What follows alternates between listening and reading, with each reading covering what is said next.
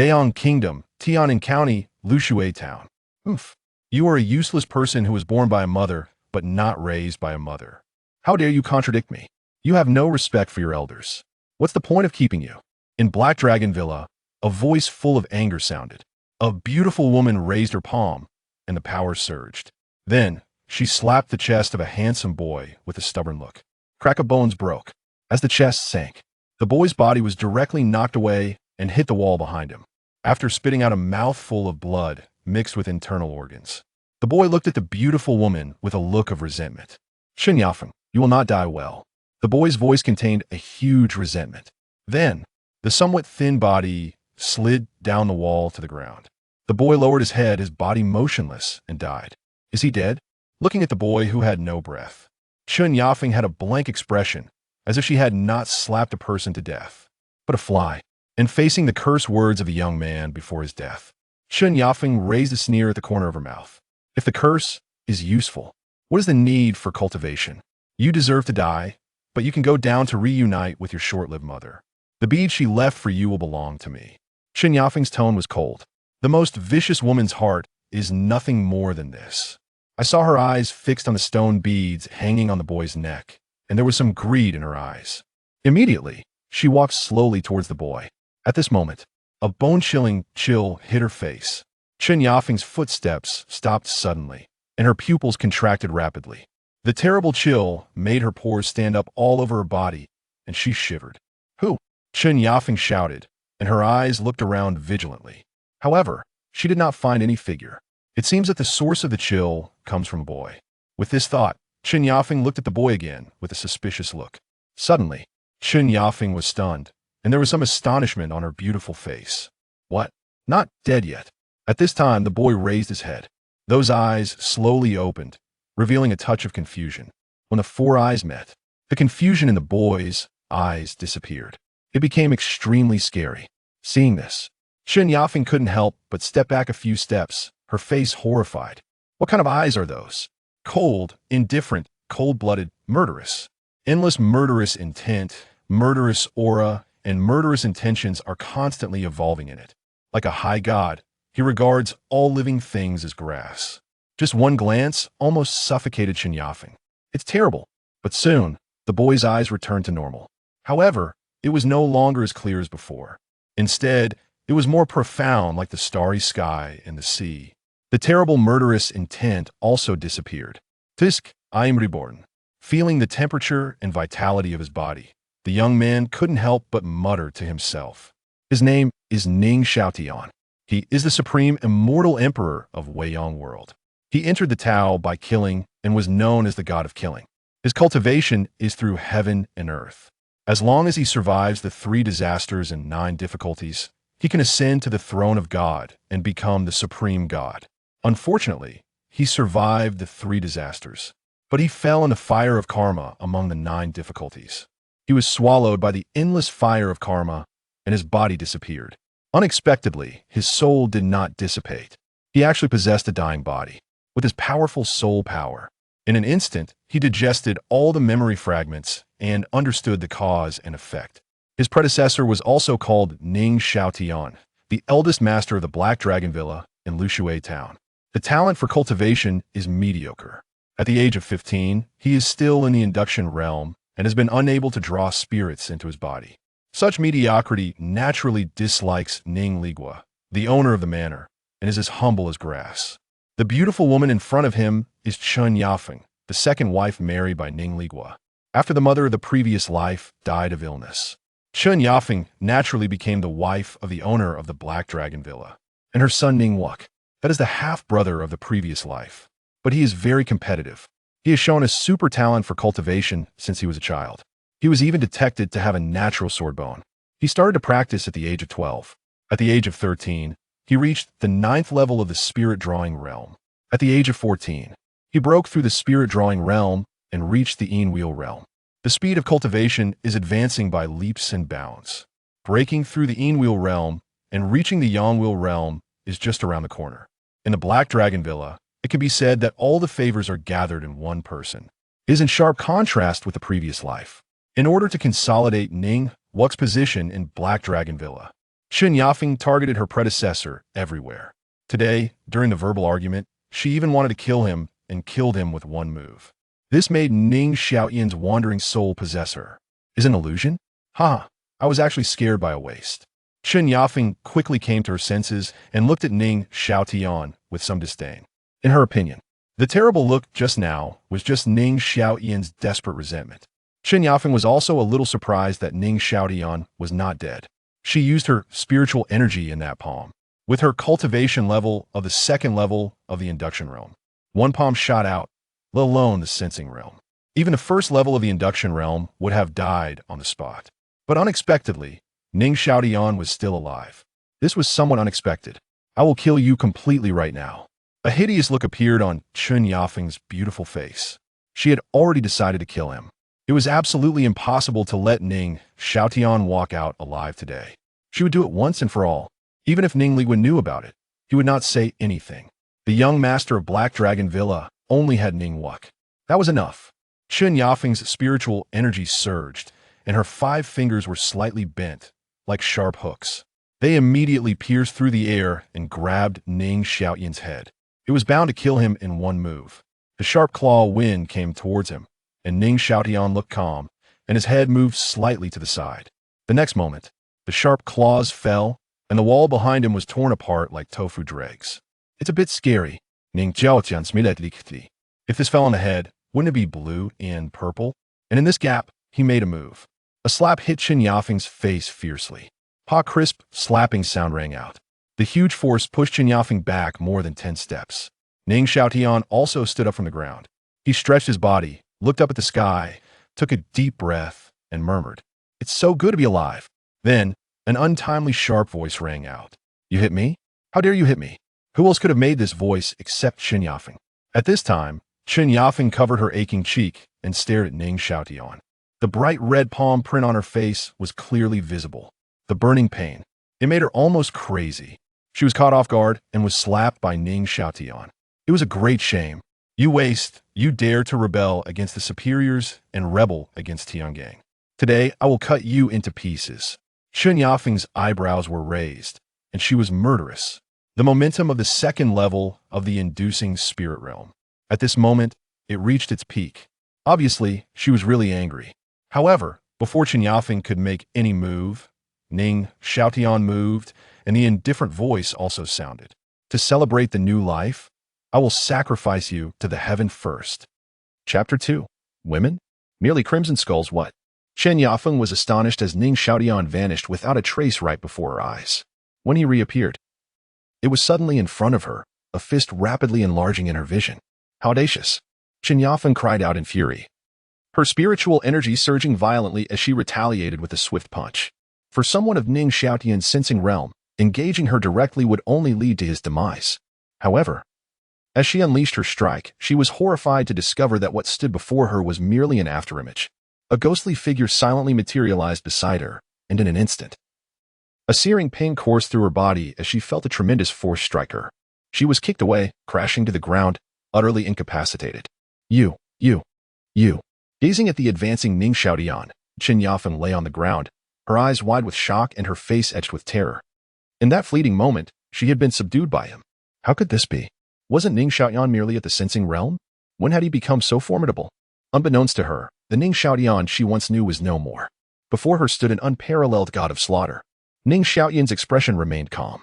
Though this body was merely at the sensing realm, the second tier of the spirit guiding realm was hardly worthy of his attention. He crouched down, surveying Chen Yafeng's form. Ning Xiaotian, do not act recklessly. I am your second mother. If your father finds out, you will be in deep trouble. Chen Yafeng's complexion shifted as she exclaimed, crossing her arms, her voice trembling. Ning Xiaotian paused momentarily.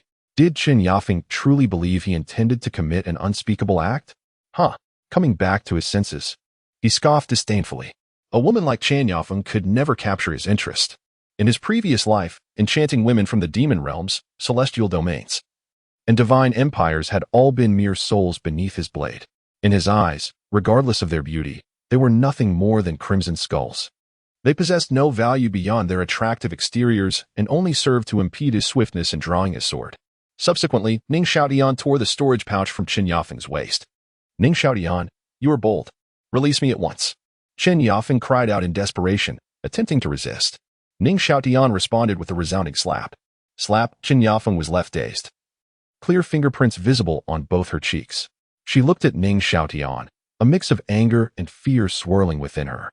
Yet, she quickly regained her composure. The storage pouch bore her spiritual mark. Even if Ning Xiaotian took it, he could not access its contents. However, the next moment, her expression shifted dramatically.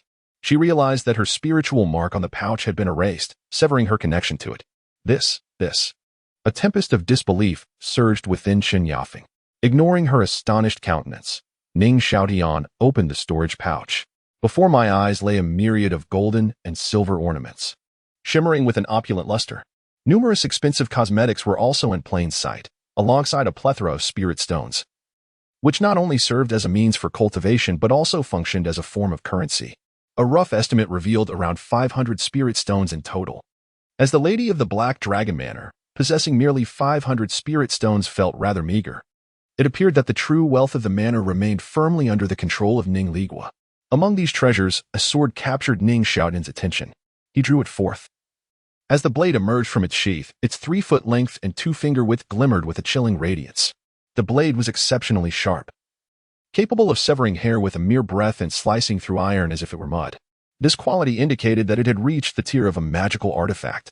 Weapons of the world are classified into various categories: exquisite, magical, spiritual, Taoist, celestial, and divine artifacts, each further divided into inferior, medium, superior, and exceptional grades. The sword before him had attained the status of an inferior magical artifact, thus possessing considerable value. It seemed that the most valuable possession of Chen Yafeng was indeed this sword. Quick, put it down, Chen Yafeng exclaimed in a shrill voice, extending her hand to reclaim it. The cold light sword was intended for Ning Wuqiu, forged from deep-sea black iron and rare cold crystals, a significant investment on her part. Unbeknownst even to Ning Ligua, this was the very reason she had only 500 spirit stones to her name. Now that the cold light sword had fallen into Ning Xiaotian's hands, she could not possibly acquiesce. Yet, as she reached out, Ning Xiaotian severed her hand with the cold light sword. Indeed, it was sharp. Ning Xiaotian chuckled softly, the brief chill causing Chen Yafeng to freeze in shock. However, when the tidal wave of agony surged through her, she clutched her severed hand and let out a harrowing scream, a pain that pierced her very soul. Her heart-wrenching cries echoed throughout the small courtyard. The residence of her former self was situated a considerable distance from the main hall, secluded and rarely frequented by anyone other than her. Ever since her mother's demise, Chen Yafeng had exiled her here, intending to facilitate her own murderous designs. Yet the boomerang of fate had struck her instead. Chen Yafeng had indeed brought this upon herself. No matter how she wailed now, no one would hear her. Nonetheless, even if someone had heard, Ning Xiaotian remained entirely indifferent. 7 days prior, Ning Ligua had shifted his focus to Qinshan City, taking away all the elite members of the Black Dragon Manor, leaving Chen Yafeng to handle the aftermath. Currently, the strongest individual remaining in the manor was merely at the 9th level of the spirit guiding realm. It was you who caused Jiang Li's demise, wasn't it? Ning Xiaotian remarked coolly, gazing at the writhing hand on the ground. Jiang Li was the biological mother of his former self. This unexpected statement left Chen Yafeng momentarily stunned, causing her to forget the pain in her hand. Unable to meet Ning Xiaotian's icy gaze, she shook her head repeatedly. I didn't. Don't say such things. Despite her vehement denial, the guilt etched across her face only served to confirm Ning Xiaotian's suspicions. Chen Yafeng's background was anything but ordinary. The Baibao Chamber of Commerce, hailing from Qinshan City, stands as one of the 4 dominant forces within the city, possessing profound heritage. After becoming acquainted with Chen Yafeng, Ning Ligua, despite Jiang Li's objections, resolutely took her as his wife. Ning Ligua's swift establishment in Qinshan City owes much to the Baibao Chamber of Commerce. With Chen Yafeng's marriage to Ning Ligua, Jiang Li faced relentless oppression. In recent years, Jiang Li's health deteriorated alarmingly, culminating in her untimely demise. Everyone attributed her death to illness, oblivious to the true mastermind behind her suffering, none other than the very Chen Yafeng before them. Today, the dagger is poised to strike at her former self. Of course, behind all this, the shadow of Ning Ligua looms large. Without his clandestine instigation, Chen Yafeng would scarcely dare to act so brazenly. When Ning Ligua discerned the lack of exceptional talent in Jiang Li's cultivation, Both she and Jiang Li had long been condemned in his eyes. Xiao Tian, I believe there must be some misunderstanding between us. I feel deeply saddened by your mother's death, and I assure you, I have never harmed her. Please do not heed any rumors. We are family after all. How about you release the second madam, and we pretend today never occurred? Chen Yafeng forced a gentle smile, though her heart quaked with trepidation. At that moment, Ning Xiaotian appeared utterly unfamiliar to her. Whether it was his enigmatic agility or his merciless methods, both surpassed her imagination. Had he been biding his time all these years? If that were the case, it would be utterly terrifying. The foremost task now was to stabilize Ning Xiaotian's emotions, to feign compliance. Unfortunately, Ning Xiaotian was not the former self. Chapter 3. The mysterious stone pearl, whether it is or is not, has become insignificant. Ning Xiaotian shook his head, his expression devoid of emotion. The fate of Jiang Li held little relevance to him.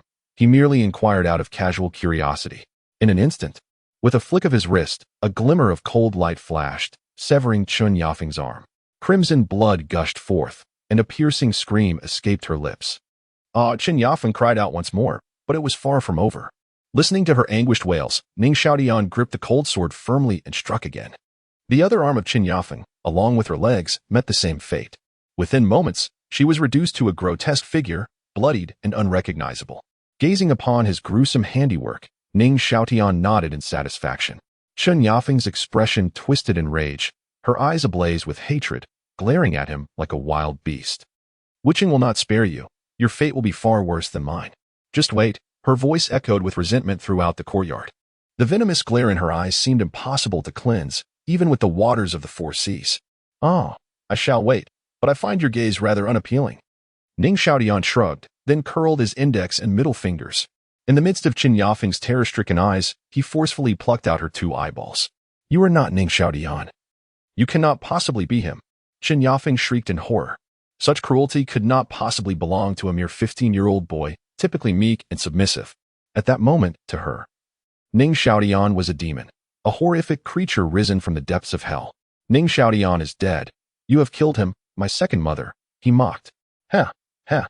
After a couple of grim chuckles, Chen Yafeng breathed her last, utterly devoid of life.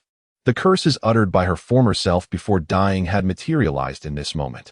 Yet, Ning Xiaotian merely scoffed. Is that all it takes to break you? How dull. His voice, tinged with disappointment, would surely terrify anyone who heard it, for it marked him as a living embodiment of death. The mention of Ning witching before Chen Yafeng's demise piqued his interest. A natural sword bone, perhaps? Extracting it for his own lethal sword could prove to be a splendid idea. His cultivation of the Sutra of Slaughter was rather unique. To forge a personal killing sword, one must utilize their own marrow. The pain of such an extraction was unforgettable, lingering even to this day. If possible, let another endure that torment for him. As a blood relative, Ning Wuqing seemed a fitting candidate. However, Ning Wuqing had already entered the prestigious Tiannan Academy in Tiannan County for his training. With his innate sword bone, he was likely on the verge of ascending to the Yangwil realm. My dear brother, you must wait for me. Ning Xiaotian could not help but lick his lips. The natural sword bone was a certainty in his mind.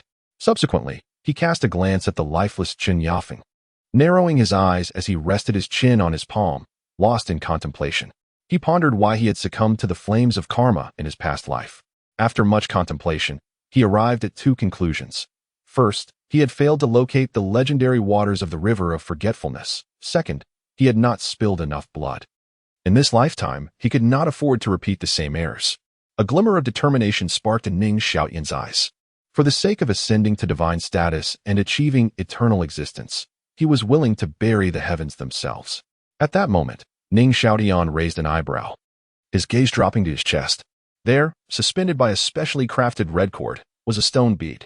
The bead was not smooth and round. Its surface was marred by cracks resembling fine spider silk, resting coolly against his chest. Suddenly, the stone bead began to vibrate slightly, emanating an enigmatic, irresistible pull. To his astonishment, he discovered a fragment of a soul being drawn into the bead, its form unmistakably that of Chen Yafeng. Once the soul entered the bead, Ning Xiaotian felt a distinct shift as one of the cracks on the bead began to mend. But that was not all. The very essence of Chen Yafeng's vitality was also absorbed.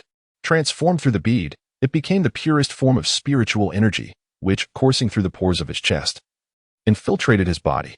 This potent spiritual energy surged throughout him, ultimately coalescing into a seed of spiritual energy within his dantian. The presence of this seed signified his entry into the realm of spirit attraction.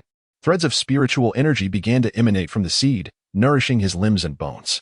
His muscles, blood, skeleton, and internal organs were revitalized, akin to a famished wolf greedily consuming its prey, visibly strengthening in mere moments. The benefits he reaped in such a short span were beyond comprehension.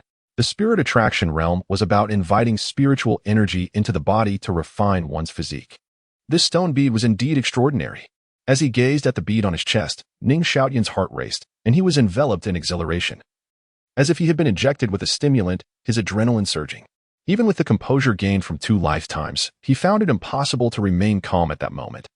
His excitement was not merely due to his breakthrough into the spirit attraction realm, but rather the transformative power of the bead. It was essential to understand that there were myriad paths in the world of cultivation, generally divided into 2 main categories. The first followed the natural way, progressing steadily.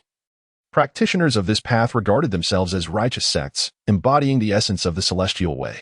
The second path revolved around slaughter, plundering the blood essence of living beings, and devouring souls. These practitioners were often labeled as demonic cultivators, representing the demonic path. Ning Xiaoyan's cultivation of the Sutra of Slaughter was centered upon killing, accumulating murderous intent, and seizing vitality. This approach bore both advantages and disadvantages. The advantage lay in rapid advancements, where breakthroughs became as effortless as quenching thirst. Conversely, the downside included a plethora of negative emotions, resentment, hatred, curses, sorrow, and fear. The more he killed, the greater the karmic burden and malevolent forces he accumulated, manifesting as fine red threads concealed deep within his being, detectable yet elusive. At first glance, it may seem inconsequential. Yet, when faced with tribulation, it surges forth entirely, transforming into a lethal weapon. Each heavenly tribulation is a dance with death, particularly the heart demon trial among the 9 trials of divinity. The souls of those he has slain rise as vengeful spirits, overwhelming him. The haunting vision of countless malevolent souls devouring him instills a chilling dread within. Surviving the heart demon trial nearly cost him his life, taking a century to recuperate, as he confronted the trial of karmic fire. His accumulated karma and burdens manifested as insatiable flames, utterly consuming him. Throughout history, few have ascended to divine status through the path of slaughter. Even though he has lived anew, and even though in this lifetime he has extinguished countless lives across myriad realms, he is destined to repeat his fate, succumbing to the trial of karmic fire, unless he encounters a fortuitous event. That event would be the fabled river of forgetfulness, renowned as the greatest treasure of the cosmos. It is said that a mere immersion can cleanse all negative emotions and dissolve various karmic ties and burdens, purifying the soul and elevating existence. In his previous life, he devoted his entire being to its pursuit, traversing the vast expanse of the Weiyang world and even stepping into the 3,000 realms. Yet he found nothing. Unexpectedly, the stone orb before him seems to possess similar powers as the river of forgetfulness. Chapter 4. Has Ning Xiaoyan committed murder? Indeed. After absorbing the energy transformed from the stone beads, Ning Xiaoyan felt no trace of Qin Yafeng's karma, nor did he experience any negative emotions. His mind was remarkably clear, and he felt an unparalleled sense of refreshment. This revelation filled him with exhilaration. Suddenly, hurried footsteps echoed. A delicate and graceful young girl appeared at the entrance of the small courtyard. The sight before her caused her pupils to constrict sharply, leaving her momentarily stunned. On the ground lay severed limbs, and a body reduced to a grotesque form met her gaze. Terrifyingly, the corpse's eyes were hollow, and its face bore an indelible expression of fear. Despite the ghastly visage, she recognized the body. It was none other than the mistress of the estate, Qin Yafeng. Beside her stood a striking young man, sword in hand, with droplets of blood cascading from the blade onto the ground. In his other hand, he clutched 2 eyeballs. The gruesome scene struck her deeply, and what sent chills down her spine was the excited smile etched on the young man's face, reminiscent of a devil's grin, utterly chilling.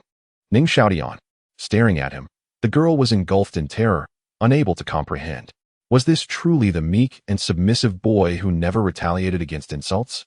How? How dare you? Her voice trembled with disbelief. That was the matriarch of the Black Dragon Manor. How could she have been so brutally slain by Ning Xiaoyan? Furthermore, the manner of her death was appalling. Qin Yafeng had come to confront Ning Xiaoyan, and she had been certain he would meet his demise today. The Black Dragon Manor could not possibly harbor him. Yet, Qin Yafeng had not emerged for an extended period. Driven by curiosity, she hurried over, only to witness this horrifying scene. Qin Xiaoyu? Ning Xiaotian turned to regard the girl, whose identity was revealed as Qin Yafeng's personal maid. Harboring a wickedness that rivaled her mistress's, she had inflicted considerable suffering upon his former self. Soon, he would ascertain whether his assumptions were correct. Disregarding Qin Xiaoyu's horrified expression, Ning Xiaotian flashed a grin, revealing his pearly white teeth. He then crushed the eyeballs in his grasp and approached her slowly with his gleaming sword. At this sight, Qin Xiaoyu trembled, a chill coursing from her feet to the crown of her head. He has committed murder. Ning Xiaotian has committed murder. Qin Xiaoyu's heart shattered in terror. Without a moment's thought, she turned and fled. Her screams echoed through the Black Dragon Manor. Could she escape? Today, no one would elude their fate. As Ning Xiaotian observed Qin Xiaoyu fleeing in desperation, his eyes brimmed with mockery. He retrieved 36 spirit stones from his storage bag, and his spiritual energy surged. His fingers moved with blinding speed, forming intricate array seals. The spirit stones soared forth, enveloping the entire Black Dragon Manor. At the moment they descended, the formation solidified, possessing the abilities to seal and muffle sound. With his current capabilities, he can only deploy these rudimentary formations, relying on the power of spirit stones.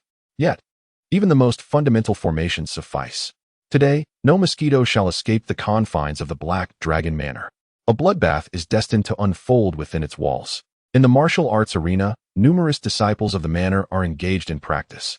Some are honing their fists, others their legs, while some wield swords. And there are those who spar with one another. Their movements are swift and decisive, each exuding a robust aura. The fluctuations of their energy resonate with a minimum attainment of the 3rd level of spirit drawing realm, with several having reached the 5th level. Their fierce punches, exceptional swordplay, and astonishing spear techniques evoke waves of applause from the audience. Senior brother Wang Hao's meteor fist has grown increasingly ferocious. Senior brother Zhang Han's wind shadow sword technique has also seen significant improvement. Senior brother Li Yuan is not to be outdone. His spear skills are utterly formidable. Indeed, these brothers are on the cusp of reaching the 6th level of the spirit drawing realm, and it is believed that it won't be long before they advance to Qishan City. The manor's leadership has already established a solid foundation in Qishan City, where their progress will surely accelerate. Such envy abounds. As they listen to the discussions, Wang Hao and the others smile with pride, their eyes glimmering with boundless aspiration. With their talents, a move to Qishan City would undoubtedly propel them to great heights. At that moment, the crowd heard a scream from Qin Xiaoyu. They paused for a moment before erupting into laughter. Ning Xiaotian killing someone? Him? That useless fellow struggles even to wield a knife. Hilarious. He wouldn't dare crush an ant. Yet he speaks of murder. This is the funniest joke I've heard all year. Qin Xiaoyu is becoming increasingly ridiculous. She ought to find a better excuse for her antics. It seems she has been spoiled by the manor's matron and is merely toying with us. The derision echoed throughout the arena, each face adorned with scornful smiles. Soon, Qin Xiaoyu's panicked figure appeared, her face a canvas of terror, as if confronted by unimaginable horror. In an instant, the laughter ceased, and all eyes turned to Qin Xiaoyu, bewildered by her fright. What had she witnessed to evoke such fear? Then, a moment unfolded that would be etched in their memories forever. A glint of cold light flashed behind Qin Xiaoyu, and her body was suddenly cleaved in two. The upper half shot away, landing with a face still etched in terror, while the lower half, due to inertia, stumbled a few steps before collapsing. Then, a youth wielding a sharp sword came into view. The striking figure could only belong to Ning Xiaotian. The crowd's minds momentarily froze, unable to comprehend the scene before them. One disciple stood rooted in disbelief as Ning Xiaotian approached, unable to process the reality. With an expression devoid of emotion, Ning Xiaotian raised his sword, and in an instant, the disciple's head was severed, still bearing an expression of shock. It was only when his lifeless body fell to the ground that the crowd was jolted into awareness. Instinctively, they maintained a safe distance from Ning Xiaotian, their eyes filled with terror as they regarded him. On the other hand, Wang Hao and others, who had reached the 5th level of the spirit summoning realm, glared at Ning Xiaotian with wide, furious eyes. Ning Xiaotian, how dare you harm a fellow disciple? You have betrayed us. Wang Hao bellowed, his fists clenched tightly, powerful waves of spiritual energy radiating from him. Anger surged across the faces of those present. The normally submissive and passive individuals, who would never retaliate or speak back, were now confronted with someone audacious enough to wield a sword against them. This was utterly outrageous.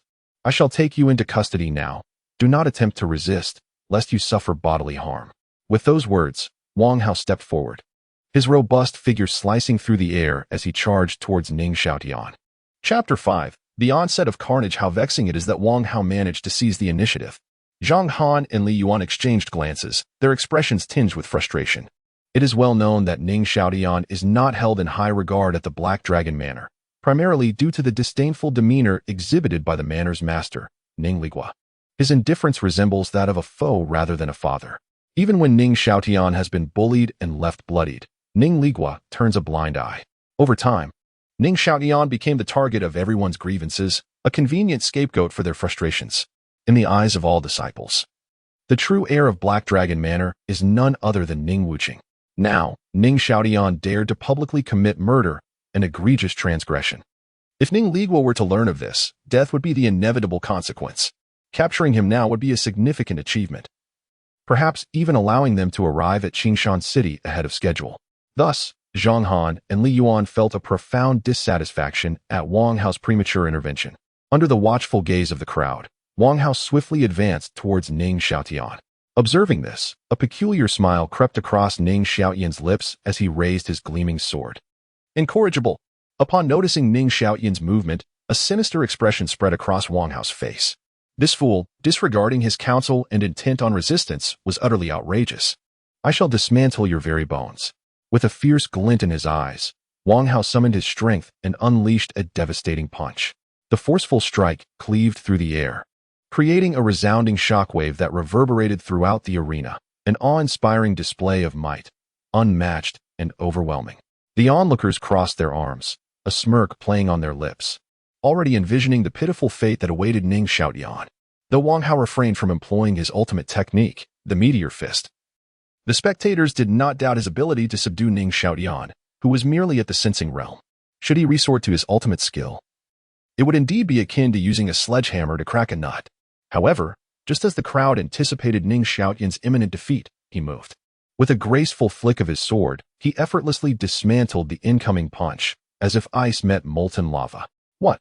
Wang Hao's pupils constricted in disbelief, an incredulous gasp escaping his lips. How could his punch be so easily thwarted? In the next moment, terror enveloped Wang Hao's expression as he beheld the sword descending with unrelenting force, severing his hands with a clean precision. The cut was as smooth as a mirror, a testament to the sword's sharpness. Amidst the horror etched on Wang Hao's face, Ning Xiaotian remained unfazed, his wrist flicking once more. Before Wang Hao could utter a cry of despair, he was cleaved in two, lifeless and irrevocably so. Wang Hao was dead. As the two halves of his mutilated body crashed to the ground, the mocking expressions on the faces of the onlookers froze instantly, their eyes wide with astonishment. They had anticipated that Wang Hao's strike would easily subdue Ning Xiaotian, yet they were left astounded. In a mere exchange, Wang Hao had been slain. Such a scene, if not witnessed firsthand, would be difficult to believe. It sent a chill down the spine of everyone present, involuntarily causing them to shudder. Ning Xiaotian's methods were exceedingly brutal. How could this be possible? Zhang Han and Li Yuan were utterly astonished. They were well aware of Wang Hao's strength, knowing he could contend against those at the 6th level of spirit induction. Even without employing the Meteor Fist, he should not have been so easily slain by Ning Xiaotian, who was merely at the sensing realm, with a single strike. Suddenly, a thought struck them, and their gazes instinctively turned towards the long sword in Ning Xiaotian's hand.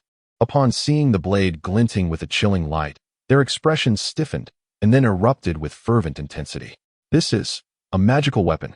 Fixating intently on the long sword, Zhang Han and Li Yuan's breaths quickened. They finally understood why Wang Hao had been killed. The long sword held by Ning Xiaotian was, in fact, a magical artifact. Such an artifact is a formidable weapon, worth its weight in gold. Given their current capabilities, they couldn't even afford a refined weapon, let alone a magical one, and were left to wield inferior arms. Acquiring a magical artifact would elevate their strength to new heights. Even in Qingshan City, they could dominate and carve out their own path. Exchanging knowing glances, they comprehended each other's thoughts. This magical artifact must be obtained. Want it? Come and take it. Observing the avaricious glints in Zhang Han and Li Yuan's eyes, Ning Xiaotian provocatively beckoned them with his hand. Insolent! Do not be so audacious. Incensed by Ning Xiaotian's taunt, Zhang Han and Li Yuan, armed with their respective weapons, lunged at him from either side in a coordinated attack. Did they truly believe that killing Wang Hao would allow them to act arrogantly before them? They were not fools like Wang Hao.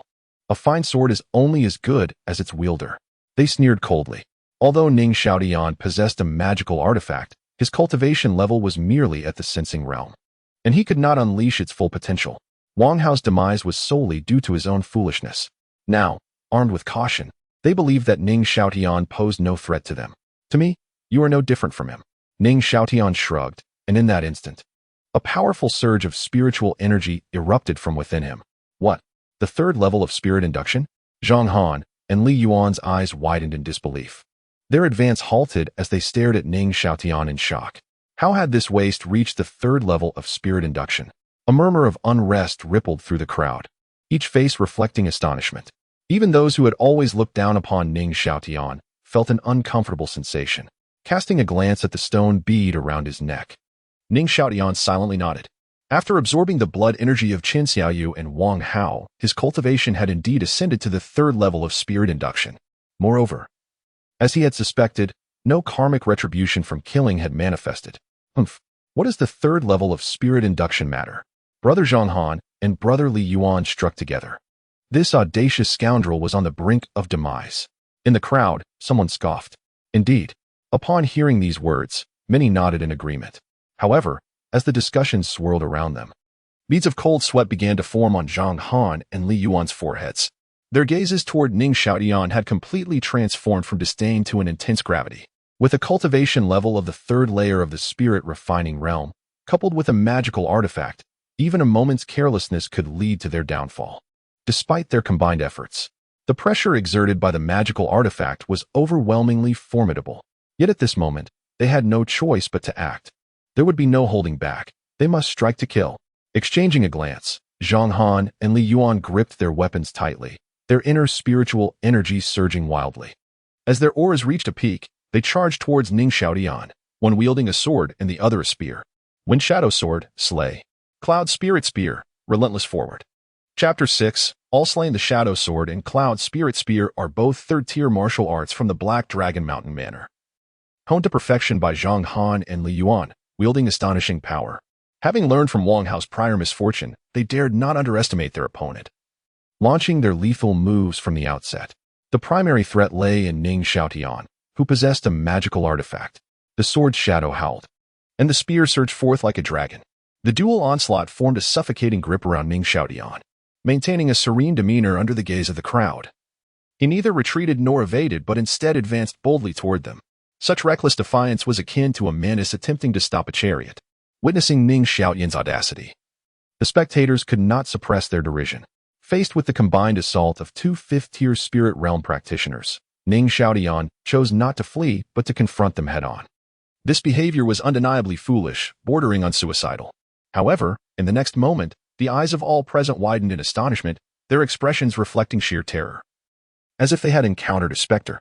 In a mere flick of his blade, Ning Xiaotian's cold light sword effortlessly dismantled the coordinated assault of Zhang Han and Li Yuan. How could this be possible? Not only the onlookers but also Zhang Han and Li Yuan were struck with disbelief. Their minds momentarily blank as they struggled to accept this reality. This was their most formidable technique, yet it had been so easily countered by Ning Xiaotian. As Li Yuan stood in stunned silence, the cold light sword, imbued with a chilling aura, descended upon him. In that instant, he felt the breath of death looming near.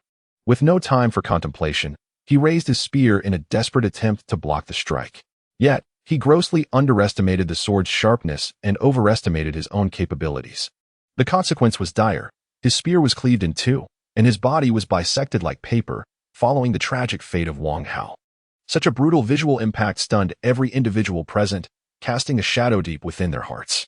Their gazes towards Ning Xiaotian underwent a profound transformation at that moment. The figure, cold-blooded as a butcher, became utterly unfamiliar to them.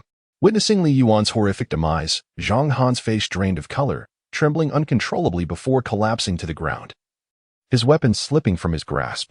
When Ning Xiaotian's gaze fell upon him, Zhang Han felt his heart shatter with terror. He hastily scrambled to his knees, begging for mercy. Xiaotian, no, young master, I was wrong. I was blinded by foolishness and should not have opposed you. Please, show mercy. Having witnessed Ning Xiaotian's capabilities, Zhang Han was consumed by fear to the utmost degree, regretting his past actions. He realized that had he known Ning Xiaotian had become this formidable, he would never have dared provoke him. Now, all he hoped for was that Ning Xiaotian might show him compassion and spare his life. Looking down upon the quivering Zhang Han, Ning Xiaotian's expression remained cold and indifferent. Faced with the other party's tearful pleas for mercy, he remained silent, slowly raising his hand that gripped the gleaming sword. Upon witnessing this, Zhang Han was so terrified that he lost control, his head repeatedly striking the ground. Young master, please don't kill me. I beg you, spare my life. I was wrong, truly wrong. In that moment, Zhang Han's desire to survive surged to its zenith. After all, no one wishes for death. Yet, his desperate pleas received no response, only the swift descent of the sword.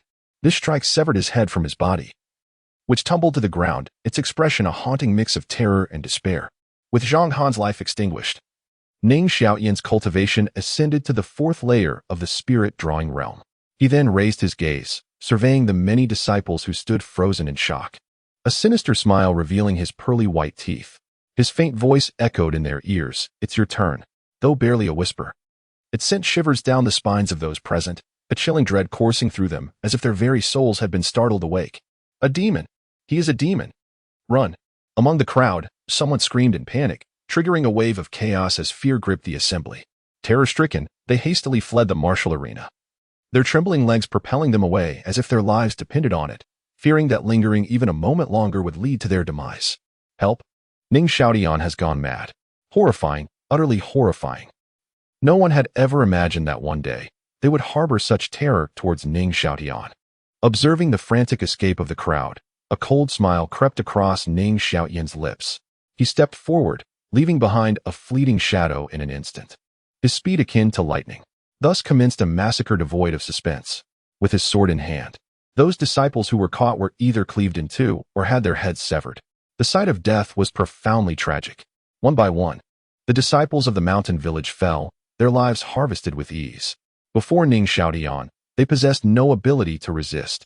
Even the thought of escape was a luxury. In a mere span of time, over 20 disciples were slaughtered. The air was thick with the stench of blood, saturating the entire arena. Meanwhile, Ning Xiaotian's cultivation advanced to the fifth layer of the spirit-drawing realm. However, the massacre within the arena had caused a considerable uproar back at the Black Dragon Mountain Villa.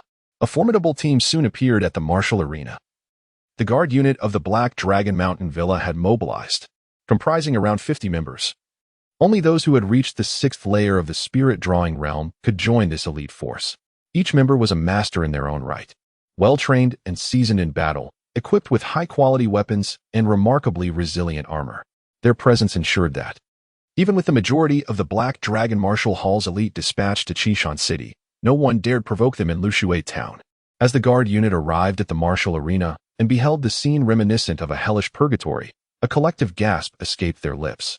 The ground was stained crimson with blood, the pungent scent of gore overwhelming the senses. As far as the eye could see, there lay shattered skulls and severed limbs. Dismembered torsos scattered about, with not a single complete corpse in sight. The viscera were visible everywhere, a sight too harrowing to endure. Even those well-versed in the horrors of battle were taken aback by the gruesome spectacle before them. Such brutality was unfathomable. Then, their gaze was drawn to a figure standing not far away. A youth, sword in hand, stood resolute. Clad originally in white garments, he was now drenched in crimson. When the young man lifted his head, revealing his strikingly handsome visage, all present were rendered momentarily speechless. Ning Xiaotian. They could scarcely believe that the instigator of this calamity was none other than Ning Xiaotian himself. It was simply beyond comprehension. With the arrival of the escorting team, numerous disciples from the Black Dragon Villa hastened to the scene. Upon witnessing the horrific scene in the training ground, the newcomers were visibly shaken, their expressions filled with horror. Chapter 7. The Arrival of the Guards. Oh my! A piercing scream erupted from the crowd, and those with fragile psyches doubled over, retching uncontrollably. The horrifying visual impact sent shivers down their spines, evoking a chilling dread. When the mastermind behind this chaos was revealed to be Ning Xiaotian, an overwhelming absurdity enveloped the spectators. In their minds, Ning Xiaotian was merely a weakling, barely capable of wielding a blade. Yet he had just slain more than 20 disciples of the manor, including prominent figures such as Wang Hao, Zhang Han, and Li Yuan. All three were formidable practitioners at the 5th level of spirit guidance, standing among the elite of the disciples.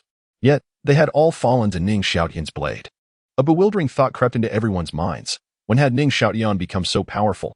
His methods were shockingly brutal, a stark contrast to his previously timid demeanor. Look! Qin Xiaoyu has also been killed, someone exclaimed in horror. Instantly, a wave of trepidation washed over the crowd as an ominous premonition took root in their hearts. It should be noted that Qin Xiaoyu was the personal maid of Madame Chen Yafeng, the manor's matriarch. The two were inseparable. And with Qin Xiaoyu's brutal murder and the absence of Madame Chen, a chilling question arose. Had she also fallen victim to this atrocity? Gripped by this dreadful thought, a disciple rushed towards the location of Qin Xiaoyu's body, which led directly to Ning Xiaotian's abode. Moments later, the disciple returned in a state of panic. His face pale and his eyes wide with terror, as though he had witnessed something unspeakably horrific. She is dead. It's horrific, truly horrific. Upon hearing this, the crowd gasped in shock, rendered speechless. How could he dare? Chen Yafeng was the beloved of the manor's lord, Ning Ligua, and a vital link between the Black Dragon Manor and the Qinshan City Treasure Merchants Association. The fact that she had also fallen victim to Ning Xiaotian's cruelty was beyond comprehension. Having committed such a heinous crime, even 10 lives would not suffice for him to atone. The members of the guard team quickly regained their composure. Their gazes towards Ning Xiaotian, filled with icy menace and murderous intent. Particularly, the leader's expression darkened like stormy waters, his eyes blazing with fury. You beast! I always knew you were born with a rebellious spirit. I should have killed you back then. His cold voice echoed through the training ground, saturated with boundless wrath. Ning Xiaotian glanced over, his eyes narrowing slightly. Through the remnants of memory, he recognized this man as Su Xing, the captain of the guard. A practitioner at the 8th level of spirit guidance. Su Xing had once been a protector of his mother, Jiang Li, and after joining the Black Dragon Manor, he gained Ning Ligua's favor and quickly rose to lead the guard team. There was a time when, after a minor mistake on the part of Ning Xiaotian's predecessor, Su Xing had ruthlessly beaten him, and had it not been for Jiang Li's desperate pleas, the predecessor might well have met a tragic end. This memory was etched deeply, and even after merging, Ning Xiaotian could still feel the overwhelming hatred that coursed through his predecessor's veins. Captain Su, let us not allow this beast to escape this time.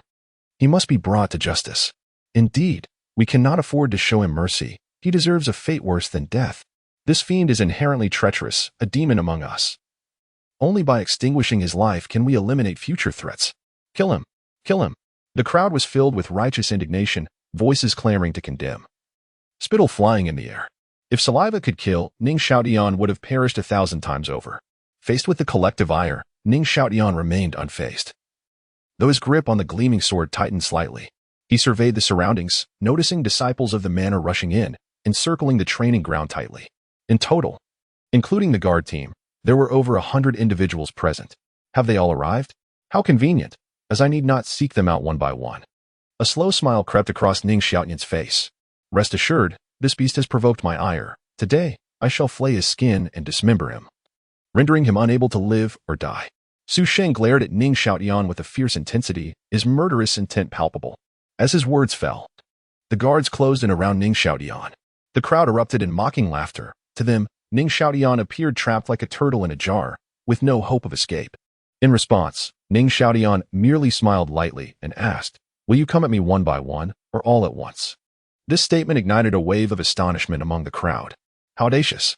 The many disciples looked at Ning Xiaotian with disdain, as though he were a mere jester. It must be understood that each member of the guard had weathered countless battles, their lowest rank being at the 6th level of spirit drawing.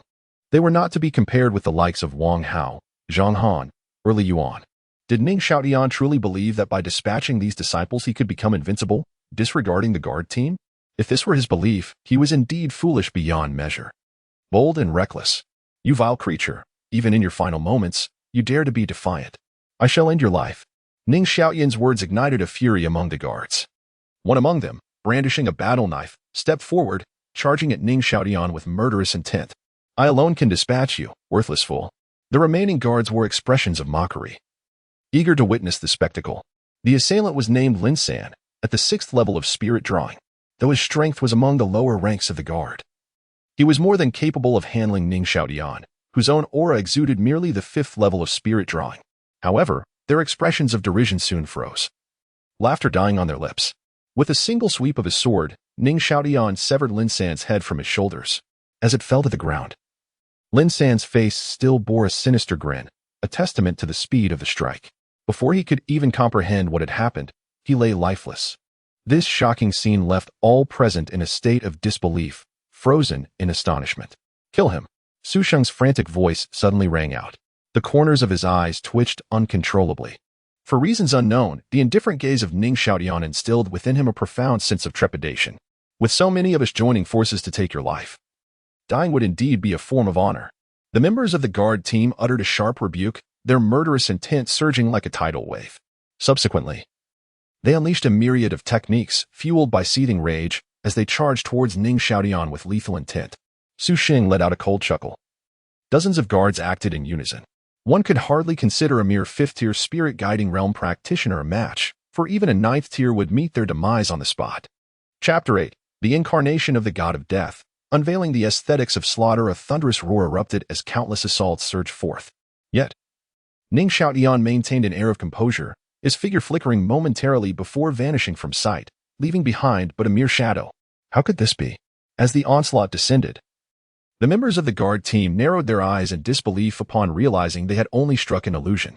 Ning Xiaotian reappeared silently before one of the team members, his sword sweeping downward in a sudden motion. The strike came with such swiftness that there was no room for reaction. Faced with an unavoidable fate, the team member displayed no hint of panic, instead sporting a confident smile. What harm could a mere sword strike inflict upon him? His assurance stemmed from the exceptional toughness of his armor. It was said to be impervious to blades and arrows, and indeed, ordinary weapons could scarcely breach its defenses. However, he soon paid a heavy price for his misplaced confidence. As the gleaming sword descended, the armor he so proudly donned was cleaved as easily as parchment, and his body was severed in two. There was no opportunity for regret. The expressions of the guard members shifted dramatically. The realization that Ning Xiaotian could rend their armor asunder instilled a deep sense of alarm within them. "What are you all doing?" Su Sheng bellowed, his visage darkened by fury. Despite the concerted efforts of dozens, they could not subdue Ning Xiaotian, and one of their own had fallen to him. If word of this spread, where would he hide his face? His position as captain would surely be jeopardized. Kill! Without further contemplation, the guard team erupted with formidable momentum, launching another fierce assault against Ning Xiaotian. However, their expressions soon soured, for Ning Xiaotian proved to be exceptionally elusive. His movements were akin to those of a specter, ghostly and unpredictable. No matter how frantically they attacked, they could not inflict a single scratch upon him. With every slash of his sword, another member fell lifeless to the ground. What manner of weapon is that? A magical artifact? Su Sheng furrowed his brow, his attention riveted upon the sword in Ning Xiaotian's grasp. With each strike, even the stoutest armor was effortlessly sliced through. It could sever hair and slice through iron as if it were mud, its sharpness rivaling that of a magical implement. Could it be that Ning Xiaotian possessed such an artifact? Impossible. It could not be. Su Sheng shook his head, dismissing the thought that lingered within. He was all too familiar with Ning Xiaotian's background. 15 years prior, he had met his mother, Jiang Li, who seemed to be in flight at the time. Jiang Li had employed him as a bodyguard with her meager savings, and they had journeyed together to Lushui town, fortuitously encountering Ning Liguo, who had recently founded the Black Dragon Manor. The two quickly wed and bore Ning Xiaotian. However, due to Ning Xiaotian's lack of cultivation talent, both he and his mother were not favored by Ning Liguo. Life in the Black Dragon Manor had been arduous, and they lived in dire straits. After Jiang Li's demise, she left Ning Xiaotian with naught of value. Without the support of Ning Liguo, how could he, with his destitute background, ever afford a magical artifact? Such items were exceedingly precious. Even the captain of the guard could not procure one, let alone Ning Xiaotian. Only the top 10 offerings of the Black Dragon Mountain Manor, the 3 elders, and Ning Liguo are entitled to such treasures. As Su Sheng's thoughts drifted, Ning Xiaotian wielded his blade with an air of invincibility. Heads rolled upon the ground, and the body sprayed blood in wild torrents. In this moment, Ning Xiaotian transformed into a deity of death, embodying the most brutal aesthetic of slaughter. How could this be? As he watched his comrades fall one by one, Su Sheng began to panic. The scene before him was entirely beyond his expectations. The guard team had no chance to retaliate against Ning Xiaoyan's one-sided massacre. What troubled him further was that as the killing continued, Ning Xiaoyan's aura surged impressively, reaching the 6th level of the spirit induction realm. How could he be so powerful? The numerous disciples present were utterly astonished. This was the guard team, an almost invincible presence in the town of Lushui. Yet at this moment, they were being cut down like mere vegetables by Ning Xiaoyan. In a short span, nearly half of the team had been ruthlessly slain, while the remaining members were paralyzed with fear, completely devoid of their initial bravado. "Captain, help us!" After Ning Xiaoyan claimed yet another victim, a desperate cry echoed. However, no sooner had the words left his lips than a sword pierced through his heart. As the blade was withdrawn, his body fell lifelessly, eyes wide open, staring blankly at Su Sheng in the distance. "You dare, wretch!" Seeing this, Su Sheng could no longer contain himself, roaring, "Everyone stand back! This villain is mine to slay." The remaining team members felt as if they had been granted a reprieve, hastily withdrawing from the fray to maintain a safe distance from Ning Xiaoyan. Even after retreating, their bodies trembled uncontrollably, devoid of any joy at having survived. The gaze they directed at Ning Xiaoyan was filled with terror. In their eyes, he was akin to a cataclysmic force. So terrifying. It was too close. Standing with his sword, Ning Xiaoyan felt a lingering thrill. His cultivation had reached the critical point of the 6th level. He was on the verge of opening all his meridians and breaking through to the 7th level of the spirit induction realm. With a thunderous stomp, Su Sheng propelled himself from the ground, launching towards Ning Xiaoyan like a cannonball. Die. The murderous aura emanating from Su Sheng's sword as he swung his battle knife fiercely towards Ning Xiaoyan, intent on a fatal strike. The fierce momentum of the blade magnified in Ning Xiaoyan's vision, yet he remained composed, swinging his sword in response. The clash of blade against blade erupted in a shower of sparks, sending a shockwave radiating outward from the point of contact. As countless eyes bore witness, both combatants staggered back, each retreating 10 steps. Once they regained their footing, they lifted their gazes to meet one another's. In that moment, their eyes locked, revealing starkly contrasting emotions. Ning Xiaoyan's expression was calm and unfazed, while Su Sheng's countenance was dark and grim. A glance at his battle knife revealed a glaring nick in the blade, a sight that was painfully evident. It was as if a chasm had opened within his heart, leaving him in a state of profound shock that lingered. One must understand that his battle blade had reached the level of a finely crafted weapon, yet it had still sustained a significant flaw. Unsurprisingly, the longsword wielded by Ning Xiaoyan was indeed a magical artifact. Initially, he could hardly believe it. However, upon experiencing it firsthand, he was compelled to accept this harsh reality. How could you possess a magical artifact?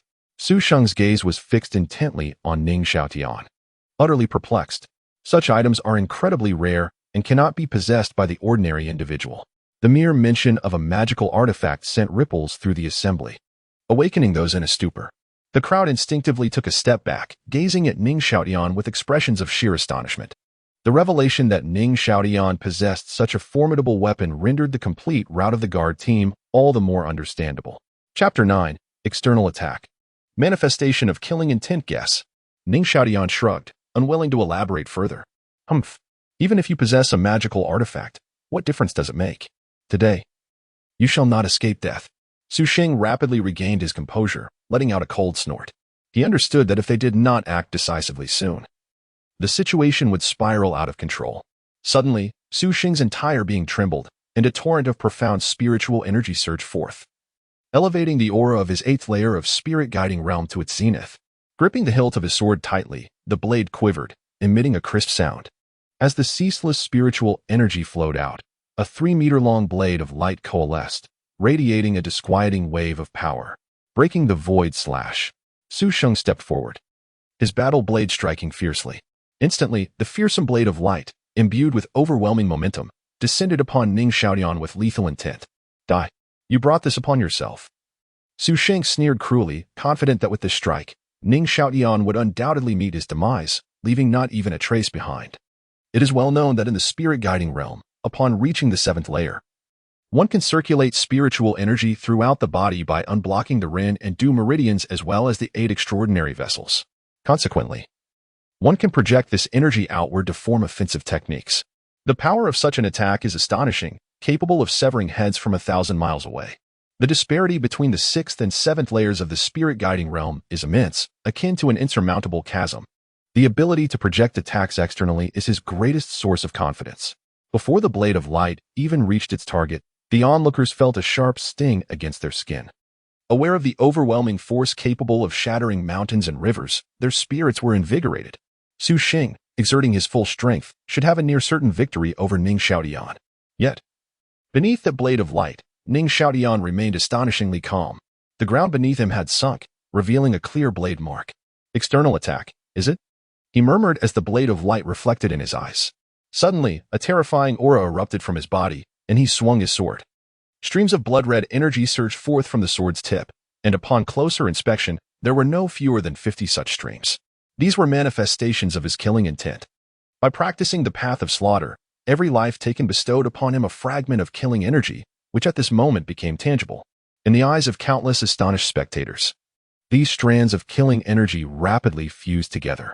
Soon, a sword aura measuring 3 feet in length coalesced, radiating a sinister crimson glow. As the blood-red sword aura took shape, the temperature of the surrounding air plummeted, imbued with an overwhelming sense of slaughter that sent chills down the spines of all present, as if they had plunged into an icy abyss. What? An external attack? How is this possible? Su Xing's expression shifted drastically, his eyes widening in disbelief. It is well understood that the ability to project attacks externally is a privilege reserved for those who have reached the 7th layer of the spirit guiding realm. The fact that Ning Xiaotian, at the 6th layer, could also perform such a feat completely shattered Su Xing's worldview. Even though the sword aura Ning Xiaotian had conjured was merely 3 feet in length, yet that terrifying aura instilled in him a sense of dread that was profoundly unsettling, a feeling potent enough to lead to his annihilation.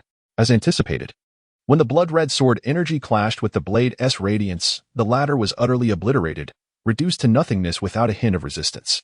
Subsequently, the relentless blood-red sword energy surged forth towards Su Xing with unyielding force. Curse be this, sever the void and let me break through. With little time for contemplation, Su Xing unleashed his formidable spirit energy without reservation, executing 3 successive void-splitting strikes. However, this drained him entirely, leaving him in a state of exhaustion. Yet, the depletion bore fruit, as the fierce confrontation ultimately shattered the blood-red sword energy. However, before Su Xing could catch his breath, a sharp sound pierced the air, accompanied by a chilling cold that made him shudder involuntarily. As he discerned the incoming object, his pupils constricted sharply, and his body froze in place. A sword had appeared before him, its tip poised against his brow. Though it was merely a millimeter away, the razor-sharp point drew forth crimson droplets from his forehead. Su Xing, drenched in cold sweat, dared not move, his gaze filled with terror as he stared ahead. At the sword's hilt stood Ning Xiaotian. Has Captain Su fallen as well?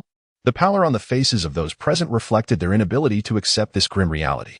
Had Ning Xiaotian truly grown so powerful? Xiaotian, let us not act rashly. It seems there is some misunderstanding between us. Su Xing stammered, desperately attempting to calm his racing heart, fearful that Ning Xiaotian would take his life with a single stroke. Oh, is it a misunderstanding that I have slain so many disciples of the villa? Ning Xiaotian retorted with a mocking tone. They deserved it. You are blameless, Su Xing replied, acknowledging his own weakness as he stood like a lamb awaiting slaughter. Compelled to bow his head. Is it also a misunderstanding that I killed half of your guard members? Ning Xiaotian pressed on. It was a misunderstanding. All a misunderstanding. They brought this upon themselves by provoking you. Their deaths are but their due. Su Xing hastily defended himself.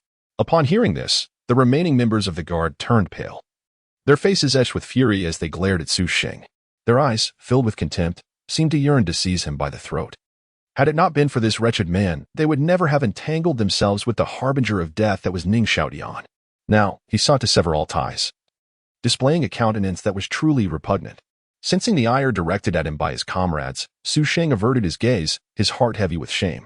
In his bid for survival, he had cast aside even his dignity. Yet, I have also slain Qin Yafeng. Ning Xiaotian's mockery deepened. Su Xing fell silent, momentarily at a loss for words. To claim that Qin Yafeng deserved death would surely incite Ning Ligua's wrath, who would ensure his dismemberment if he were to survive this encounter. Thus, he decided to change the subject.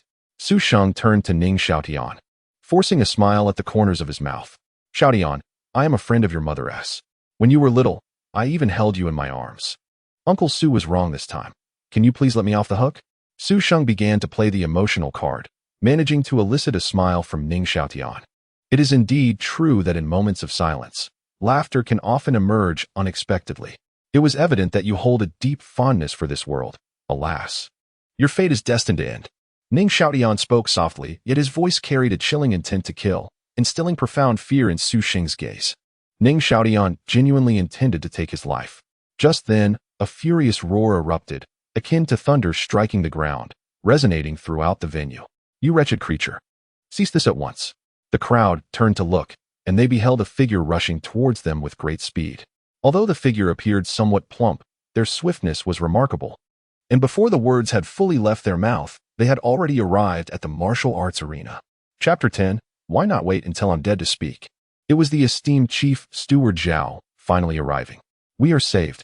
The familiar figure stirred excitement among those present. The newcomer was Zhao Dafu, the steward of the Black Dragon Mountain Manor, whose cultivation had reached the 9th level of spirit guiding, bringing him perilously close to the Enwheel realm. With such formidable power, surely he could contend with Ning Xiaotian, could he not? However, upon witnessing the carnage strewn about, Zhao Dafu's expression darkened. He had merely closed the gate for a moment, and such a catastrophe had ensued. To his utter disbelief, the orchestrator of this chaos was none other than Ning Xiaotian. Even Su Sheng, at the 8th level of spirit guiding, was no match for him. When had this worthless fool become so powerful? Zhao Dafu found it hard to fathom. Ning Xiaotian, too, turned his gaze towards Zhao Dafu, a slight smile curling his lips. Finally, he had arrived. The most formidable figure of the Black Dragon Mountain Manor stood before him.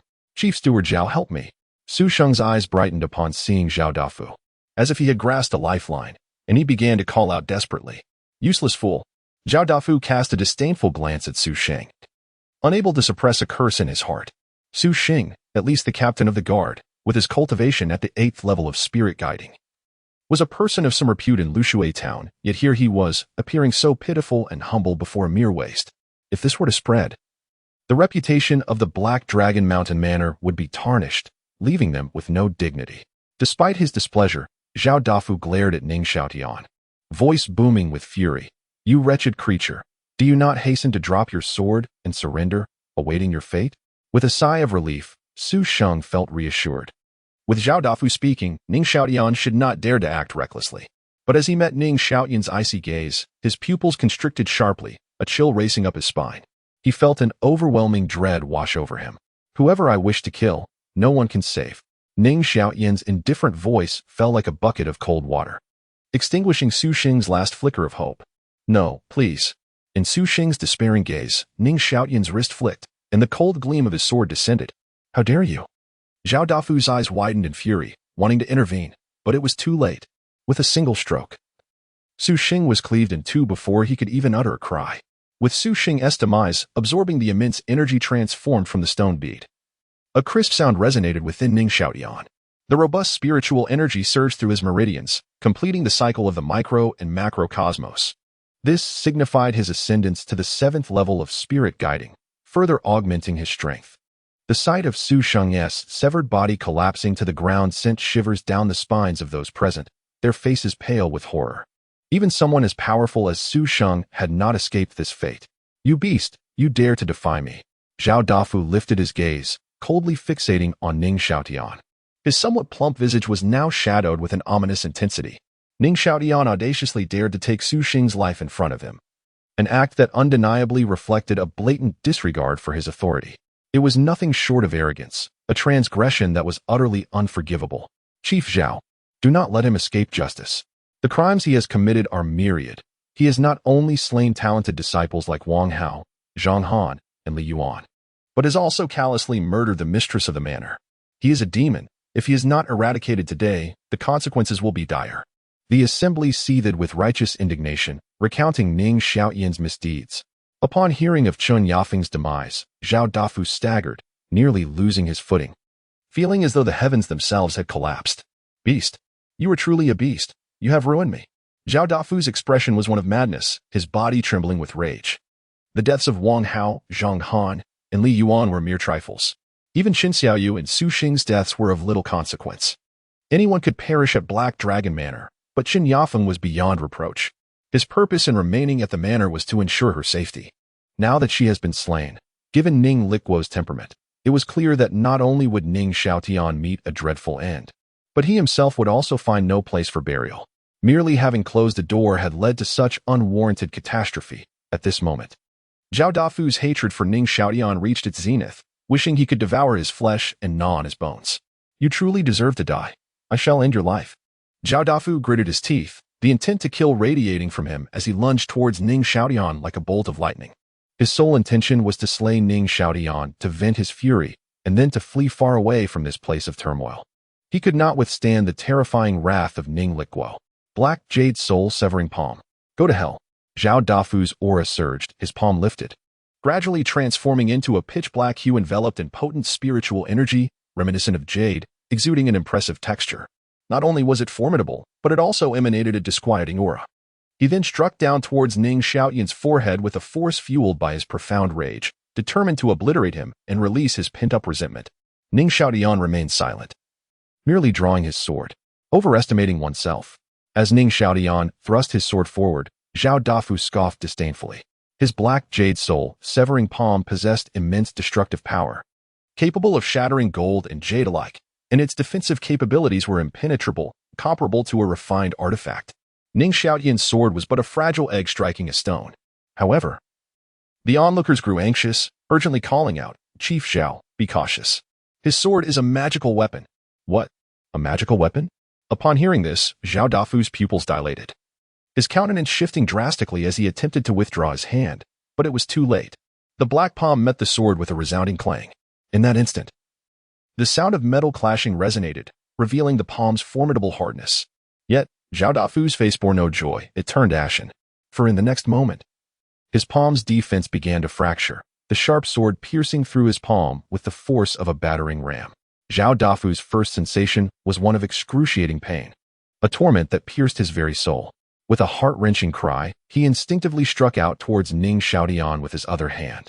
Ning Xiaotian, his fingers coiled into a fist, retaliated with a powerful blow. The collision of their strikes sent a tremor through both their bodies. Seizing the momentary recoil, Zhao Dafu gritted his teeth, enduring the agony as he swiftly withdrew his impaled hand, retreating forcefully.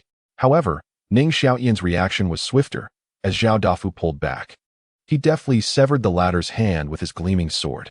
After stumbling back several paces, Zhao Dafu clutched his mangled limb, veins bulging on his forehead, and unleashed a torrent of vitriol at the onlookers.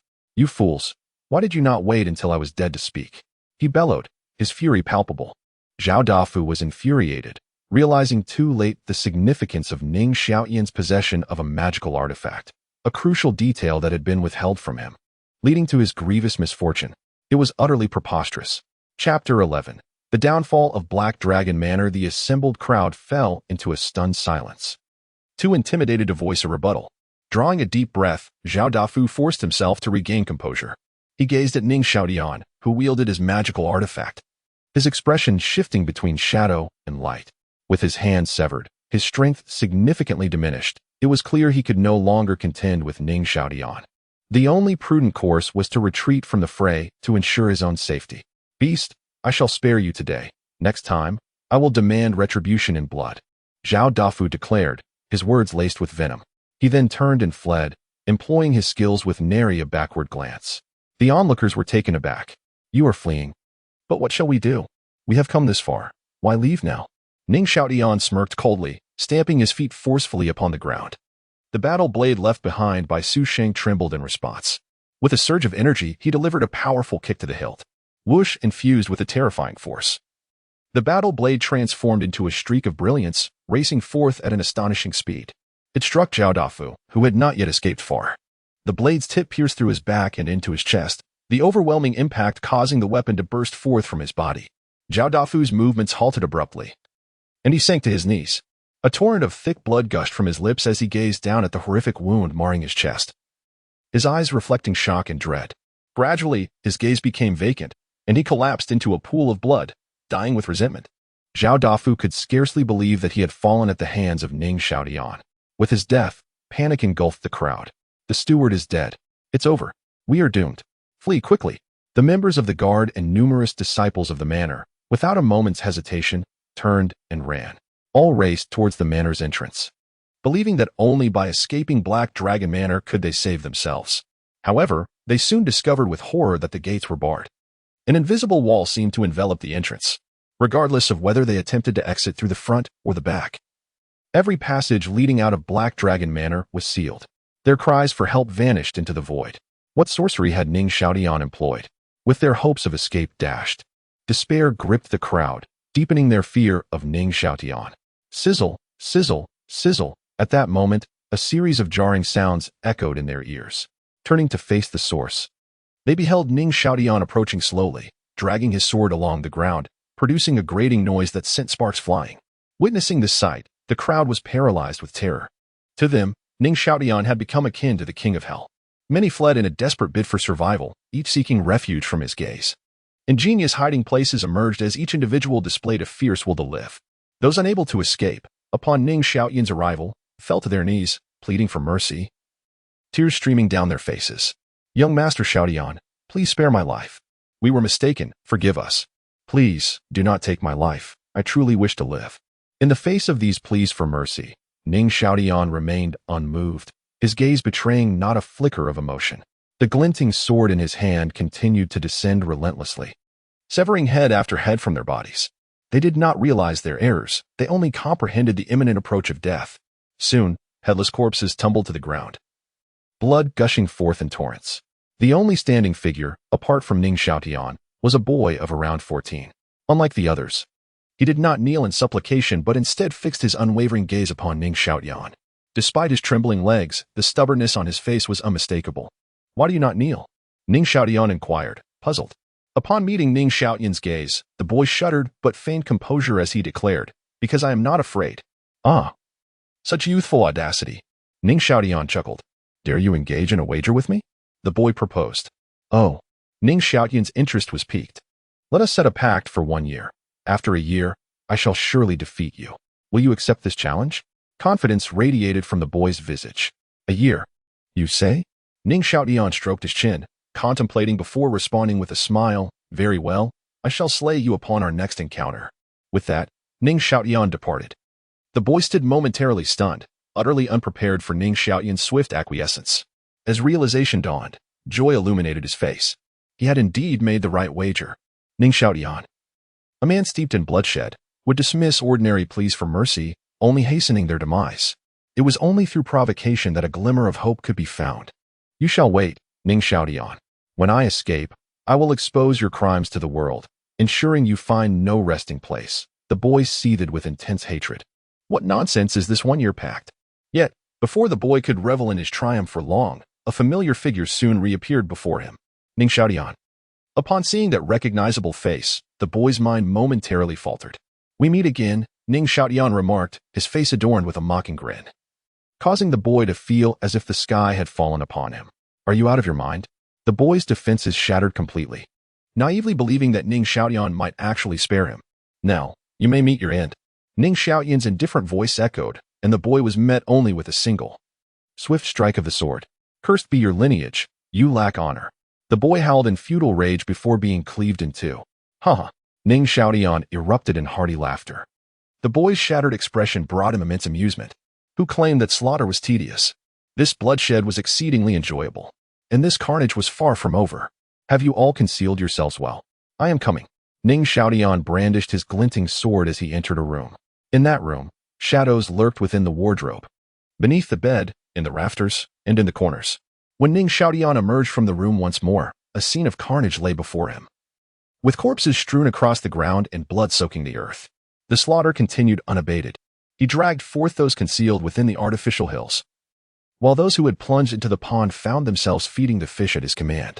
Some even buried themselves in the soil, leaving but a slender gap for breath.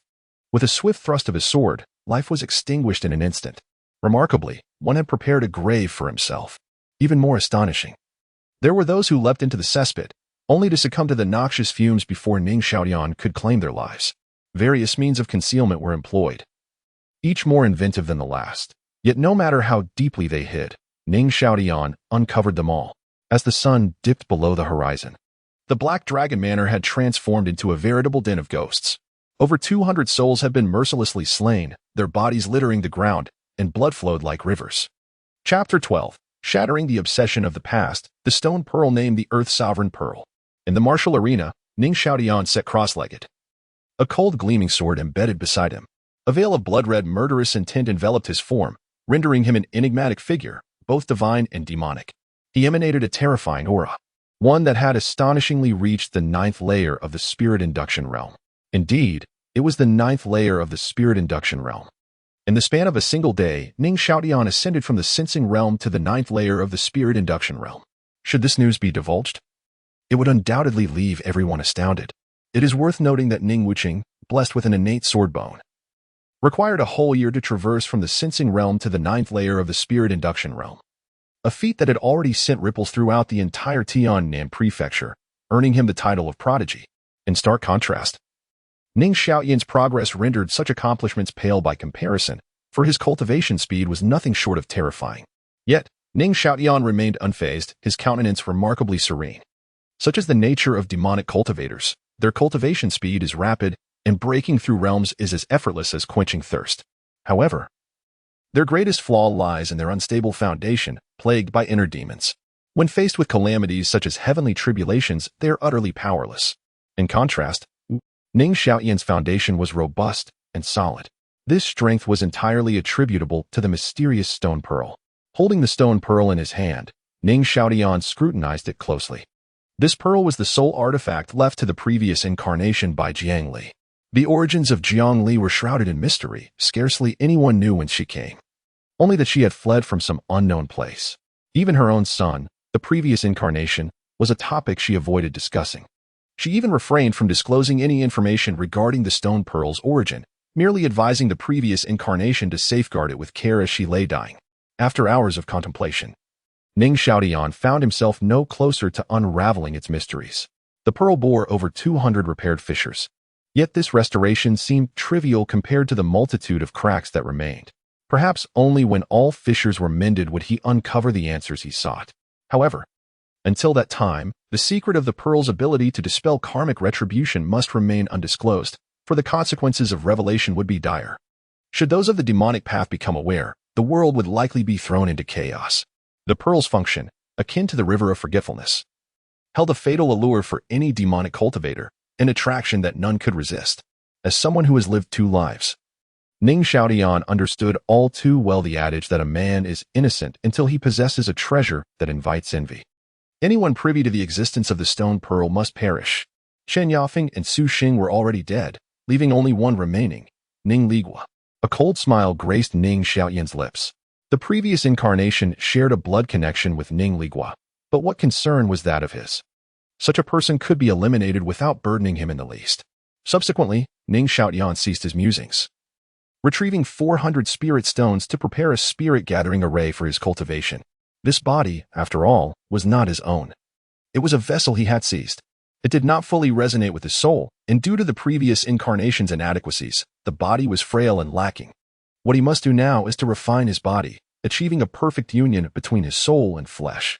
Only then can he cultivate the art of transforming killing intent into divine power. Observing the blood-red, killing aura enveloping him, Ning Xiaotian smiled softly. The art of transforming killing intent into divine power is an unparalleled sword technique, derived from the Sutra of Slaughter. It possesses the most extreme lethal force in existence, unparalleled destructive power, and unmatched offensive capabilities. Drawing upon killing intent to manifest it as a sword, the path of slaughter comprises 1,000,000 blood particles. Each blood particle is akin to a divine sword. Upon awakening 1,000,000 blood particles, one wields 1,000,000 divine swords, capable of slaying deities and annihilating worlds. It is indeed terrifying beyond measure, utterly peerless. A flicker of anticipation glimmered in Ning Xiaotian's eyes. He arranged spirit stones around himself, casting intricate and obscure ray seals. Soon, the formation was established, and the spiritual energy of heaven and earth converged instantaneously, enveloping his entire being. The overwhelming spiritual energy continuously fused into his skin and muscles, refining him relentlessly. Just then, Ning Xiaotian halted his cultivation, his brow furrowing in deep contemplation. For within the depths of his heart lingered an obsession that had been entwined with him. He had sensed it from the moment of his awakening, especially during the incidents when he had reduced Shen Yafeng to a mere tool, slaughtered Su Sheng, and obliterated the Black Dragon Manor. This obsession had been particularly pronounced. If his conjecture was correct, this obsession belonged to his predecessor. As he carefully contemplated this obsession, Ning Xiaoyan's expression turned icy. This very obsession compelled him to care for two women. Apart from Zhongli, these two women were the ones his predecessor cherished the most. The first was Su Qing, a mentor at the Battle Warrior Academy. During their time at the academy, she had shown remarkable care towards his predecessor, fostering a deep attachment. From Su Qing, he felt an echo of long-lost maternal love. The second was his predecessor's childhood sweetheart. They had grown up together in Lushui Town and entered the Battle Warrior Academy simultaneously. Her name was Lu Ruyan, hailing from the Lu family of Lushui Town. The Lu family was a subordinate force of the Black Dragon Manor. After the manor established its dominance over Lushui Town, they voluntarily surrendered, thus sparing themselves from calamity. However, Lu Ruyan possessed extraordinary talent for cultivation. Though not on par with Ning Wuqing's innate sword bone, she was nevertheless a top-tier genius within the Battle Warrior Academy. His predecessor was deeply infatuated with Lu Ruyan. Yet, in Ning Xiaoyan's view, this was merely unrequited love. Since her rise to prominence, Lu Ruyan had gradually distanced herself from his predecessor. Nevertheless, he remained persistently attached to her, following her around tirelessly. He even gifted her the elixirs distributed monthly by the Academy. A quintessential sycophant indeed. In response to his predecessor's affections, Lu Ruyan accepted them without reservation, adhering to the principle of neither initiating nor rejecting, thereby keeping his predecessor in a state of perpetual longing. Thanks to the doubled elixirs and her own cultivation talent, Lu Ruyan quickly reached the 8th level of the spirit guiding realm. Humph! You worthless fool, even in death. You remain restless, seeking to manipulate me? You think you are worthy? Begone! Ning Xiaoyan's formidable mental strength surged forth, utterly crushing that obsession. Such a sycophant of a predecessor deserves to perish, not deserving of a single shred of sympathy, even if he were to die 1,000 times. After shattering that persistent obsession, Ning Xiaoyan felt an overwhelming sense of relief wash over him, as if his thoughts had become unencumbered. Life itself seemed to have been elevated. His soul and body were in perfect harmony, free from any barriers. At that moment, the stone bead around his neck began to hum, resonating with a low vibration. As it trembled, it transformed into a streak of luminous energy, penetrating Ning Xiaoyan's consciousness. Subsequently, a torrent of information surged forth, inundating his mind. Once he absorbed all the information, his eyes brightened with astonishment, and a smile of joy spread across his face. The stone bead was known as the Earth Sovereign Pearl. The significance of the Earth Sovereign Pearl was profound. It was a relic from ancient times, a legacy of the Earth Sovereign. According to the information, Ning Xiaoyan learned that in ancient epics, 3 sovereigns ruled over the cosmos: the human sovereign, the earth sovereign, and the heavenly sovereign. The human sovereign presided over the mortal realm, wielding the holy sword of the human sovereign, commanding the fate of countless beings. The earth sovereign governed the underworld, holding the earth sovereign pearl, overseeing the cycle of reincarnation. The heavenly sovereign ruled the celestial realm, brandishing the divine list, where all things possess spirit, ascending to the heavens in broad daylight, bestowing divine positions. Chapter 13. Ancient Secrets and the Art of Killing Transformation After the Fall of the 3 Sovereigns, the Sacred Sword. The Earth Sovereign Pearl and the Divine Sealing List vanished into the annals of history. The 3 Sovereigns, the 3 Realms, and the 6 Paths. Could this be the legendary Pangu Great World? Ning Xiaoyan's eyes sparkled with a brilliant light. In his previous life, he hailed from the Weiyang Great World, and had perused an ancient tome that contained records pertaining to the Pangu Great World, the unparalleled 3 Sovereigns, their might shaking the universe, the 3 Realms and 6 Paths, illuminating the heavens. These initial lines left a profound impression on Ning Xiaoyan. The Pangu Great World served as a collective term for the 3 Realms and 6 Paths, once the foremost existence among the myriad of great worlds. Although the Weiyang Great World currently holds the top position, it pales in comparison to the former glory of the Pangu Great World. In addition to the 3 sovereigns, the Pangu Great World was home to numerous ancient deities, boasting immense overall strength. However, during its most prosperous era, it suddenly faced a catastrophic calamity. In that disaster, the 3 sovereigns perished, and the 3 realms and 6 paths subsequently crumbled. Chaos engulfed the world, and countless beings suffered, teetering on the brink of annihilation. At this critical juncture, a compassionate great being descended, wielding the power to mend the heavens, reconstructing the cosmos, and establishing a new order to save innumerable lives. Furthermore, They erected a natural barrier outside the Panga Great World to thwart foreign invaders, granting countless beings a moment's respite. Yet, following the calamity, the Panga Great World plummeted to the bottom tier of the 3,000 Great Worlds, left in disarray. Despite the severe decline in overall strength, the Pangu Great World continued to attract countless cultivators from the 3,000 worlds, for it harbored numerous treasures left behind by the great deities, and even the legacy of the three sovereigns. Rumors also suggested that the River of Forgetfulness lay hidden beneath the 9 hells of the Pangu Great World. In his previous life, in pursuit of the River of Forgetfulness, Ning Xiaotian traversed the vast cosmos from the Weiyang Great World and journeyed to the outskirts of the Pangu Great World. Yet, due to the ancient celestial sovereign's barrier, entry was impossible for outsiders, and those within could not escape. Reluctantly, he had to abandon his quest. Unexpectedly, in this life, he found himself reborn in the Pangu Great World, having obtained the Earth Sovereign's legacy, the Earth Sovereign Pearl. Originally, the Earth Sovereign Pearl was a peerless artifact. Following the fall of the Earth Sovereign, it was severely damaged, its quality reduced to that of an immortal weapon. Nevertheless, the brilliance in Ning Xiaotian's gaze intensified, for the ability to eradicate karmic sins alone could drive any demonic cultivator to madness. Not to mention, it could absorb souls and repair itself autonomously. Ning Xiaotian had not anticipated that merely shattering a single obsession would yield such unexpected delight. Since the Earth Sovereign Pearl had settled in his sea of consciousness, it fell silent. Ning Xiaotian remained unhurried. He sensed that once he absorbed sufficient soul power, he would be able to wield it fully. What exactly was that calamity? Ning Xiaotian's expression grew solemn. He found it difficult to fathom what kind of force could obliterate such a mighty Pangu Great World. Even figures as formidable as the three sovereigns have fallen. Yet, the ancient texts provide no detailed accounts of that cataclysmic event, as if shrouded in some unspoken dread. With a sigh, Ning Xiaotian exhaled a breath of turbid air and resumed his cultivation without further contemplation. The following day, as the horizon revealed a hint of dawn, the formation for gathering spiritual energy dissipated with a crack. The energy-depleted spirit stones crumbled into powder. After a night of rigorous cultivation, Ning Xiaotian opened his eyes, which now glimmered with a bright and profound radiance. The enhancement from the gathering formation rendered his overnight efforts remarkably effective. His skin had tightened, appearing as tough as any magical artifact.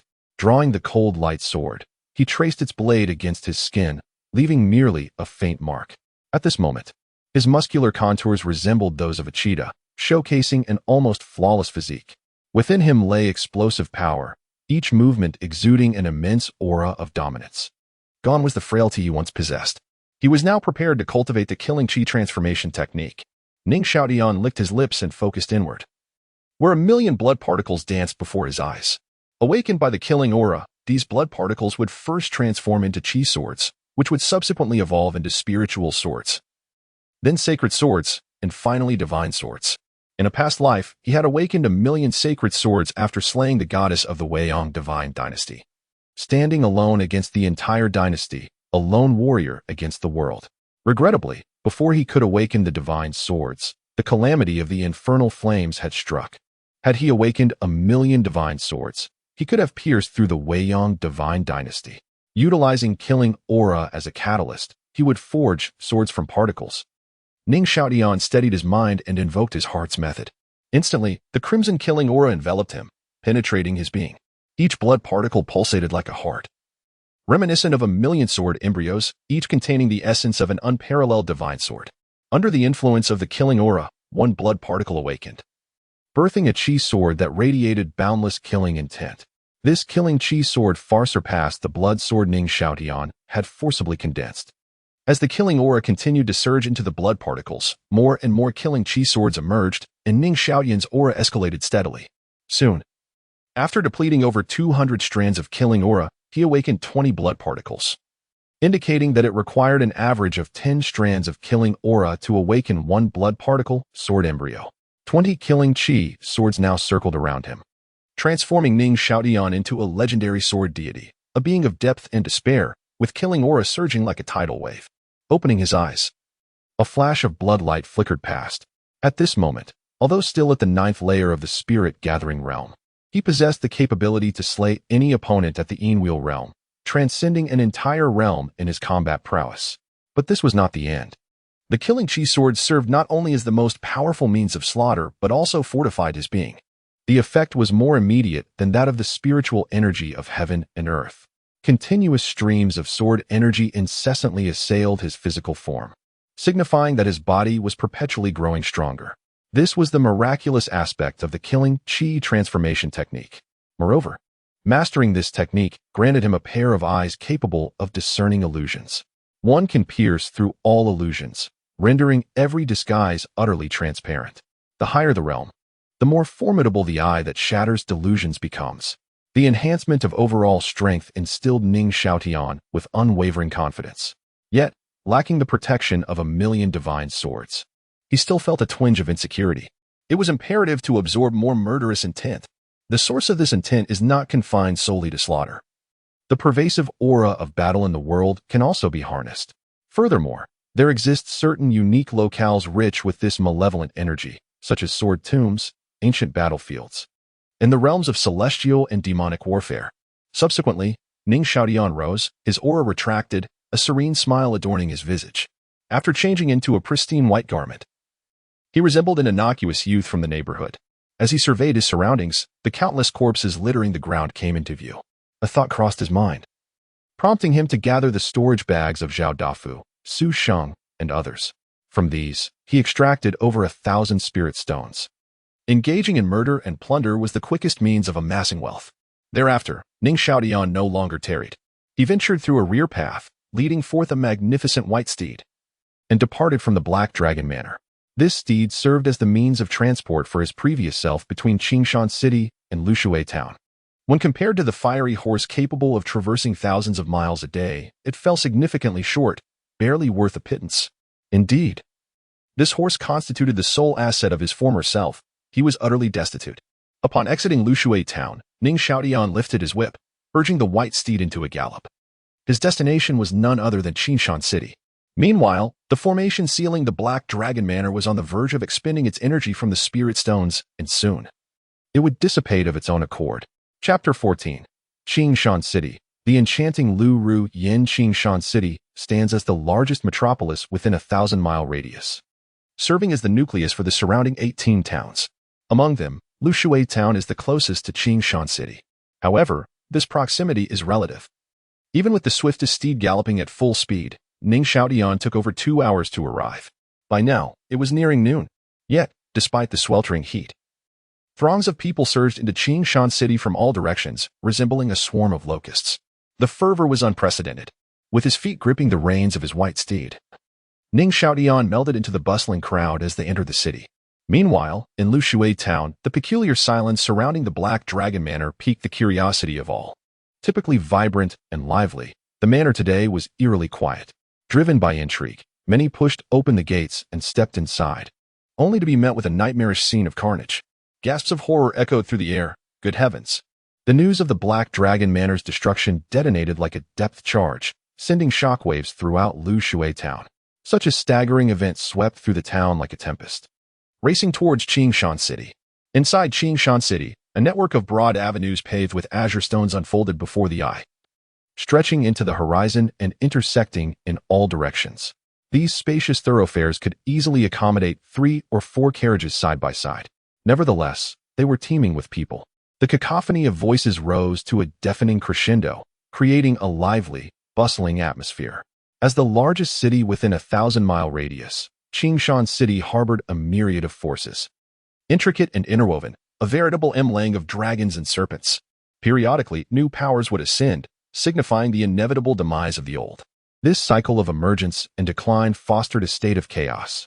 Yet, amidst this turbulent landscape, for formidable factions remained steadfast: the City Lord's Mansion, the War Soldier Academy, the Huang family, and the Baidao Commerce Guild. The City Lord's Mansion held an exalted position, revered by many. The War Soldier Academy attracted prodigies, boasting formidable strength. The Huang family, a prestigious lineage, possessed profound heritage. The Baibao Commerce Guild was financially robust, teeming with skilled individuals. Along the way, an array of shops lined the streets, and grandiose buildings were ubiquitous. At this moment, within a tavern named Zui Xianlu, a diverse assembly of individuals engaged in spirited conversation. By the time one ascended to the 3rd floor, the atmosphere had quieted considerably. Those who made it up here were all formidable figures, at the very least reaching the 5th level of the spirit guiding realm. However, as they whispered amongst themselves, their glances inevitably strayed towards a table near the window. Their eyes reflected curiosity, yearning, and admiration. Seated there were 4 youthful figures, 2 men and 2 women, strikingly handsome and beautiful. Their allure was not merely due to their appearance. All 4 donned garments of azure, each adorned with a pattern of crossed swords, emblematic of the War Soldier Academy, one of the 4 great powers of Qingshan City. The students of the Battle Soldier Academy exude a formidable aura of spiritual energy. The least among them has reached the 7th level of the Spirit Attraction realm, while the strongest has ascended to the 8th level. This particular individual possesses striking features, with cascading locks of silky hair, elegantly arched brows, bright eyes, and flawless skin akin to jade. Despite her tender age of 15, her figure boasts a curvaceous silhouette. Compared to another girl, she stands out with her exquisite features, physique, and grace, captivating all who gaze upon her. The 2 accompanying young men are utterly captivated by her presence, their eyes betraying a sense of infatuation. Among all the female students at the Battle Soldier Academy, who else could possess such charm but Lu Ruyin?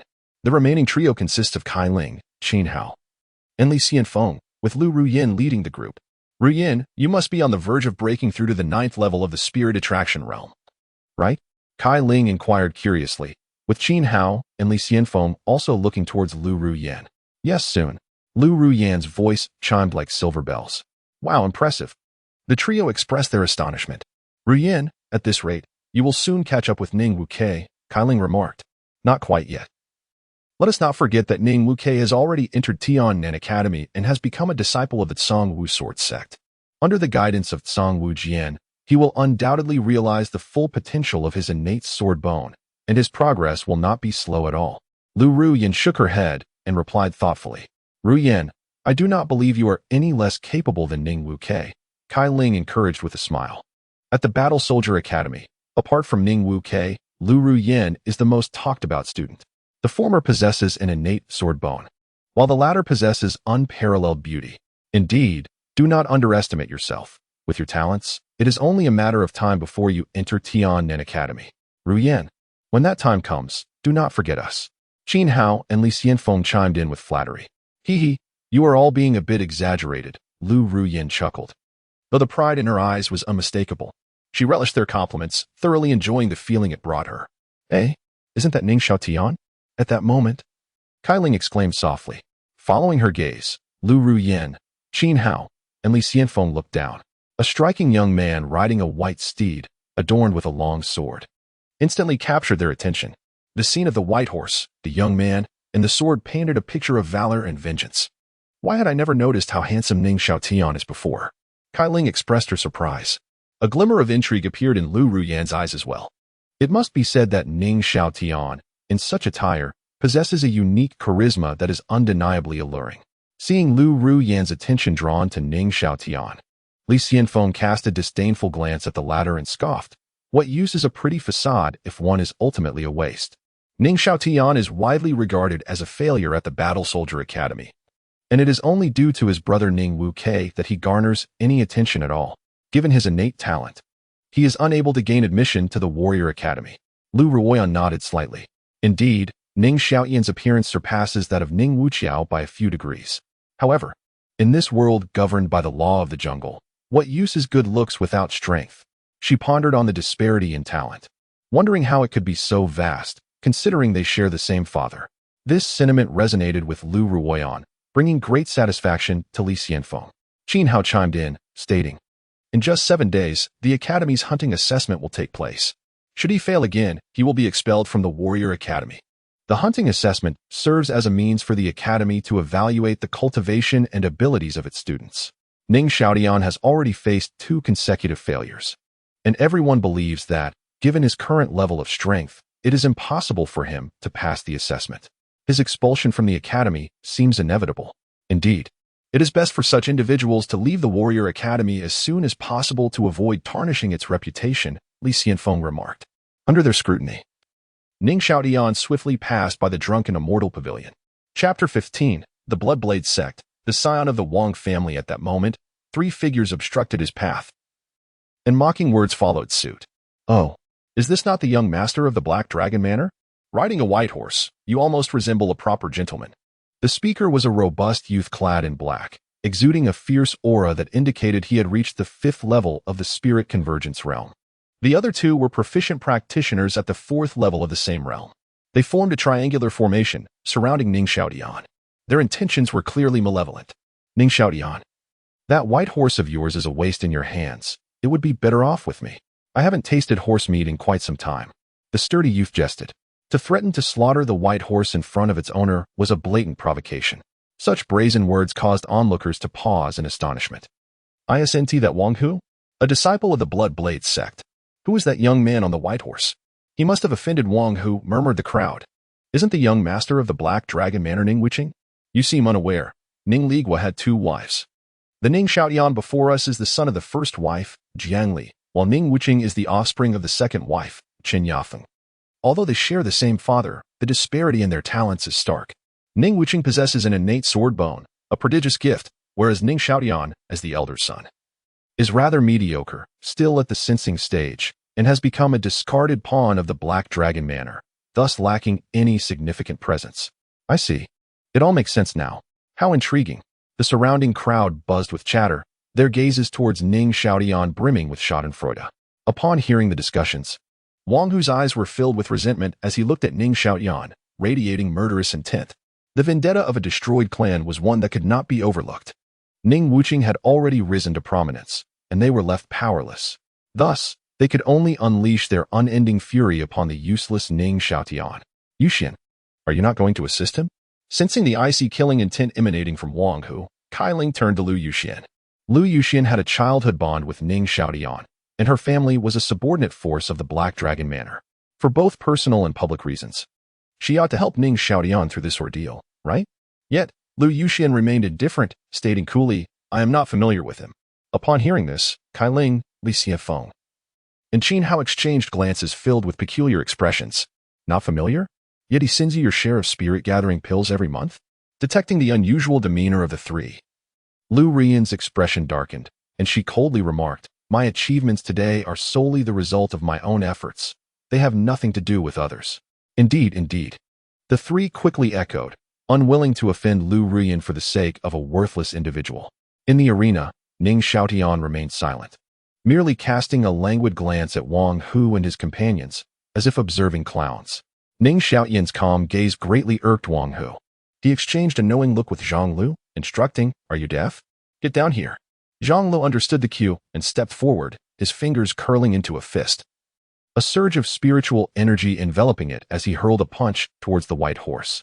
With a resounding boom, the air crackled as Zhang Lu unleashed his full force, intent on delivering a fatal blow to the white horse, which would also cause Ning Xiaotian to tumble unceremoniously. However, before the punch could connect, Ning Xiaotian acted swiftly. Drawing his longsword, a glimmer of cold light flashed. Zhang Lu felt an icy sensation in his arm, only to be horrified to discover that his arm had been severed by a single stroke, crimson blood gushing forth. As the searing pain washed over him like a tidal wave, Zhang Lu collapsed to the ground, his face contorted in agony as he let out a piercing scream. Wang Hu stood in stunned silence, unable to comprehend how Ning Xiaotian had drawn his sword so swiftly. Regaining his composure, Wang Hu bellowed, "How dare you, Ning Xiaotian? You dare to commit murder in broad daylight? I will see you dead." A fierce aura emanated from Wang Hu as he charged forward, his target shifting from the white horse to Ning Xiaotian. Yet Ning Xiaotian's expression remained impassive as he lightly waved his sword, rendering Wang Hu's body instantly rigid. What is happening? Wang Hu was bewildered, realizing he could no longer move, his vision gradually rising. Upon reaching a certain height, he began to arc downward. After rolling a few times, Wang Hu's pupils reflected Ning Xiaotian's figure, looking down upon him with an indifference akin to a deity. The surrounding onlookers gazed at him with sheer terror. With a thunderous crash, a headless corpse tumbled to the ground, causing Wang Hu's pupils to constrict sharply. In that moment, he finally grasped the gravity of his situation. Before regret could take root, he was plunged into an abyss of darkness. Oh my! Witnessing Wang Hu's decapitated form, the last remaining individual was paralyzed with fear, his spirit shattered. As Ning Xiaotian's indifferent gaze fell upon him, he crumpled to the ground. "I was wrong. Please don't kill me." His voice quivered, laden with profound dread, even causing him to wet himself in terror. Ning Xiaotian remained silent, swiftly cleaving this individual in two. Innards spilling onto the ground. The gruesome scene elicited gasps of shock from the onlookers, some even succumbing to nausea, doubling over to vomit. The way they regarded Ning Xiaotian had irrevocably changed. Initially, they had thought that with Wang Hu and his gang confronting him, Ning Xiaotian would face dire consequences. To their astonishment, Wang Hu and his companions were utterly obliterated. Throughout this harrowing process, Ning Xiaotian did not even blink. This, Lu Ruyan, Kai Ling, Li Xianfeng, and Qin Hao exchanged glances, each reflecting a shared shock in their eyes.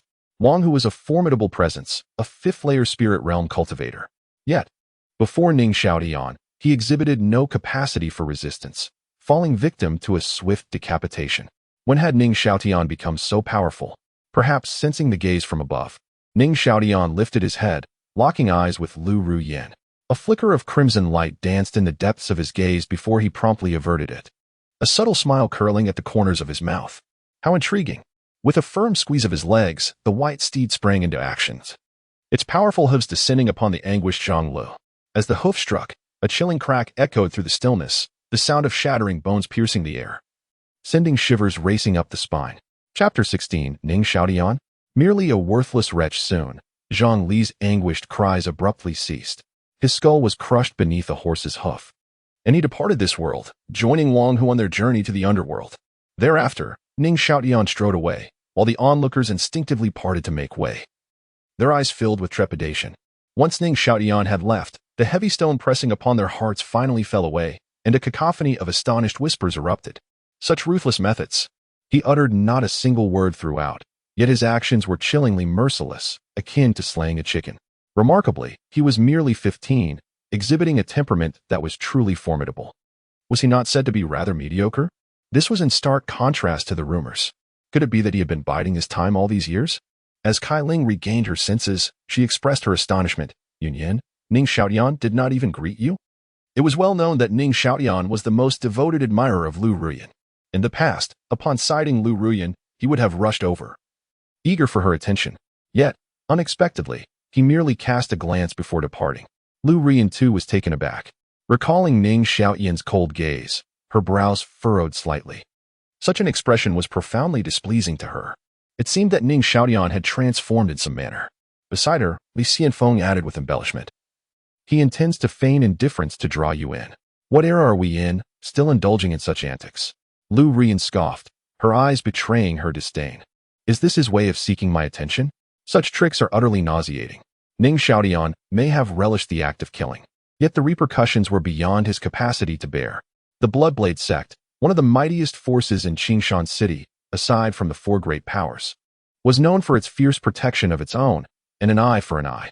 Ning Xiaotian's public slaughter of Wang Hu and others was tantamount to slapping the Bloodblade sect in the face.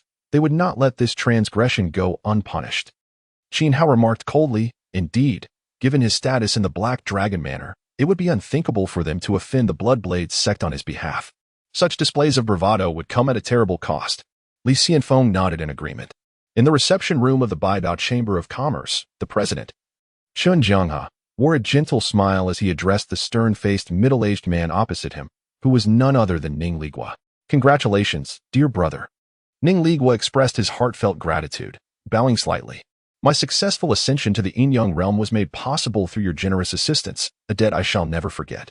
He had come to leverage the resources of the Baibao Chamber of Commerce to break through to the Yinyang realm, and after 3 days of seclusion, he had successfully shattered the barriers and entered this new realm. In Qingshan City, one who attained the Yinyang realm was considered a formidable figure. "We are family. There is no need for formalities," Qin Jianghe said with a smile, waving his hand dismissively. As Ning Ligua entered the realm of Yin and Yang, it marked a significant boon for the Baibao Chamber of Commerce. "My dear brother, with your breakthrough into the Yin and Yang realm, your chances of returning to the Ning clan have evidently improved," Qin Jianghe remarked. Ning Ligua's lineage is far from ordinary. He hails from the esteemed Ning clan, one of the 4 prominent clans of the Daong Kingdom. While the Baibao Chamber of Commerce reigns supreme in Qingshan City, it pales in comparison to the stature of the 4 clans throughout the Daong Kingdom, which carry immense weight and, in certain respects, stand on equal footing with the royal family. This underscores the clan's formidable heritage. Recognizing Ning Ligua's background, the Baibao Chamber chose to forge an alliance. Marrying Chen Yafeng into the Hailing Mountain Manor, aiding Ning Ligua in vanquishing the Wang and Su families to dominate Lushui Town. They provided training chambers and resources, facilitating Ning Ligua's ascension to the Yin and Yang realm. Such unwavering support is aimed at securing a partnership with the Ning clan. When the Ning clan is mentioned, an infinite brilliance radiates from Ning Ligua's eyes. He chuckled, "I have little hope left. I must rely on that child, Wu Qiao."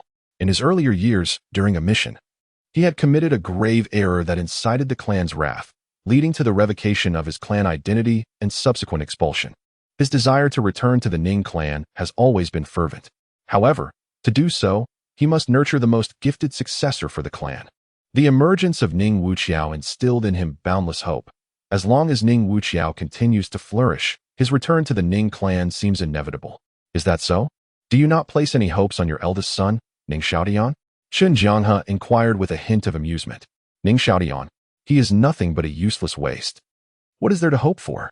Ning Ligua scoffed, his tone laced with disdain and contempt. It is often said that a tiger does not father a dog. Nevertheless, Ning Xiaotian's existence has brought him nothing but embarrassment.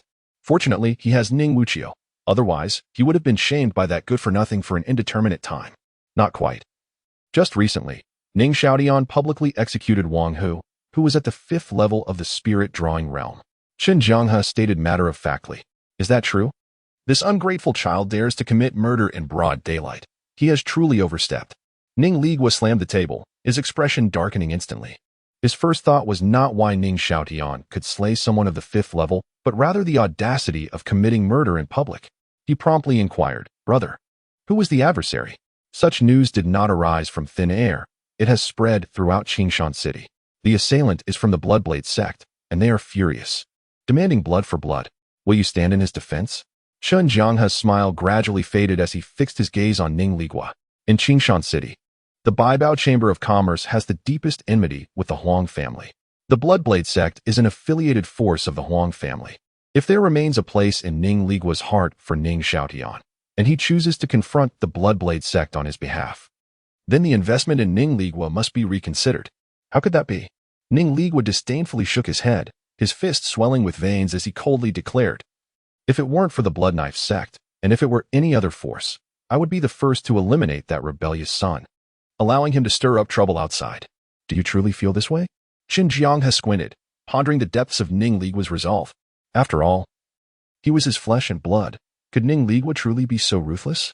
Indeed, that rebellious son is nothing but a harbinger of disaster, destined to bring endless calamities upon the Black Dragon Villa. Let him fend for himself. Having one son without flaw is sufficient for me, Ning Ligua continued.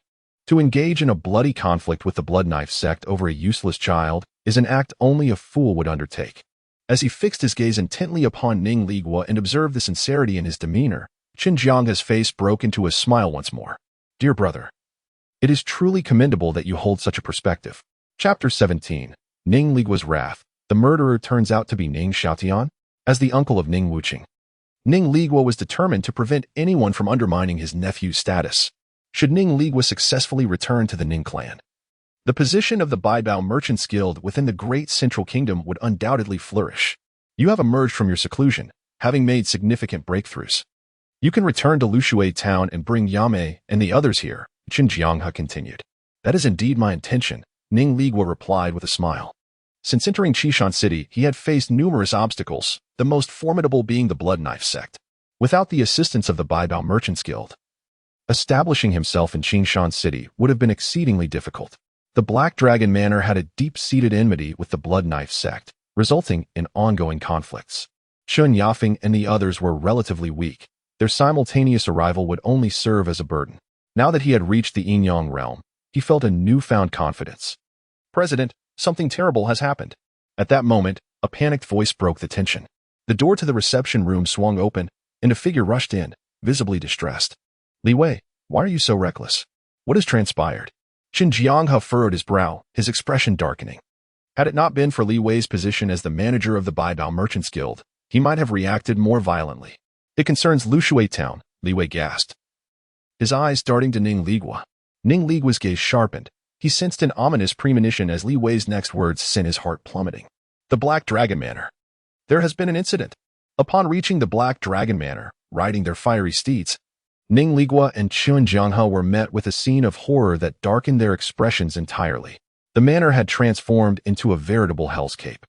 The ground was strewn with lifeless bodies, limbs severed, and not a single soul among the 200 inhabitants had survived. Among the deceased were Su Sheng, Zhao Dafu, Chen Xiaoyu, and Qin Yafeng, who had been grotesquely mutilated and blinded. Each face bore the marks of terror and horror, as if they had witnessed unspeakable atrocities in their final moments.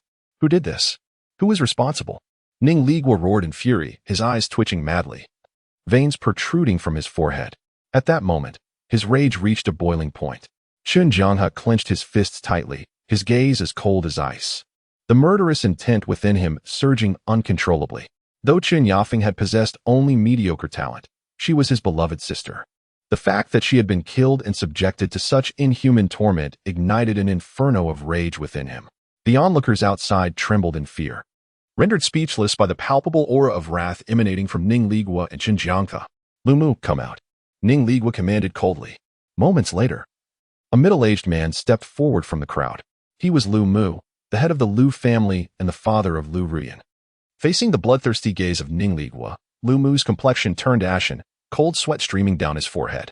He hastily knelt on the ground, trembling as he pleaded, Master, this matter has nothing to do with me. The Lu family has always been loyal to the Black Dragon Manor, with no ulterior motives. When he received the news of the annihilation of the Black Dragon Manor, it struck him like a bolt from the blue, and he felt an impending doom. Most of the elite forces of the Black Dragon Manor had been dispatched to Qingshan City, leaving the Lu family as the dominant power in Lushui Town. With the Black Dragon Manor's destruction, the Lu family was the first to be suspected. If this situation were not handled properly, the Lu family would face utter ruin. The wrath of Ning Ligua was something he could not withstand. Therefore, in the face of Ning Ligua's inquiry, Lu Mu did not hesitate to kneel, signaling his stance. Humph. Who did this? Ning Ligua snorted coldly. He was well aware that Lu Mu did not possess the audacity to carry out such an act. Otherwise, the Lu family would have been eliminated alongside the Wang and Su families, and he would not have spared them. I do not know, Lu Mu replied, lowering his head nervously. Ning Ligua's expression fluctuated, his icy gaze sweeping over the crowd. An immediate sense of suffocating pressure enveloped those present, causing them to shake their heads fervently, each claiming ignorance. Although the elite of the Black Dragon Manor had gone to Qingshan City, the people of Lushui Town dared not harbor any ill intentions. They were all too familiar with Ning Ligua's ruthless methods. Even the Wang and Su families, who had thrived in Lushui Town for decades, had been uprooted. Such a fate was one they wished to avoid at all costs. Simultaneously, they were filled with curiosity who among them possessed the audacity to provoke Ning Ligua. Since you are all unaware, do not expect to survive. Descend and accompany the dead. Chun Jianghe's expression turned frigid, seemingly losing his patience, the murderous intent radiating from him. Better to wrongfully slay 1,000 than let a single culprit escape. Chun Jianghe was capable of establishing a commercial empire like the Baibao Chamber of Commerce and held a significant position in Qingshan City. He was not as straightforward as he appeared. Upon hearing this, everyone present, including Lu Mu, instantly collapsed to the ground, their faces drained of color. This was indeed an unforeseen calamity, an unjust disaster. Ning Zhuangju, Chen Huizhang, spare us. We are innocent. Lu Mu and the others continuously begged for mercy. Among the crowd, someone seemed to recall something and quickly spoke up. I have some clues. Ning Ligua and Qin Jianghe turned their gazes towards the individual. The person trembled, fear evident, bowing their head and daring not to meet their eyes, then stammered, Yesterday, I saw young Master Ning Xiaodian riding a white horse back to the Black Dragon Manor. This morning, he left Lushui Town on the same white horse. Yes. We saw that too. The crowd echoed in agreement. It was common knowledge that Ning Xiaodian was a complete waste, having cultivated to the present without advancing beyond the sensing realm. His comings and goings had gone unnoticed by all, and no one would associate him with the tragic events at the Black Dragon Manor. After all, what storm could a waste at the sensing realm possibly stir? Yet, at this moment, amidst the struggle for survival, I had no choice but to implicate Ning Xiaodian, even if he did not commit the act. His survival and escape from the Black Dragon Villa are inextricably linked to him. Ning Xiaodian. Ning Ligua was momentarily taken aback, only to be overcome with laughter in his anger. Can you not find a more convincing rationale? Ning Xiaotian? Him? Ning Ligua found himself at a loss for words. As his father, does he not know his son's true character all too well? He is undoubtedly a worthless individual. Among the more than 200 inhabitants of the Black Dragon Villa, is there anyone who does not surpass him? Not to mention the presence of the guard team and the formidable Zhao Dafu, a 9th-level master of spirit guiding. Such a feeble wretch could hardly stand, let alone instigate such an act. How could it possibly be him? Brother, have you forgotten something? Chen Jianghe remarked coldly. All signs indicate that the perpetrator is indeed Ning Xiaotian.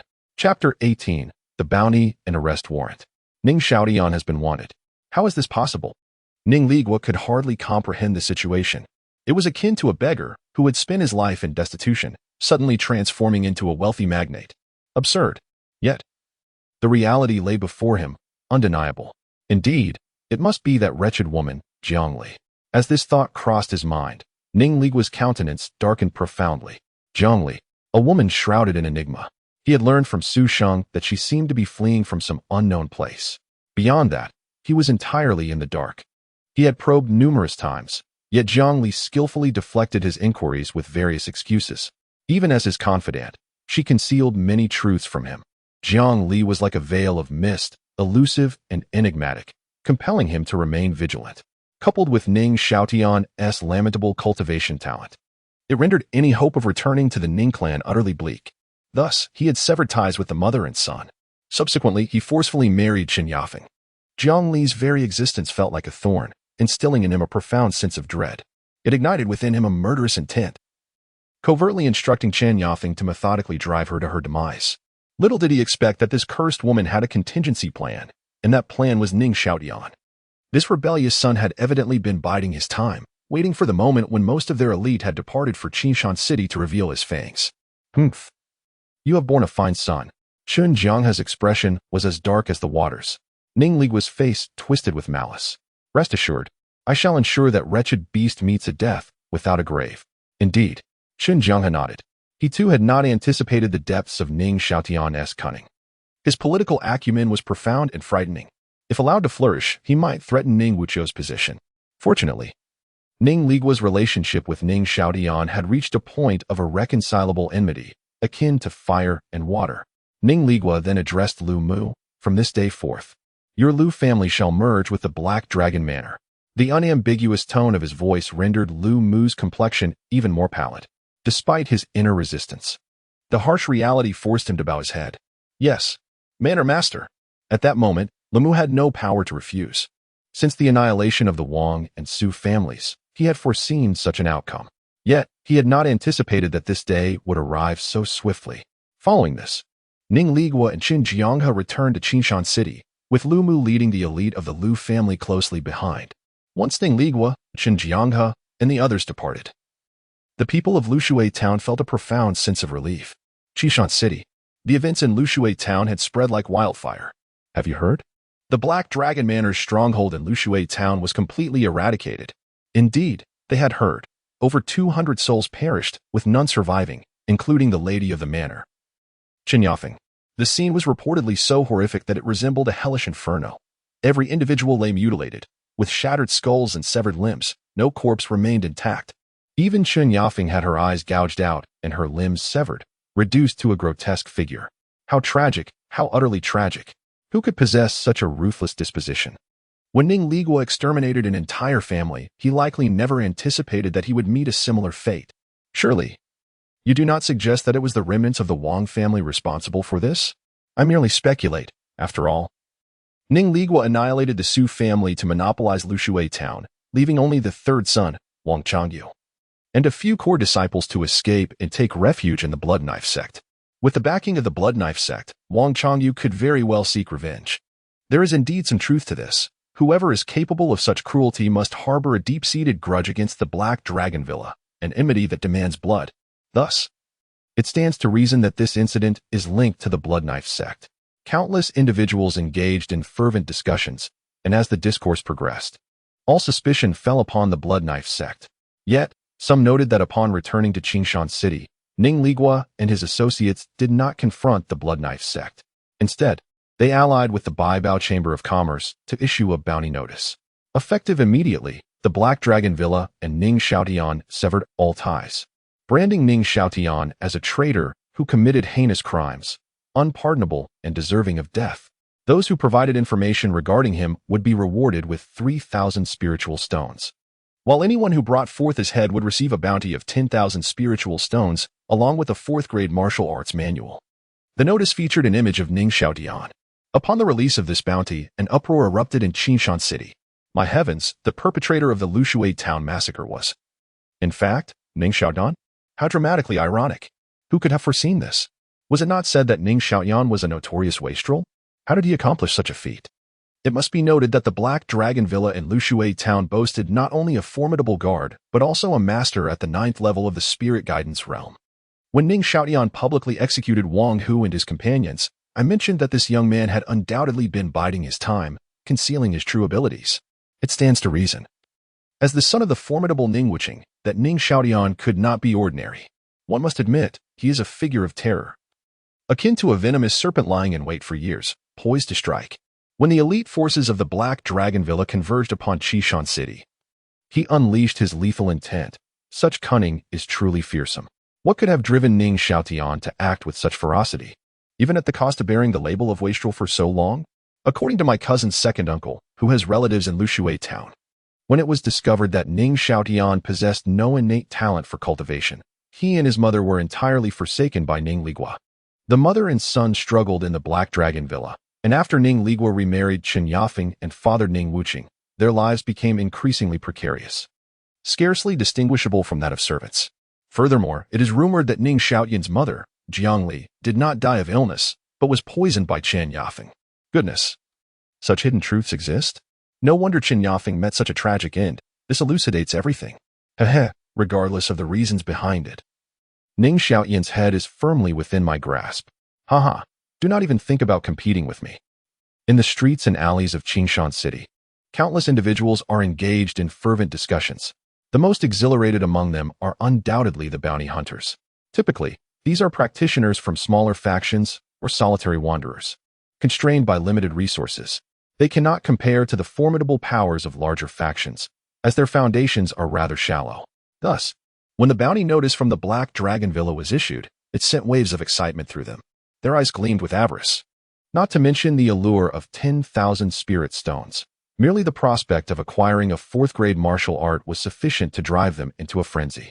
The martial arts they practiced were merely 2nd or 3rd grade. It is worth noting that some powerful martial arts manuals are not publicly disseminated and cannot be purchased even with wealth. However, they were soon doused with a cold reality. Capturing Ning Xiaotian's head would not be a simple task.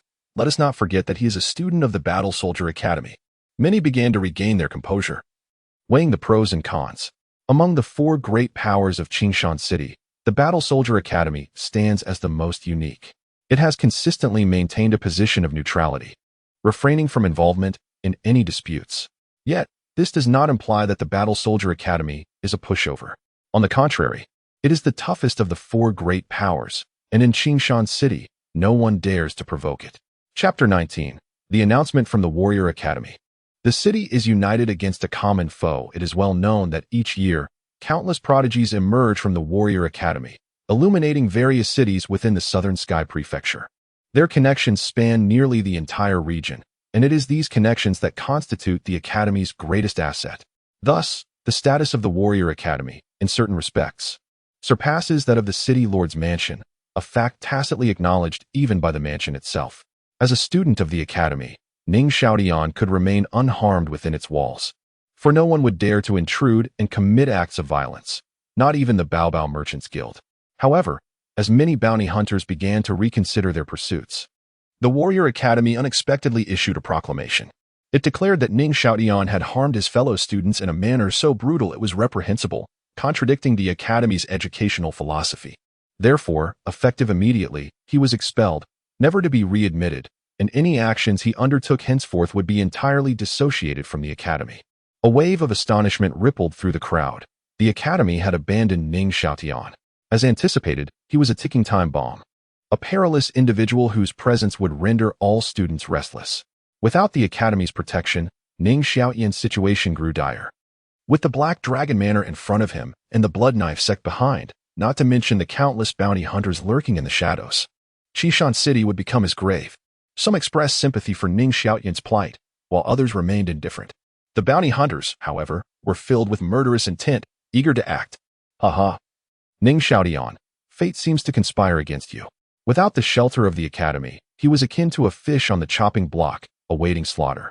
Shortly after the announcement, Su Qing, one of the 3 esteemed mentors of the academy's outer court, proclaimed that Ning Xiaoyan was her student and that his actions were compelled by circumstance. Anyone who dared to harm him would stand as her enemy. Su Qing's message was clear, that the academy had renounced Ning Xiaoyan. She would protect him. Those wishing to act against him would have to endure her wrath. Su Qing's stance indicated a clear rift with the academy, and her declaration muddied the waters further. Yet, many scoffed at her words. Had the academy not issued that proclamation, perhaps there would have been some trepidation, deterring many from taking action. After all, the academy's reputation stood firm, and few would dare to overstep. The harsh reality was that the academy had forsaken Ning Xiaoyan, and one mentor alone could not shield him from the storm. Beneath the lure of substantial rewards, brave souls would inevitably emerge. In the wake of this, countless bounty hunters began a comprehensive search throughout Qishan City for Ning Xiaoyan. The atmosphere in the city turned tumultuous. Meanwhile, within a bustling tavern known as Dafu Lai, voices echoed and raucous laughter filled the air. Ning Xiaoyan, audacious to the extreme, had slaughtered so many yet showed no inclination to flee, boldly returning to Qishan City, seemingly inviting doom upon himself. Regardless, should I cross paths with him, I shall undoubtedly act as the arbiter of justice and eliminate the scourge for the people. Ah, such fine words. Yet are you not merely coveting that bounty? What do you bark like a dog? Are you not also here for Ning Xiaoyan? How pretentious you are. Heh, do you wish to spar with me? Damn it, do you think I fear you? Within the tavern, the conversations revolve entirely around Ning Xiaoyan. Indeed, some disputes have escalated into drawn swords and fierce confrontations. The onlookers show no inclination to intervene, their faces adorned with mockery. Bounty hunters are not united. Each fights for their own interests. After all, the competition is fierce and opportunities are scarce. They all hope for these two to engage in a life-and-death struggle, ideally leading to mutual destruction, thereby eliminating two rivals. Seated by the window is a young figure clad in white, with bright, profound eyes and a strikingly handsome visage. He carries a long sword upon his back, exuding an aura reminiscent of an unparalleled sword immortal. This individual is none other than Ning Xiaoyan. After taking a sip of strong liquor, he gazes out the window, observing the street where bounty hunters roam, brandishing his wanted poster in search of his whereabouts. Retracting his gaze, he casts another glance at the bustling tavern, a faint smile curling at the corners of his lips, though it carries an icy chill. They are indeed swift. Ning Xiaoyan murmurs to himself. Just yesterday, he returned to Lushui town on a white horse, witnessed by many. As long as he remains alive and visible, Ning Ligui will soon ascertain his involvement. Of course, he harbors no intentions of concealment. To awaken the myriad blood grains and wield the divine sword, he must engage in relentless slaughter, absorbing the essence of death. The bounty issued by the Black Dragon Manor has rendered him a highly sought-after figure in Qishan City, with countless hunters eager for his head. This very situation is precisely what he desired. The announcement from the War Soldier Academy was anticipated as well. However, Su Qing's remarks caught him somewhat off guard. Resting his chin on his hand, a stunning silhouette emerges in his mind. In this world, no one offers kindness for no reason. If they do, it is for their own benefit. Su Qing's excessive attention towards his predecessor seems rather abnormal, with neither talent nor connections. What merit does he have to attract the favor of an external academy mentor? Is it his looks? Spare me the absurdity. In a world governed by the survival of the fittest, appearance is but an accessory.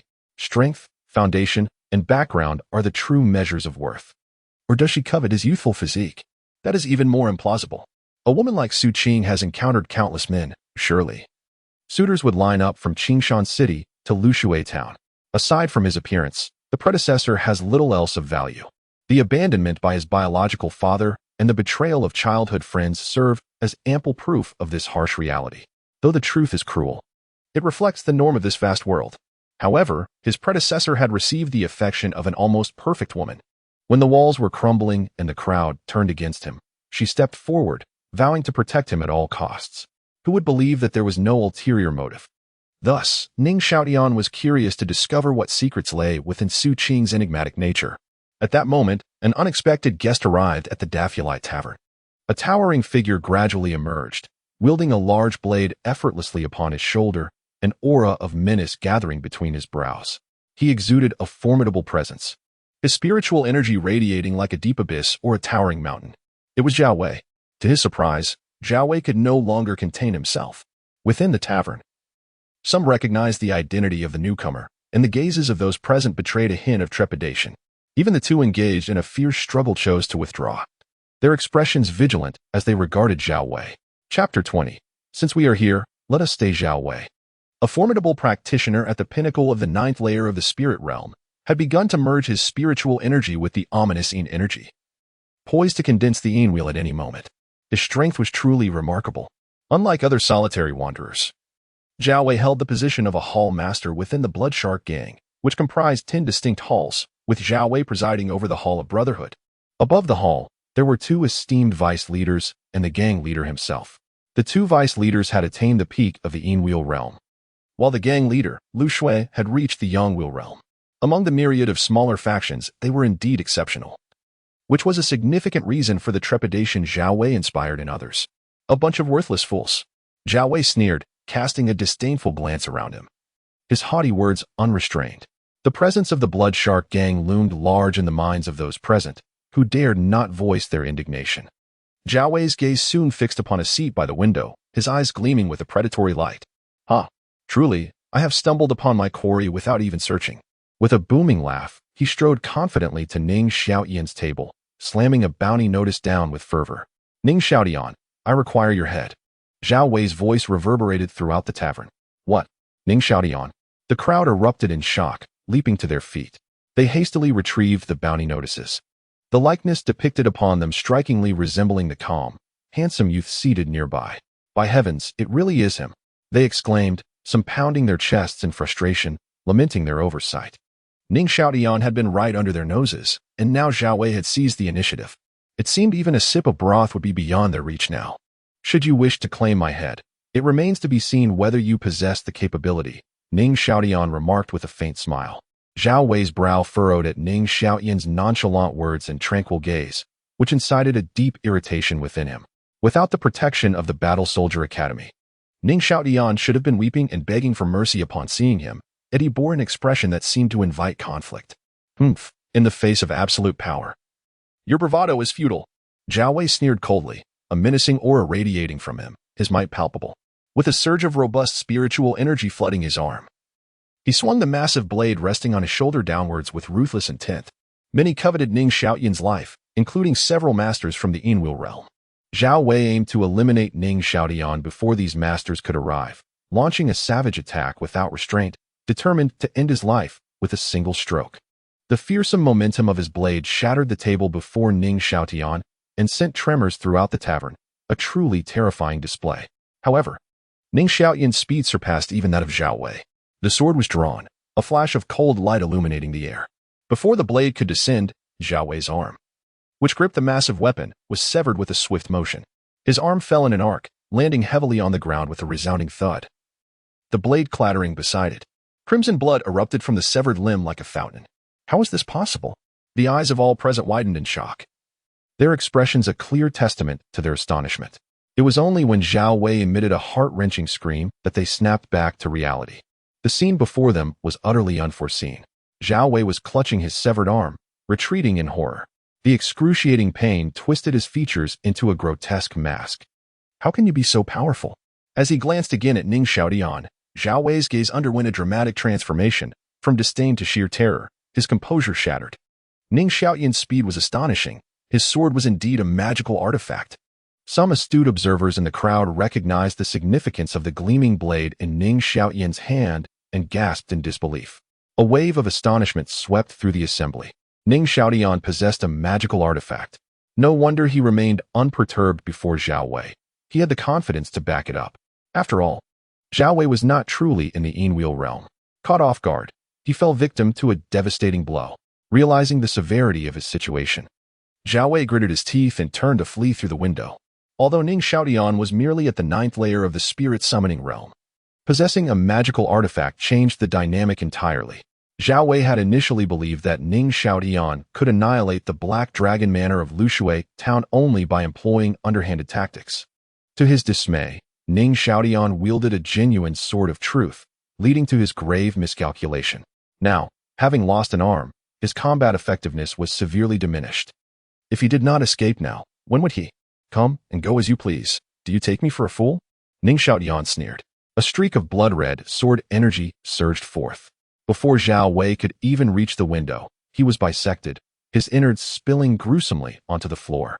The crowd gasped in horror, instinctively recoiling as they gazed at Ning Xiaotian, a mixture of fear and exhilaration in their eyes. They were astonished by Ning Xiaotian's brutality while simultaneously relieved that Zhao Wei had been slain. With him out of the picture, there was no longer anyone contesting for their prize. He asked just one man, "What is there to fear?" Among the crowd, someone licked their lips, eager for action. With a magical artifact in hand, Ning Xiaotian's head was becoming increasingly valuable. If they could eliminate him, they would be set for life. Indeed, all of them were at the 9th layer of the spirit summoning realm. If they banded together, even someone in the Einwheel realm would face dire consequences. Let us agree. Once we kill him, we'll divide the spoils. This declaration ignited the flames of greed within the crowd. Their gazes toward Ning Xiaotian brimming with malice and murderous intent. The assembly comprised over 30 individuals, each a master at the 9th layer of the spirit summoning realm. There was no need to fear Ning Xiaotian. They were merely a ragtag bunch. Ning Xiaotian chuckled disdainfully and slowly rose to his feet. As he did, an overwhelming aura erupted from him, a terrifying presence infused with the essence of murder, death, and an inexhaustible will to kill permeated the tavern. At this moment, Ning Xiaotian resembled a hellish fiend, preying upon the unsuspecting. The palpable aura of his murderous intent enveloped the atmosphere. Some individuals, overwhelmed by fear, found themselves paralyzed. Collapsing to the ground, their faces etched with terror. Are you human or a ghost? Others, utterly petrified, felt their hearts shatter in dread. It was terrifying, exceedingly so. Those who wished to engage could do so. With a shriek, one could no longer withstand the oppressive dread and hastily fled, desperate to escape this den of strife. Yet, having arrived, one might as well remain. Ning Xiaotian's expression was devoid of emotion, his blood-red sword energy trailing closely behind him. Those attempting to escape were engulfed by the sword's fury, leaving only a cloud of blood mist to linger within the tavern. This spectacle left the onlookers even more aghast. At this juncture, the bow was drawn, and there was no turning back. What was there to wait for? Let us strike together. A voice rang out, prompting the others to grit their teeth, their faces contorted with ferocity. Let us fight. Let us slay him. Chapter 21. All slaughtered. Su Qing appears even if I cannot kill him.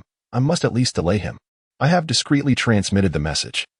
The masters from the Black Dragon Villa and the Baibao Chamber of Commerce are en route. He has nowhere to escape. With so many of us joining forces, perhaps we can capture Ning Xiaotian. If we do not act, we will only wait for him to defeat us one by one. 8 Desolation Palm. Shattered Stone Fist. Shadow Sword. Extreme Domineering Blade. Subsequently, countless attacks surged towards Ning Xiaotian with ferocity. The winds of fists and palms, the glimmers of blades and swords. At this critical juncture of life and death, no one dared to hold back. Each strike was a lethal technique. Ning Xiaotian remained composed.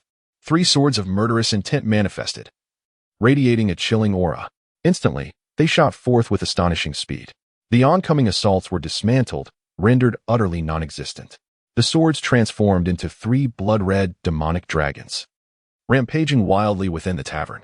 The gathered crowd barely had time to scream before their lives were snuffed out, their bodies collapsing to the ground, blood flowing like rivers. Retrieving the swords of murderous intent, Ning Xiaotian also seized over 30 storage bags. The blood and souls became nourishment for him, granting him an additional 30 strands of murderous energy. These individuals met their demise with purpose. Their resources were fully utilized. Ning Xiaotian then gazed out the window. He observed 3 factions rapidly converging, forming a pincer movement. Directly ahead were the forces of the Black Dragon Villa, led by Lin Feng, one of the 10 esteemed elders. Lin Feng, at the pinnacle of the Einwheel realm, possessed the formidable earthly fiend Einwheel. To the left were the forces of the Baibao Chamber of Commerce, commanded by the Yangwheel expert Cheng Yidao, exuding an imposing presence. To the right, however, stood but a solitary figure. Ning Xiaotian focused intently and beheld a breathtaking silhouette. Her long hair billowed in the wind, and a beauty mark graced her exquisite visage, enhancing her allure. Most striking was her powerful aura. She approached with tremendous speed, strands of vital energy swirling around her. Could it be Su Qing? Ning Xiaotian murmured to himself. With his current strength, he could slay any individual within the Yin Will realm. Employing certain secret techniques, he could also defeat those in the early to mid stages of the Yang Will realm. However, facing someone of the Yin Yang realm posed a significant challenge. Regardless of Su Qing's intentions, it was prudent to avoid confrontation for the time being. Consequently, Ning Xiaotian used the blood on the ground to drench himself, transforming his white attire into a blood-stained garment. His aura diminished as he feigned the appearance of a grievously wounded warrior. Having dispatched so many ninth-tier spirit-guiding realm adversaries, it would be far too alarming to appear unscathed. Such a presence would undoubtedly place him in the spotlight, inciting fear among bounty hunters who might otherwise dare to challenge him. The harvest of the chives must be conducted in successive waves. Having completed these preparations, Ning Xiaotian shattered the window and departed in another direction, deliberately leaving behind a menacing proclamation. Ning Ligua, you are a tiger who devours your own cubs, causing my mother's death and turning the entire city against me. I shall not rest until you are dead, nor will I allow you to escape. It is Ning Xiaotian. He has been wounded. What transpired at Dafulai? A crowd was irresistibly drawn to the scene, their curiosity compelling them to enter the establishment. Upon crossing the threshold, an overwhelmingly intense stench of blood assailed their senses. Before their eyes lay numerous corpses, each marred by countless sword wounds, their lifeless forms grotesque and haunting. Could this carnage truly be the handiwork of Ning Xiaotian? The onlookers were utterly astonished. It was imperative to note that every lifeless body here belonged to practitioners at the 9th tier of the Spirit Connection realm. Among them, even the figure of Zhao Wei was identifiable, a half-step into the Yin Will realm. The sheer horror of their demise at the hands of Ning Xiaotian was unfathomable, an embodiment of brutality. He seemed to be gravely injured.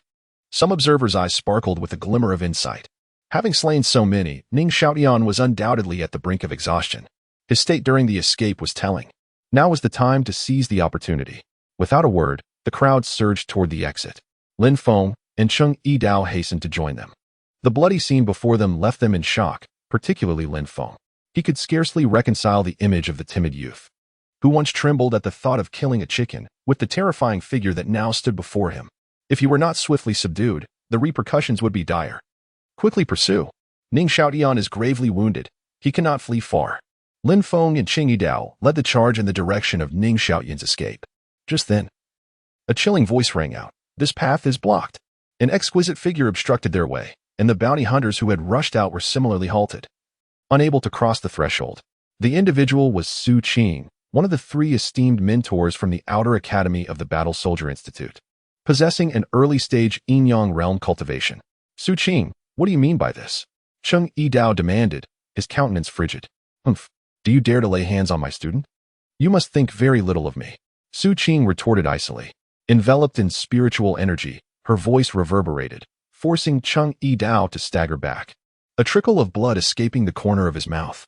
Lin Feng and his companions regarded Su Qing with vigilance, perceiving her as a formidable adversary. The bounty hunters, upon meeting her gaze, were overtaken by fear, shying away from direct confrontation. The Yin-Yang realm loomed over them like an insurmountable mountain. Su Qing, Ning Xiaotian has harmed his fellow disciples and is beyond redemption. He deserves death, and you are complicit in his tyranny. Cheng Yidao wiped away the blood at his lips, his voice harsh. Huh, complicit in tyranny? Su Qing laughed, her tone frigid as ice. My student possesses a kind heart. It is Ning Ligua who harbors malevolent intentions. He first drove Ning Xiaotian's mother to her demise and subsequently pressured him relentlessly. A tiger does not eat its own cubs. What a disgrace it is for a father to act thus. Under such duress, should Ning Xiaotian simply await his death? His rebellion is deemed unforgivable and treasonous? You are being utterly ridiculous. You are twisting the truth and arguing fallaciously. Your actions tarnish the reputation of the Battle Soldier Institute. Think carefully. Do you truly wish to make an enemy of the Baibao Chamber of Commerce? Cheng Yidao retorted, compelled to invoke the name of the Baibao Chamber of Commerce. Do not presume to place the blame on me. I speak solely for myself.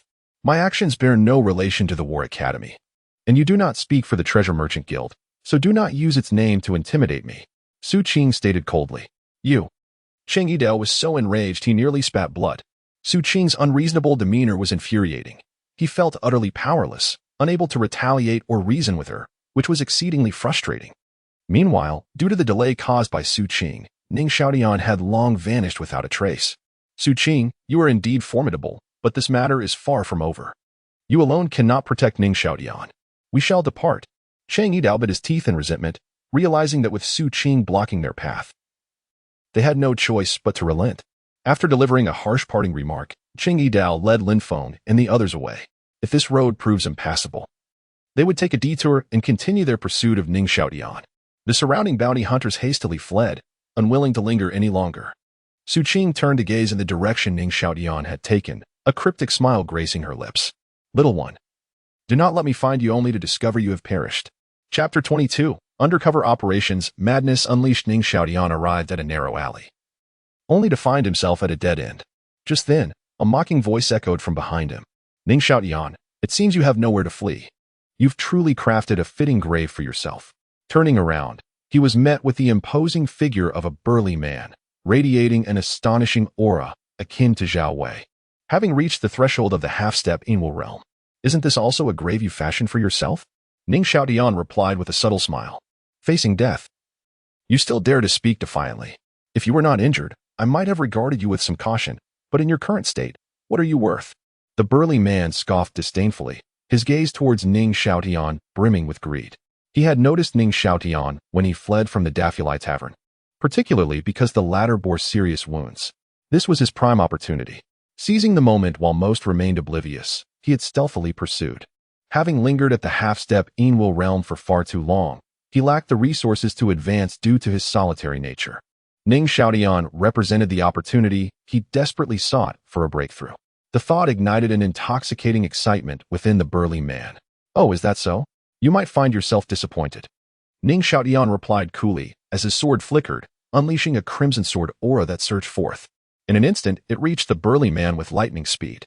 How swift! The burly man's pupils constricted sharply. Before he could react, his vision tilted upward, and as he fell, he beheld a familiar form, only to realize it lacked a head. Blood gushed from the severed neck, and a sense of dread washed over him as he comprehended the unfolding horror. Soon, an inescapable darkness enveloped him, and his severed head rolled to the ground, the lifeless body collapsing in unison.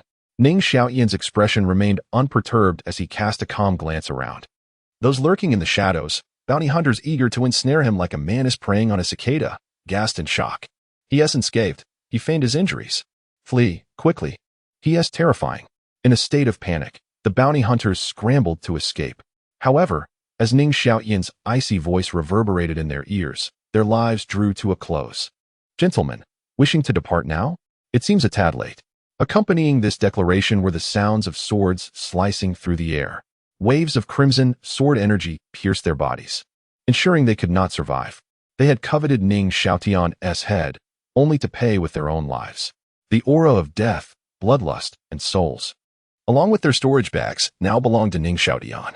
After thoroughly looting the fallen, he furrowed his brow. Strange, there seemed to be fewer pursuers than expected. One would anticipate countless individuals rushing forth upon witnessing my injuries.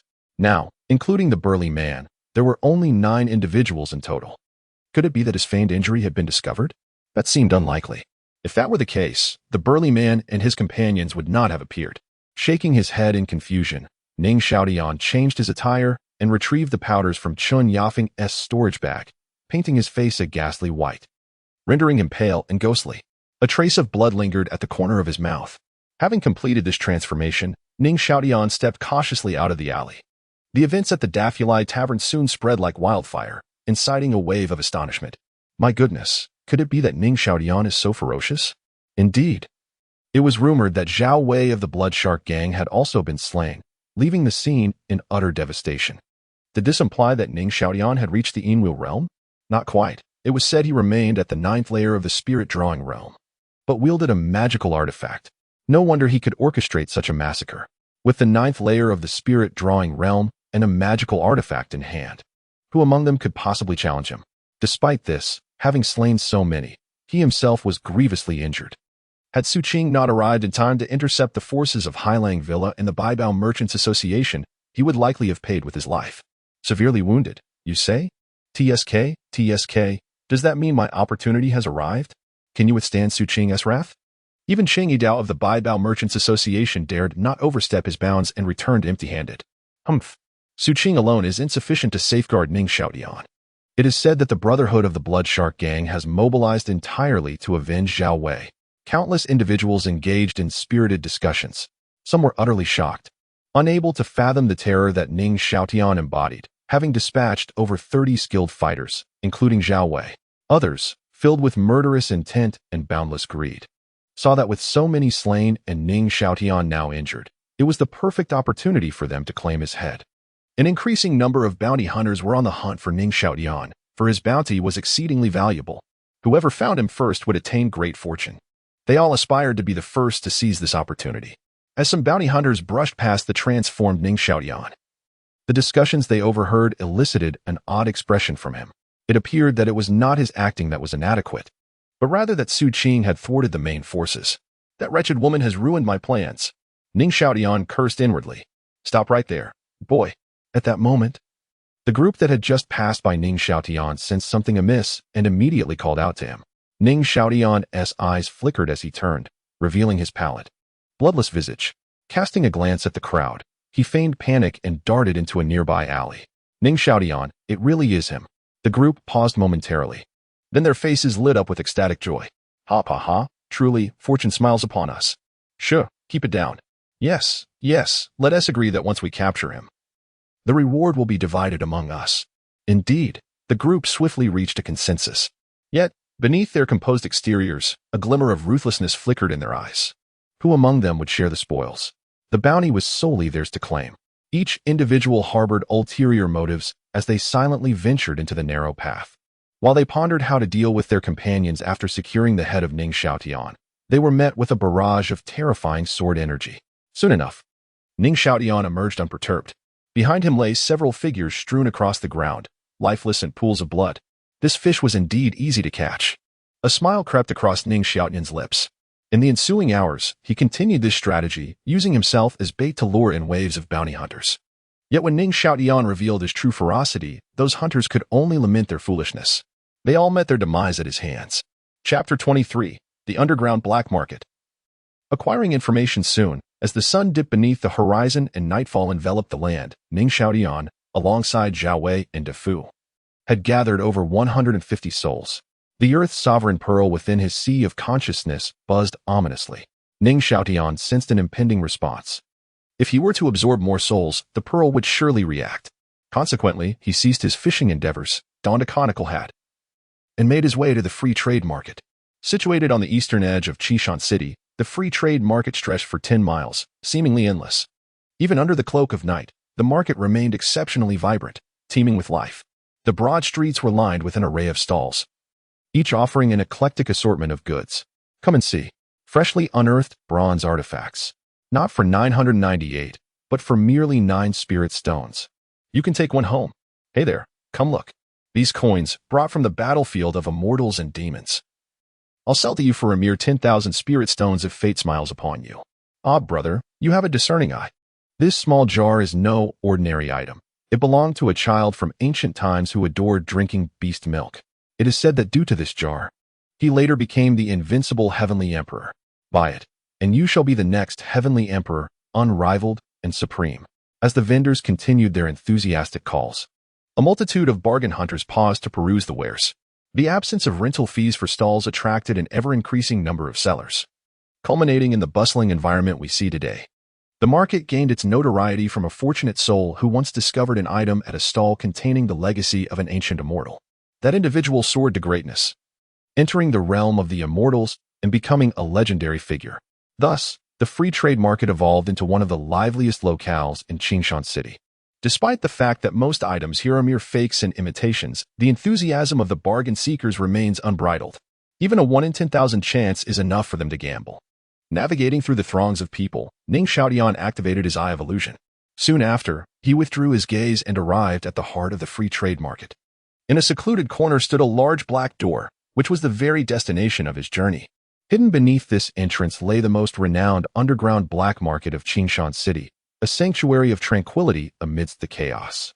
The so-called black market only came to life under the cover of night. Though it was his first visit, Ning Xiaotian maintained an air of calm. Pushing open the door, he stepped inside. Beyond the door lay a lengthy passageway, illuminated by flickering lights overhead. The corridor was not shrouded in darkness, rather, it curved downward, extending into the depths below. After descending approximately 30 meters, he arrived at a flat area that had already gathered a considerable crowd. Each individual wore a conical hat and was enveloped in garments, concealing their true identities. Flanking the flat area were rows of stone caves, from which people continuously entered and exited. This was the trading ground of the black market, in contrast to the free trade market. The items in the black market possess a certain authenticity. Transactions often involve high-quality goods, including items of dubious origin that cannot be displayed in public, all of which can be securely traded here. This allure is a significant reason for the black market's popularity. Additionally, there exist various intelligence agencies. As long as one is willing to pay a certain price, any information regarding Qingshan City can be procured. Upon arriving, Ning Xiaotian made his way directly to the stone cave that dealt in information. At the entrance, a bronze lamp hung. Its illumination signified that transactions were ongoing within, necessitating a wait. Conversely, if dim, one must ignite the lamp to gain entry. Approaching the cave, Ning Xiaotian lit the bronze lamp, and the door creaked open, allowing him to step inside. Contrary to his expectations of confinement, the room was surprisingly spacious, albeit dimly lit. A black iron door partitioned the room, leaving a small window in the center. Upon his entrance, a hoarse voice emanated from the iron door. "Welcome to the Intelligence Bureau. What information do you wish to purchase?" The voice was succinct and to the point. Ning Xiaotian articulated his requests. Firstly, the whereabouts of the Wanyin flower. Secondly, a detailed account of recent occurrences in Qingshan City. And thirdly, a list of all skilled practitioners in Qingshan City, including those in the Yin-Wheel realm. "Understood, please hold on," came the reply, followed by a series of rustling sounds filling the room. With his hands clasped behind him, Ning Xiaotian's eyes flickered. The first piece of information would likely be the most costly. Prior to his visit, he had extracted valuable items amounting to over 150 storage bags, collectively worth around 80,000 spirit stones. Why so little? The answer lay in the poverty of the bounty hunters, some possessing only a few hundred spirit stones, while others had none at all, impoverished to the point of clinking. Only individuals like Zhao Wei, the burly man, had savings of 2,000 to 3,000. This explains the fervor among bounty hunters once the wanted notices were issued. The allure of 10,000 spirit stones was simply too great. Not to mention the prospect of acquiring a fourth-grade martial art, priceless in value. Of course, robbing and pillaging was the quickest way to gain wealth. In his previous life, Ning Xiaotian amassed a fortune beyond measure. Spirit stones, spiritual veins, celestial crystals, divine sources piled high in his treasure trove. Should he return to the Weiyang Great World, he could retrieve them at will. Returning to the matter at hand, possessing 80,000 in assets was more than sufficient to acquire the requested intelligence. Dear guest, the information is ready. The first piece is valued at 1,000 spirit stones, the second at 300, and the third at 500. Totaling 1,800 spirit stones, echoed the hoarse voice once more. Ning Xiaotian was taken aback by the steep price for what seemed like simple information. It was even more direct than the spoils of his previous raids. Nevertheless, despite his reservations, he retrieved the spirit stones and, as the window opened, deposited them within. Subsequently, 3 jade tablets materialized. After a cursory glance to ensure their authenticity, Ning Xiaotian exited the chamber, leaving the subterranean black market behind. Upon returning to the surface, he employed his eyes of disillusionment to scan the surroundings incessantly. Regrettably, fortune did not favor him, and he found no hidden treasures. He then departed from the free trading market. Meanwhile, within the various taverns, a multitude of patrons engaged in fervent discussions regarding the ambush against Ning Xiaotian that transpired that day. "Hey brother, did you participate in the hunt for Ning Xiaotian today?" "No, I just returned from training outside the city, and I only heard about Ning Xiaotian's incident recently. Fortunately, you did not go. Otherwise, you would have been quite unfortunate." "Oh? What do you mean?" Although Ning Xiaotian was gravely injured, he remains extraordinarily difficult to kill. Each time one believes he is on the verge of collapse, he experiences a resurgence, proclaiming that his vengeance remains unfulfilled and that he cannot fall just yet. Then, with mere remnants of vitality, he retaliates, causing several groups to meet their demise at his hands. Chapter 24. The news of Ning Wuqing and the list of Yinluan realm, is it truly so sinister? Could his injuries be feigned, merely a ruse to hunt those unfortunate souls? It seems implausible. There are witnesses who saw him cough up copious amounts of blood. His pallor strikingly ghastly, devoid of any color. Truly, he is like an indestructible cockroach. Indeed, he is exceedingly difficult to eliminate. Even a master of the Semiluan realm cannot seize this elusive prey, forced to watch helplessly as he escapes. As night has fallen, locating him has become even more arduous. Nevertheless, word has spread among the masters of the Inluan realm that there is a bounty on his head.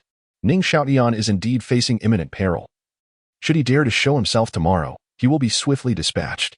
In Qishan City, at the Black Dragon Manor, a cacophony of frustration erupted. You useless fools. Unable to capture even one worthless wretch. What purpose do you serve? Ning Ligua raged, his fury manifesting in the destruction of nearby furniture. His countenance, twisted by anger, became a fearsome sight. Lin Feng and the others were drenched in cold sweat, trembling in terror, scarcely daring to breathe. Ning Ligua in a fury is a sight to behold. It is due to Su Qing's interference. Otherwise, Ning Xiaotian would have undoubtedly been captured. Lin Feng stammered. As they attempted to circumvent Su Qing and continue their pursuit, Ning Xiaotian had vanished without a trace. Each time they received news of his ambush, they rushed to the scene, only to find a field littered with corpses and Ning Xiaotian long gone. He seemed like a cockroach, impossible to eradicate. That wretched woman, Su Qing, will one day meet an unsightly end at my hands. Ning Ligua gritted his teeth, filled with resentment. It is precisely because of Su Qing that his reputation has been tarnished. The outside world whispers that he was responsible for the death of Ning Xiaotian's mother and now seeks to drive him to his demise. A father who harms his own son is truly despicable. The most immediate consequence of his damaged reputation is the difficulty Black Dragon Manor faces in attracting fresh talent. Everyone is wary, fearing they might become the next Ning Xiaotian, with their lives hanging by a thread. Although Black Dragon Manor is supported by the Baibao Chamber of Commerce, the latter is heavily constrained by the Huang family, providing only limited assistance. Additionally, with the pressure from the Blood Knife sect, Black Dragon Manor finds itself in a precarious position, struggling to thrive.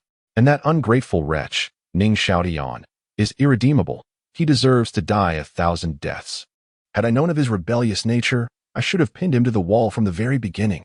Ning Ligua seethed with rage, his indignation palpable. Yet, there is still Wuqing.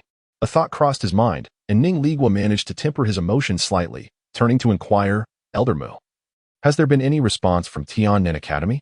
Mu Yu, one of the 3 elders of Black Dragon Manor and a peak master of the Yangluan realm, replied respectfully. Yes, there has been a response. Senior Cang Wujian has informed us that Wuqing has entered the secret realm of Tiannan Academy, where he is currently receiving a legacy. He shall not emerge for at least half a month, and at most a month. Such a lengthy duration? Ning Ligua furrowed his brow, realizing that Wuqing would miss the 7th-day tribute for Qin Yafeng. Elder Cang Wu mentioned that as long as Ning Wuqing successfully emerges, his realm will not fall below the Yin-Yang realm. Mu Yu continued. The Yin-Yang realm? Ha ha ha. Splendid, splendid, splendid. This is indeed my good son. Ning Ligua's eyes brightened, radiating brilliance, and the gloom in his heart was instantly dispelled. Once Ning Wuqing breaks through to the Yin-Yang realm, he will be able to unravel the current predicament of the Black Dragon Manor. At that time, what Blood Knife sect, what Su Qing, they will all perish. All descend into hell.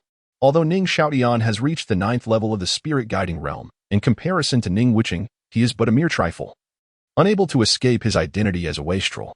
Seeing Ning Ligua in high spirits, the 3 elders in the 10 offerings, along with the higher-ups, also displayed their joy, their hearts brimming with excitement.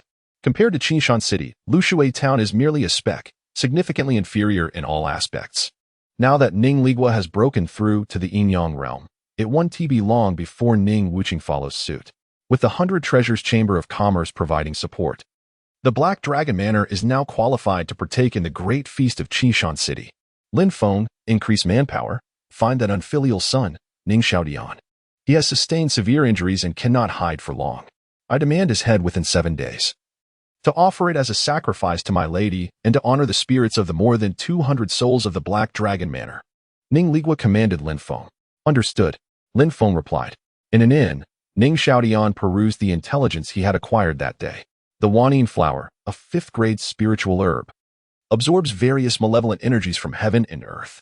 After refinement, it enhances the probability of condensing the Yin wheel. for someone at the 9th level of the spirit guiding realm.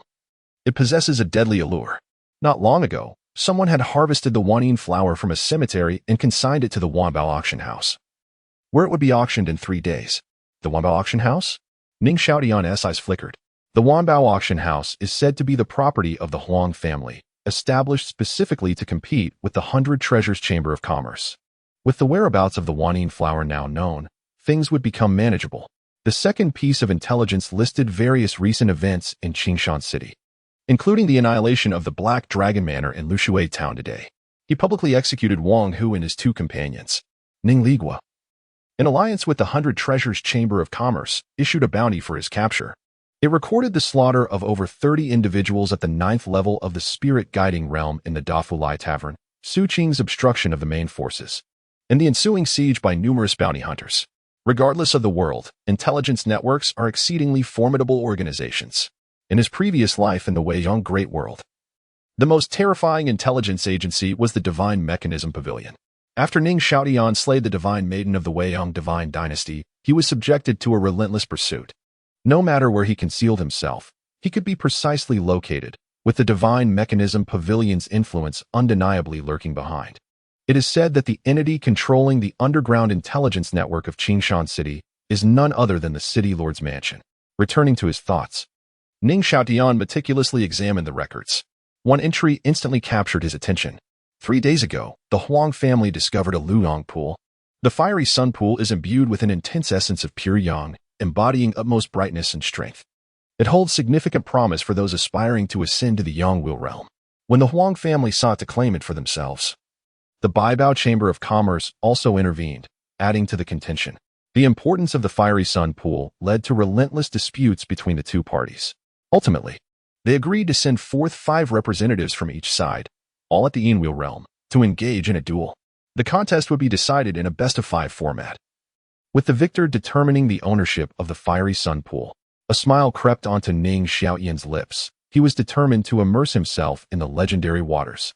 The third piece of intelligence categorized all the adept practitioners into 4 distinct tiers: Yinwil realm, Yangwil realm, Yinyang realm, and Dao platform realm. In contrast to the myriad names listed under the first 3 realms, the Dao platform realm held but a single name: Lord Lu Qingshan, the city master. Ning Xiaotian's gaze fixated on the list of the Yinwil realm. Qin Ming, hailing from the Qin family, stood at the pinnacle of the Yinwil realm. A formidable earthly fiend Yinwil, the foremost among those beneath the Yangwil realm. Chen Gu, representing the Baibao Chamber of Commerce, also reached the apex of the Yinwil realm, an earthly fiend Yinwil. Chapter 25. The immaculate Yinwil Lu Ruoyan's constitution is remarkable. Lu Hao, hailing from the Blood Knife sect, stands at the pinnacle of the Yinwil realm, classified as earthly evil Yinwil. Lin Feng, from the Black Dragon Mountain Manor, also reaches the peak of the Yinwil realm, categorized similarly. Li Shanhai, from the Li family, embodies the same prowess, as does Mo Yufei from the Sword Casting Manor. This list is meticulously detailed, not only indicating the affiliations of each individual, but also recording their Yinwil levels and frequently visited locations. This information is precisely what Ning Xiaotian yearns to acquire. He has, however, disregarded any Yinwils below the earthly evil level. With his current foundation, he can effortlessly transcend the constraints of the spirit guiding realm and step into the Yinwil realm. The Yinwil realm, as its name suggests, involves the amalgamation of lunar and extreme yin energies, transforming the seed of spiritual energy into a Yinwil. Consequently, the spiritual energy within evolves into spiritual power, elevating its quality. If spiritual energy is likened to an egg, then a higher quality spiritual power is akin to a stone. The two exist on entirely different levels, with a vast disparity between them. Nevertheless, Ning Xiaotian remains unhurried. Drawing from the failures of his previous life, he intends to lay the most robust foundation with each step. Even upon advancing to the Yinwil realm, he aims to condense a flawless and immaculate Yinwil. The Yinwil itself is categorized into levels, from low to high. They are ordinary, earthly evil, extreme evil, and immaculate. In his past life, he reached the extreme evil level. In this life, he is determined to refine an immaculate Yinwil. Whether he can achieve this perfection hinges significantly on Lu Ruoyan. Reflecting upon this, a smile unconsciously graces Ning Xiaotian's lips. It is indeed fortuitous that when one seeks slumber, a pillow is readily provided. Upon encountering Lu Ruoyan at the tavern during the day, he discovered, through his eye of deception and unexpected delight, she possesses the Moonlight Body. The Moonlight Body is exceptional, endowed with unparalleled advantages in absorbing lunar essence, the purest form of Yin energy. The Yin will it produces is guaranteed to be no less than the extreme evil level. While the Moonlight Body may not rival the innate swordbone in cultivation speed within the spirit guiding realm, it undergoes a qualitative leap upon entering the Yin Wheel realm, comparable to the swordbone. However, Lu Ruoyan's Moonlight Body remains dormant until she reaches the 9th layer of the spirit guiding realm, at which point her affinity with the Yin energy will gradually awaken. Ning Xiaotian finds it astonishing that such a remote place as Lushui Town has birthed two such unique constitutions. He feels an insatiable excitement stirring within him. The innate sword bone is ideal for forging a life-bound killing sword, while the Moonlight Body determines the quality of the Yin Wheel. Once Lu Ruoyan ascends to the Yin Wheel realm, he can then harness her potential. Of course, possessing Lu Ruoyan's Yin Wheel alone does not guarantee the refinement of an immaculate Yin Wheel. It requires the support of 49 powerful earthly evil Yin Wheels and the 10,000 Yin Flower to achieve this. This is precisely why he seeks to gather intelligence at the underground black market. From the moment he laid eyes on Lu Ruoyan, a comprehensive plan had already begun to take shape in his mind. Ning Xiaotian licked his lips, a glimmer of anticipation flickering in his eyes. Subsequently, he held his breath and focused, a surge of murderous intent emanating from him. In total, there were precisely 150 strands. As this killing aura flowed into the blood-grained sword embryo, a series of lethal energy swords were activated. After a night of silence, the following day, Ning Xiaotian awakened from his meditative state. His gaze sparkled with a brilliant light. After a night of cultivation, an additional 15 blood grains had awakened. Awakening 1,000,000 blood grains is an immensely vast endeavor, a journey laden with challenges. With 35 lethal energy swords at his disposal, his momentum surged even further. Under the refinement of the killing energy swords, Ning Xiaotian's physical form grew increasingly solidified. The power within him surged like an unending torrent, and the strength of his body rivaled that of a mid-grade magical artifact. He stood at the pinnacle of his strength, poised for further advancement. Crackling sounds resonated as Ning Xiaotian stood up, stretching lazily. The crisp sound of his bones echoed, bringing forth a delightful sensation. Thereafter, he feigned an ailing demeanor and stepped out of the inn. At the Battle Soldier Academy, the outer courtyard and inner courtyard were distinctly separate. Students in the outer courtyard received monthly elixir subsidies and enjoyed independent dormitory accommodations that were well-equipped.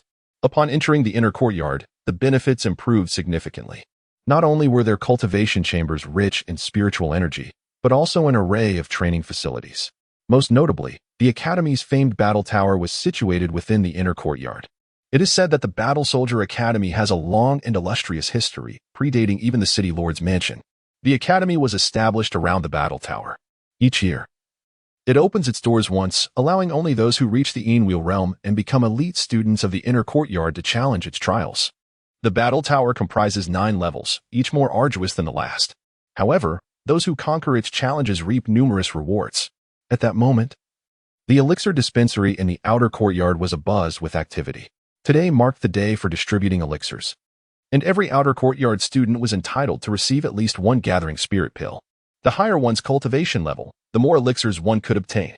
For instance, those at the sensing realm would receive 1 pill, while those at the spirit attraction realm from levels 1 to 3 would receive 2, levels 4 to 6 3, and levels 7 to 9 5. One gathering spirit pill could sustain 3 days of arduous practice. This is why many would go to great lengths to gain entry into the Battle Soldier Academy. The benefits were simply too enticing. A long and orderly queue formed at the scene, as no one dared to cut in line during such an important event. The repercussions of losing their eligibility to receive elixirs were a price no one wished to pay. At the front of the line stood Lu Ruoyan, Kai Ling, Qin Hao, Li Xianfeng, and others. In the intervals of waiting, everyone began to engage in discussion. The topic of conversation, however, was not about the elixir distribution or the upcoming hunting assessment, but rather about Ning Xiaotian. Who could have anticipated that the usually timid and submissive youth would transform into a bloodthirsty fiend? Not only had he single-handedly orchestrated the tragedy at the Black Dragon Villa in Lushui Town, but he also wreaked havoc in Qingshan City, shedding the frail persona he once held. Do you think Ning Xiaotian will return to take revenge on us? Some individuals exhibited a glimmer of fear in their eyes, expressing their concerns. During his time at the academy, Ning Xiaotian was derogatorily labeled as a useless individual, and those present had all participated in his torment, whether through ridicule, mockery, or violence. Had Ning Xiaotian harbored a grudge, his ferocious nature would undoubtedly have ensured they faced dire consequences. This was a lesson well learned by Lu Ruyan, Kai Ling, Qin Hao, and Li Xianfeng. Just yesterday at the Drunken Immortal Pavilion, they witnessed the brutal slaughter of Wang Hu and his companions at the hands of Ning Xiaotian. Initially, they believed that Ning Xiaotian was courting disaster by provoking the Blood Knife sect. However, they were taken aback to discover that the events were intricately linked to the hidden affairs of Lushui Town. Furthermore, Ning Xiaotian's cultivation had astonishingly reached the 9th level of the spirit drawing realm, placing him among the elite within the Outer Academy. Additionally, he possessed magical artifacts. And only yesterday, he had mercilessly dispatched numerous bounty hunters, earning a fearsome reputation that left them utterly astonished. Chapter 26, Golden Square, the Shadow Realm strikes Ha. What is there to fear? For Ning Xiaotian to seek vengeance, he must first possess the fortune to do so.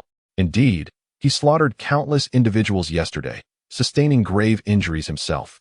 And now devoid of the Academy's protection, he scurries about like a stray dog, with the entire city against him. Countless bounty hunters are undoubtedly after his head. Death is merely a matter of time. Fortunately, the Academy acted wisely and expelled him promptly. Otherwise, should he return, we would be at a loss on how to confront him, likely thrown into disarray. Undoubtedly, Ning Xiaotian wields formidable artifacts and is unmatched in the spirit realm. Yet he is gravely wounded and exhausted. Faced with such a dire predicament, survival seems impossible, let alone seeking revenge on them. Such a scoundrel deserves his fate. His madness in slaughtering so many is beyond comprehension. One wonders why Mentor Su Qin chose to protect him. Qin Hao scoffed. Recalling how Ning Xiaotian had always been their plaything, now inexplicably elevated beyond their reach, leaving them with a sense of bewilderment. It was fortunate that Ning Xiaotian was cornered. Otherwise, their peace of mind would have been greatly disturbed. Indeed, Ruyan, what are your thoughts on this matter? Li Xianfeng turned to Lu Ruyan, and Qin Hao hastily followed suit with his gaze. It was well known that Ning Xiaotian was Lu Ruyan's most devoted admirer. How precious is the Gathering Spirit Pill? Just one could equate to 3 days of rigorous training, and no one would willingly part with it. Yet, Ning Xiaotian, upon receiving the pills, would eagerly present them to Lu Ruyan at the first opportunity. This might seem commendable, as winning the favor of a goddess is worthwhile. Yet the reality was quite the opposite. Lu Ruyan consistently regarded him with indifference, warmth met with coldness. The reason lay in Ning Xiaotian's inadequacy. Compared to his prodigious younger brother, he was worlds apart. However, circumstances have changed. Ning Xiaotian is no longer the naive fool he once was. Has Lu Ruyan's attitude towards him shifted? This is equally significant for them. Having arrived at this juncture, it is entirely his own doing. He has no one to blame but himself. Lu Ruyan spoke softly, her voice devoid of warmth, yet laced with a chilling detachment. She had already made her stance clear yesterday, and today, it remains unchanged. Though she and Ning Xiaotian had grown up together, their innocent bond is now a relic of the past. Another factor weighs heavily. Yesterday, Ning Liguo forcefully assimilated the Lu family. Should a conflict arise with the Bloodblade sect, the Lu family would become mere cannon fodder. Although Ning Xiaotian is no longer associated with the Black Dragon Villa, the lingering resentment naturally shifts towards him. Thus, she harbors a desire for his swift demise. Upon hearing Lu Ruyan's declaration, Qin Hao and Li Xianfeng exchanged glances, both inwardly relieved. Although Ning Xiaotian is effectively deceased, they were still unwilling to witness Lu Ruyan's change of heart towards him. As time passed, the students who received the pills departed with exuberance, preparing for the forthcoming hunting assessment. Lu Ruyan also received her share, and with her cultivation, she obtained 5 spirit-gathering pills. As she gazed at the pills in her hand, a sense of disorientation washed over her. Her thoughts wandered to Ning Xiaotian. If he were still at the Battle Soldier Academy, with his cultivation at the 9th level of the spirit guiding realm, he too would have acquired 5 pills. Following previous patterns, he would surely have gifted them to her. Now at the pinnacle of the 8th level of the spirit guiding realm, if she were to obtain Ning Xiaotian's spirit-gathering pills, there existed the possibility of breaking through her own limitations and advancing to the 9th level. Furthermore, should Ning Xiaotian also graciously present her with that magical longsword, it would be nothing short of perfect. Her strength would experience a qualitative leap. With the 9th level of the spirit-guiding realm, complemented by the magical artifact, the title of first place in the hunting assessment would undoubtedly belong to her. It is worth noting that the rewards for the first place are exceedingly generous and would greatly assist her in breaking through to the Yin-Wheel realm. Returning her thoughts to the present, Lu Ruyan could not help but glance at Qin Hao and Li Xianfeng. The two exchanged awkward smiles, fully aware of Lu Ruyan's intentions. Yet, the spirit-gathering pills were equally vital to them, especially with the hunting assessment looming ahead. These pills could significantly enhance their cultivation, allowing them to secure commendable rankings. Humph. Observing Qin Hao and Li Xianfeng's hesitance, Lu Ruyan scoffed coldly, her expression darkening as she flicked her sleeves and departed hastily. In her eyes, both Li Xianfeng and Qin Hao were of the same ilk, masters of empty rhetoric with nothing of substance to offer. Although Ning Xiaotian was rather detestable, he never hesitated to deliver what was due. Meanwhile, the bounty hunters were abuzz with excitement, for it had been reported that Ning Xiaotian's whereabouts had been discovered. Allegedly, he was spotted in an inn and pursued all the way to the Golden Square. Hurry quick, go see, for Ning Xiaotian is surely doomed now. Countless individuals responded to the news and flocked to the Golden Square. Upon arrival, astonishment graced their faces.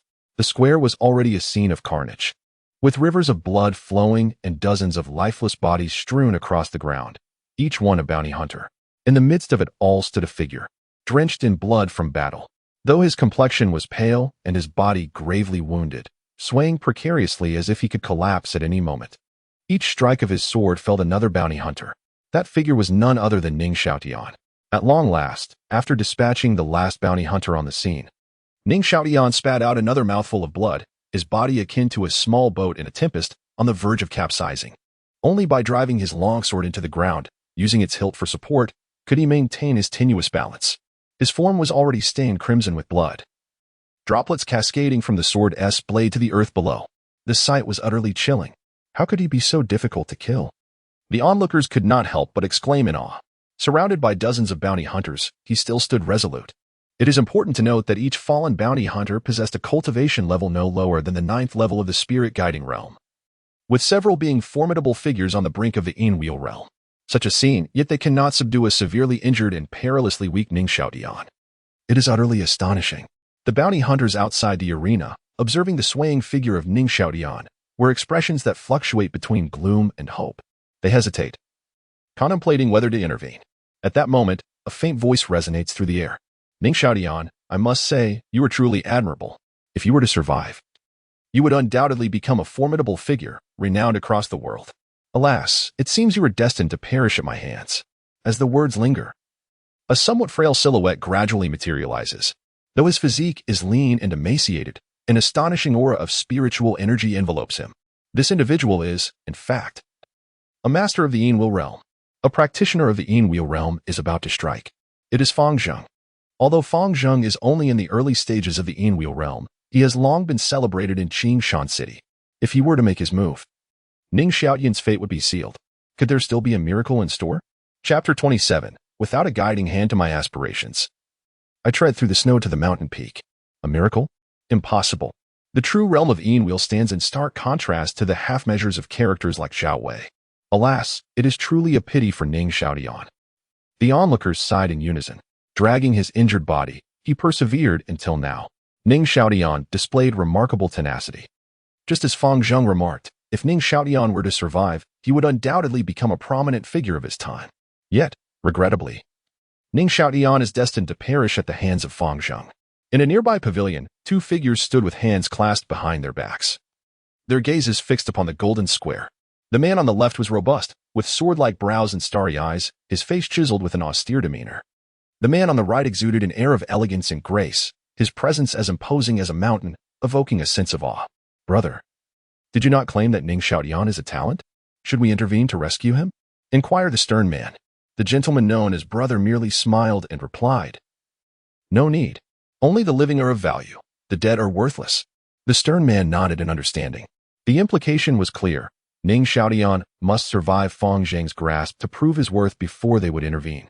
However, surviving against a master of the Yin-Wheel was no simple feat in the Golden Square. Ning Xiaotian declared, My life is not so easily taken. Be prepared to pay the price. A grin spread across his face, revealing his pearly white teeth. Fang Zheng chuckled, his smile chilling. It seems that after slaying those incapable of ascending to the Yin-Wheel, you've developed an illusion of invincibility. Even in your prime, Killing you would be as effortless as slaughtering a chicken. As he spoke, Fang Zheng extended a bony hand, wisps of dark energy emanating from it. Instantly, the atmosphere was filled with a chilling wind, the cries of spirits piercing the air, creating an atmosphere of dread. This was the Yin Ghost Palm, Fang Zheng's signature martial art. Indeed, it was said that Fang Zheng had secluded himself in a graveyard to cultivate the Yin Ghost Palm, absorbing the energies of death and malice, his current appearance a consequence of excessive training. To unleash the Yin Ghost Palm immediately signified his intent to utterly annihilate Ning Xiaotian. The spectators gasped as they beheld Fang Zheng, cloaked in ominous energy. Fang Zheng grinned menacingly, leaning forward, transforming into a wraith-like figure that swiftly approached Ning Xiaotian. In an instant, he struck out with a palm infused with sinister energy, merciless and lethal. Ning Xiaotian, unable to evade, suffered a blow to his shoulder, the impact knocking him back and causing him to spout blood, his body hurtling to the ground, his breath faint and flickering, on the verge of extinguishment. "It is over," the crowd lamented. Ning Xiaotian's indomitable spirit had earned their deep admiration. Yet, in his weakened state, having received that fateful strike from Fang Zheng, survival was utterly out of reach. Once a figure of boundless potential, a mere bounty notice had sealed his fate. "Ha ha, I shall gladly accept your head." Fang Zheng let out a cold laugh as he approached Ning Xiaotian, extending his long, slender, and bone-white fingers, sharp as blades. Just as he bent down, preparing to sever Ning Xiaotian's head, the latter opened his eyes, a mocking smile curling at the corners of his mouth. "What? You're not dead?" Fang Zheng's pupils dilated in shock. In an instant, Ning Xiaotian's sword, imbued with a chilling light, thrust out with the swiftness of thunder. It was precisely the moment when Fang Zheng had let down his guard. The sword pierced through his heart with unstoppable force. Cough, cough. Thick blood spewed from his mouth as Fang Zheng's face filled with horror. Disbelief flickered in his eyes. His palm strike had been delivered with all his strength, accompanied by a sinister energy that should have infiltrated Ning Xiaotian's body, assuring his demise through its corrosive power. Yet unexpectedly, Ning Xiaotian had not perished. Seizing the moment of Fang Zheng's negligence, he had struck back with a fatal thrust to the heart. Observing the confusion in Fang Zheng's gaze, Ning Xiaotian smirked. Were it not for the necessity of putting on a show for certain onlookers, such a foe would have met his end countless times before him. Fang Zheng's malevolent energy had indeed invaded Ning Xiaotian's body, but had been shattered by the aura of the sword. Retrieving the chilling sword, Fang Zheng coughed up a mouthful of blood mixed with fragments of his innards. His gaze clouded, knees buckled, and he collapsed to the ground, raising a cloud of dust. Fang Zheng died with regret lingering in his eyes. A murmur of astonishment swept through the crowd upon witnessing this spectacle. Shock was etched on every face. Ning Xiaotian had survived. Moreover, he had countered with a lethal strike against Fang Zheng. The dramatic turn of events was simply unbelievable. How could this be possible? In the loft above, a stern-looking man displayed a hint of surprise, his expression betraying his astonishment. Even he had believed Ning Xiaotian to be doomed. It was unexpected that he had emerged alive, while Fang Zheng lay dead. Such cunning and skill, this young man was truly remarkable. A refined middle-aged gentleman let out a rare exclamation of admiration, his deep-set eyes reflecting profound appreciation as he regarded Ning Xiaotian. "Brother?" The stern man turned to the refined gentleman. The latter smiled and replied, "Did you not notice? Ning Xiaotian's physical resilience rivals that of a mid-grade magical artifact. He intentionally allowed Fang Zheng to strike him, feigning death to induce a moment of complacency before executing a counterattack. His physique rivals that of a mid-grade artifact? He purposefully endured Fang Zheng's strike? Such cunning at such a young age is truly terrifying. Ning Liguo is blind to such potential," remarked the stern man. "Indeed," the refined gentleman concurred. In the golden square, Ning Xiaotian struggled to rise, his body swaying unsteadily, appearing even more feeble. However, he threw his head back and laughed heartily. "Ha ha ha. Heroes abound like fish crossing a river. How delightful." Then, surveying the surroundings, he bellowed, "Is there anyone else?" His voice reverberated, exuding an indomitable presence that left the gathered crowd in awe. Countless bounty hunters outside the arena were left paralyzed with fear, unable to move. The scene where Ning Xiaotian turned the tables on Fang Zheng instilled a profound fear among them. Although Ning Xiaotian appeared frail, he was, in fact, a master of cunning tactics. No one could ensure that eliminating him wouldn't lead to their own demise. It was over. He had become too immersed in the act, performing excessively. Observing the stunned expressions of those present, Ning Xiaotian felt somewhat speechless. The thrill of the performance surged within him, proving irresistible. "Since no one is here to kill me, may I take my leave?" Ning Xiaotian inquired tentatively. Noticing that the bounty hunter still dared not move, he shook his head. The moment was ripe. It was time to depart. Just then, he spotted a large group hastening towards him from a distance. It was the Black Dragon Manor. Furthermore, he sensed the presence of Su Qing. That accursed woman was indeed relentless. With that, Ning Xiaotian turned, leaving the crowd with a solitary, desolate silhouette. His poignant voice echoed through the air. With no one to support my aspirations, I shall tread through the snow to the mountain's peak. As his voice faded, Ning Xiaotian slipped into a nearby path, vanishing from sight. Chapter 28. Rising fame and reactions from all sides. The melancholic voice left by Ning Xiaotian moved everyone present. What a magnificent declaration of ambition. Unassisted, I shall ascend the lofty peaks, treading through the snow. In the pavilion, the refined middle-aged man marveled once more, then remarked, Brother Yun, send someone to intercept the Black Dragon Mountain Manor. To capture individuals on our Huang family's territory, they must first obtain our consent. Understood, elder brother. The stern man replied. The elegant middle-aged man was none other than Huang Wenfeng, the patriarch of the Huang family, at the pinnacle of the Yinyang realm. Beside him stood Huang Wenyan, the family's second-in-command, in the later stages of the Yinyang realm. As they watched the direction in which Ning Xiaotian departed, Huang Wenfeng's eyes flickered. Deep in thought, soon, they would commence their contest against the Baibao Chamber of Commerce for the Liang Pool. The Liang Pool was not to be trifled with, and they were still short one quota for the Yinluan realm. If Ning Xiaotian were to break through to the Yinluan realm, he would indeed be a commendable candidate. Meanwhile, the forces of the Black Dragon Mountain Manor were obstructed at the Golden Square, unable to advance. Su Qing's figure gradually materialized. The desolate tone in Ning Xiaotian's farewell had also stirred her emotions. Having been regarded as a waste since childhood, overshadowed by a talented younger brother, she could only endure. Should she show any signs of ambition that threatened Ning Wuqing's status, that aunt of hers would certainly not spare him. With her mother murdered, she could no longer remain passive and revealed her sharp fangs. Yet, she was soon betrayed by her biological father, wanted throughout the city, and forced into a perilous existence. With her mother gone, she was utterly alone. Now abandoned by the Battle Soldiers Academy, she could only fight against the world by herself. This child has endured too much hardship. But why do you choose to evade me? Su Qing murmured. Before long, the events at the Golden Square spread throughout Qishan City, eliciting waves of astonishment. Ning Xiaotian's vitality was astonishingly resilient, akin to an indomitable cockroach. He had even feigned death to successfully deceive Fang Zheng, only to achieve a counterattack. After all, that was a master of the Yinluan realm. At such a young age, possessing such formidable cunning, he was truly worthy of acclaim. Simultaneously, questions arose regarding the Battle Soldiers Academy's decision. How could they so readily abandon a figure like Ning Xiaotian? Wasn't that open to reconsideration? At the Black Dragon Mountain Manor, Ning Ligua overturned the table in a fit of rage. He had not anticipated that even severely wounded, Ning Xiaotian would prove so difficult to kill. Even an assault from an Yinluan realm expert had failed to eliminate him, allowing for a counterstrike that embarrassed everyone. The more exceptional Ning Xiaotian became, the more painful it was for Ning Ligua. Lin Feng, I command you to bring me the head of that rebellious son Ning Xiaotian within 3 days. By any means necessary, Ning Ligua said, his irritation palpable as he addressed Lin Feng coldly. Yes. Lin Feng's forehead beaded with sweat, harboring a bittersweet feeling. Just yesterday, Ning Ligua had granted him 7 days. Today, he had cut that time short. The pressure was overwhelming. The main issue was that every time he neared Ning Xiaotian, someone would intervene. Yesterday it was Su Qing, and today it was the Huang family. It must be said that Ning Xiaotian's fortune is truly remarkable. The master questioned whether the bounty should be increased. That ungrateful child managed to turn the tables on the Yinwheel realm, and it has become a significant concern. I fear it may lead to future troubles.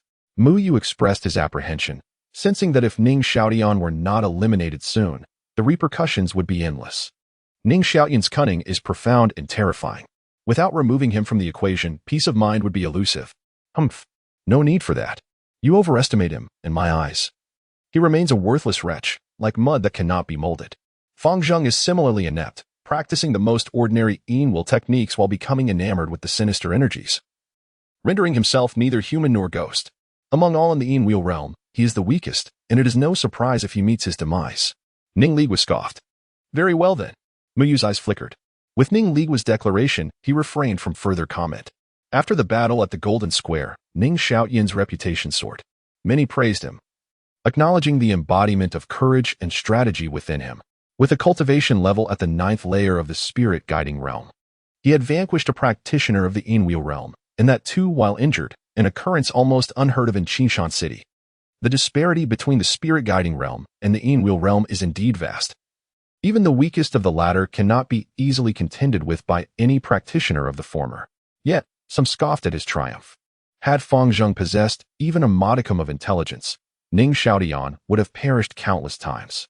It was said that in support of Ning Xiaotian, Su Qing had approached the higher-ups of the Battle Soldier Academy multiple times, demanding the retraction of the expulsion notice against him, seeking his reinstatement. Ning Xiaotian's recent performance was evident for all to see. Should he break through to the Inwheel realm with the Academy as protection, he would undoubtedly soar to great heights, akin to the second Ning Wuqing.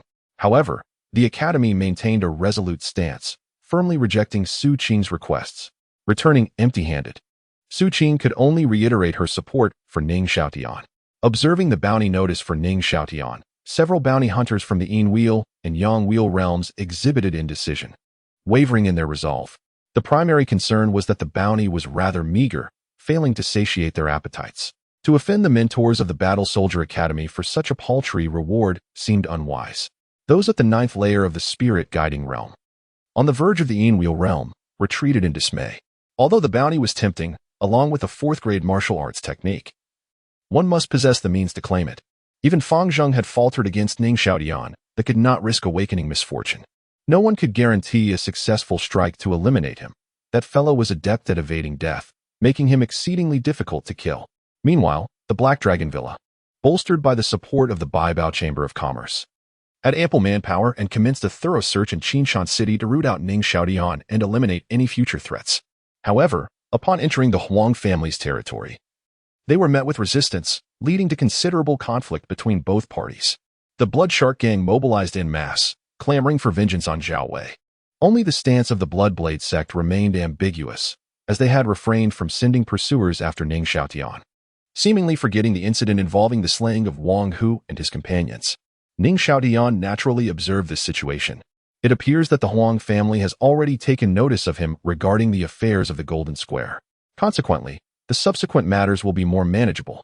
The fervor of the discussions persisted until nightfall, gradually dissipating thereafter.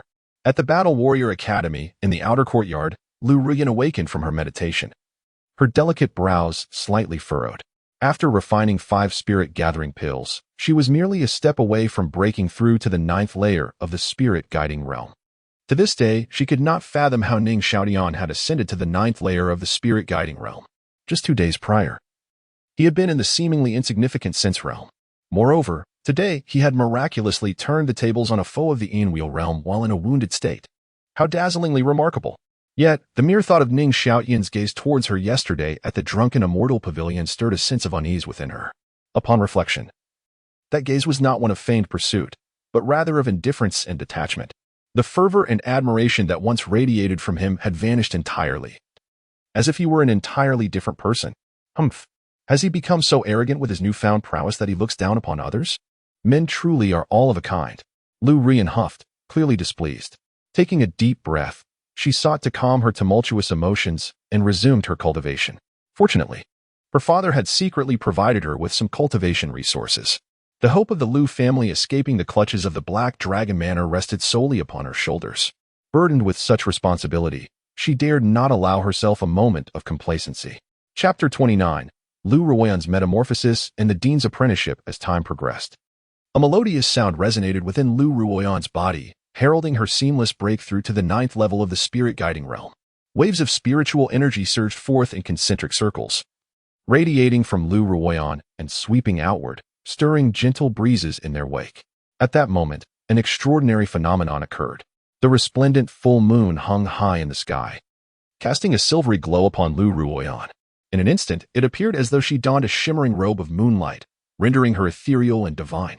Like a celestial maiden descending from the moon palace, she emanated an unparalleled beauty, sacred and untouchable.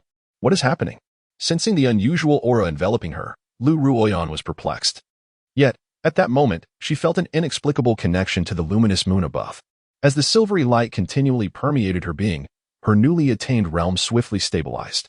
Moreover, Lu Ruoyan discovered that her absorption of this lunar energy fortified her bones, meridians, and vital organs at a visibly accelerated pace. Her skin became increasingly delicate and translucent, radiating an aura of sanctity. In a fleeting moment, the benefits she reaped were beyond enumeration. A soft gasp echoed from the depths of the Battle Academy, followed by a figure darting forth. In mere breaths, they materialized before Lu Ruoyan. Upon witnessing her, enveloped in silvery light and resembling a celestial maiden, the newcomer displayed a hint of astonishment. Such an extraordinary constitution. The sudden appearance startled Lu Ruoyan, but as she recognized the figure, her surprise deepened. The dean? Under the moon's glow, the figure became discernible, a noble woman clad in elegant robes, exuding an imposing presence, her exquisite visage tinged with authority. It was none other than the dean of the Battle Academy, Zhan Qingwan, a formidable presence just a step shy of the Dao platform realm. Second only to the city lord, Lu Qingshan, in Qingshan City. Lu Ruoyan, you are quite remarkable, possessing the moonlight body, Zhan Qingwan remarked, her eyes shimmering with excitement. She had not anticipated the emergence of yet another extraordinary constitution within the academy, the first being Ning Wuqian's innate sword bone. The moonlight body? Lu Ruoyan's eyes sparkled with intrigue. Indeed, a rather unique constitution. Zhan Qingwan replied with a smile. Dean, is my constitution formidable? How does it compare to the innate sword bone? Lu Ruoyan inquired eagerly. Each has its merits. The innate sword bone excels in combat prowess, while the moonlight body manifests its advantages in cultivation speed. When one reaches the Yin-Wheel realm, its true characteristics will unfold, allowing for a direct leap over the Yang-Wheel realm to the Yin-Yang realm, Zhan Qingwan elucidated. Lu Ruoyan paused, puzzled. If I bypass the Yang-Wheel realm, how can I achieve the union of Yin and Yang without pure Yang energy? Haha, that is the distinctive feature of the moonlight body, Zhan Qingwan chuckled, providing clarity. It does not require pure Yang energy. Rather, it primarily absorbs the power of the Taiyin and pure Yin energy. The Yin-Yang realm is also referred to as the pure Yin realm, possessing power that far exceeds that of an ordinary Yin-Yang realm. So that is how it is. Lu Ruoyan's face radiated with joy, her breath quickening in excitement. However, as she had only reached the 9th level of the spirit-calling realm, a true awakening of the moonlight body would require her to advance to the Yin-Wheel realm, as Zhan Qingwan stated. Lu Ruoyan nodded, suspecting that the silver light coursing through her was indeed the power of the Taiyin. Once this Taiyin energy entered her body, it continuously transformed her physique. She believed that it would not be long before she could break through to the Yin-Wheel realm and awaken her moonlight body. At that point, she would truly soar to new heights. Lu Ruoyan, do you wish to take me as your master? Zhan Qingwan inquired. Lu Ruoyan's eyes sparkled with delight as she immediately performed the bowing ceremony. Disciple pays respects to master. Excellent, excellent. Zhan Qingwan nodded in satisfaction. As long as the moonlight body did not suffer an early demise, with such a terrifying cultivation speed, it would undoubtedly reach heights even beyond her own aspirations. The prospect of ascending to the immortal gates was within reach. Lu Ruoyan was overwhelmed with excitement. Never expecting to possess such a unique constitution and to have Zhan Qingwan as her mentor, it was indeed a moment of brilliant transformation.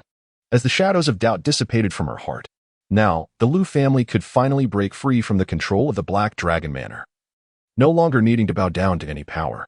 Furthermore, Ning Xiaotian no longer held any significance in her eyes. What did it matter if he could retaliate against the Yin-Wheel realm? Once she awakened her moonlight body, the gap between them would only widen. Dragons do not dwell with snakes. Only prodigies like Ning Wuqiao could be deemed worthy of her. The Wanbao auction will commence soon. And there is an item of great significance to you, the Wan Yin flower. With it, you can break through to the Yin-Wheel realm and successfully awaken your moonlight body. I will send someone to accompany you to secure it, Zhan Qingwan declared. Master, what about you? Lu Ruoyan asked cautiously. If Zhan Qingwan intervened, the Wan Yin flower would be easily obtainable, yet she added, I am currently at a critical juncture in my cultivation and cannot afford to be distracted. Zhan Qingwan replied calmly. Lu Ruoyan's pupils widened in astonishment, and a wave of elation surged through her. It seemed that Zhan Qingwan was on the verge of advancing to the Dao platform realm. Should she succeed, Lu Ruoyan's own status would rise correspondingly. Disciple understands, Lu Ruoyan replied. In a guest house, Ning Xiaotian stood by the window, gazing at the bright moon suspended in the sky.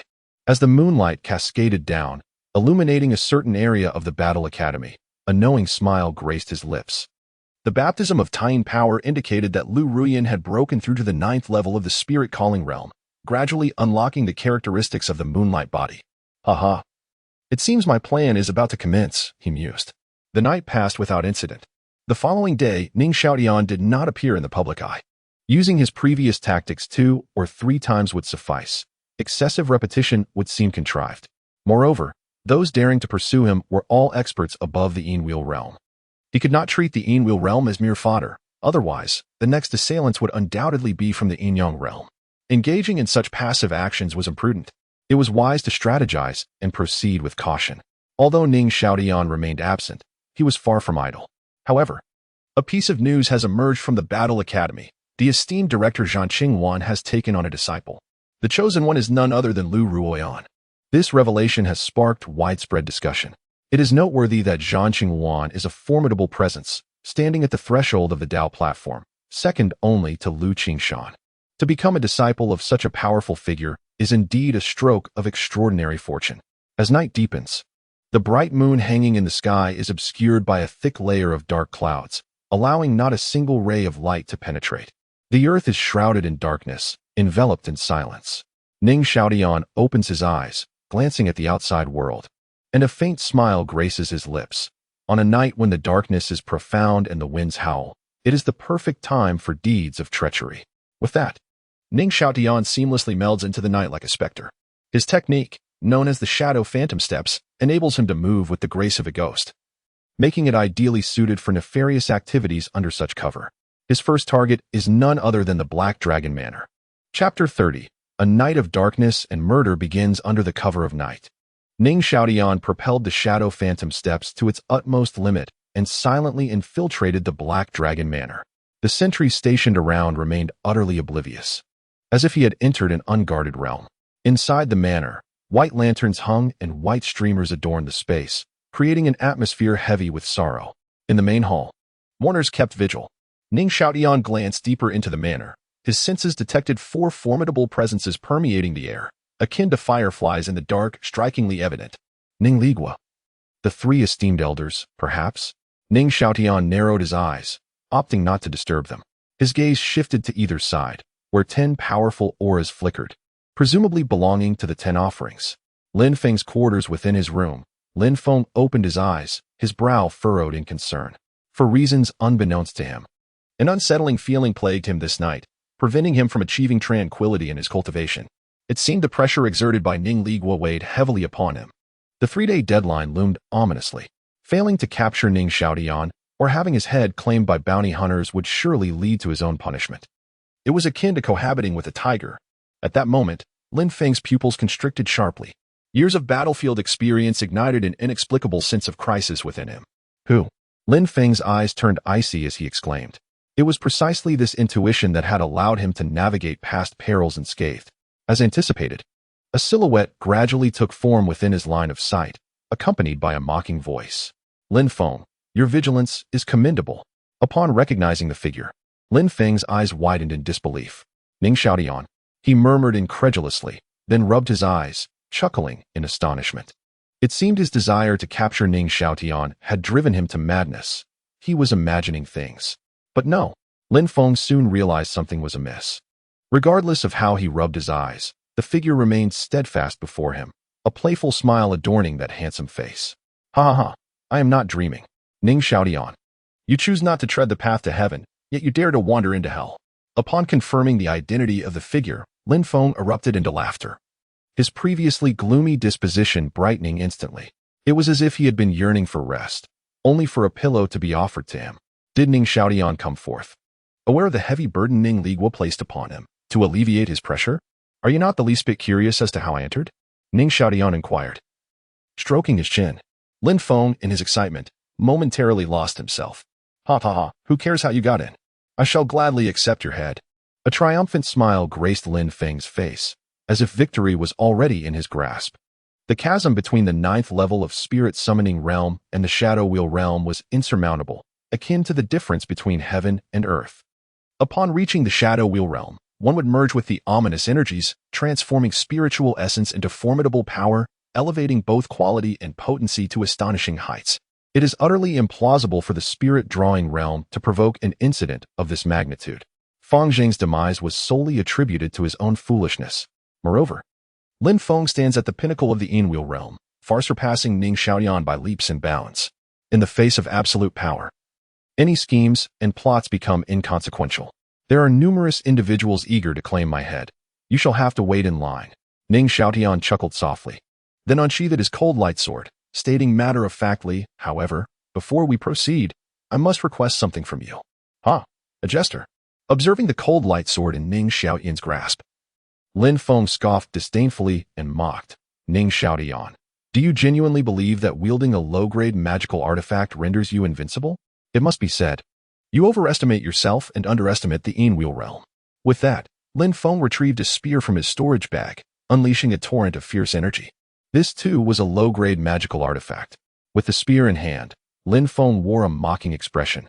To think Ning Xiaoyan would attempt to contend against the Einwheel realm armed only with a low-grade magical artifact was nothing short of absurd. Such artifacts were common among those in the Einwheel realm, and before him, Ning Xiaoyan possessed no discernible advantage. Ning Xiaoyan shrugged and replied with a smile. Confidence is commendable, but excessive self-assurance can lead to folly. Stubbornness will be your undoing. I shall subdue you and make you recognize the truth. Lin Feng let out a cold laugh as his formidable spiritual energy surged forth, his aura soaring. With a single step, he flicked his arm, and the terrifying energy enveloped the spear, thrusting it forward at an astonishing speed. A glimmer of cold light arrived first, followed by the spear, which shot forth like a dragon. The overwhelming force of the spear bore down upon Ning Xiaoyan, leaving him no escape. Yet, Ning Xiaoyan had no intention of retreating. Within him, 24 strands of killing intent quivered, and a terrifying aura of death erupted. He then swung his sword. Such arrogance! Witnessing Ning Xiaoyan's attempt to resist, Lin Feng's smirk deepened. However, when a torrent of blood-red sword energy surged forth, Lin Feng's pupils contracted in shock, his smile freezing in an instant. He sensed the unmistakable aura of death emanating from it. When the spear and sword collided, Lin Feng's spear momentum was shattered instantly. The horrifying sword energy cascaded downward, and Lin Feng, unable to withdraw in time, found his magical spear utterly obliterated. Even the arm that held the spear was reduced to a mist of blood. How was this possible? Lin Feng staggered backward, gazing at Ning Xiaoyan in disbelief, his mind blank and devoid of thought. It wasn't until the overwhelming pain surged through him that he regained his senses, his expression one of sheer horror. He never anticipated that he would fall to Ning Xiaoyan's hands. After all, he was at the pinnacle of the Einwheel realm. Was this even normal? Moreover, to lose so completely in a single encounter, an overwhelming defeat, such a disparity between the 9th layer of the spirit-drawing realm and the pinnacle of the Einwheel realm. If this were to spread, it would cause an uproar of monumental proportions. What kind of martial arts was that? Reflecting on the recent events, Lin Feng's face turned pale as he exclaimed in astonishment. He could feel no trace of spiritual energy within that blood-red sword energy. It seemed to be forged from pure murderous intent, brimming with boundless peril. It was utterly terrifying. Martial arts? A frog at the bottom of a well can hardly comprehend the vastness of the sky and the expanse of the earth. Ning Xiaoyan mocked. The killing chi transformation technique is indeed a divine art. The martial arts of the world are classified into 9 ranks, with the first being the lowest and the 9th the highest. Above the 9 ranks of martial arts, there exist spiritual techniques, Taoist arts, great paths, and divine abilities. Could it be? Upon hearing Ning Xiaoyan's disdainful tone, Lin Feng's pupils trembled once more, his heart stirred by tumultuous waves. This meant that the skill Ning Xiaoyan had just exhibited transcended martial arts. Beyond martial arts lies the realm of spiritual techniques. Such tomes are possessions that even the 4 great clans do not possess. Flee. I must convey this information, otherwise, the Black Dragon Mountain Manor will face catastrophic doom. Chapter 31. The Incarnation of Yama. Where death follows a touch recognizing the dire consequences, Lin Feng disregarded everything else, summoning the remnants of his spiritual power. He attempted to break free. However, Ning Xiaoyan would not grant him such a wish. A sword of murderous intent materialized, piercing directly through Lin Feng's shoulder, pinning him against the wall, rendering him immobile. Lin Feng's agonized scream echoed, the excruciating pain seeping into his very bones, contorting his visage in torment. Cease your wailing. Before arriving here, I had already set up a spiritual array around your residence. Even if you were to scream until your throat bled, no one would hear you. Ning Xiaoyan remarked calmly. Realizing that Ning Xiaoyan had seen through his little scheme, Lin Feng's forehead broke out in a cold sweat.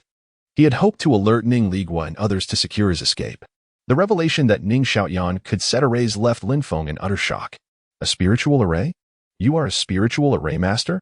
He was aware that spiritual array masters, much like alchemists, were rare and highly esteemed professions. In fact, to some extent, spiritual array masters were even more precious. The fact that Ning Xiaoyan was a spiritual array master explained the immense commotion without the Black Dragon Mountain Villa's personnel taking notice. If one must insist, then perhaps. Ning Xiaoyan chuckled lightly. Engaging in such nefarious deeds requires certain skills. Lin Feng swallowed hard. If Ning Liguo were to discover that Ning Xiaoyan not only wielded a terrifying spiritual technique but was also a highly sought-after spiritual array master, he would surely regret it immensely. Likewise, Lin Feng was consumed by regret. Had he known Ning Xiaoyan was this formidable, he would have fled the moment he laid eyes on him, thus avoiding this predicament. What do you intend to do? As Ning Xiaoyan approached step by step, Lin Feng felt an icy dread enveloping him, trembling as he spoke. Ning Xiaoyan could easily end his life, yet chose merely to immobilize him, leaving Lin Feng anxious and confused about his intentions. Did I not state it clearly? I require something from you. Ning Xiaoyan replied indifferently. What do you want? I can give you anything. Lin Feng's eyes sparkled with hope as he quickly offered. I possess 10,000 spirit stones and a second-rate internal cultivation manual. It is due to this manual that I have refined the earthly Eveline wheel. I will give you everything. Just spare my life. Lin Feng's will to survive surged. What I desire is your earthly Eveline wheel. Ning Xiaoyan proclaimed with a smile. Impossible. That is absolutely out of the question. Lin Feng exclaimed in horror. The Yin wheel was the lifeblood of a cultivator, the very foundation of their practice. Without the Yin wheel, survival itself would be in question. Even if he were to live, he would be reduced to a mere shell of a person. I am not seeking your consent. Ning Xiaoyan replied coldly, pressing the cold blade of his sword against Lin Feng's chest. No, please, I beg you do not. Spare me. I implore you. Lin Feng thrashed violently, pleading desperately. But Ning Xiaoyan remained unfazed, his actions unrelenting. In Lin Feng's terrified gaze, Ning Xiaoyan cruelly disemboweled him, extracting the hidden Yin wheel from his dantian. The Yin wheel pulsated with a potent force of Yin Sha, akin to a heart, incessantly beating. Devil, you are a devil. An overwhelming agony engulfed Lin Feng, prompting him to howl in despair. However, as the Yin wheel was removed, his voice gradually faded, and life swiftly ebbed away. With a look of unwillingness directed at the Yin wheel in Ning Xiaoyan's hand, he finally bowed his head in despair and succumbed to death. The Yin wheel serves as the source of spiritual power for practitioners. Upon death, the Yin wheel dissipates as well, returning the Yin Sha power to the cosmos. To obtain a complete Yin wheel, it must be extracted before death, and special methods must be employed to preserve it, preventing the dissipation of Yin Sha power. Ning Xiaoyan retrieved a piece of mysterious ice from his storage pouch, which he had previously carved into a fitting groove for the Yin wheel. He then set up a spirit locking array to prevent the loss of Yin Sha power. After placing the Yin wheel into his storage pouch, Ning Xiaoyan retracted his murderous chi sword, allowing Lin Feng's lifeless body to fall. A thought crossed his mind, prompting a sinister smile to bloom on Ning Xiaoyan's face. He then used Lin Feng's blood to inscribe a blood knife pattern on the ground. Having completed these tasks, Ning Xiaoyan once again melted into the shadows of the night. Among the 10 offerings of the Black Dragon Mountain Manor, 3, including Lin Feng, had forged the Earth Shine Wheel. Lin Feng possessed the highest cultivation, while the other 2 had reached the late stage of the Yin wheel realm. Ning Xiaoyan located their residences and, employing the same method, swiftly acquired 2 more Earth Shine wheels. With the formation dismantled, Ning Xiaoyan cast a final glance into the depths of the manor before silently departing from the Black Dragon Mountain Manor, continuing on to the next destination.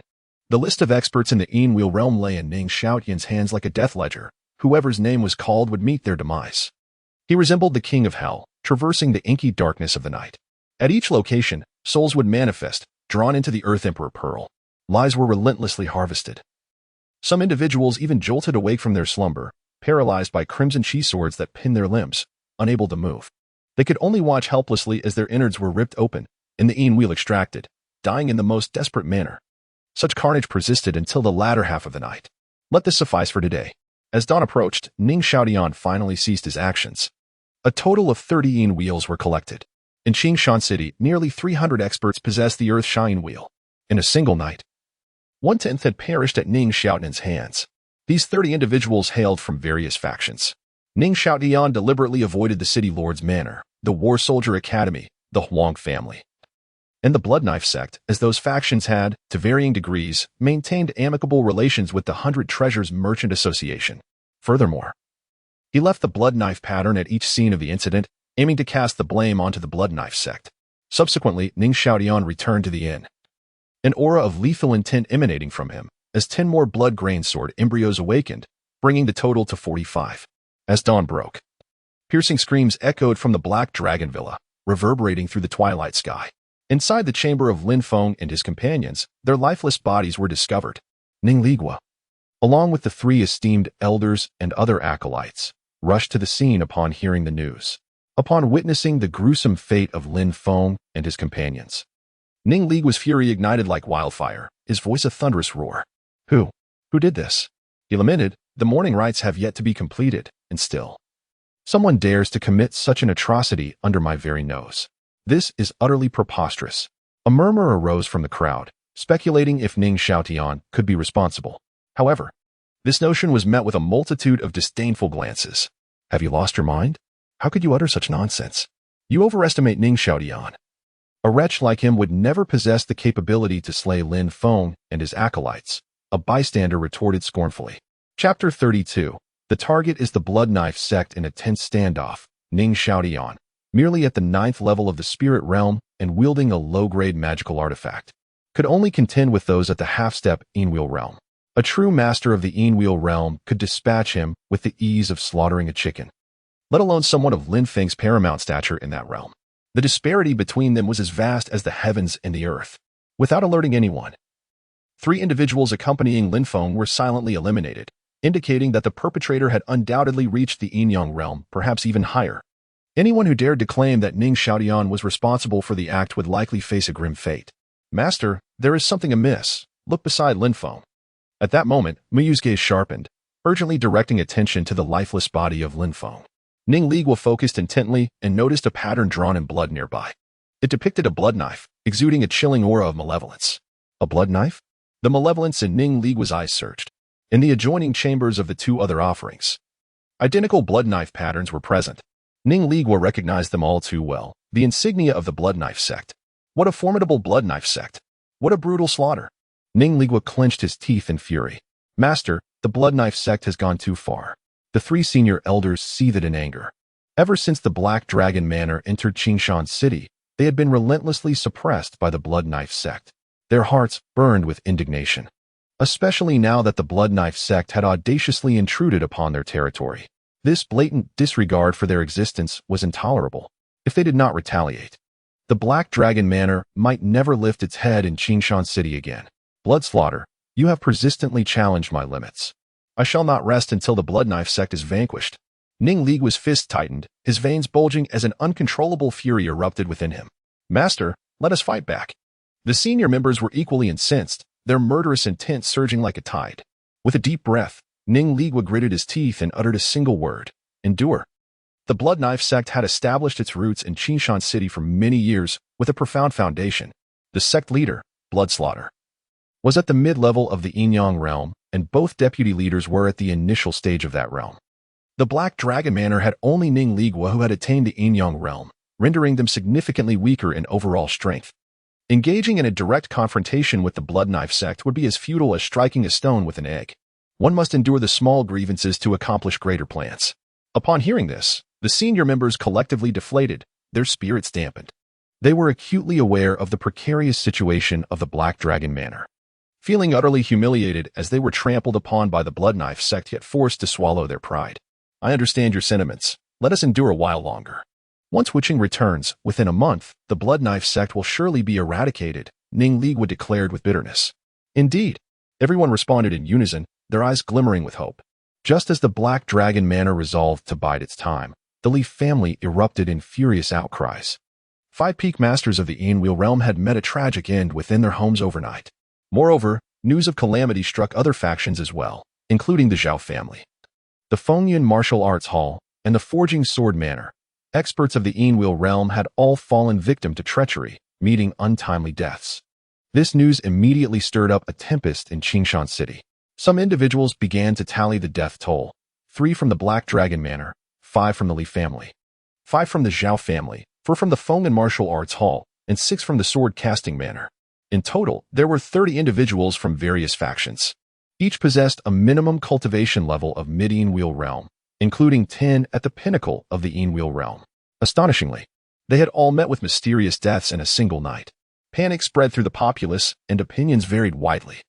Some astute observers noted that the deceased belonged to factions that, to some degree, had connections with the Baibao Merchant Association. Not a single member from the Huang family or the Blood Knife sect was among them. Was this mere coincidence? Or was there something more? Someone began to grasp the underlying implications. Soon after, reports emerged indicating that blood knife patterns were found at each crime scene. It seemed that all evidence pointed towards the Blood Knife sect. It is well known that the Blood Knife sect, when eliminating rival factions, relishes in using the blood of its enemies to leave behind blood knife patterns at the scene, thereby showcasing their infamous reputation. What could the Blood Knife sect be plotting? Offending the Black Dragon Manor was one thing, but daring to provoke the Li family, the Fengyan Martial Arts Hall, and the Sword Casting Manor as well? Indeed, these factions were not significantly weaker than the Blood Knife sect. Antagonizing them would be a fool's errand. In recent years, with the support of the Huang family, the Blood Butcher had grown complacent. Countless individuals engaged in fervent discussions. Today, Blood Knife sect, your demise is at hand.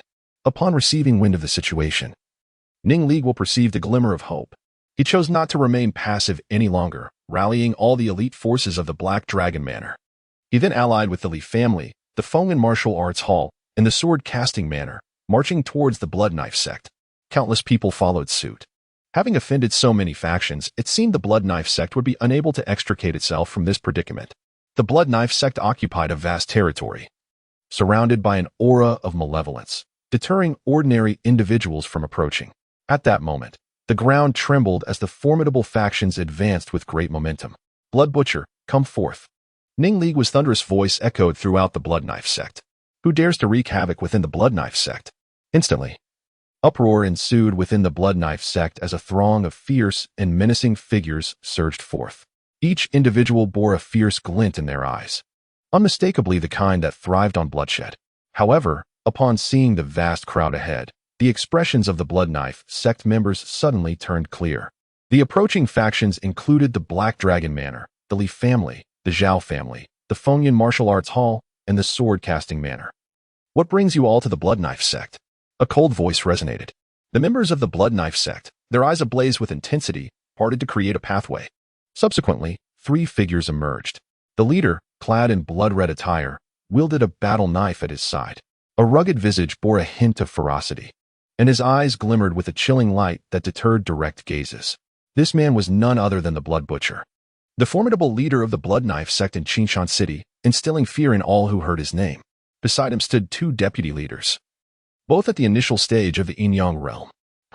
Knowing full well the reasons for our visit, we have come to seek justice for the 3 offerings of the Black Dragon Manor, Ning Ligua declared. Justice. The elite members of the Black Dragon Manor echoed in unison, their eyes aflame with unrestrained fury. Having been mercilessly suppressed by the Bloodblade sect, they were filled with pent-up rage. Today, they would settle both new grievances and old scores. How utterly reckless. Observing the indignant demeanor of the Black Dragon Manor, the members of the Bloodblade sect revealed a glimmer of bloodthirst in their eyes.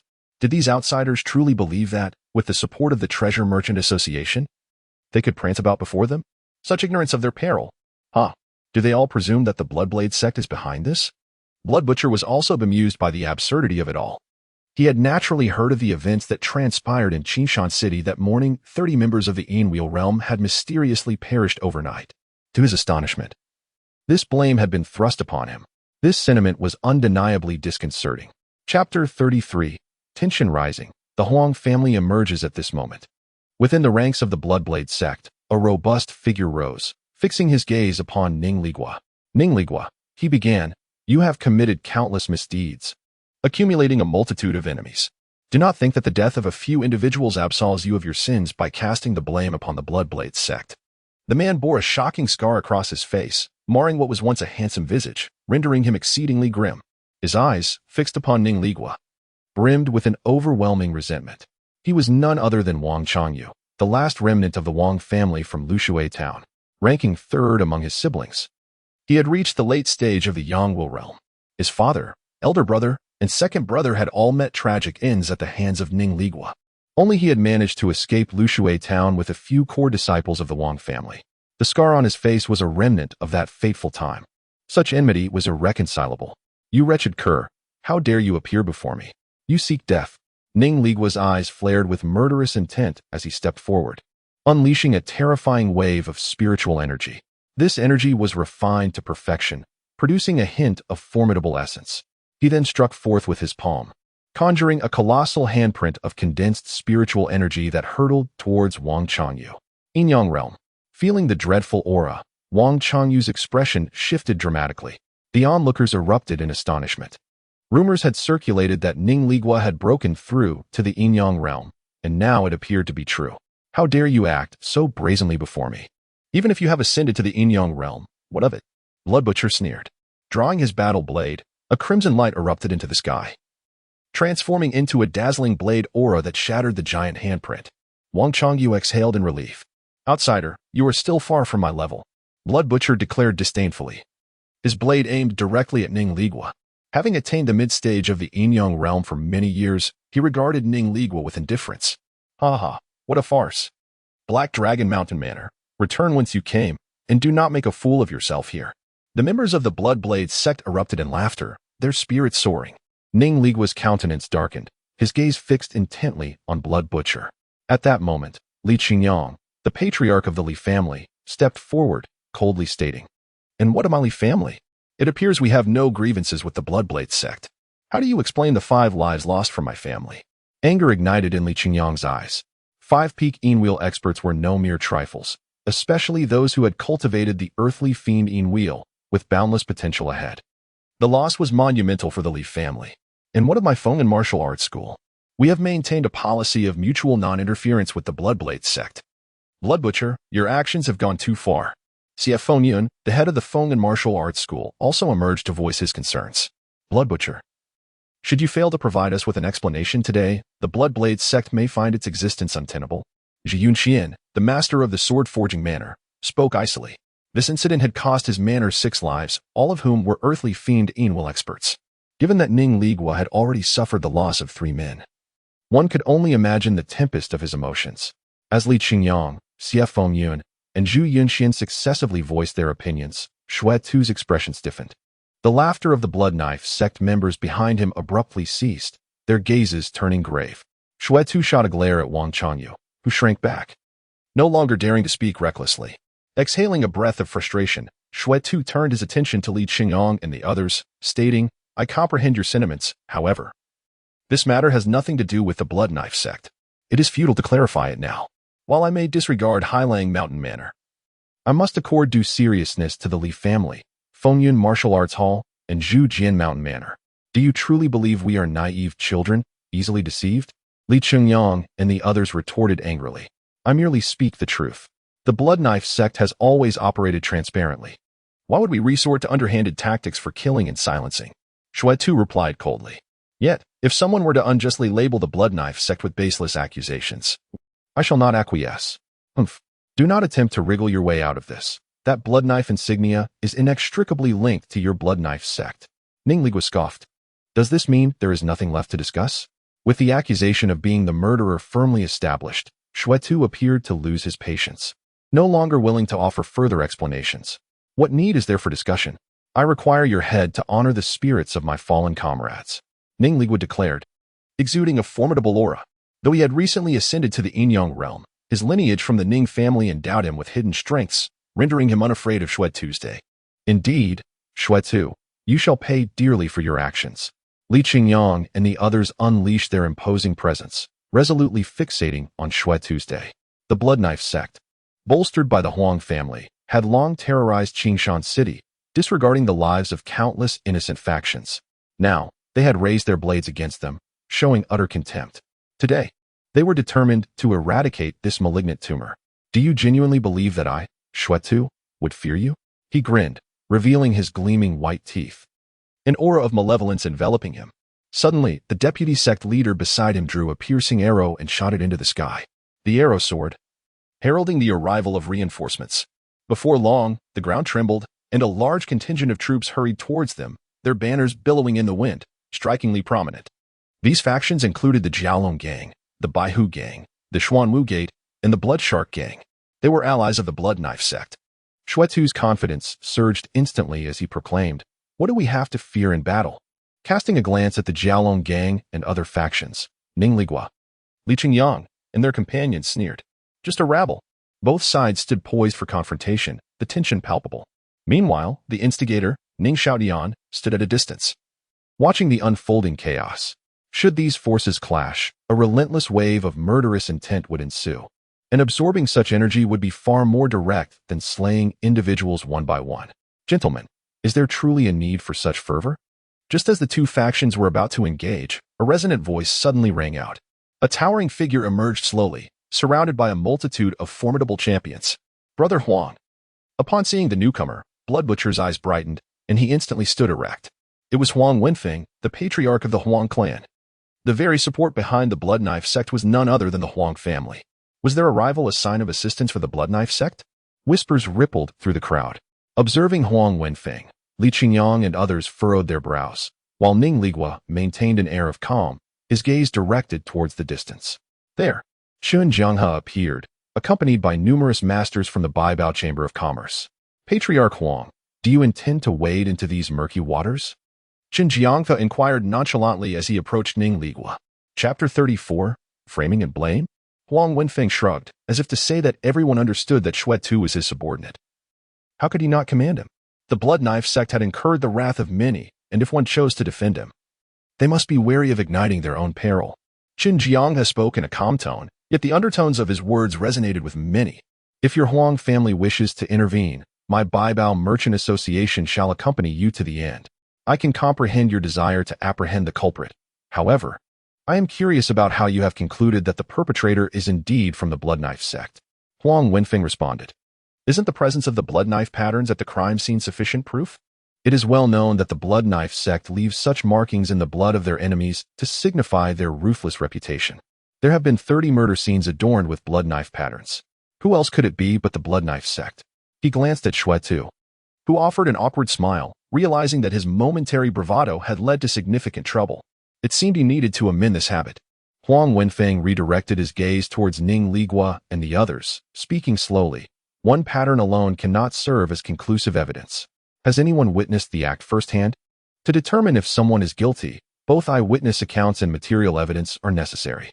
Wouldn't it be rather frivolous to judge solely based on hearsay?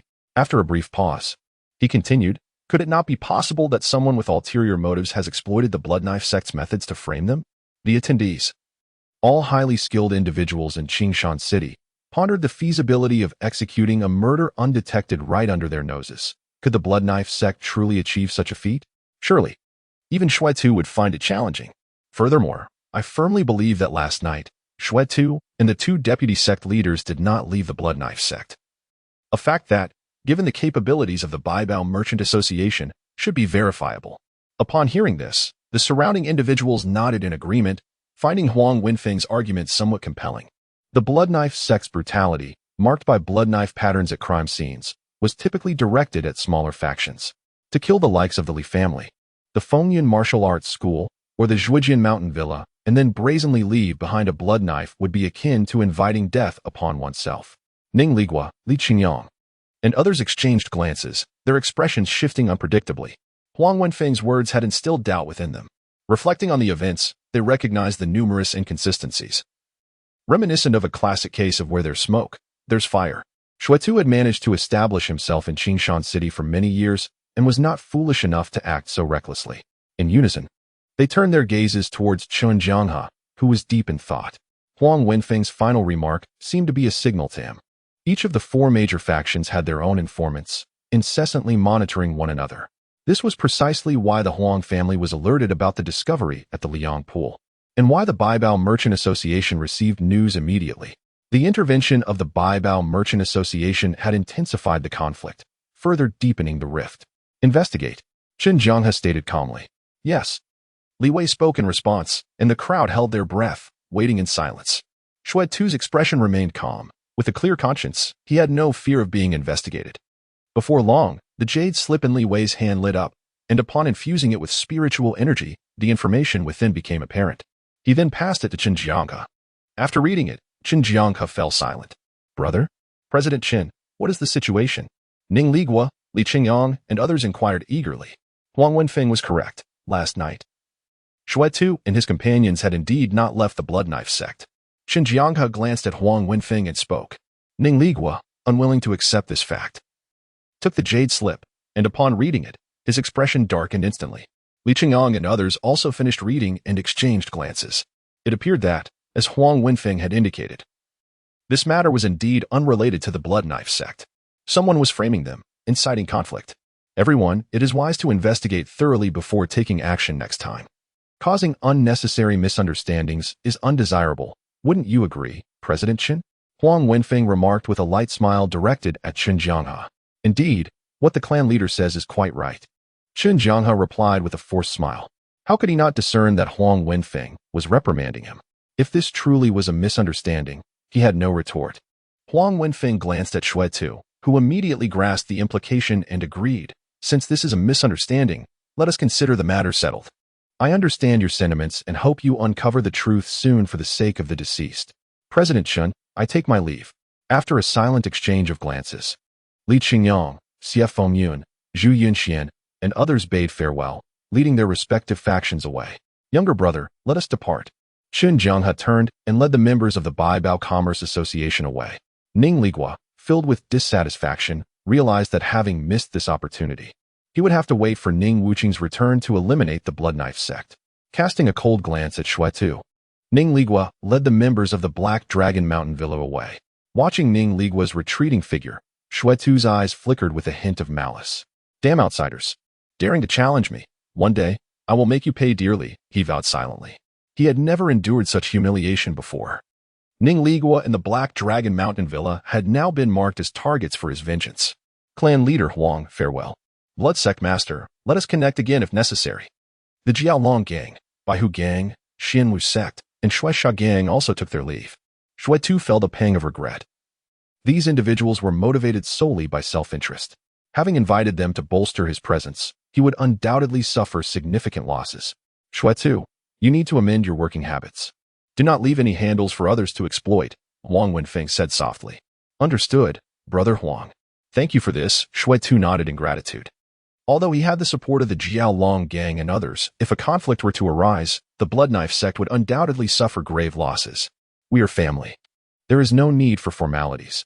Just let me handle things with less trouble, Huang Wenfeng replied, shaking his head before leading his group away. As the major factions departed, the atmosphere shifted. The farce resulting from this misunderstanding has finally come to a close.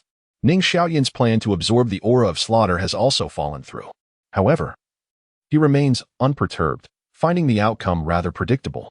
After all, his scheme was flimsy and could not withstand even the slightest scrutiny.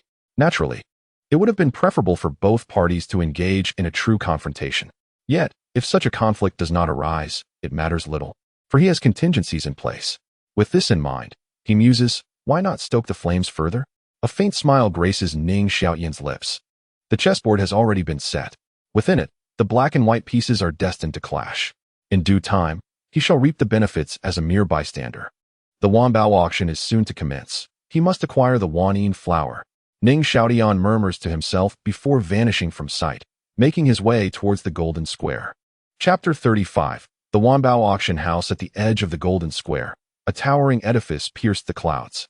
A gilded plaque hung suspended in the air, glimmering brilliantly under the sun's rays. The plaque was inscribed with 5 formidable characters, Wanbao Auction House, as one of the most significant enterprises of the Huang family.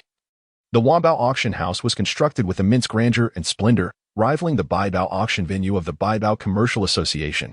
The auction house buzzed with an incessant flow of people, and with the auction event taking place today, the atmosphere was even more electrifying.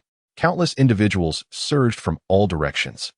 Dressed in a conical hat, Ning Xiaoyan blended into the crowd as he ventured inside. The venue was exceptionally spacious and bright, accommodating the throngs of attendees without a hint of congestion. It was as if myriad rivers converged into the sea, embodying the essence of inclusivity. The event was divided into an outer area for trading and a central arena designated for the auction itself.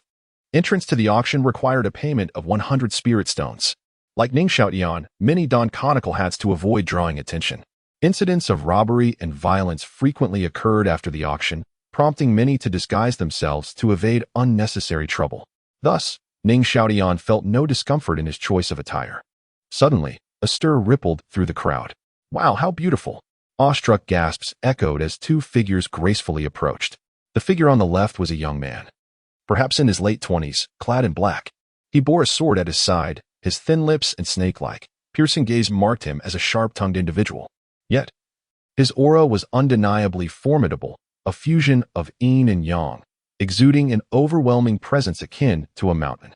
Beside him stood a striking young woman, in the bloom of youth yet remarkably elegant. With a developing figure, long, straight legs, and a curvaceous silhouette, her arched brows and bright eyes sparkled with enchantment. Her exquisite face radiated beauty, reminiscent of a lotus emerging from the water or a pristine white lotus atop a snow-capped peak, utterly untainted and captivating, rendering onlookers transfixed. Indeed, she was a rare beauty, rumored to be Lu Ruyan, a prodigious student from the Battle Academy. This implied that such an extraordinary individual had two counterparts. The other was Su Qing, one of the three esteemed mentors of the Outer Academy. To share a fleeting moment with such a beauty would be worth even the afterlife's whims. Sure, are you seeking death? Watch your tongue. It is said that the headmaster, Zhang Qingwan, has taken Lu Ruyan as his disciple, and the man beside her is Yang Li, one of the three mentors of the Outer Academy. If he hears you, your life will be forfeit. Cough. Just kidding. Just kidding. The crowd murmured among themselves. Upon learning Lu Ruyan's identity, even the most ardent gazes were tempered with caution, for their lives depended on discretion. Ning Xiaotian withdrew his gaze. Having been baptized by the power of the moon, Lu Ruyan's demeanor became even more enchanting. Once she awakens her moonlight physique, her beauty will reach celestial heights. However, Ning Xiaotian remained rather indifferent. In his previous life, he had encountered countless stunning beauties. Lu Ruyan, in his eyes, did not even merit consideration, even should she awaken her moonlight physique. Her allure would not surpass that of others, unless her physique were to evolve into the more exalted Taiyin physique. Amidst the continuous accolades from those around her, Lu Ruyan maintained a serene expression, yet within, she was elated. Even Yang Li, standing beside her, gazed at her with fervor. She reveled in the attention, basking in the spotlight like the moon surrounded by stars, under the watchful eyes of the crowd. Yang Li and Lu Ruyan paid 200 spiritual stones to enter the inner chamber, with others following suit. Are they here for the 10,000 yin flower? Ning Xiaotian mused with a slight smile. Lu Ruyan had broken through to the 9th layer of the spirit-guiding realm and, having received the baptism of Taiyin power, her foundation was solid. Obtaining the 10,000 yin flower would enable her to ascend to the yin wheel realm. However, bestowing such a treasure upon Lu Ruyan seemed a waste, as the 10,000 yin flower was a significant catalyst. Its ability to refine a flawless yin wheel was paramount. Ning Xiaotian chose not to enter the inner chamber, but instead sought out the staff in the outer area, requesting, "Please bring forth the person in charge here." He spoke in a low, somewhat hoarse voice, emanating an aura of coldness that made the young woman attending him wary. She promptly led him to the reception room, offering fresh fruits and fine wine, and respectfully said, "Please wait a moment." Before long, a middle-aged man clad in splendid attire appeared, beaming with a smile. "Esteemed guest, greetings. I am Zhang Liang, the supervisor of the outer area of the Wanbao auction house. May I inquire your name?" Ren Xiaoyao. Ning Xiaotian casually fabricated a name. "Oh, it is an honor to meet Mr. Ren. What may I assist you with today? Are you looking to sell or purchase something?" Zhang Liang seated himself opposite Ning Xiaotian, pouring tea with impeccable service. "Are you the highest authority at the Wanbao auction house?" Ning Xiaotian inquired after taking a sip of tea. Certainly not." Zhang Liang chuckled. "I oversee the outer area. Any transactions here can be conducted through me. Then it stands to reason that you have superiors. In that case, summon them. For I fear you may lack the authority to make decisions," Ning Xiaotian replied coolly. Zhang Liang, unperturbed, retained his smile. He had encountered countless peculiar clients and had ample experience in handling such inquiries. "Mr. Ren, please feel free to express your needs. I will do my utmost to assist you within my capacity," he offered. "Is that so? Then I shall be straightforward. I wish to purchase the 10,000 yin flower," Ning Xiaotian declared. Upon hearing this, Zhang Liang was momentarily taken aback, and then he chuckled softly. Turning to Ning Xiaotian, he remarked, "Mr. Ren, the Wanyin flower has already been placed in the auction venue. If you wish, you may proceed to the auction hall. The bidding has yet to commence." So you still have time to make it. What is the starting price for the Huanin flower? Ning Xiaotian inquired suddenly. 3,000 spirit stones. With each subsequent bid required to be no less than 500, Zhang Liang replied. Could you provide an estimate of its final selling price? Ning Xiaotian continued to probe. It should be around 30,000. Zhang Liang contemplated briefly before responding. The Huanin flower is capable of assisting cultivators at the 9th level of the spirit-gathering realm and effectively condensing their Yin wheel and breaking through to the Yin wheel realm. However, it holds little significance for those above the Yin wheel realm. Though it is indeed precious, it pales in comparison to the featured items of the auction. The anticipated sale price of 30,000 spirit stones is primarily due to its extreme rarity and the demanding conditions in which it thrives. Chapter 36. Direct Purchase. Wealthy and generous, I'll offer 40,000. You shall hand over the Huanin flower to me. Ning Xiaotian stated nonchalantly, extending 4 fingers. Mr. Ren. This does not adhere to the auction's regulations. Zhang Liang chuckled awkwardly. 50,000. Ning Xiaotian added another finger. Mr. Ren, if you can bid that price, you might as well attend the auction in person and secure it. What is your intent here?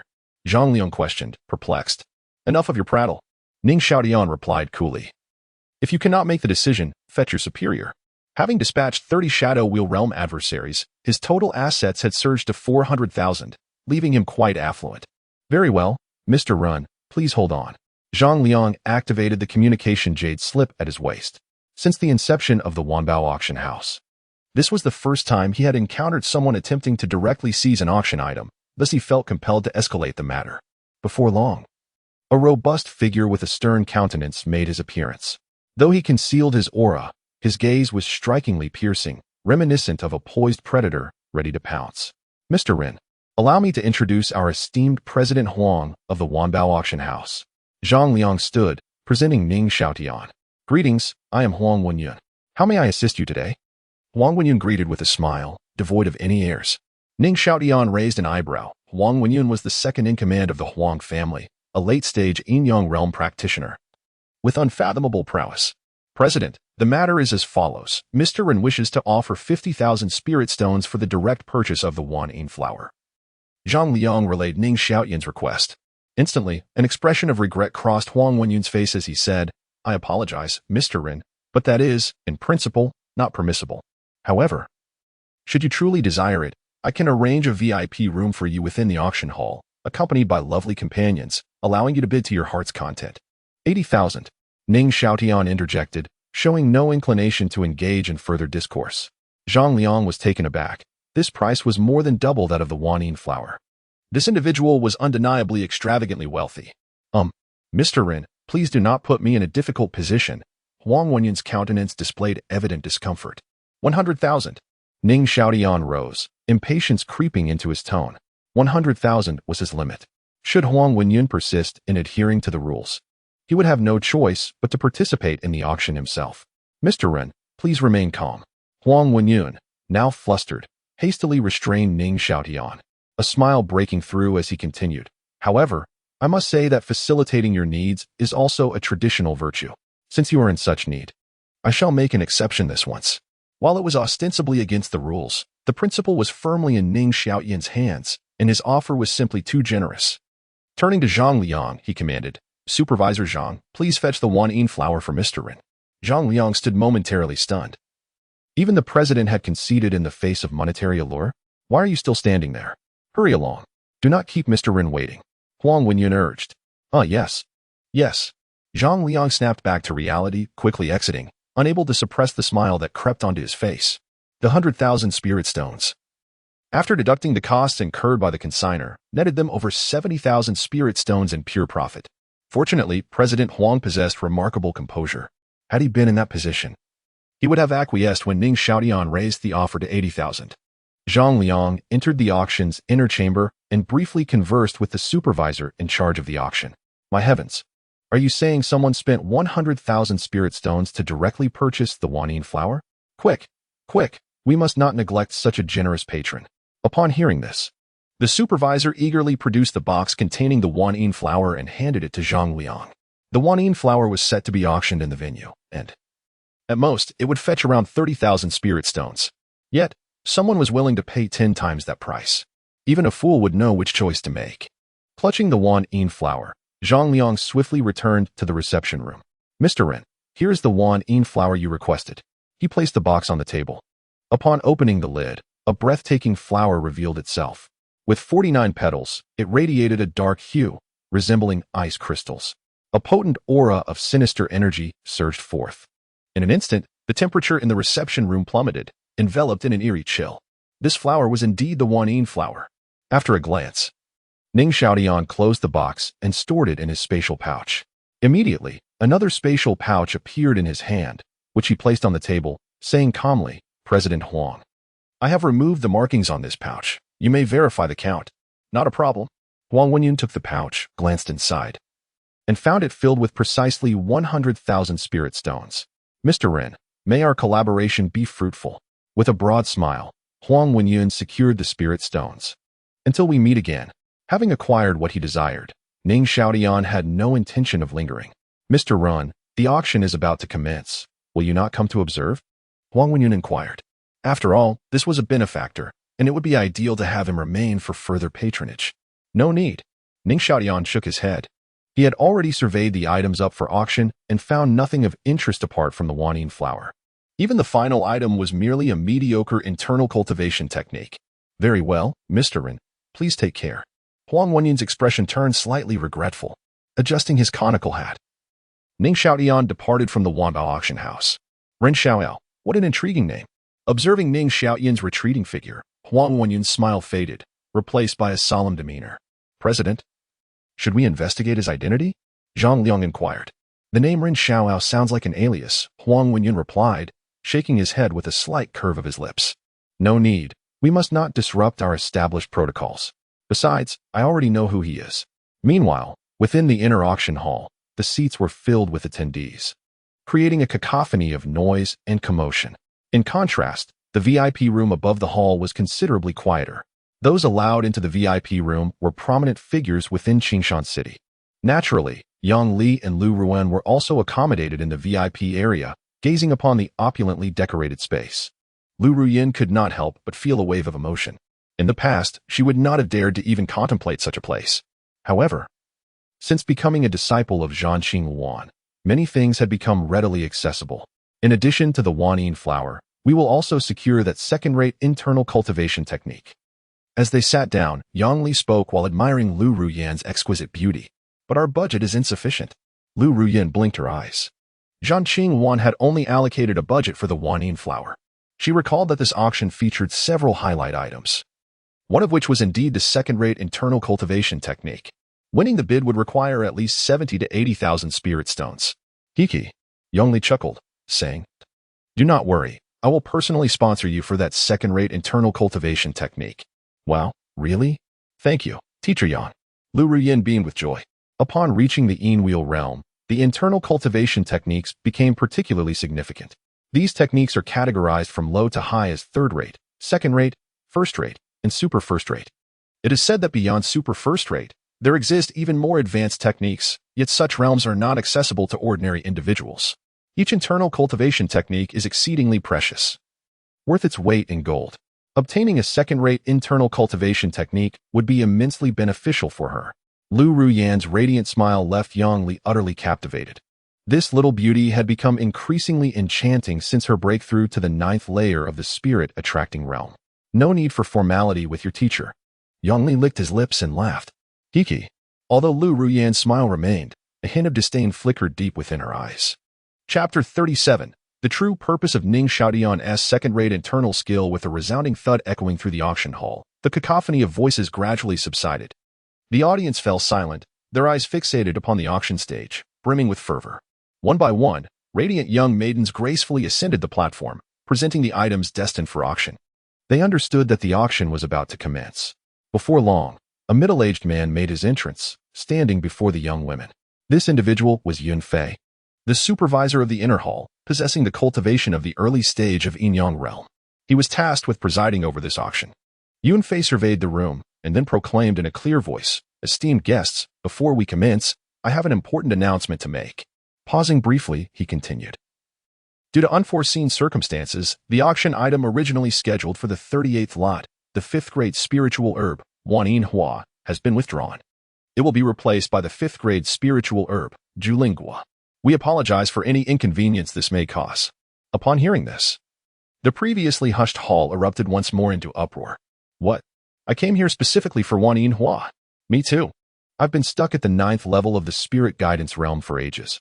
I was counting on Wan Yin Hua to break through to the Yin Wheel realm. What is the Wanbao auction house doing? To cancel an auction item without notice? Do they think we are mere jesters?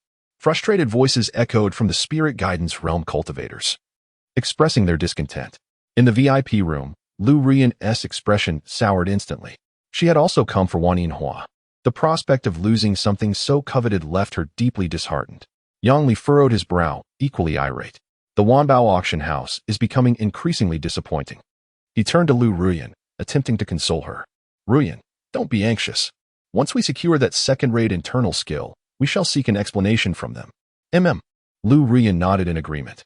Given the circumstances, they had no choice but to proceed in this manner. The intense reaction from the audience was anticipated by Yun Fei.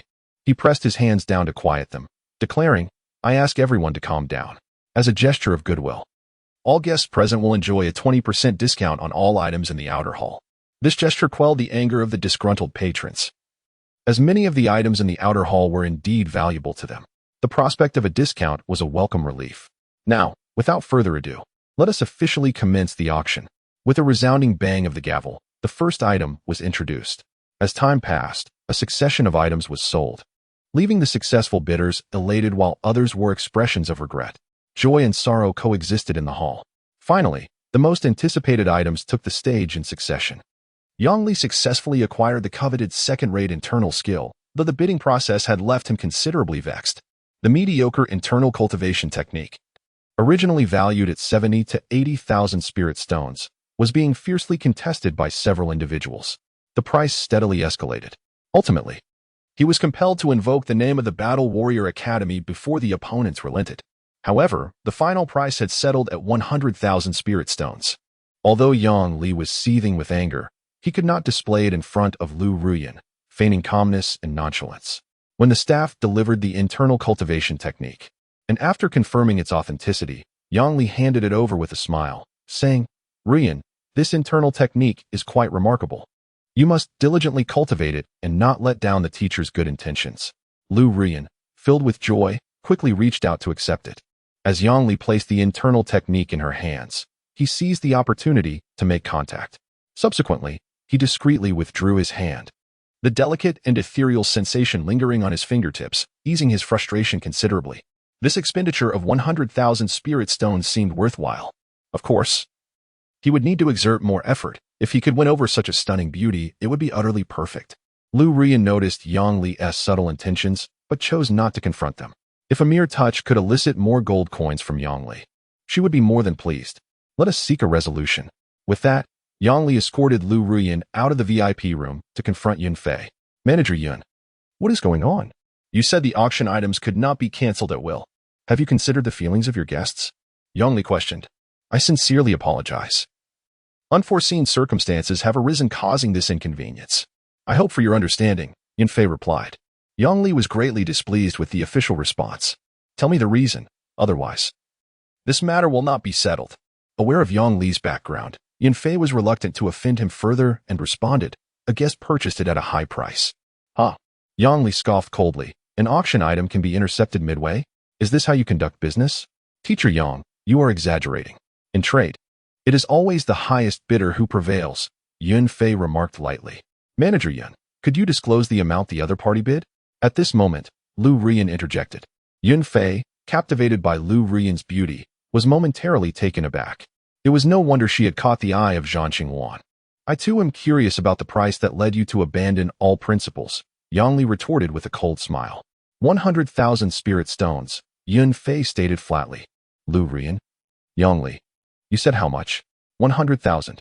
Yang Li's sardonic smile froze instantly. The Wanyin flower is merely a 5th-grade spiritual herb. Though rare, its auction price caps at just over 30,000 spirit stones. Yet someone had directly purchased it for 100,000 spirit stones. Not only would Wanbao auction house be tempted, but even he would have flipped it on the spot. Who was this mysterious buyer? Lu Ruyan pressed on. This time, Master Zhan Qingwan merely bestowed upon her 50,000 spiritual stones. Even if the other party did not intervene midway, she would still be unable to compete with them. Yang Li also felt a tinge of curiosity. What manner of person could be so extravagantly wealthy, or, perhaps, utterly foolish? I apologize, but we cannot disclose our client's privacy. Yunfei replied, shaking his head. In business, the greatest taboo is to reveal the privacy of clients. They had painstakingly managed to intercept half of the traffic from the Baibao auction house. Rather than dividing the world, if they dared to expose client privacy, it would lead to dire consequences from the Baibao auction house, leaving them in a vulnerable position. Thus, the rules must never be broken. Without obtaining any useful information, Yang Li and Lu Ruyan had no choice but to depart from the Wanbao auction house. Among the four great powers, the Huang family. Brother, Ning Xiaotian has come to the Wanbao auction house today. Huang Wenyan reported to Huang Wenfeng. He surmised that Ren Xiaoao was none other than Ning Xiaotian. Oh, is that so? Is it for the Wanyin flower? Huang Wenfeng's eyes narrowed slightly. Indeed, however, his behavior is rather peculiar. He did not participate in the auction but sought us out directly, offering 100,000 spiritual stones to purchase the Wanyin flower. What could be his intention behind this? Allowing us to profit 70,000 spiritual stones without a fight? Huang Wenyan inquired, puzzled. Hee, intriguing indeed. Ning Xiaotian is not one to let us profit without reason. His intentions lie beyond mere financial gain. Huang Wenfeng chuckled. Chapter 38, The Quota of the Fiery Sun Pool, The Cold Chi Sword Brother, what do you think? Huang Wenyan inquired, perplexed. Our competition with the Baibao Chamber of Commerce for the Fiery Sun Pool is already common knowledge. His 70,000 spirit stones serve merely as a stepping stone, aiming to secure a spot for participation. A glimmer of wisdom flickered in Huang Wenfeng's eyes. I did not expect him to be so cunning, his schemes as deceptive as a demon, Huang Wenyan exclaimed in surprise. Upon reflection, his ability to see through Ning Xiaotian's disguise likely stemmed from the latter intentionally revealing flaws for him to discern. His patience over the years, culminating in the annihilation of the Black Dragon Mountain Villa in Lushui Town, indicates that without some cunning, he would have perished at the hands of his aunt long ago. Huang Wenfeng remarked calmly. Should we grant him that spot? Huang Wenyan queried. If he desires it, let him have it. The Fiery Sun Pool has 5 quotas. Both sides must offer 2 peak Einwheel Realm fighters, 1 late stage, 1 mid stage, and 1 early stage. A strong contest, best of 5. We are currently lacking an early stage Einwheel quota, and he seems quite suitable, Huang Wenfeng replied. Brother, I perceive another layer of meaning in your choice of Ning Xiaotian. It serves to vex the Baibao Chamber of Commerce, Huang Wenyan chuckled. Indeed, Huang Wenfeng's smile turned cold. Originally, the Fiery Sun Pool belonged solely to our Huang family. Yet the Baibao Chamber dared to intrude. If we do not vex them, how can we relieve the resentment in my heart? You're right, brother.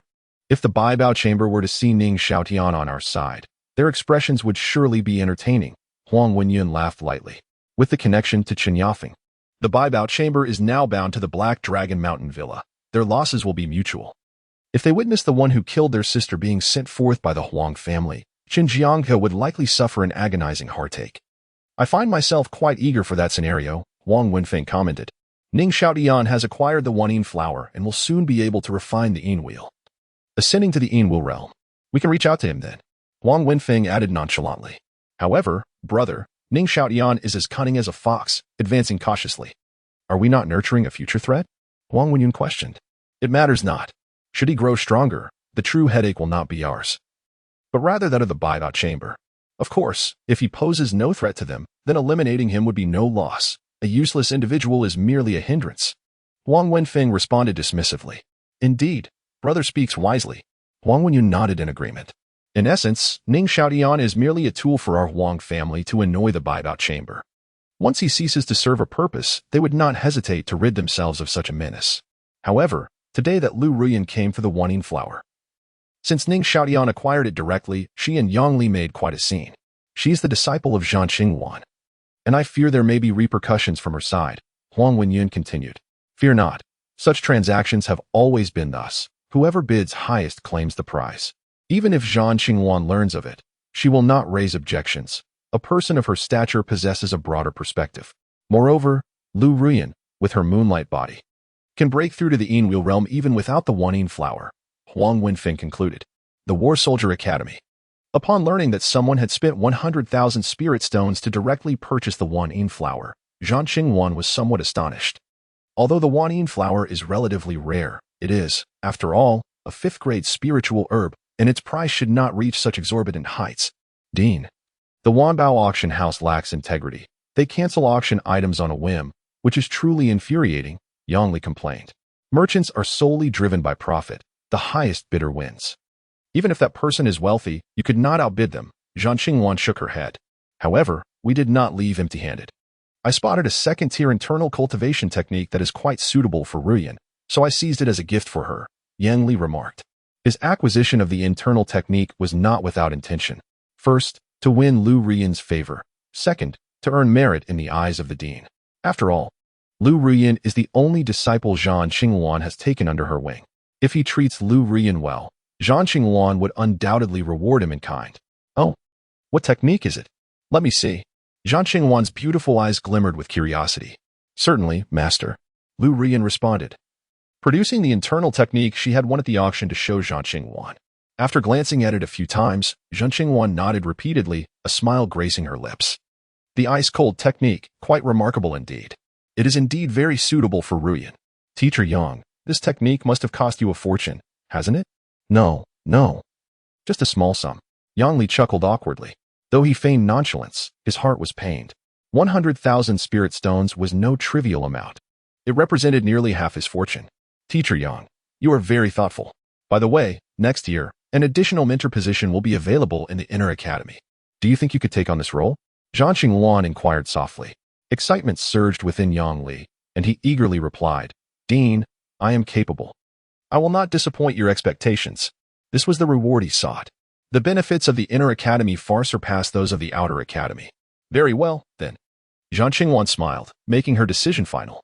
She originally intended to reserve this position for Su Qing, but Su Qing had been somewhat obstinate, consistently opposing her decisions regarding Ning Xiaodian. Song Wujian was an old acquaintance of hers, and Ning Wuk was also recommended by her to Song Wujian. As Ning Xiaodian was the murderer of Ning Wuk's mother, the connection made it impossible for her to allow Ning Xiaodian to return to the War Soldier Academy. Su Qing's efforts would ultimately be in vain. Teacher Yang, you may return to your duties. Zhan Xingwan said. Yang Li left with great satisfaction. Returning the ice-cold technique to Lu Ruyan, Zhan Xingwan remarked, I do possess several second-tier internal cultivation techniques, but they pale in comparison to the ice-cold technique, as it is more attuned to your moonlight physique. Lu Ruyan was overjoyed. If Yang Li said it suited her, she might have had some doubts. But if Zhan Xingwan said it was fitting, it was indeed suitable. Subsequently, Zhan Xingwan elaborated on various cultivation insights regarding the ice-cold technique, to which Lu Ruyan greatly benefited. Once she breaks through to the Enwheel realm, she will be able to engage directly. You wield a sword, do you not? I have also prepared a weapon for you. Zhan Xingwan drew forth a precious sword, its blade unsheathed, exuding an icy aura, as if dragon roars resonated from it. This is the Hanqi sword, forged by blending various true steels and incorporating Qi Long stone, crafted through a series of intricate processes. The Qi Long stone, which grows in the layers of the Qi Long, is nourished by the dragon's essence over the years, thus imbuing the Hanqi sword with certain characteristics of the Qi Long, elevating its quality to that of a superior magical artifact. This is my gift to you as a token of apprenticeship. Zhan Xingwan chuckled softly. The Hanqi sword, a superior magical artifact. Upon receiving the precious sword, Lu Ruoyan's breath quickened. Chapter 39. The realm of the Yang Wheel. Lu Yang and Ning Xiaodian possess a low-grade magical artifact, which enables them to wreak havoc. Now, with the acquisition of a high-grade artifact, her strength surpasses Ning Xiaodian by an immeasurable degree. In this upcoming hunting assessment, she is bound to emerge as the undisputed champion. Thank you, master. Grasping the Hanqi sword, Lu Ruoyan treasured it as a priceless possession. Such is the advantage of having a mentor. Do not be disheartened regarding the matter of the 10,000 Yin flower. In the Mingyue Valley, there is a spirit Yin tree, and its fruits are nearing maturity. With the spirit Yin fruit, you too shall ascend to the Yang Wheel realm. When the hunting assessment commences, all you need to do is slay the accompanying demon beasts, which are merely half a step into the Yang Wheel realm. With the Hanqi sword in your possession, dispatching them will be a trivial endeavor. Zhan Xingwan remarked. Indeed. I understand, master. Lu Ruoyan's eyes sparkled with newfound hope. Mingyue Valley is precisely where the hunting assessment will take place. Given her current strength, obtaining the spirit Yin fruit will be well within her grasp. Now, Return and prepare diligently for the hunting assessment. I shall enter seclusion. Do not disturb me unless it is of utmost importance." Zhang Qinghuan waved her hand dismissively. "Yes, I take my leave," Lu Ruoyan replied respectfully before departing. Yunaju. This tavern was bustling with a diverse crowd, a mingling of various backgrounds. Conversations revolved around the morning's conflict involving the Blood Knife sect and the Black Dragon Manor. Amidst the discussions, some furtive glances were cast towards a shadowy figure seated in a corner, near the window, clad in black attire and donning a wide-brimmed hat. This figure exuded an aura of chilling coldness. Despite the curious stares, no one dared approach. This individual was none other than Ning Xiaodian. After leaving the Wanbao auction house, he had made his way here. At the auction, he had deliberately left behind some traces. With Huang Wenyan's astuteness, it was impossible for her not to discern his true identity. His objectives had been achieved, contingent upon his ascension to the Yangwheel realm. Lu Ruoyan was the key. Having been blessed by the power of the Taiyin, Lu Ruoyan's realm had been thoroughly solidified. It was likely that her opportunity to break through would arise during the hunting assessment in a few days. The 10,000 yin flower was already in his possession. With 49 earthly fiend Yangwheels, he was only 19 short. However, there were still a few days left, ample time for him to gather what he needed. He had come to this place with the intent to target a formidable expert from the Blood Knife sect, Lu Yang, a practitioner in the early stages of the Yangwheel realm. This individual was known for his debauchery, frequently visiting brothels. Not far from Yunaju, the Chunula was one of the most renowned establishments in Qishan City, a favored haunt of Lu Yang. At last, Ning Xiaodian's lips curled into a slight smile. In his line of sight, a man clad in a blood-red robe appeared, striding confidently into Chunula. "Master Lu, you have finally arrived." A vivacious matron approached him, her demeanor alluring and inviting. Lu Yang embraced her warmly, revealing a lecherous grin. "Aunt Yun, you grow more beautiful with each passing day." Yun gracefully collapsed into Lu Yang's embrace, playfully tapping his chest with her delicate fists. "Oh, you naughty one," she chided, her eyes sparkling with mischief. Lu Yang laughed heartily. The rhythm of Yun's breath quickened, a ripple of springtime emotions coursing through her, yet a flicker of reason lingered in her gaze as she teased, "Master Lu, do you still wish for that girl Chunhua to accompany you today? I'm feeling a bit fiery today. Not just Chunhua, but summon Shouhua, Qiuhua, and Donghua as well. I want a full set." Lu Yang replied with a grin. "Goodness, Master Lu, can you truly handle all 4 of these blossoms from Chunyu Tower?" Yun giggled, her laughter blooming like flowers. "I can conquer any challenge. Even with you included, I can manage," Lu Yang boasted boldly. "Huh, I find that hard to believe," Yun teased, and then gracefully retreated, calling forth the 4 flowers of spring, summer, autumn, and winter.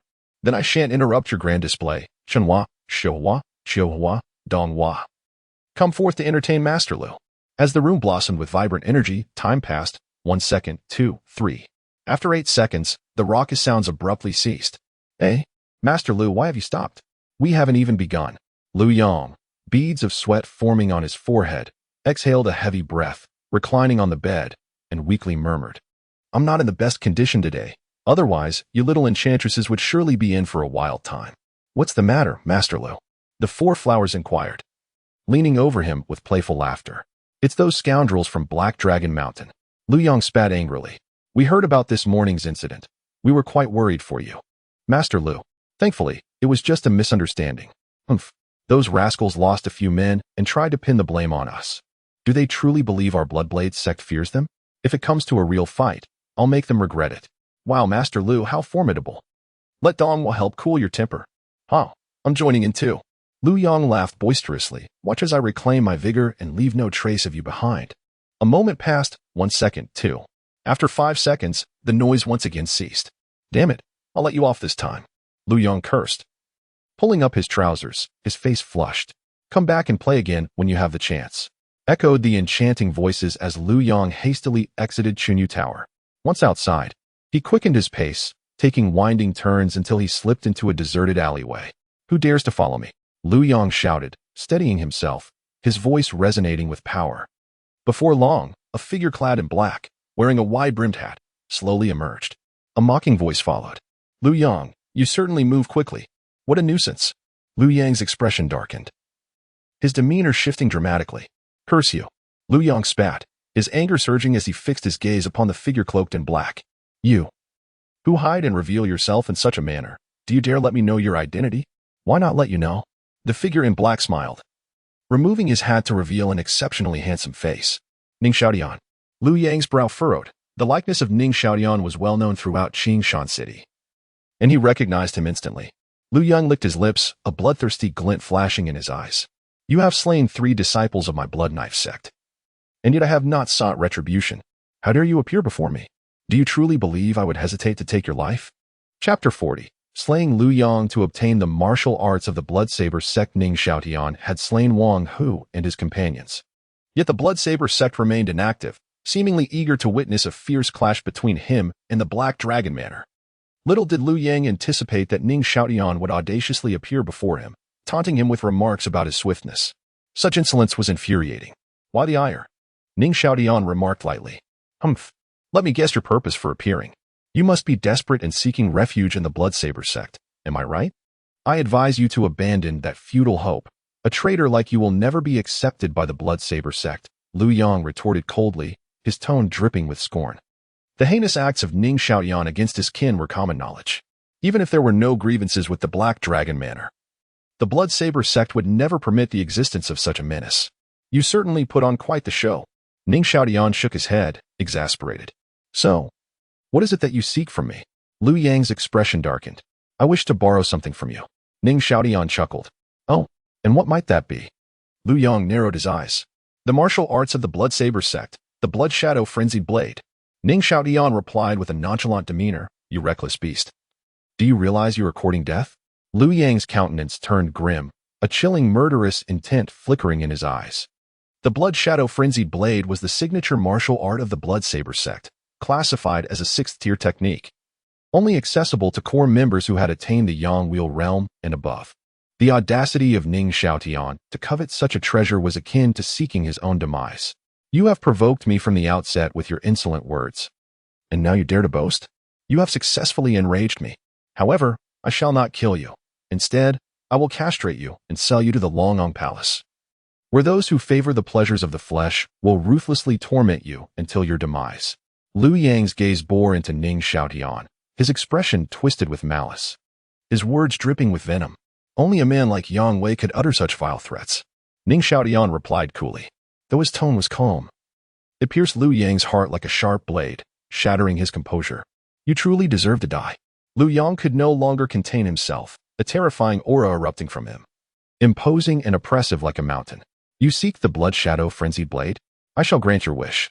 Lu Yang sneered, stepping forward, a battle knife materializing in his grasp. As the overwhelming Yang spiritual energy surged forth, infusing the weapon with power, the blade hummed ominously, blood-red shadows of the knife flickering into existence. They converged, forming a 3-meter-tall crimson blade of light, a savage and bloodthirsty aura radiating from it. Why wield a sledgehammer to kill a chicken? Ning Xiaotian. Your death is but a trifling matter. The blood-red blade surged through the air, aimed to cleave Ning Xiaotian asunder. Only by reducing him to ashes could Lu Yang quell his fury. Is this the Blood Shadow Frenzied Blade? It seems adequate. Ning Xiaotian murmured to himself as the crimson blade loomed larger before his eyes. Suddenly, his entire body trembled, and in that moment, he summoned the 45 blood particles within him. A formidable aura of murderous intent erupted from his being. The killing sword, a dance with death. Ning Xiaotian unleashed a strike, and a beam of sword light materialized, dense and tangible, suffused with an ominous bloodlust. To slay the heavens, to vanquish the earth, to annihilate all existence. Lu Yang's blade, despite its momentum, was utterly obliterated beneath this stroke. It was as if ice were cast into boiling magma, dissolved, melted away. How could this be? How was this possible? Lu Yang's mind faltered, his face reflecting sheer terror, as if he had encountered a specter. He could not fathom that such prowess could emanate from one at the 9th layer of the spirit induction realm. Are you human or specter? Lu Yang's desperate roar was his final utterance. For under this sword, he faced a perilous demise, though a sliver of hope remained. He could not grasp it, he simply could not find it. He could only watch helplessly as the dreadful blood sword descended upon him. Boom! As the terrifying aura of murder raged forth, Lu Yang's entire form was engulfed. When the sword's energy gradually dissipated, the scene was shrouded in a veil of crimson mist. Lu Yang's remains were utterly obliterated, not even ash left behind. He never imagined that possessing the cultivation of the Yangwheel realm, he would meet his end at the hands of someone from the 9th layer of the spirit induction realm. Such a preposterous notion. Had Lu Yong been alive, he would have rushed to inform Blood Butcher that they must never, ever oppose Ning Xiaotian. Alas, he was completely and irrevocably deceased, his very soul serving as nourishment for the Earth's sovereign pearl, with no chance of reincarnation. Taking a deep breath, Ning Xiaotian exhaled a cloud of murky air, beads of sweat forming on his brow. Given his current strength, slaying one of the Yangwu realm still required considerable effort. After all, the spirit induction realm was too limiting. Only by advancing to the Enwheel realm could he act without trepidation. Had he reached the Enwheel realm, that last strike would not have been a dance with death, but rather a definitive end, an utter severance of life, with no avenue for escape. This was the secret technique derived from the art of murderous intent, known as the sword technique of annihilation. When paired with his innate sword of slaughter, its power was magnified to an unfathomable degree. Crack! At that moment, a crisp sound resonated as the glimmering sword in his hand developed spiderweb-like fissures. It soon shattered, dispersing into countless fragments. A low-grade magical weapon had thus perished.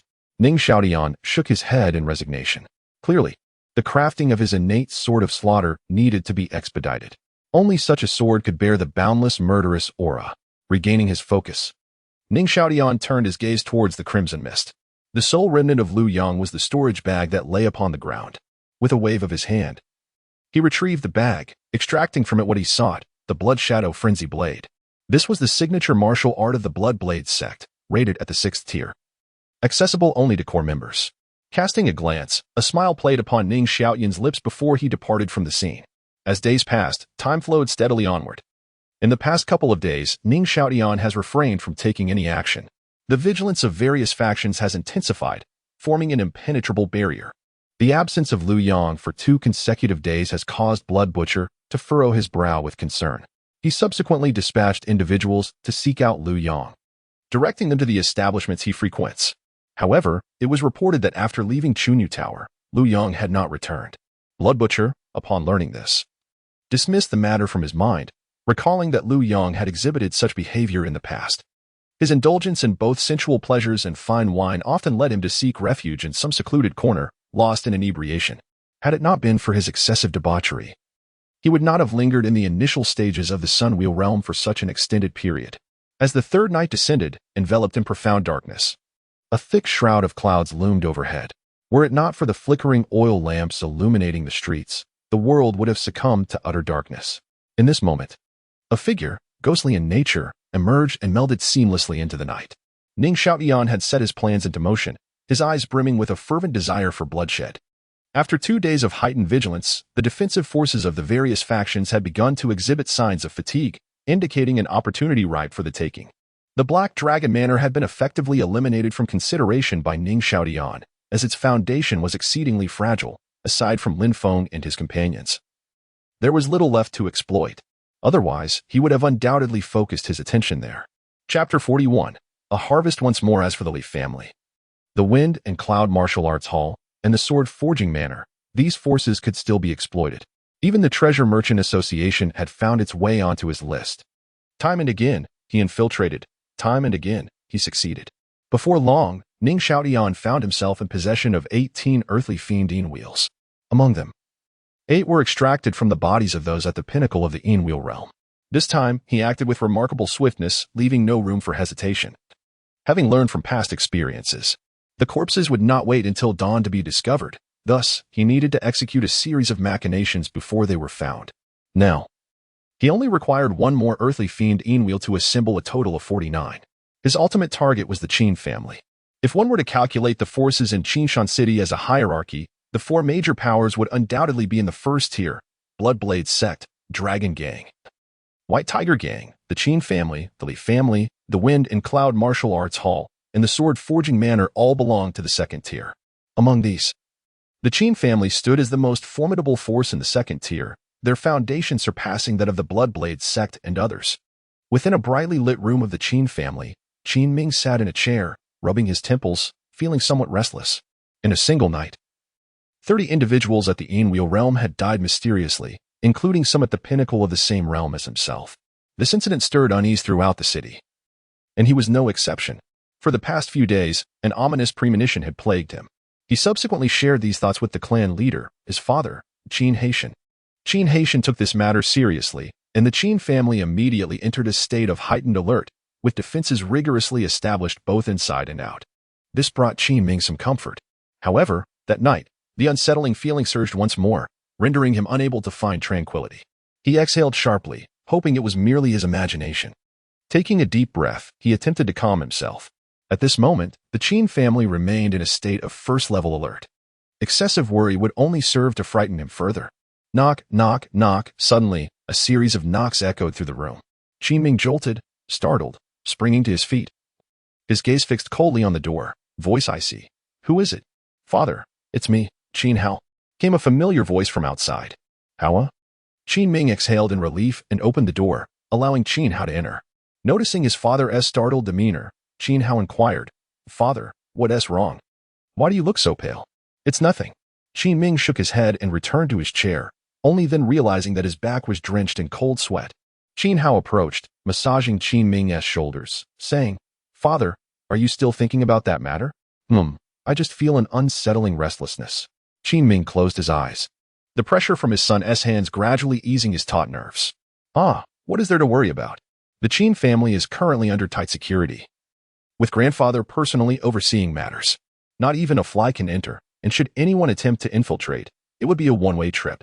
Qin Hao smirked, exuding confidence in his family's strength. The Qin family stands as the most formidable force aside from the four great powers. Who would dare to intrude? Only someone seeking death would consider it. Nonetheless, one must not let their guard down. A measure of caution is never unwarranted. Moreover, Father often reminds us not to underestimate anyone in the world. Take, for instance, Ning Xiaotian, whom you frequently deride as a waste. What has he accomplished? He has endured for years and then made a striking emergence, even using cunning to defeat those in the Enwheel realm. Qin Ming spoke slowly. Father, where are you going with this? Please do not mention that person. Qin Hao halted his actions, expressing his dissatisfaction. In his heart, he held Ning Xiaotian in contempt. In terms of background and resources, Ning Xiaotian was far inferior to him. Yet, despite this, Ning Xiaotian's cultivation had surreptitiously surpassed his own. At this moment, he had merely broken through to the 8th level of the spirit-drawing realm, while Ning Xiaotian had already gained a fearsome reputation in the outside world, even claiming a life in the Enwheel realm. This was something that Qin Hao, accustomed to a life of luxury, simply could not accept. All right, I shall not bring it up again. Noticing Qin Hao's change in demeanor, Qin Ming opened his eyes and quickly offered comfort. The rise of Ning Xiaotian had struck a blow to Qin Hao's pride. Subsequently, Qin Ming shifted the topic, saying, By the way, are you not pursuing Lu Rian? That young lady is extraordinary. She possesses a unique constitution and has even been accepted as a disciple by Dean Zhan Qingwan. You need to put in more effort. Qin Hao's expression stiffened, a bitter smile creeping onto his lips as he replied, It seems there is no hope. What do you mean? Qin Ming inquired. Ever since she broke through to the 9th level of the spirit-drawing realm and became the Dean's disciple, she has distanced herself from us. Qin Hao lamented. Simultaneously, he felt a pang of regret. If only he had been willing to share his portion of the elixir on that fateful day, Lu Rian would not have ignored him. One misstep leads to another, and now it is too late to rectify the situation. Alas, Qin Ming sighed, feeling a mix of disappointment and frustration. To forge iron, one must be strong oneself. When I urged you to train diligently, you did not listen. Starting tomorrow, you shall devote yourself to training. The hunting assessment at the Battle Soldier Academy is fast approaching. Strive to achieve an excellent ranking. Understood. Qin Hao nodded, resolving to put in the effort. He was determined to train hard, surpass Ning Xiaotian, and win Lu Rian's admiration. Just then, a sudden gust of wind swept through, rattling the window, and a chill seeped into the room. The bronze lamp flickered ominously. In that fleeting moment of dim light, a surge of dread washed over Qin Ming, causing the hairs on his body to stand on end. For in that instant, it seemed as though a shadowy figure had materialized within the room. Who dares to intrude upon the Qin family's domain? With a thunderous shout, Qin Ming swiftly rose to his feet, positioning himself protectively behind Qin Hao, who appeared equally apprehensive. Following his father's gaze, Qin Hao turned to see a figure clad in a long black coat standing a short distance away. The hood obscured the figure's face, rendering it indistinct. Qin Hao's expression shifted to one of astonishment. It was indeed audacious for anyone to intrude upon the Qin family. Regaining his composure, Qin Hao sneered, Whoever you are, daring to invade the Qin residence is tantamount to a death sentence. He then cried out, "Someone, come quickly. Grandfather, we have an intruder in the house." His voice resonated throughout the room. However, the shadowy figure remained motionless, silently observing the father and son duo. "How it's futile," Qin Ming remarked, his gaze fixed on the dark figure. "It seems this room is somehow isolated. Our voices cannot escape." He shook his head, feeling a chill of dread seep into his heart. Chapter 42. The killer is actually Ning Xiaodian? The shocked Qin Ming's expression darkened. His initial furious shout served two purposes: to intimidate the intruder and to convey a message to the outside. Yet, there was not a hint of response from beyond the confines of their surroundings. Logically, given the Qin family's stringent defenses, even the slightest disturbance would have been detected, especially with such a loud outcry. However, despite Qin Hao's loud exclamation, the outside remained utterly unresponsive. It became clear to him that they were completely isolated. Isolated? Qin Hao's heart sank, and a sense of panic began to well up within him. Such skillful manipulation. Surely the barrier around them is a formation? Qin Ming surveyed the area, inquiring. Indeed, it is no wonder you are hailed as the foremost expert beneath the Yangwheel realm. Your insight is remarkable. The figure cloaked in black chuckled lightly. Upon hearing that voice, Qin Hao furrowed his brow, as it struck him as eerily familiar. The weight of the black-clad figure's words caused Qin Ming's expression to grow grave. This meant that the individual before them was a spirit array master. Spirit array masters are even rarer than alchemists. Not a single one has ever emerged in the vast expanse of Qingshan City. Yet, the next words from the figure in black plunged Qin Ming's heart into despair.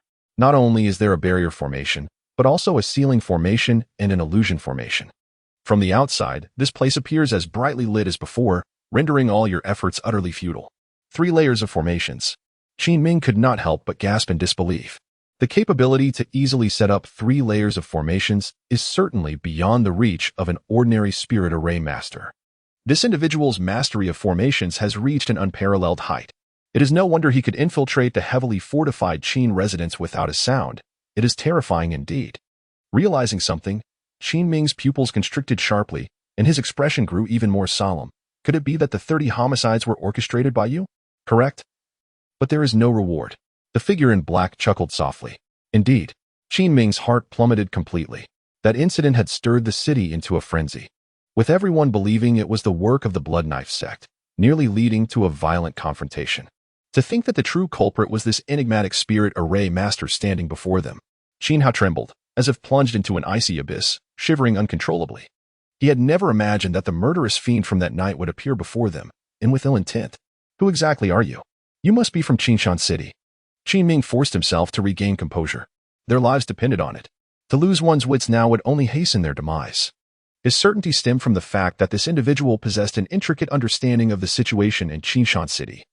Deliberately leaving the blood knife symbol at every crime seemed to incite discord, harboring malicious intent. Do you not recognize me? I believe your son has already identified me. Wouldn't you agree, Qin Hao?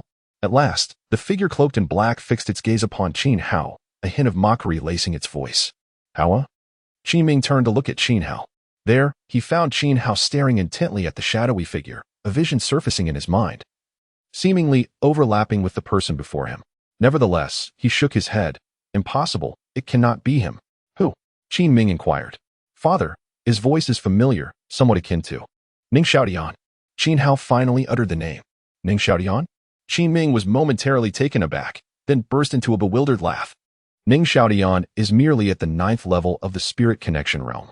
To have slain Fang Zheng was largely a matter of fortune. Compared to a true figure of the Yangwheel realm, it is a chasm apart. It is essential to note that the 30 slain were all no less than mid-Yangwheel realm, with several at the pinnacle. Given Ning Xiaodian's strength, he could hardly manage to infiltrate any of the factions, let alone kill one. Associating him with the figure before me is utterly absurd, a mere fantasy. Then, under the watchful eyes of Qin Ming and his son, the black-clad figure removed its hood, lifting its gaze to reveal an extraordinarily handsome visage. Qin Ming stood frozen, shock etched upon his face, disbelief evident in his expression. Qin Hao's mouth fell agape, his countenance vacant, utterly stupefied. The person before him was indeed Ning Xiaodian. How could you be Ning Xiaodian? Huh? You must be an impostor, surely. Qin Hao's laughter was tinged with both irony and sorrow. At that moment, his worldview shattered, his heart's resolve fracturing. He could not fathom such a cruel reality. The news of Ning Xiaoyan's revenge against Fang Zheng had already struck him hard. He never imagined that Ning Xiaoyan harbored another identity, that of a spirit array master, the very architect of the 30 tragic incidents. How dreamlike, how surreal. Hao, calm yourself. Qin Ming urged, striving to steady the emotionally unraveled Qin Hao, a look of deep concern upon his face. Even if they emerged unscathed today, Qin Hao was irrevocably ruined. His heart's resolve lay in tatters. Ning Xiaoyan would become his unshakable nightmare.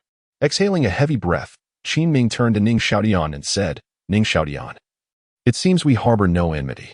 You are being hunted, yet the Qin family has had no hand in this. Grievances should be addressed at their source. You may seek out the Black Dragon Manor or the 100 Treasures Merchant Association. If it was Hao who has offended you at the academy, I shall apologize on his behalf. What say you? Witnessing his father adopt such a humble demeanor, pleading before Ning Xiaoyan, Qin Hao's fury surged.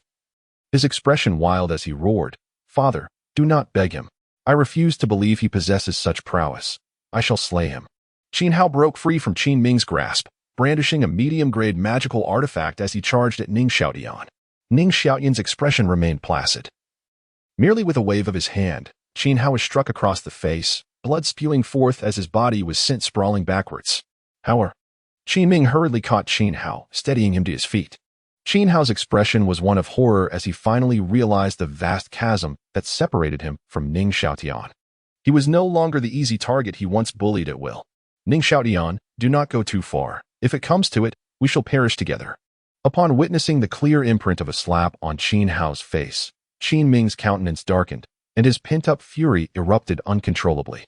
A fierce surge of spiritual power erupted from within him, his fingers curling into a fist as an overwhelming aura swept forth. 8 Desolations Fist. A solitary battle against the 8 Desolations.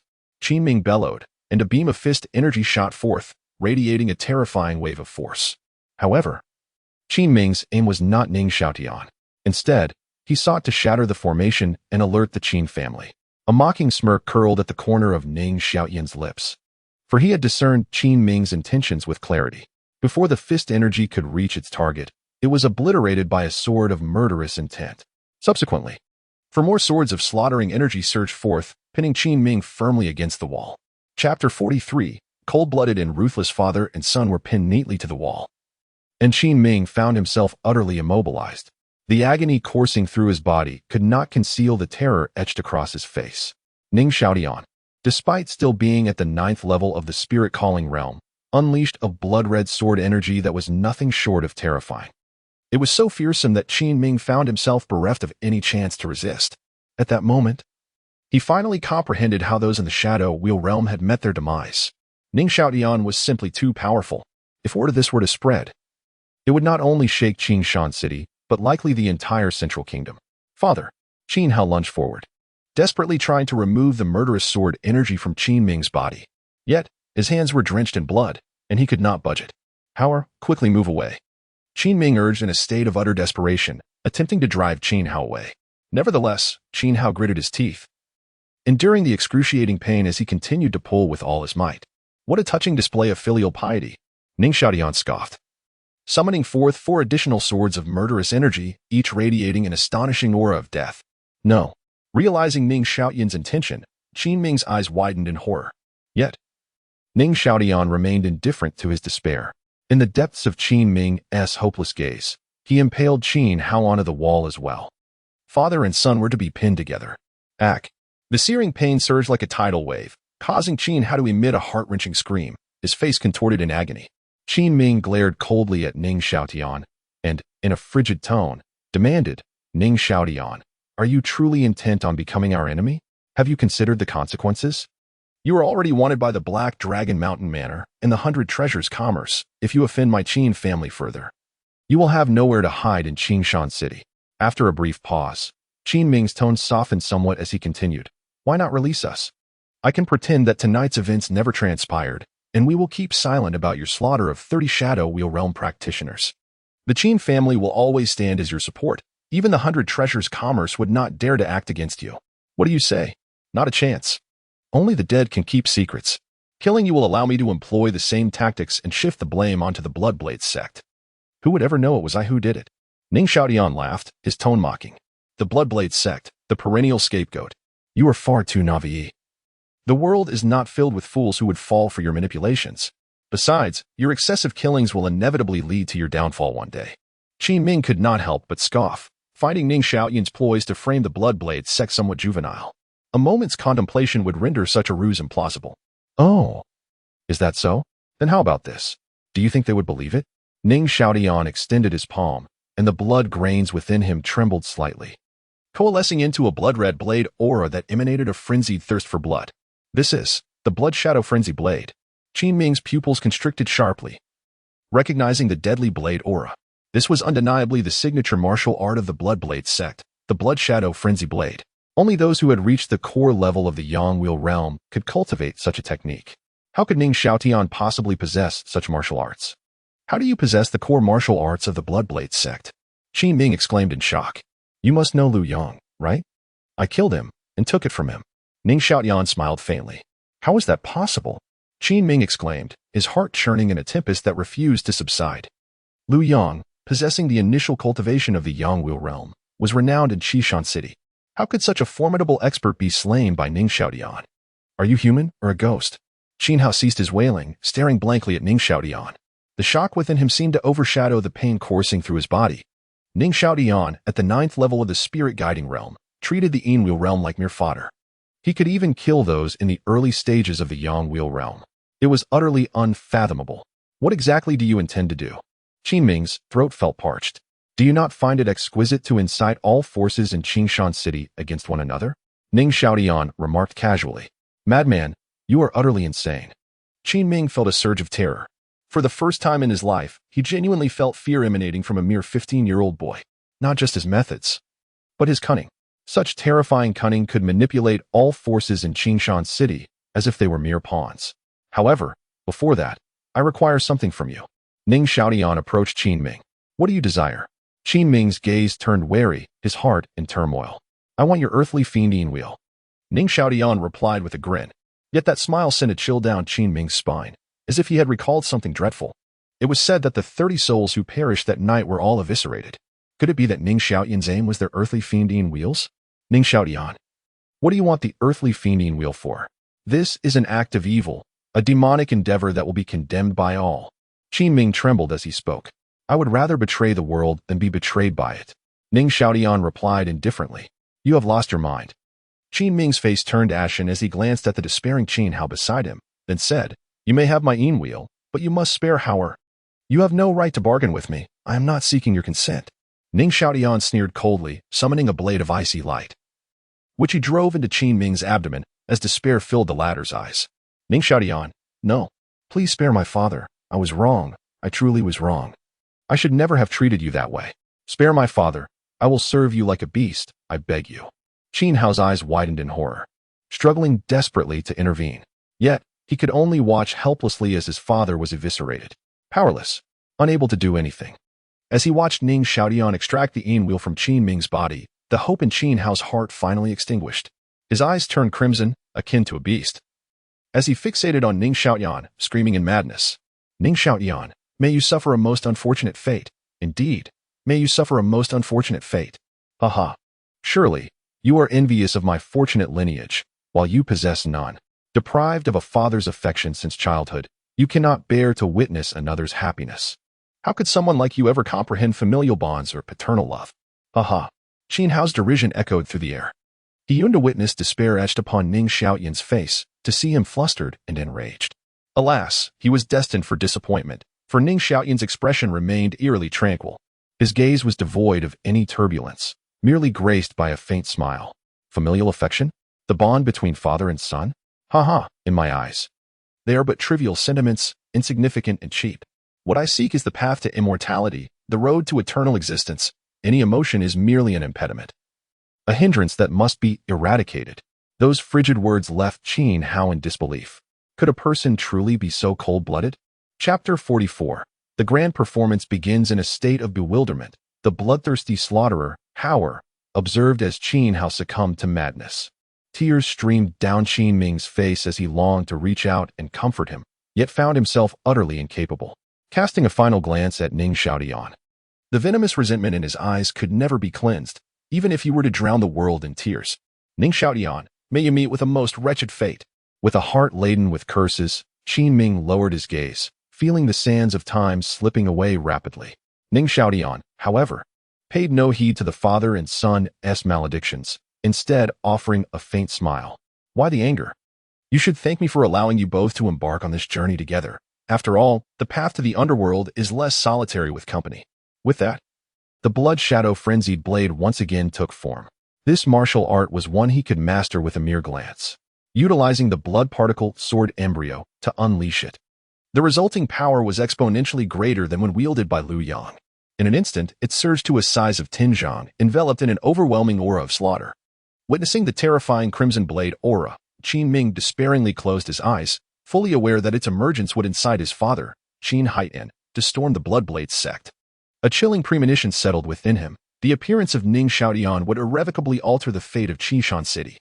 He could only hope that the Qin family would exercise prudence and not allow themselves to be led astray by Ning Xiaotian.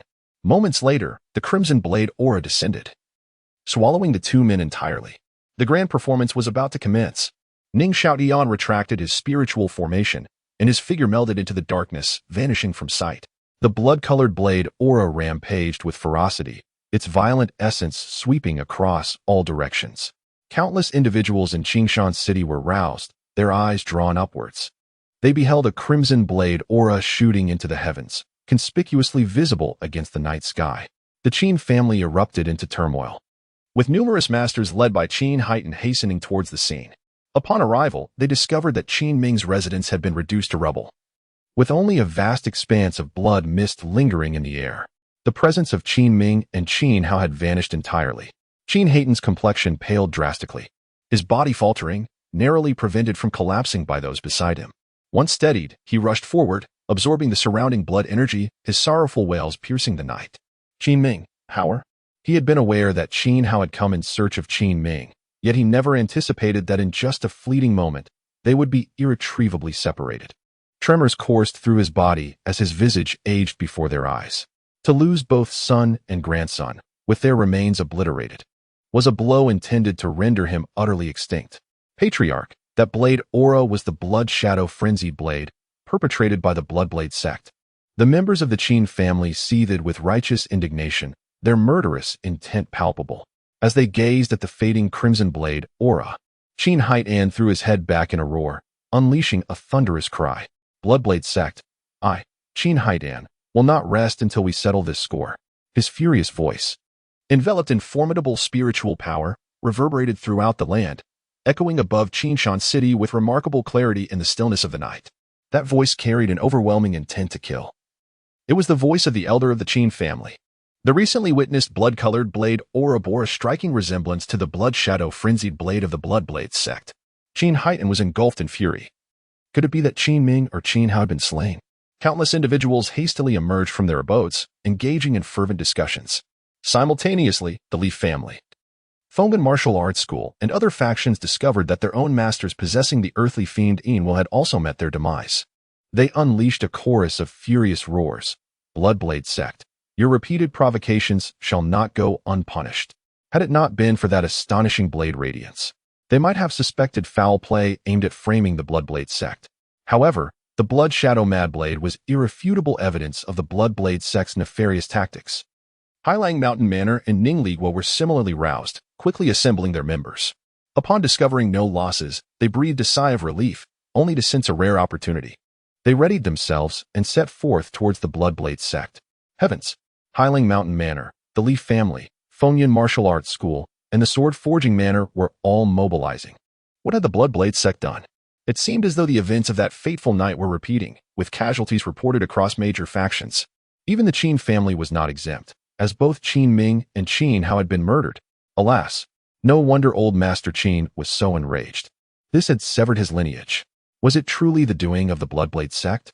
Could it be that another shadowy figure had orchestrated this, framing the Bloodblade sect? Hadn't the Huang family clarified that it was a misunderstanding the last time? Nonsense. It was indeed the Bloodblade sect's handiwork, and the Huang family was not innocent either. In Qishan City, where visibility was obscured, countless torches illuminated the darkness. The major factions, brimming with murderous intent, advanced towards the Bloodblade sect, causing a stir among the populace. Blood Butcher stood frozen in place, equally stunned by the overwhelming blade radiance. As he sensed the violent aura, his expression darkened. That was undeniably the Blood Blade sect's ultimate technique, the Blood Shadow Mad Blade. The thunderous roar of Qin Heighten echoed, leaving Blood Butcher paralyzed with shock. What the hell have I done? Who is the scoundrel behind this calamity? Blood Butcher, like an ant on a hot pan, could no longer sit still. He realized that even if he jumped into the Yellow River, he could not cleanse himself of this stain. Master, it's bad. The Qin family is coming at us with full force. Vice Master Luo Qing rushed in, panic-stricken. Is it only the Qin family? Blood Butcher swallowed hard. Sensing a formidable threat. Not just them, Hiling Mountain Manor, the Li family, Fengyan Martial Arts School, and Sword Forging Manor are all arriving. Reports indicate that they have suffered losses. Luo Qing's face turned pale, clearly shaken. Last time they had the upper hand. But with the appearance of that Blood Shadow Mad Blade, there was no clearing their name this time. If I find out who is behind this, I will tear them limb from limb. Blood Butcher cursed vehemently. He then immediately issued orders. Quickly, contact the Jiaolong gang. And summon the Black Wind Stronghold as well. It's urgent. Blood Butcher was beset with headaches. If the night's events were not handled adeptly, the Blood Blade sect would face annihilation. The Black Wind Stronghold was a notorious underworld force active outside Qingshan City. Living by plunder, they are exceedingly ferocious. In their earlier years, they pillaged goods transported by the Qin family, forging a profound enmity with them. The leader has also reached the late stage of the Yinyang realm, standing in equal measure to Qin Haitian. Only by summoning the Black Wind Stronghold can they withstand the Qin family's might. Everyone, prepare for battle.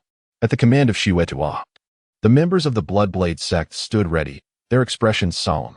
This matter concerned their very survival, necessitating utmost caution. Xuetua, come forth to meet your demise. Shortly thereafter, a voice brimming with murderous intent echoed. The Qin family has arrived. Xuetua took a deep breath and led the members of the Bloodblade sect outside. There. The night was aglow with torches, shadows swirling as each individual wielded a flame, dispelling the encroaching darkness. Chapter 45. The arrival of Black Wind Stronghold and the commencement of the great battle. At the forefront stood an elderly man in his 50s. His countenance dark and fearsome under the flickering flames. This man was none other than Qin Haitian, the patriarch of the Qin family, at the peak of the Yinyang realm. Behind him, the members of the Qin clan radiated an overwhelming murderous aura, eager to devour the Blood Knife sect whole. Patriarch Qin, I assure you, I am not responsible for this. Blood Butcher, with a bitter smile, gazed at the enraged Qin Haitian. Only those who have been wronged truly comprehend the depths of his grievances. It was a calamity that had befallen him without cause, an unforeseen disaster. Qin Haitian remained silent. Yet his eyes glimmered with boundless killing intent. A chilling voice emerged from the other side. Humph, Blood Butcher, do you truly believe us to be fools? We were deceived by your fabrications last time. Do you think we will fall for your tricks again? The ground trembled, and flames erupted. Ning Ligua, Li Qingyang, Xie Fengyun, Zhu Yunxian, and others appeared, their demeanor fierce and threatening. Everyone, someone is plotting against us from the shadows. Do not be led astray. This matter has nothing to do with my Blood Knife sect. Blood Butcher implored helplessly. He sought to stall for time, awaiting reinforcements. And what do you have to say about the Blood Shadow Frenzy Blade? Li Qingyang and the others retorted coldly. It was common knowledge that the Blood Shadow Frenzy Blade was the signature martial art of the Blood Knife sect, reserved solely for core members who were privileged to practice it. It was inconceivable for it to be leaked. The terrifying blade aura that had erupted could only be unleashed by one who had trained for many years. Who else, besides the Blood Knife sect, could achieve such prowess? Humph. Last time, you claimed there was no evidence, but this time, both witness and material proof are abundant. Do you still dare to argue? Ning Ligua scoffed. Aye. Blood Butcher found himself at a loss for words, lamenting his fate in silence. He could scarcely fathom that someone had merely glanced at his sect's ultimate skill and mastered it, amplifying its power manifold. Blood Butcher, there is no need for further discourse. Tonight marks the end of your Blood Knife sect. Qin Haitian's voice was as cold as winter, and a formidable aura erupted from him, sweeping across the surroundings. Kill. The Qin family members shouted in unison, their murderous intent palpable. The Blood Knife sect's members wore grave expressions, bracing themselves for an impending onslaught. The Qin family alone was formidable enough, but with the addition of forces such as Black Dragon Manor, the Li family, Fengyan Martial Arts, and the Sword Casting Manor, they were bound to be overwhelmed. Lord Blood Butcher, we have arrived. At this critical juncture, the Jiaolong Gang, White Tiger Gang, Xuanwu Gate, and Blood Shark Gang arrived just in time. Before Blood Butcher could breathe a sigh of relief, Qin Haitian issued a command and immediately targeted him. Attack! Ning Ligua, Li Qingyang, and others also struck with fury. The Jiaolong Gang, White Tiger Gang, and Xuanwu Gate intervened to block them. While the Blood Shark Gang engaged with the Zhao family and other factions, each harboring some grievances. The battle was on the verge of eruption. As the conflict commenced, Blood Butcher lamented his misfortune, being relentlessly pushed back by Qin Haitian. The pressure was insurmountable when faced with Qin Haitian in his furious state, especially considering he was at the peak of the Yinyang realm. The situation was dire. They found themselves unable to retaliate, merely enduring the onslaught, compounding the grim atmosphere. Blood Butcher was dismayed to learn that Vice Sect Master Luo Qing had been slain by Ning Ligua. Despite both being in the early stages of the Yinyang realm, Ning Ligua's prowess was overwhelmingly superior, whether in the richness of his spiritual energy or in martial arts. Meanwhile, another Vice Master, Zhang Yuan, was being besieged, his fate hanging by a thread. The remaining disciples were being mercilessly slaughtered by the combined forces of the Qin family and Hailang Mountain Villa. Even Wang Changyu, who had reached the late stage of the Yangwei realm, fell victim to the elder Muyu of Hailang Mountain Villa, suffering grievous losses. The emergence of the Qin family posed a lethal threat to the Blood Knife sect. Damn it! Why has the Black Wind stronghold arrived yet? Blood Butcher was in a state of acute anxiety. If this continued, the Blood Knife sect would surely face annihilation. In this critical moment of life and death, the ground began to quake violently. In the distance, flickers of flames danced, accompanied by the thunderous sound of hoofs. As the sound drew nearer, illuminated by the flames, a black banner became discernible, fluttering in the wind. Adorning the banner were 3 swirling patterns, the emblem of the Black Wind stronghold. At last, they have arrived. Blood Butcher's spirits lifted, and he hastily freed himself from Qin Haitian's grasp, as if clutching a lifeline. With the arrival of the Black Wind stronghold, both factions momentarily ceased hostilities. Master of Blood Sect, you have not come late, have you? The leader of the Black Wind stronghold, a one-eyed man exuding a menacing aura, was none other than Wei Chun, the chief of the Black Wind stronghold. Like Qin Haitian, he too was a late-stage practitioner of the Yinyang realm. No, your timing is impeccable. Though internally seething with dissatisfaction, Blood Butcher refrained from expressing it, instead greeting him with a forced smile. Ha ha ha, splendid. Wei Chun shifted his gaze, landing it squarely on Qin Haitian, his serpent-like eye gleaming with a frosty light. Old Qin, we meet again. Last time you killed my third brother. Tonight, we shall settle both old and new scores. Wei Chun spoke coldly.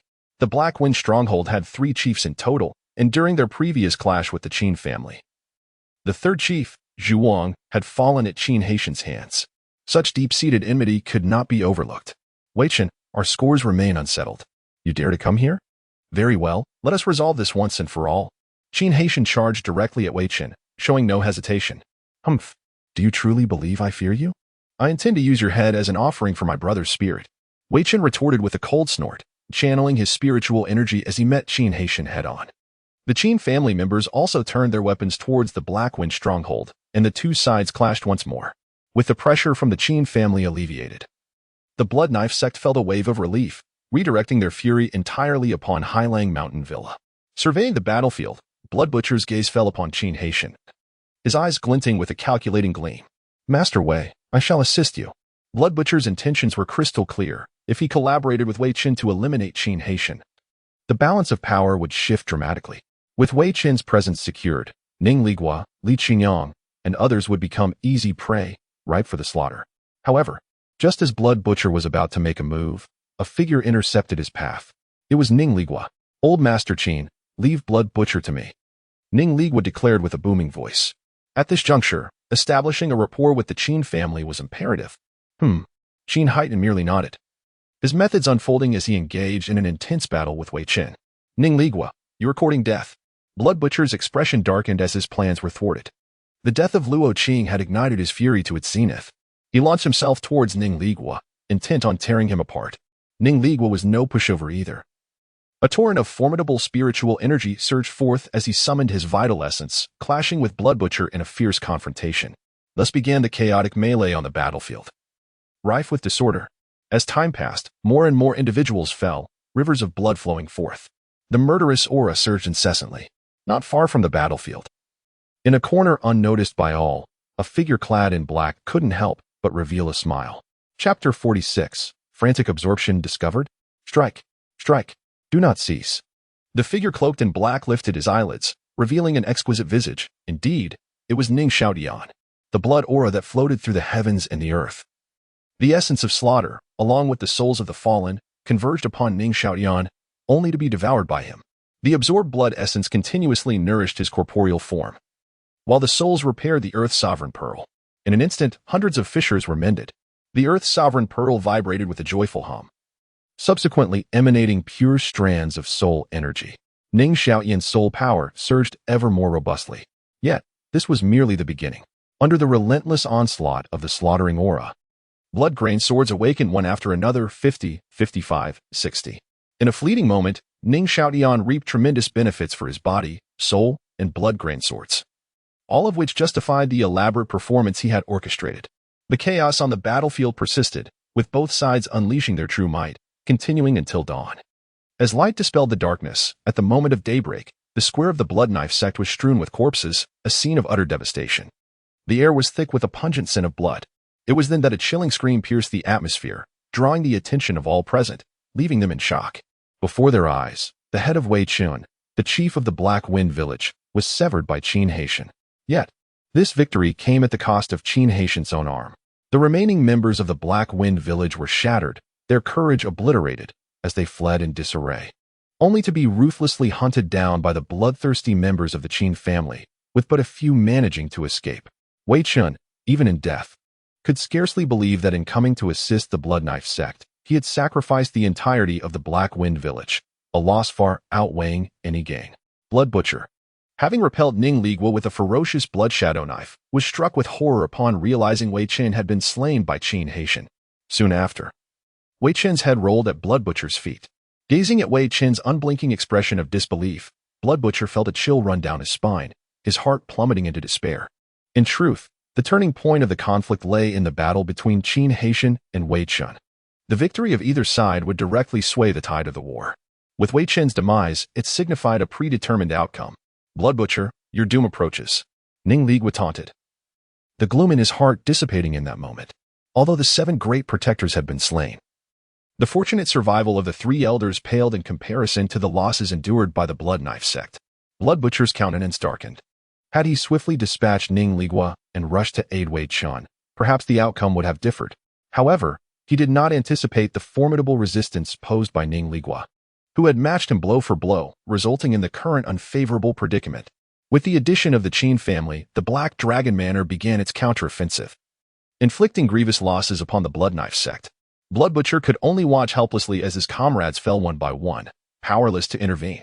The Jiaolong Gang, Baihu Gang, Xianwu Men, and Blood Shark Gang, perceiving the unfavorable situation, hastily withdrew from the battlefield. Esteemed ones, this matter bears no relevance to us. We shall take our leave. They swiftly abandoned Shuaitu and fled. The Blood Knife sect's power had significantly diminished. They were not foolish enough to continue fighting for the Blood Knife sect. The Black Wind stronghold served as a poignant reminder. Thus, retreating promptly was the wisest choice. Shuaitu seethed with frustration, yet felt utterly powerless. They were a gang, driven solely by profit. The remnants of the Blood Knife sect gathered around Shuaitu, their numbers having dwindled from approximately 2,000 to merely 1 or 200, with many dead and injured. Sectmaster, what shall we do now? Someone quavered. Shuaitu's countenance darkened, glancing at the dispirited faces of the Blood Knife sect members, his heart aching with sorrow. Each visage reflected despair, their spirits utterly shattered. Was it all to be destroyed, the foundation he had painstakingly built? Had he foreseen such an outcome? Would he have acted differently? With the entanglements of the Jiaolong Gang and others no longer present, Li Qingyong, Xie Fengyun, and Zhu Yunxian surrounded him. Shuaitu, escape is futile. You scoundrels. Shuaitu was beside himself with rage. These individuals had not inquired into the matter, nor sought the truth, and yet they launched assaults upon the Blood Knife sect. Such actions were utterly detestable. Meanwhile, Ning Xiaotian reaped substantial rewards, his gains overflowing. Countless essences of blood melded into his being, rendering his physical form as resilient as a top-tier magical artifact. His soul power surged like an unfathomable ocean. The blood-grain sword embryo awakened to 100 fragments. The limitation to only 100 was due to the constraints of the spirit-drawing realm. The aura of slaughter had also been stored away, awaiting a breakthrough to the Yin Wheel realm for further awakening. Both sides momentarily ceased hostilities. The influx of blood essence, souls, and the aura of slaughter had also abated. Ning Xiaotian gazed into the distance. With Wei Qin's demise, the cascading repercussions left the Blood Knife sect, outnumbered and beleaguered, on the brink of annihilation. Yet, Shui Tu was a product of the Huang family's fostering. He would not stand idly by as the Blood Knife sect perished. If the Huang family intervened, the Baibao Commerce Association would likely follow suit. A fierce confrontation between these two formidable factions seemed inevitable. Ning Xiaotian's eyes sparkled with anticipation. The more brutal the conflict, the more advantageous it would be for him. Just then, however, Ning Xiaotian furrowed his brow, sensing a formidable presence approaching. Soon, a chilling voice echoed in his ear. Impudent demon. The newcomer exuded tremendous strength, their cultivation reaching the early stages of the Yin-Yang realm. Yet, due to the surging soul power, Ning Xiaotian discerned that the source of their might lay not in cultivation, but in soul strength. Had he been discovered? Ning Xiaotian murmured. Quickly lowering his hat and activating the Shadow Phantom stepped to its utmost limit, vanishing from sight in an instant. Boom! At the moment of his disappearance, a colossal handprint, forged from condensed spiritual energy, crashed down, obliterating the very spot where Ning Xiaotian had just stood. Then, a figure clad in white appeared. Had he arrived too late, allowing the figure to escape? Unable to sense the presence of the hidden individual, the white-clad figure's countenance darkened. Subsequently, his gaze turned towards the plaza of the Blood Knife sect. This farce must come to an end. Why must you be so aggressive? A voice resonated. Outside the plaza, numerous masters led by Huang Wenfeng hurriedly arrived. Brother Huang, Shui Tu seemed to have seized onto a lifeline, nearly brought to tears by his sense of injustice. Just as Huang Wenfeng arrived, Chen Jianghe, leading the 100 Treasures Guild, followed closely behind like a relentless shadow. In truth, Huang Wenfeng should have arrived the previous night, but he had been closely monitored by Chen Jianghe. With the support of the Black Wind Stronghold, he felt reassured, observing from a distance. However, he had not anticipated that at dawn, Wei Qin would be slain by Qin Haitian. The Blood Knife sect faced a catastrophic defeat. If he did not emerge now, Shui Tu would surely meet his end. Chapter 47. Master Yin. A series of bloodshed. Huang Wenfeng. Your unwavering defense of the Blood Butcher raises my suspicions. I have reason to believe that the mastermind behind these events is none other than your Huang family, Chen Jianghe stated coldly. Huang Wenfeng. Should this matter be connected to your family, I, Qin Haitian, shall become your sworn enemy. Despite having lost an arm, Qin Haitian remained fierce, his murderous aura palpable. The deaths of Qin Ming and Qin Hao had ignited his fury entirely. Chen Jianghe, do not slander with baseless accusations. Such behavior is utterly disgraceful. Huang Wenfeng's expression darkened. If Chen Jianghe were to incite a collective assault from the Qin family, the Li family, the Fenggan Martial Arts School, and the Zhujian Mountain Manor, even the Huang family would find it insurmountable. Deep down, you must know the truth. The last time you claimed misunderstanding due to a lack of evidence. We accepted it. Yet, how will you explain this incident? Without the backing of your Huang family, the Blood Butcher wouldn't dare act so brazenly. Chen Jianghe scoffed, making his accusations sound undeniable. He sought to use this opportunity to eliminate the Huang family. Without their interference, the Liang Pool would naturally fall into the hands of the Baibao Chamber of Commerce.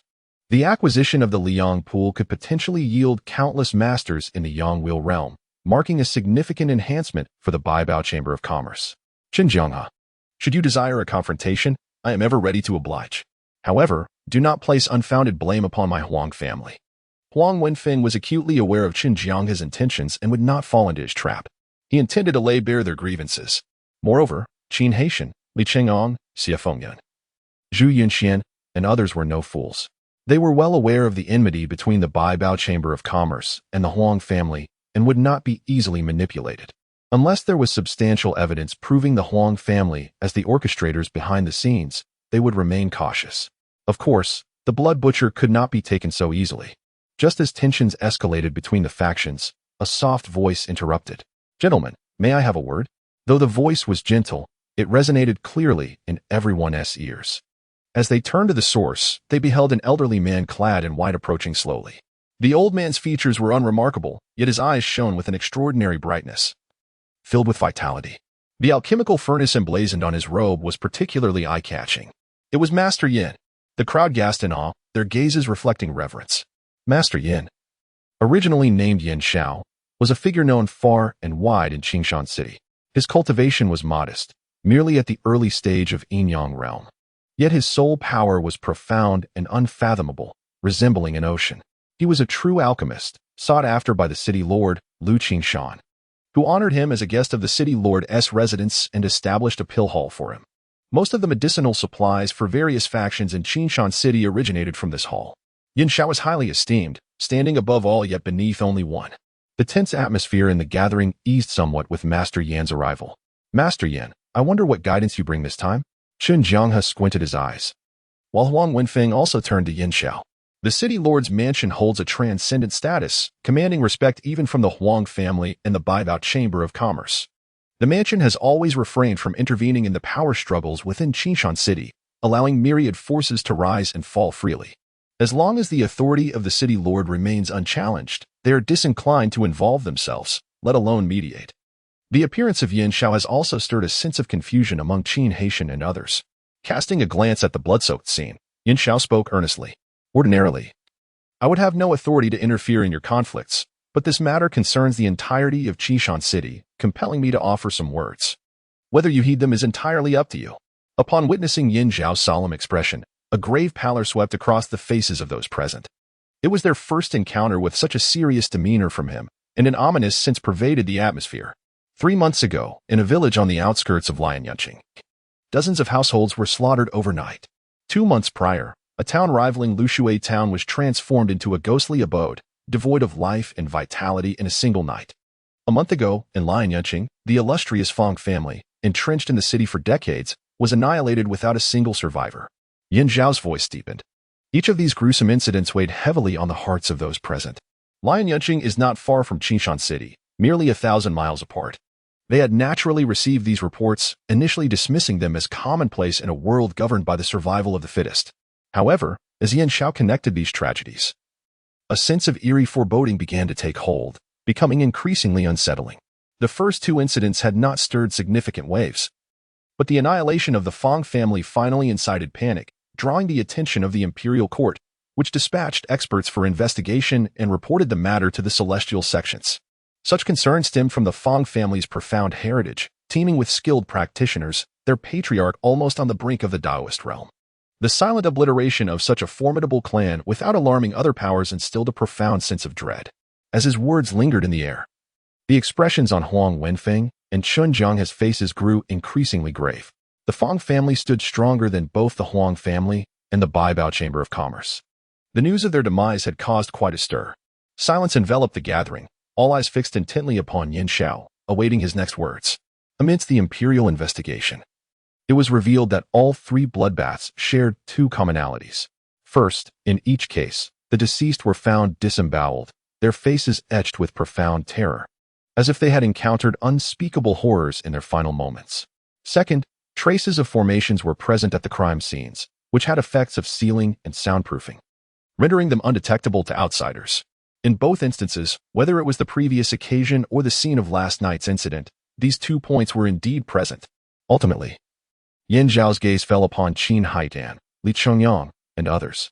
Master Yin, are you implying that there exists a formation within the Qin family? Qin Haitan furrowed his brow. Precisely. Although it has been retracted, traces still linger in the surroundings. Yin Xiao nodded and continued. To my knowledge, neither the Blood Knife sect nor the Huang family possess a spirit formation master. This statement garnered agreement from the crowd. Indeed, not only the Blood Knife sect and the Huang family, but the entire Qingshan City could not produce a single spirit formation master. Spirit formation masters are even scarcer than alchemists. They are not foolish. They have discerned the underlying implications of Yin Xiao's words. Chapter 48. The resurgence of the demonic path. A millennium ago, the battle between immortals and demons ignited a series of bloodshed, all orchestrated by the same individual or force. The Blood Knife sect bears no responsibility, it merely serves as a scapegoat. At this moment, the expressions of Qin Haitian, Li Qingyang, and others fluctuated between hope and despair. If what Yin Xiao asserted is true, and these tragedies stem from a singular power, then the Blood Knife sect is entirely uninvolved. The sect's influence extends only within the confines of Qingshan City, its reach failing to touch Lianyun City. Entities as formidable as the Fong family are far beyond the grasp of the Blood Knife sect. Even the Huang family would find it challenging to shake their foundations. let alone obliterate them. Indeed, this matter is utterly unrelated to the Blood Knife sect. Yin Xiao shook his head, expressing his helplessness. The most aggrieved party in this entire affair is none other than Shuai Tuesday. You scoundrels insist on placing the blame on my Blood Knife sect, despite my clear denials. Shuai Tu exclaimed, seething with indignation as he directed his ire at Ning Ligua and Qin Haitian. He felt utterly voiceless, bearing the brunt of an unjust calamity. Master Yin, based on your insights, do you have any notion of who is behind these events? Huang Wenfeng posed the critical question, connecting Yin Zhao's earlier remarks. It appeared that the circumstances surrounding these incidents were beginning to take shape. The gathered crowd held their breath, anticipation hanging heavily in the air.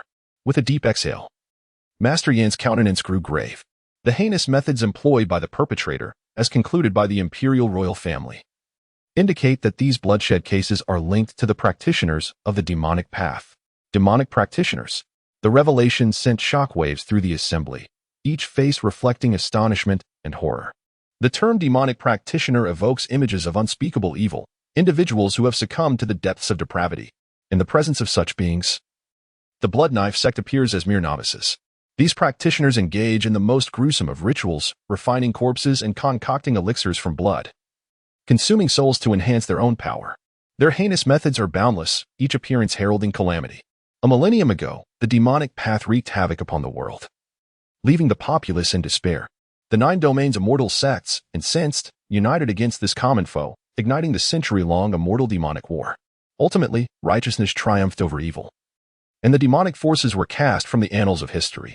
The righteous path flourished, and the immortal sects endured. Yet, Yin Xiao claims all this turmoil is the handiwork of demonic practitioners. Is it possible that the demonic path is poised for a resurgence? Master Yin, do you speak the truth? Not only Qin Haitian but also Huang Wenfeng and Qin Jianghe felt their pupils constrict, their expressions turning grave, as their hearts surged with tumultuous waves of dread that would not subside. Indeed, Master Yin affirmed with a nod. In recent years, demonic practitioners have grown rampant, using the unborn to create blood infants, vengeful infants, and ghostly infants. They have even been known to collect souls to forge the soul banner. The tenacious nature of a centipede, even in death, signifies that the demonic path is on the verge of revival. Before my arrival, I had already encountered that malevolent sorcerer. He lurked nearby, siphoning the blood essence and souls of the deceased.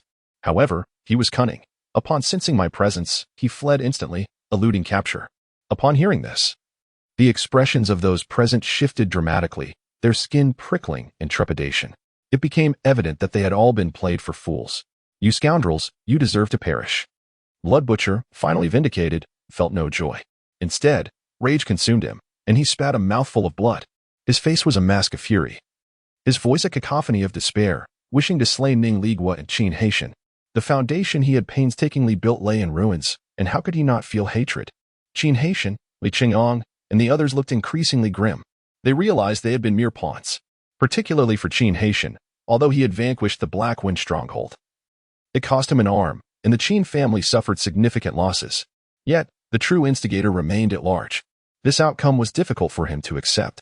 Ning Ligua, expressionless, observed the impotent fury of Blood Butcher and could not help but feel a sense of schadenfreude, regardless of whether it was the work of demonic cultivators. The Blood Knife sect was effectively dismantled and posed no threat to the Black Dragon Manor. Qin Jianghe, do you have anything to say for yourself? Huang Wenfeng, his face darkened, confronted Qin Jianghe. Had it not been for Yin Zhao's appearance, the blame for the orchestrated events would have fallen squarely on Qin Jianghe's shoulders. With Yin Zhao's confirmation, Qin Jianghe fell silent, his gaze flickering. He had not anticipated that this matter would involve demonic cultivators. It had become rather complicated. Regarding the issue of demonic cultivators, I represent the City Lord's mansion in inviting you all for a discussion. Yin Xiao addressed the leaders of the major factions. Ning Ligua, Li Qingyang, and the others exchanged glances before nodding in agreement. Very well. The resurgence of demonic forces was far-reaching. Relying solely on themselves would be insufficient. They did not wish to see their hard-won foundations destroyed in an instant. Lu Qingshan, the sole Taoist realm figure in Qingshan City, knew that only through collaboration with the City Lord's mansion could they prevent the demonic cultivators from seizing the opportunity. Huang Wenfeng and Qin Jianghe hesitated for a moment before also nodding in assent. Master Yin, I shall come by later. I bid you farewell. At that moment, Qin Haitian appeared somewhat aged, promptly leading the Qin family away. Qin Jiangke, Ning Ligua, Li Qingyang, and the others hastily followed Yin Xiao. Brother Huang, I am unwilling to accept this. Blood Butcher lamented after the factions had departed. Huang Wenfeng, feeling somewhat helpless, replied, Did you not leak the secrets of the Blood Shadow Blade? The crux lies within that blade. Absolutely not. That is the core martial art of my Blood Knife sect. How could it possibly be leaked? However, 3 days ago, a core disciple, Lu Yang, seemed to have gone missing. Blood Butcher recalled something. That must be it. Lu Yang is likely in grave danger, possibly slain by that demonic cultivator. Demonic cultivators are typically adept at soul searching and seizing souls. Hence they would undoubtedly have mastered the Blood Shadow Blade, Huang Wenfeng deduced. Damn it, Lu Yang is utterly incompetent, causing more trouble than he solves. Even in death. He has brought me such great calamity. Blood Butcher gritted his teeth, filled with resentment. The events have transpired, and regretting them is futile. Had you not acted so ostentatiously, there would have been no opportunity for others to exploit, Huang Wenfeng remarked, feeling a tinge of disappointment towards Blood Butcher. Brother Huang, you are right. Blood Butcher lowered his head, yet internally harbored resentment towards Huang Wenfeng. Had Huang Wenfeng appeared sooner, the Blood Knife sect would not have found itself in such dire straits. The fact that Huang Wenfeng continues to berate him is simply unbearable. The most pressing matter now is to root out the lurking demon. All of this chaos stems from his actions. Will you accompany me to the City Lord's manor? Huang Wenfeng inquired. I shall not go. Blood Butcher shook his head. A visit to the City Lord's manor would merely involve Lu Qinshan mediating, urging them to set aside their enmity and unite against the common foe, while remaining vigilant against demonic cultivators.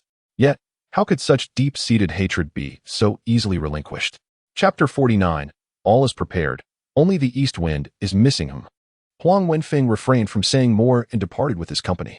He would not spare the Black Dragon Mountain Manor, the Qin family, the Baibao Chamber of Commerce, nor those who wronged him. Blood Butcher's countenance was twisted, almost maddened. As various factions dissipated, news of the resurgence of the demonic path spread wildly. Is the demonic path truly on the verge of revival? It is terrifying, as it has even reached Qinshan City. But what is there to fear? If the heavens collapse, there will be tall figures to support it. With the demonic path's resurgence, is there not also the immortal sect? Indeed, since ancient times, evil cannot suppress righteousness. One must eat and drink as usual. The most unfortunate among this turmoil must be the Blood Knife sect.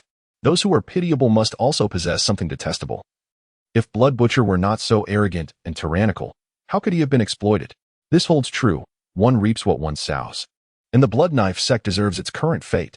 Countless people were engaged in fervent discussions. That person, could it be Yin Xiao? Ning Xiaodian murmured.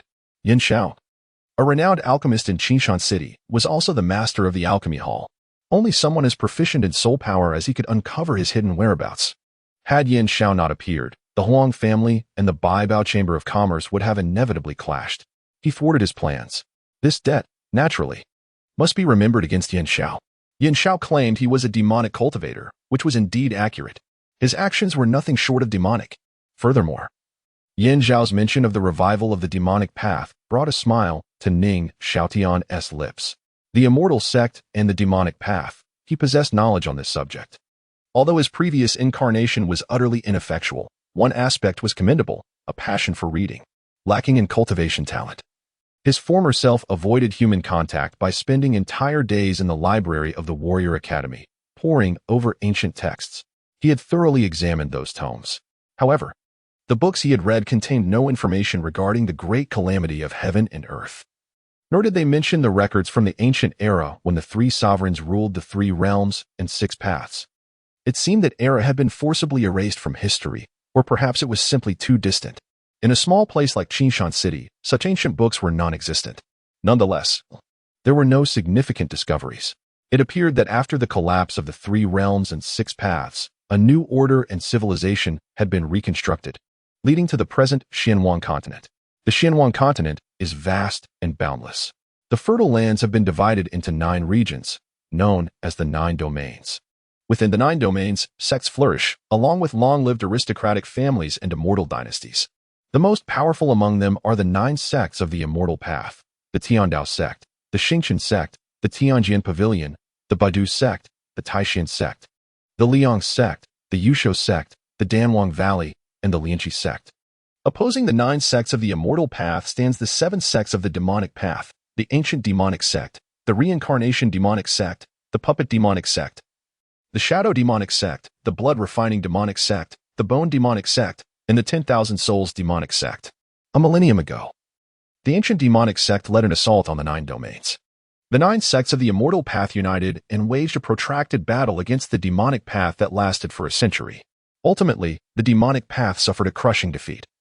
Retreating from the annals of history, the 9 domains fell entirely under the dominion of the 9 sects of the immortal path. Among them, the kingdom of Deyang resides within the mysterious domain known as Xuanyu. The ruler of Xuanyu is none other than the Taishan sect. Now, with the resurgence of the demonic path, Ning Xiaotian's thoughts stirred with intrigue. It appeared that events were becoming increasingly captivating.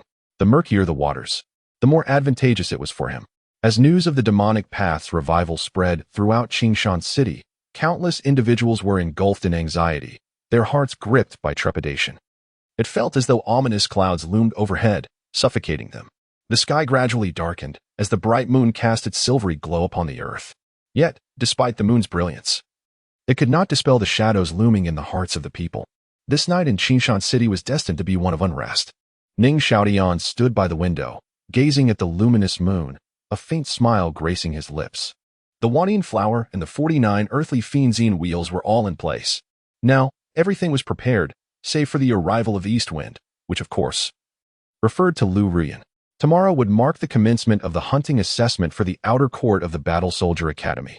The hunting grounds were situated in Mingyue Valley, located on the outskirts of Qingshan City, under the Academy's control. Within lay countless demonic beasts, though the most formidable among them barely reached the half-step Einwheel realm. This valley served as a training ground for the outer court disciples of the Battle Soldier Academy. The hunting assessment was conducted every 4 months, 3 times a year. Failure to meet the standards in all 3 assessments would result in expulsion. Ning Xiaoyan's previous incarnation had already endured 2 failures. It was said that at the core of Mingyue Valley stood a spirit Yin tree, and its fruits, which absorbed the essence of the Taiyin, were nearing ripeness. Those spirit Yin fruits represented Lu Ruyan's opportunity to break through to the Einwheel realm. Stealthily blending into the night, Ning Xiaotian navigated his way to Mingyue Valley, recalling the memories of his past. As he entered, the moon hung high in the sky, casting a silvery veil over the valley.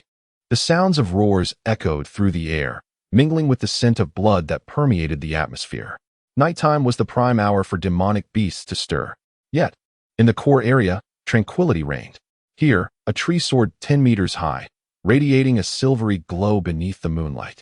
Its fruits pulsated rhythmically, resembling a beating heart. This was indeed the Spirit Yin tree, nourished by the essence of the Taiyin. Not far from the Spirit Yin tree, a colossal creature coiled, measuring several zhang in length, exuding a powerful aura that straddled the boundary between the spirit summoning and Einwheel realms. This was the accompanying demonic beast of the Spirit Yin tree, the Xianyin snake, at the half-step Einwheel realm. The reason for the tranquility in this core area was due to its presence. Hissing softly, the Xianyin snake gazed at the Spirit Yin fruit, its cold eyes glinting with anticipation. Once the Spirit Yin fruit fully matured and was consumed, it would enable an immediate breakthrough to the Einwheel realm. Further enhanced by the essence of the Taiyin, it would absorb tonight. The Spirit Yin fruit would be ripe by tomorrow. Ning Xiaoyan's figure gradually materialized, unnoticed by the Xianyin snake. Casting a glance at the Spirit Yin fruit, he murmured, "Lu Ruyan, I have been waiting for you." As dawn broke, the outer academy of the Warrior College erupted with fervor. Each student was eager and brimming with combat spirit, for the hunting assessment was about to commence. Securing a commendable rank in this evaluation would yield substantial rewards. Conversely, failure to meet the standards on 3 occasions would lead to expulsion from the college. Thus, every assessment demanded utmost concentration, as no one wished to be eliminated. Subsequently, thousands of outer academy students converged upon the central training ground, their voices rising in a cacophony of excitement. Amidst this vibrant atmosphere, when a breathtaking figure gracefully made her entrance, all eyes were irresistibly drawn to her. A collective gasp of astonishment echoed as they beheld the enchanting presence of Lu Ruyan. How is it that she seems to grow more beautiful with each passing day? Indeed, who could have anticipated that she possessed a unique physique, the moonlight body, and had been taken as a disciple by the dean, elevating her status dramatically? Chapter 50. The 2 Stunning Beauties. The assessment begins. I have also heard that the dean presented her with a superior magical artifact. I admit I am a reincarnation of envy, overwhelmed by jealousy. at the 9th level of the Spirit Induction Realm, coupled with a superior magical artifact. Lu Ruoyan is bound to outshine everyone in this assessment. Indeed, she is destined for greatness. It is futile to harbor envy. The appearance of Lu Ruoyan ignited a fervent wave of discussion. Although she appeared somewhat indifferent to the envious gazes directed at her from the crowd, internally, she reveled in the attention, cherishing the feeling of being the center of focus wherever she went. As she made her entrance, Kai Ling and Li Xianfeng warmly approached her. Lu Ruoyan merely nodded at the two, her demeanor cool and detached. This shift in her attitude caught Kai Ling and Li Xianfeng off guard, prompting awkward smiles to surface on their faces. Ever since Lu Ruoyan broke through to the 9th level of the Spirit Induction Realm and became a disciple of Dean Zhanqing Wan, she had gradually distanced herself from them. The recent incident involving Qin Hao further fractured their once united group. Despite the awkwardness, they mustered the courage to stay, knowing that only by aligning themselves with Lu Ruoyan could they hope to secure a favorable standing. The academy did not prohibit teaming up, thus. Students gathered in small clusters across the training grounds, discussing strategies to enhance their point-gathering efficiency. Before long, 3 figures approached slowly, each emanating a formidable aura. The person on the left, clad in black, possessed striking features with sharp brows and bright eyes, exuding vigor. The man in the center, a robust figure, was a mass of muscle, radiating explosive strength. On the right stood a captivating beauty, adorned in a loose-fitting purple training outfit that could not conceal her alluring figure. Her curves were pronounced, especially the impressive contours of her bosom. Her long hair flowed like a waterfall, framing a breathtaking visage devoid of makeup, save for a beauty mark on her left cheek that accentuated her elegance. At around 30 years of age, she exuded a mature charm, reminiscent of a ripe peach. Enticing and delectable, her presence ignited an unnameable desire among the countless young men surrounding her. Teacher Su Qing, all male students were captivated, their eyes fixated on her magnificent form, unable to look away. The Battle Soldier Academy boasted 2 stunning beauties, Lu Ruoyan, youthful and radiant, and Su Qing, mature and alluring. Each possessed a unique beauty, and the sight of both in attendance was a feast for the eyes, leaving everyone in awe. The other 2 figures accompanying them were Yang Li and Bai Hao, the 3 esteemed mentors from the Outer Academy, all present at this event. Generally, a single mentor suffices for a hunting assessment. However, due to the recent surge of demonic cultivators, the Academy had dispatched all 3 mentors to ensure the occasion's success. Silence. Yang Li pressed his hand down, and the clamor of the training ground gradually diminished until it faded away completely. You are all undoubtedly familiar with the rules of the hunting assessment, so I shall refrain from elaborating further. It remains the same as before. Slay the beasts to earn points. Those ranking in the top 100 will receive rewards. Higher rankings yield more substantial prizes. Those with 0 points or at the bottom of the rankings will be deemed unsatisfactory. Exceeding 3 failures will result in expulsion, and you shall no longer be employed. Is that clear? Yang Li's voice echoed in the ears of every individual present. Clear. The students responded in unison. Subsequently, led by the 3 principal instructors, the group marched towards Mingyue Valley in grand procession. Although Mingyue Valley lay on the outskirts, it was not far from the Warrior Academy. Soon, they arrived at the valley's entrance. Let me remind you once more, if you find yourselves in peril, promptly shatter the distressed jade talisman. Otherwise, bear the consequences of your actions. Dying would be in vain. Yang Li spoke coldly. All the students nodded in acknowledgement. Each carried a jade talisman. Should they face life-threatening danger, breaking it would summon the instructor for rescue. However, doing so would prematurely conclude their assessment, halting their points. Of course, possessing a distressed talisman does not eliminate all concerns. There have been numerous instances where students were unable to shatter their talismans in time and were devoured by beasts. Return to this spot before the sun sets to calculate your scores. Now, I hereby declare the commencement of the 3rd quarter's hunting assessment. With Yang Li's authoritative command, 1,000 students surged into Mingyue Valley, brimming with fighting spirit. Roar, roar, roar. As the students flooded in, the beasts residing in Mingyue Valley were stirred, unleashing furious roars. Thus, fierce battles unfolded. Outside Mingyue Valley, who do you think will secure the top score in this assessment? Bai Hao inquired. Is that even a question? It will undoubtedly be Lu Ruoyan. Yang Li replied with a smile. With her 9th level in the spirit-gathering realm and wielding a superior-grade artifact, it would be difficult not to claim first place. If Ning Xiaodian were still around, the first position might not belong to her. Su Qing stated indifferently. Bai Hao's expression stiffened, his brows knitting slightly. Yang Li shot a glance at Su Qing and scoffed. Su Qing, I truly do not understand why you so fervently defend such a vile and treacherous individual. As for my students, if I do not protect them, who will? Besides, he has done nothing wrong. Su Qing replied coolly. Is it not wrong to harm one's peers, leading to the slaughter of over 200 innocent lives? Your standards of judgment seem rather low. Yang Li mocked. If your parents had been murdered, you would likely act even more ruthlessly than he did. Su Qing's lips curled into a cold smile. Su Qing, what do you mean by that? I am merely stating facts. Why resort to personal attacks? Yang Li's expression darkened as he retorted coldly. By how interjected, Su Qing, your words are somewhat excessive. Yang Li has already been designated as a mentor in the Inner Academy by Dean Zhang Qingwan, and his prospects are undoubtedly rising. At this juncture, cultivating a good relationship with him would undoubtedly benefit his career. I am merely stating the facts. Su Qing shrugged. Humph. You should be thankful that the Academy has only expelled Ning Xiaotian. Had there been a pursuit order, all those talented students in the Inner Academy would have sought to eliminate him, enacting justice on behalf of heaven. If you continue to shield him, it may soon be your turn to depart. Yang Li snorted coldly. The fact that the dean granted him a promotion to the Inner Academy speaks volumes. It indicates utter disappointment in Su Qing. If Su Qing remains obstinate, he will inevitably face expulsion as well. You have merely secured a promotion to the Inner Academy. One might think you have obtained the dean's endorsement based on your grandiose claims. Su Qing retorted sharply, refusing to yield. Humph, we shall see about that. Yang Li's expression turned icy. Su Qing curled his lip in disdain, choosing silence as he vanished from the spot. Chapter 51. I have no interest in saving you. Teacher Yang Li, do not stoop to her level. After Su Qing departed, Bai Hao approached, ingratiatingly. Faced with Bai Hao's flattery, Yang Li felt a secret delight within. His expression softening slightly as he feigned magnanimity. It's nothing, I can't be bothered to engage with her. Subsequently, both Yang Li and Bai Hao vanished from the scene, forming a triangular formation with Su Qing to guard Mingwei Valley against unforeseen events. Mingwei Valley is vast. Even with 1,000 students pouring in simultaneously, it would not appear overcrowded. It is divided into 3 areas: the outer valley, the inner valley, and the core. The outer valley is inhabited by low-level demon beasts of the 3rd layer and below of the spirit-inducing realm. The inner valley houses more formidable beasts, ranging from the 4th to the 6th layer. The advanced beasts from the 7th to the 9th layer are concentrated in the core area, which is perilous for ordinary students. Even those possessing a distress talisman would face certain death if they dared to intrude.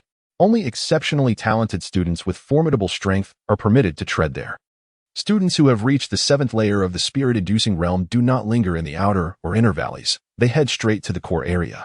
The benefits of slaying advanced demon beasts are immensely rewarding. Within a dense forest, 2 figures darted through the underbrush, blades gleaming in the interplay of their movements, driving the demon beast before them into retreat. Ultimately, the beast succumbed to its wounds, collapsing into a pool of blood, lifeless. It was a green-faced lion.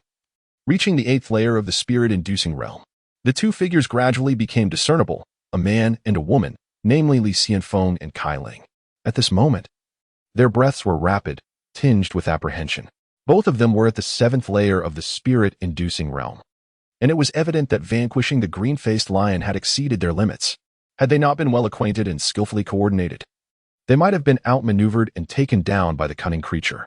Xianfeng, let us leave this place quickly. I have an ominous feeling. Kai Ling tugged at Li Xianfeng's sleeve, her countenance grave. Since entering the core area, they had become separated from Lu Ruyan. In truth, they understood very well that, to put it nicely, they had merely strayed. In reality, Lu Ruyan had abandoned them. They had pursued her and arrived at this location. Yet they could not find any trace of her. Now, they were deep within the heart of danger. Casting a wary glance at the dense forest, Li Xianfeng felt a chill run down his spine and nodded. Yes, let us retrieve the spoils from the green-faced lion and depart. They swiftly severed the lion's fangs and tail, items that could be used for scoring. Just then, a thunderous roar erupted, causing a ringing in their ears. Run! Li Xianfeng's expression changed dramatically as he seized Kai Ling and retreated at breakneck speed. In an instant, a shadow hurtled toward them like a meteor, crashing down with a deafening boom. The ground shook violently, dust and debris swirling as powerful shockwaves surged forth. The 2, having not retreated far, were knocked to the ground. They scrambled to their feet, gazing back at the source of the chaos. As the smoke dissipated, a crater emerged, revealing a towering figure resembling a small mountain. It bore the likeness of a primate, shrouded in black fur, with violet eyes radiating an aura of ferocity and savagery. Beneath its feet lay the remnants of the green-faced lion, reduced to a mere puddle of mud. Had the two individuals not retreated in time, their fate would have been dire. Gazing upon this otherworldly being, Li Xianfeng and his companion were struck with terror, their voices faltering into screams. The violet-eyed savage ape.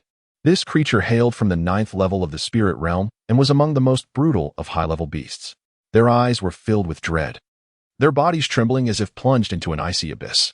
The effort to slay a single green-faced lion had exhausted all their means, facing such a terrifying beast. Only death awaited them. Run. Without a moment to ponder, Li Xianfeng and his companion fled, utterly powerless to resist. With a deafening roar, the violet-eyed savage ape leaped from the pit, seizing a nearby tree and splitting its trunk in two. It hurled the severed trunk at the fleeing duo. The tree struck them with a force that sent them reeling, blood spewing from their mouths as their bodies were propelled through the air. They skidded across the ground for dozens of meters before crashing into a large tree, finally coming to a halt. Gasping, they coughed up blood, mingled with fragments of their innards. Their breathing was labored, their faces pale. Had they not fortified their innards with spiritual energy, that blow would have shattered their organs. The violet-eyed savage ape was truly terrifying. As it approached step by step, an icy dread enveloped their hearts. Quickly, crush the distressed talisman. Suddenly recalling something, they hastily reached for their waists. However, their faces drained of color as they realized that the talisman had fallen out during the earlier collision. Many opted to hang their talismans at their waists for convenience rather than placing them in storage bags, and they were no exception. Li Xianfeng, driven by a fierce will to survive, attempted to crawl toward the talisman that lay a short distance away. Just as he was about to grasp it, the talisman began to vibrate, seemingly drawn by some unseen force, and flew to the other side. Then, a somewhat mocking voice echoed, "Oh, so it's you two." A young man in white attire, strikingly handsome, gradually materialized, casually toying with the two talismans in his hand. Ning Xiaotian. Li Xianfeng and Kai Ling were momentarily taken aback. They had not anticipated encountering Ning Xiaotian in this place. Ning Xiaotian, please save us. Realizing their chance for salvation, they cried out in desperation. Although they were uncertain how Ning Xiaotian had arrived in Mingwei Valley, he was their only hope.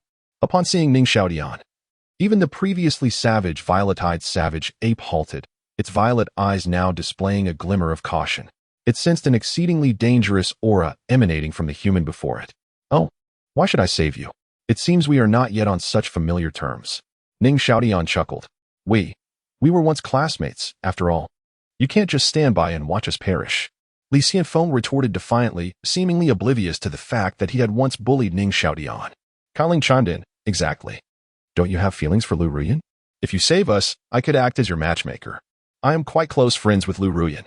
Forgive me, but I have absolutely no interest in rescuing you."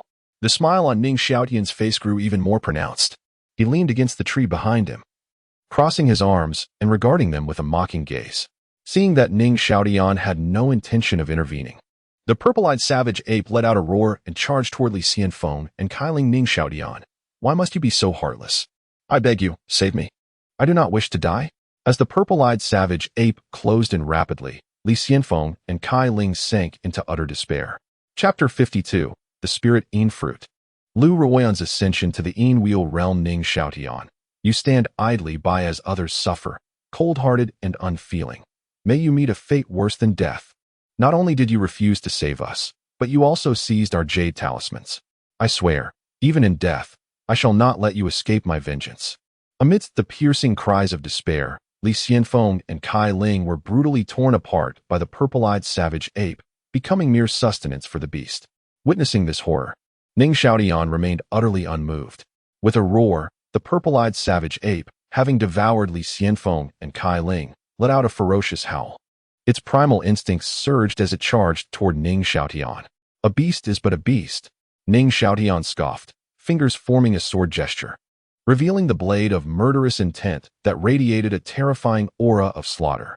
Upon sensing this, the bloodthirsty gaze of the purple-eyed savage ape seemed to clear momentarily, as if contemplating retreat. However, it was not long before its entire form was engulfed by the sword energy, dissolving into a mist of crimson. Subsequently, Ning Xiaotian glanced in a certain direction, a light chuckle escaping his lips. "Lu Ruoyan, must have obtained the spirit Een fruit by now. In the core region, a fierce battle between humans and serpents raged on, reaching a boiling point. "Ice spirit sword technique, kill," a graceful figure exclaimed, her long sword emanating an icy chill. With astonishing speed, she struck the vital spot of the Xianyin serpent, delivering a lethal blow. With a mournful cry, the massive form of the Xianyin serpent collapsed to the ground, its eyes filled with deep resentment as it gazed longingly at the spirit Een fruit not far away. Had it not been for this human's sudden intrusion, it would have devoured the fruit and ascended to the Een wheel realm. Lowering its head, the Xianyin serpent succumbed to death. With a sigh, the sword was sheathed, and the enchanting figure exhaled a breath of relief, revealing a stunningly beautiful face, Lu Ruoyan. Following the route map provided by Zhang Qingwan, she had delved deep, shedding the burdens of Li Xianfeng and Kai Ling along the way. Now she stood here, engaged in battle with the Xianyin serpent, its accompanying beast of the spirit Een fruit. Had it not been for the Hanqi sword, subduing the Xianyin serpent might have proven challenging. Yet now, it was as easy as breathing. Having dispatched the half-step Een Xianyin serpent, she had essentially secured her place at the top of the hunting assessment. Of course, the paramount prize remained the spirit Een fruit. Lu Ruoyan's beautiful eyes fixated on the spirit Een tree nearby, her gaze ablaze with fervor. Upon the tree hung a silver fruit, shimmering with light, exuding an enchanting fragrance that captivated the senses. The spirit Een fruit was now fully ripe. With this fruit, she could condense the Een wheel and break through to the Een wheel realm, awakening the moonlight body. With excitement coursing through her veins, Lu Ruoyan plucked the spirit Een fruit. Unable to resist the allure of the exquisite fruit, she took a bite. Its icy coolness flooded her mouth with a delightful aroma. In no time, the entire spirit Een fruit was consumed. Feeling the surge of immense energy within her, Lu Ruoyan wasted no time. She quickly sat cross-legged to commence her rapid refinement. The spirit Een fruit, born from the essence of the moon, contained the purest power of spirit and Een. With a thunderous roar, the force of spiritual Een surged within her, akin to the mighty rush of a river, flowing vigorously through her limbs and bones. Having acquired the knowledge imparted by the battle-hardened Qingwan, Lu Ruoyan deftly guided her own spiritual energy, swiftly merging with it. Possessing the moonlight body, she was further blessed by the baptism of the power of the Taiyin, which bestowed upon her an innate affinity for this spiritual Een energy. Thus, the formidable force did not trouble her in the slightest. The process of integration was seamless, as if water naturally flowed.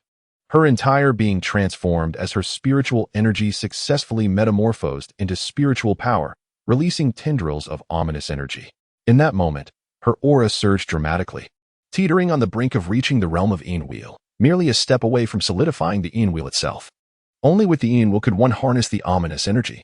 Consolidate, Lu Ruoyan intoned within, as the overwhelming spiritual Een force surged into her dantian. Soon, the seed of spiritual energy underwent a remarkable transformation. With the continuous infusion of the ominous spiritual force, a Een wheel gradually took shape. This wheel glimmered with a mesmerizing icy silver hue, exuding an exquisite beauty. Waves of frigid air radiated from it, enveloping Lu Ruoyan in a layer of silvery ice crystals. Simultaneously, within 100-meter radius, flowers, trees, rocks, and streams were all encased in a crystalline frost.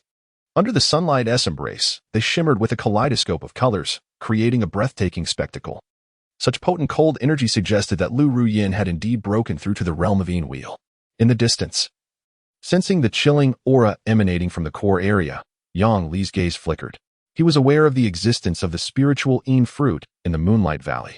In his eyes, this hunting assessment was merely a showcase for Lu Ruoyan, with all the other students merely serving as her backdrop, overshadowed by her radiant brilliance. Crack. Moments later, the ice crystals adorning Lu Ruoyan erupted with a crisp sound. Cracks appeared like spider silk, and suddenly, they shattered, releasing dense waves of frigid energy into her being. Crack. Crack. Crack. Perhaps due to a chain reaction, the ice crystals within 100-meter radius fractured, and streams of icy air converged.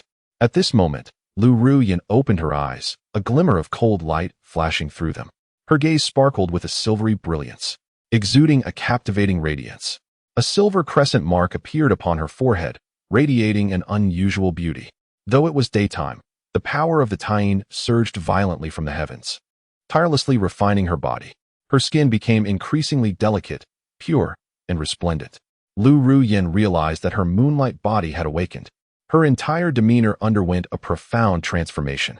Her exquisite face was breathtaking, akin to a celestial maiden descending from the moon palace, ethereal and divine, beautiful beyond compare. In an instant, Lu Ruyin produced a bronze mirror. Gazing at her breathtaking visage reflected within, a smile unconsciously graced her lips. If she were to step outside in this form, it would surely leave every man utterly captivated, falling at her feet in sheer madness. Not only that Lu Ruyin's prowess has experienced a remarkable enhancement, the formidable sensation of the Enwheel realm fills her with immense excitement. This represents a crucial turning point. Only by advancing to the Enwheel realm can one truly enter the realm of cultivation. Moreover, the Enwheel she is refined has attained a level of extreme Sha. From Zhan Xingluan, she learned that the Enwheel possesses various tiers, classified as ordinary, Earth Sha, Extreme Sha, and Flawless. Within the entirety of Qingshan City, the number of individuals capable of refining an extreme Sha Enwheel is exceedingly rare, scarcely exceeding 5. Those few have already ascended to the pinnacle of Qishan City, such as Lu Qingshan and Zhan Xingluan. The higher the level of the Enwheel, the greater the potential it embodies, offering boundless possibilities for the future. How could she not feel exhilarated? Ah, have you finally ascended to the Enwheel realm? The long-awaited moment has arrived. At that instant, a faint voice resonated. Chapter 53, The First Sword on Land. First to slay the heart's desire, Lu Ruyin turned her gaze towards the sound, only to behold a figure clad in white. Ning Xiaotian. Upon recognizing the visage of the newcomer, Lu Ruoyan was momentarily taken aback. She had not anticipated encountering Ning Xiaotian here. What brings you to this place? She inquired, her brows knitting together in a cold expression. Naturally, I am here to seek you out, Ning Xiaotian replied with a light laugh, his gaze resting upon her. The awakening of her lunar body had significantly transformed Lu Ruoyan's aura, rendering her ethereal and divine. Ning Xiaotian, it seems your previous kindness has led to a misapprehension. I must formally inform you that a union between us is impossible. A dragon does not dwell with a snake. You should abandon this notion. Lu Ruoyan rose, her tone frigid. She was astonished that Ning Xiaotian had pursued her all the way to Mingyue Valley. Yet, she was no longer someone he could aspire to reach. Her expression almost bore the words, "You are unworthy of me. A dragon does not dwell with a snake? You elevate yourself so highly? It appears the awakening of your lunar body has imbued you with considerable confidence." Ning Xiaotian chuckled, bemused. Let alone Lu Ruoyan. Even if she were a body of the lunar essence, she would not capture his interest. The goddess of the Weiyang divine dynasty, Yi Qinglian, was renowned as the most beautiful in the 3,000 realms. Lu Ruoyan could not even compare to the smallest fraction of her allure. And such unparalleled beauty had fallen to him by the edge of his sword. Upon hearing the derisive tone from Ning Xiaotian, Lu Ruoyan suspected he was employing the old tactic of feigned indifference to entice her. Disgust flooded her eyes. Ning Xiaotian, have you exhausted your tricks? I will not be swayed by your games. Your persistence only deepens my aversion towards you. With that, she directed the Hanqi sword at Ning Xiaotian. Its chilling aura palpable. I do not wish to see you. Depart at once, lest you compel me to take action against you. Ning Xiaotian may have slain Fang Zheng by sheer luck. She had ascended to the Enwheel realm, with the Hanqi sword in hand. Ning Xiaotian was inconsequential in her eyes. Should he persist in his unwelcome pursuit, she would no longer regard their past connection and would strike with unrelenting fury. Are you truly so incensed? You are welcome to test your mettle. Ning Xiaotian beckoned her with a finger. Ning Xiaotian, I have afforded you an opportunity, which you have squandered. Do not expect me to show mercy. I shall take your head and claim the bounty at Heilong Mountain Manor. Lu Ruoyan, consumed by rage, unleashed her formidable presence. With a swift motion, the Hanqi sword was drawn, thrusting directly at Ning Xiaotian's heart with lethal intent, sparing no mercy in her bid for a fatal strike. At the Battle Arms Academy, everyone believed Lu Ruoyan had achieved her formidable prowess solely due to the spirit-gathering pills bestowed by Ning Xiaotian. Each time she heard such remarks, her fury ignited. Her accomplishments were solely the fruit of her relentless effort, with no ties to Ning Xiaotian. To preserve her reputation untarnished, Ning Xiaotian must perish. The first sword on land. First to slay the heart's desire. The cold Qi sword lunged swiftly, yet Ning Xiaotian's expression remained unfazed. With merely 2 fingers, he clamped down on the approaching blade, securing it firmly in place, rendering it immobile. How could this be? Witnessing this, the stunningly beautiful Lu Ruoyan's face was etched with disbelief. Unable to comprehend the reality before her, the Qi sword was a top-tier magical artifact, capable of severing hair and cutting through iron as if it were mud.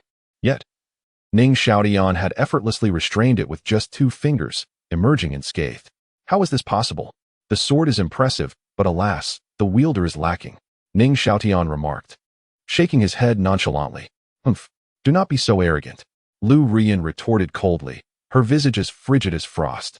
A torrent of chilling spiritual energy surged forth, infusing the chi sword. Buzzing, the chi sword emitted a crisp sound, releasing waves of sharp energy. Yet, Ning Xiaotian's fingers remained steadfast, impervious to any harm. Confronted with his mocking gaze, Lu Rian was momentarily dazed, grappling with the harsh truth. Ning Xiaotian's physical form was, astonishingly, comparable to a top-tier magical artifact, a terrifying strength indeed. Accepting reality would be wise, Ning Xiaotian said with a gentle smile. Suddenly, an overwhelming force of backlash surged from his fingers. The chi sword quivered violently. Lu Rian's grip on the sword fractured, pain coursing through her as she involuntarily released her hold. The chi sword then fell into Ning Xiaotian's grasp. Quick! Return it to me. Lu Rian's expression shifted as she lunged forward to reclaim the sword. However, she was met with Ning Xiaotian's swift slap. Smack! Lu Rian's exquisite face was struck hard, the force sending her sprawling to the ground, a vivid red imprint of his fingers stark against her skin. Struggling to her feet, she covered her aching cheek, her eyes ablaze with fury as she screamed at Ning Xiaotian. Scoundrel! How dare you strike me? How could you lay a hand on me? She had not anticipated the ruthlessness of Ning Xiaotian, her cheek now swollen and bruised. A truly infuriating turn of events. Is there something amiss with you? Ning Xiaotian remarked, pointing to his head as if regarding her as a fool. You were about to kill me. Yet I am not allowed to retaliate? What kind of logic is that? Ning Xiaotian, I will not let you go. You shall pay dearly for this. Lu Rian declared vehemently. Finding herself outmatched, she resolved to summon aid. Yang Li was nearby. A mere call would spell doom for Ning Xiaotian. However, after searching her waist for an extended period, she discovered that her emergency talisman was missing. Are you looking for this?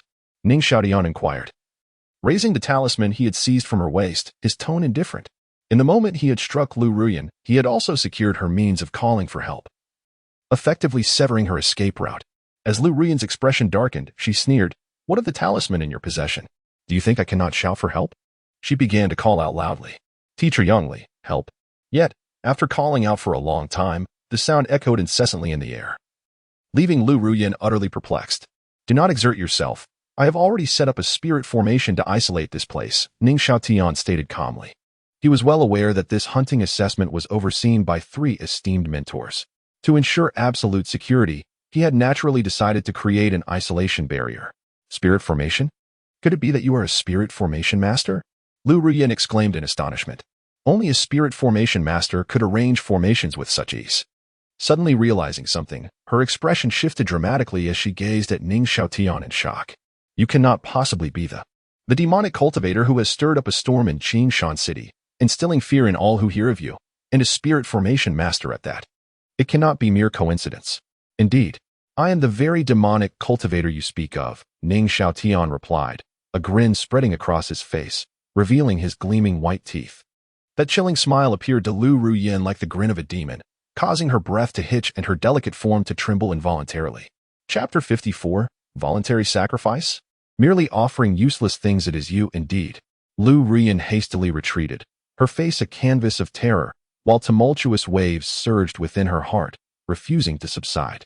Whispers permeated the air, proclaiming that the demonic cultivator's prowess had reached at least the Yin-Yang realm. Yet, who could have imagined that the fiend who had slaughtered dozens of masters at the Yin-Wheel realm and plunged the Blood Knife sect into chaos, inciting all factions in Qingshan City to turn on one another, was none other than Ning Xiaotian? If this revelation were to spread, it would surely leave everyone agape, their astonishment propelling them to their feet. The mere thought was chilling. After all, Ning Xiaotian was merely at the 9th layer of the spirit guidance realm. However, considering that even the Han Chi sword could not inflict harm upon him, and that he was a spirit array master, Lu Rian found solace in the realization that Ning Xiaotian was far more complex than he appeared. Everyone had been deceived by him. Should Ning Ligua become aware of this, he would undoubtedly be tormented by sleepless nights, lamenting his earlier decisions. It was not until her back collided with a sturdy tree that Lu Rian's retreat came to a halt. Gazing at Ning Xiaotian, Her enchanting eyes brimmed with disbelief. Even now, she struggled to regain her composure, for the enormity of the situation was too overwhelming to digest in an instant. Ning Xiaotian, what do you intend to do? As she beheld Ning Xiaotian approaching step by step, Lu Ruyan crossed her arms, completely flustered. Before him, she found herself devoid of any advantage. Even her moonlight body was rendered ineffective. Stripped of all support, she was left entirely at Ning Xiaotian's mercy. Would she yield to his desires? Her thoughts raced chaotically. At that moment, Ning Xiaotian's voice resonated, I want you. Upon hearing those 4 words, Lu Ruyan's expression mirrored that of realization. It seemed she had made a certain decision, casting aside her hesitations as she eagerly nodded, interrupting Ning Xiaotian's forthcoming words. I will give it to you. Ning Xiaotian was momentarily taken aback. What was happening? Lu Ruyan had acquiesced with such alacrity? Yet, her subsequent actions left him puzzled, his brows knitting in confusion. To his astonishment, Lu Ruyan began to shed her garments, speaking as she did so. Xiaotian, I know you have always desired me. In the past, I was blind to your virtues, but now I have awakened. You are worthy of my lifelong devotion. Her gaze softened as she looked at Ning Xiaotian. A spirit array master was exceedingly rare and highly coveted. Should Ning Xiaotian's identity as a spirit array master be revealed, all factions would likely go mad with desire. Only such a prodigious talent was deserving of Lu Ruyan. In that moment, she finally acknowledged Ning Xiaotian, no longer resistant. With that, Lu Ruyan closed her eyes, adopting a posture of surrender. Thus, a form of near perfection lay exposed before Ning Xiaotian's gaze. Awakened to her moonlight body, Lu Ruyan's figure shimmered with radiance. Her skin is pure as snow, delicate and luminous. With not a trace of excess flesh, every curve and contour is perfectly accentuated, showcasing an exquisite silhouette. Truly, she is a captivating beauty, igniting fervor and desire in those who behold her. Were it not for the presence of Ning Xiaotian, any other man would likely succumb to the urge to approach her with fervent intent. Yet, alas, Ning Xiaotian stands before Lu Ruyan, his gaze betraying no emotion as he regards her alluring form. In this world, only 3 pursuits pique his interest: the thrill of murder and plunder, the awakening of blood particles, and the ascension to divine status. Women, in his view, fall far outside his realm of consideration, serving merely to hinder the swiftness of his sword drawn. Noticing Ning Xiaotian's prolonged silence, Lu Ruyan opened her eyes, puzzled. Xiaotian, do you not desire me? How can this be? Who would want such a useless thing? Ning Xiaotian retorted dismissively, a hint of disdain curling his lips. What did you say? Lu Ruyan's exquisite visage flushed with a mix of embarrassment and anger as she hastily donned her garments, covering her enticing form. The dispassionate expression on Ning Xiaotian's face left her incredulous. After all, she had awakened the moonlight body, confident that no man could resist her allure. Yet, Ning Xiaotian had accomplished the impossible, leaving her feeling profoundly defeated. Do you believe every man who sees you is rendered powerless? Ning Xiaotian spoke coolly. Isn't it so? Unless you are not a man. Lu Ruyan raised her chin defiantly. Ning Xiaotian, unfazed, replied, You think all men pursue you for your exquisite appearance. But what if you were to lose that allure? What do you suppose would happen? A mysterious smile crept upon his lips. What do you mean? Lu Ruyan felt a twinge of fear at his enigmatic expression. Without warning, Ning Xiaotian advanced, seizing her head, and, amidst her wide-eyed terror, forcefully drove it into the ground. The earth quaked beneath the impact, spiderweb-like cracks radiating from the point of contact. Lu Ruyan's heart-wrenching screams fell on deaf ears as Ning Xiaotian tightened his grip, mercilessly grinding her face against the ground, the sound of flesh scraping against earth sending chills down the spine. As her cries began to wane, he pulled her up. Lu Ruyan was now unrecognizable. Her nose was flattened, her mouth torn, skin ruptured, her visage a gruesome spectacle of blood. What have you done to me? She rasped, trembling as she touched her battered face, her eyes wide with terror. Ning Xiaotian chuckled softly, tossing her a copper mirror. With trembling hands, Lu Ruyan picked it up and beheld a horrifying visage reflected back, bloodied and grotesque. A ghost, she shrieked, discarding the mirror in a panic. At least you possess some awareness of your own reality. The mocking voice of Ning Xiaotian echoed. Realizing something, Lu Ruyan stood in shock, her face ashen. The awakening of her moonlight body had filled her with confidence, leading her to believe that her beauty could ensnare the hearts of men across the world. However, she never anticipated that she would be kicked into the depths of hell by Ning Xiaotian. The sensation of plummeting from paradise to hell was utterly unbearable for her. Losing her stunning visage felt more torturous than death itself. "You beast! I will kill you. I will feast on your flesh and drink your blood." Lu Ruyan's expression turned frenzied as she lunged at Ning Xiaotian. Yet, even at her peak strength, she was no match for him, let alone in her current state. Before she could reach him, she was met with another kick from Ning Xiaotian, sending her crashing to the ground. Struggling to rise, Lu Ruyan's hair fell wildly around her. Her eyes bloodshot, glaring at Ning Xiaotian like a feral beast, her expression as menacing as a vengeful spirit. Chapter 55. Heartless Murder. Despairing Lu Ruyan, do you believe there are still men who adore you? Ning Xiaotian remarked indifferently. His words struck Lu Ruyan like a sharp dagger, piercing her heart and shattering her defenses completely. With a harrowing scream, she collapsed to the ground, overwhelmed by hysteria. In her current state, any man who encountered her would surely steer clear. Ning Xiaotian had utterly destroyed her. "I curse you, Ning Xiaotian. May you suffer a wretched death and descend into the depths of hell, never to be reborn." Lu Ruyan howled, her voice rife with resentment and malice. Ning Xiaotian shrugged, unperturbed, and smiled lightly. "Many have cursed me before. You shall have to wait your turn. I cannot say whether I will descend into hell after my death. But it seems you have no chance of reincarnation." The souls of those he had slain would nourish the earth's sovereign pearl, severing their hopes of rebirth. "Do not come any closer." As Ning Xiaotian approached, Lu Ruyan trembled, her eyes filled with terror, scrambling to her feet. Yet she barely managed to crawl away before 4 swords of murderous intent pinned her limbs, rendering her immobile. "The most valuable part of you is your extreme killing wheel, which is precisely what I desire." The cold, chilling sword pressed against Lu Ruyan's abdomen. Ning Xiaotian said nonchalantly. A bitter smile curved Lu Ruyan's lips. It was laughable that she had thought Ning Xiaotian coveted her physical form. It was now evident that her sentiments were entirely misplaced. Gazing into Ning Xiaotian's indifferent eyes, her frenzied expression seemed to clear slightly. An overwhelming dread enveloped her, her heart turning icy as if plunged into a frozen abyss. Terrifying thoughts surfaced in her mind. It was said that the Einwheel masters who had met gruesome ends were all eviscerated. Ning Xiaotian's true aim was indeed their Einwheels, and now he had set his sights on her. Clarity struck, causing Lu Ruyan to tremble uncontrollably, to the point of losing control of her bodily functions. "Ning Xiaotian, please do not kill me. I beg you, I was wrong. Spare me. I truly do not wish to die." Lu Ruyan pleaded, her cries filled with desperation. Her eyes reflected an intense will to survive. She had refined her extreme kill Einwheel, a treasure with boundless potential and a bright future. If Ning Xiaotian were to eviscerate her, she would lose everything. The culmination of her efforts, all would be in vain. Yet, Ning Xiaotian remained oblivious to her anguished pleas. In her eyes, filled with horror and despair, the sharp chilling sword sliced open her abdomen. From within, he extracted the exquisite extreme killing wheel. Thick blood poured from her mouth as Lu Ruyan gazed at the Einwheel in Ning Xiaotian's hand, her heart turning to ashes. Ultimately, he had not spared her.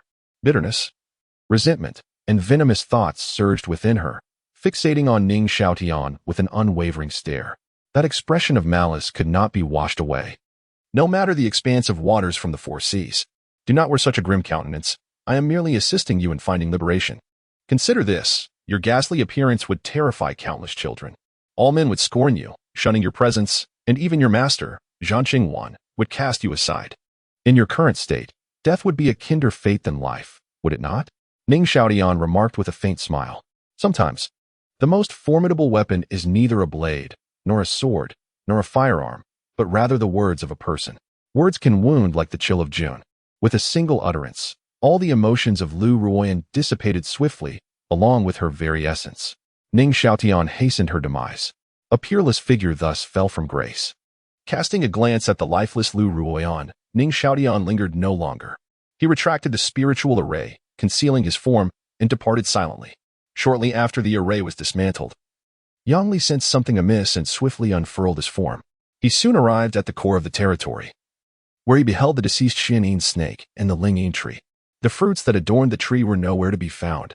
A swift scan caught his eye, and his pupils constricted sharply as his countenance darkened. Before him lay a disfigured corpse, eviscerated and drenched in blood. Despite the grotesque appearance, Yang Li recognized her by her attire. Lu Ruyan, staggering back, he felt as though the heavens were collapsing around him. Lu Ruyan had been slain. Should Zhan Qingwan learn of this, his chances of ascending to the inner court would be in jeopardy, not to mention the inevitable punishment that awaited him. Cursed fiend, reveal yourself and meet your demise. I shall rend your body to pieces. Yang Li roared in fury. A flurry of sharp sword light erupted in the area, wreaking havoc. Countless creatures of the mountains and forest fell victim to the chaos. Witnessing this turmoil, Su Qing and Bai Hao rushed over. Teacher Yang Li, what has transpired? Bai Hao inquired, his voice laced with concern upon seeing Yang Li's murderous aura. Lu Ruoyan has been slain. What? Bai Hao exclaimed in shock. Following Yang Li's gaze, Su Qing and Bai Hao turned to behold the horrific sight. Upon seeing the mutilated corpse, their expressions changed dramatically. Su Qing furrowed her brows and turned away, unable to bear the sight. Bai Hao, suppressing his visceral discomfort, felt a surge of rage.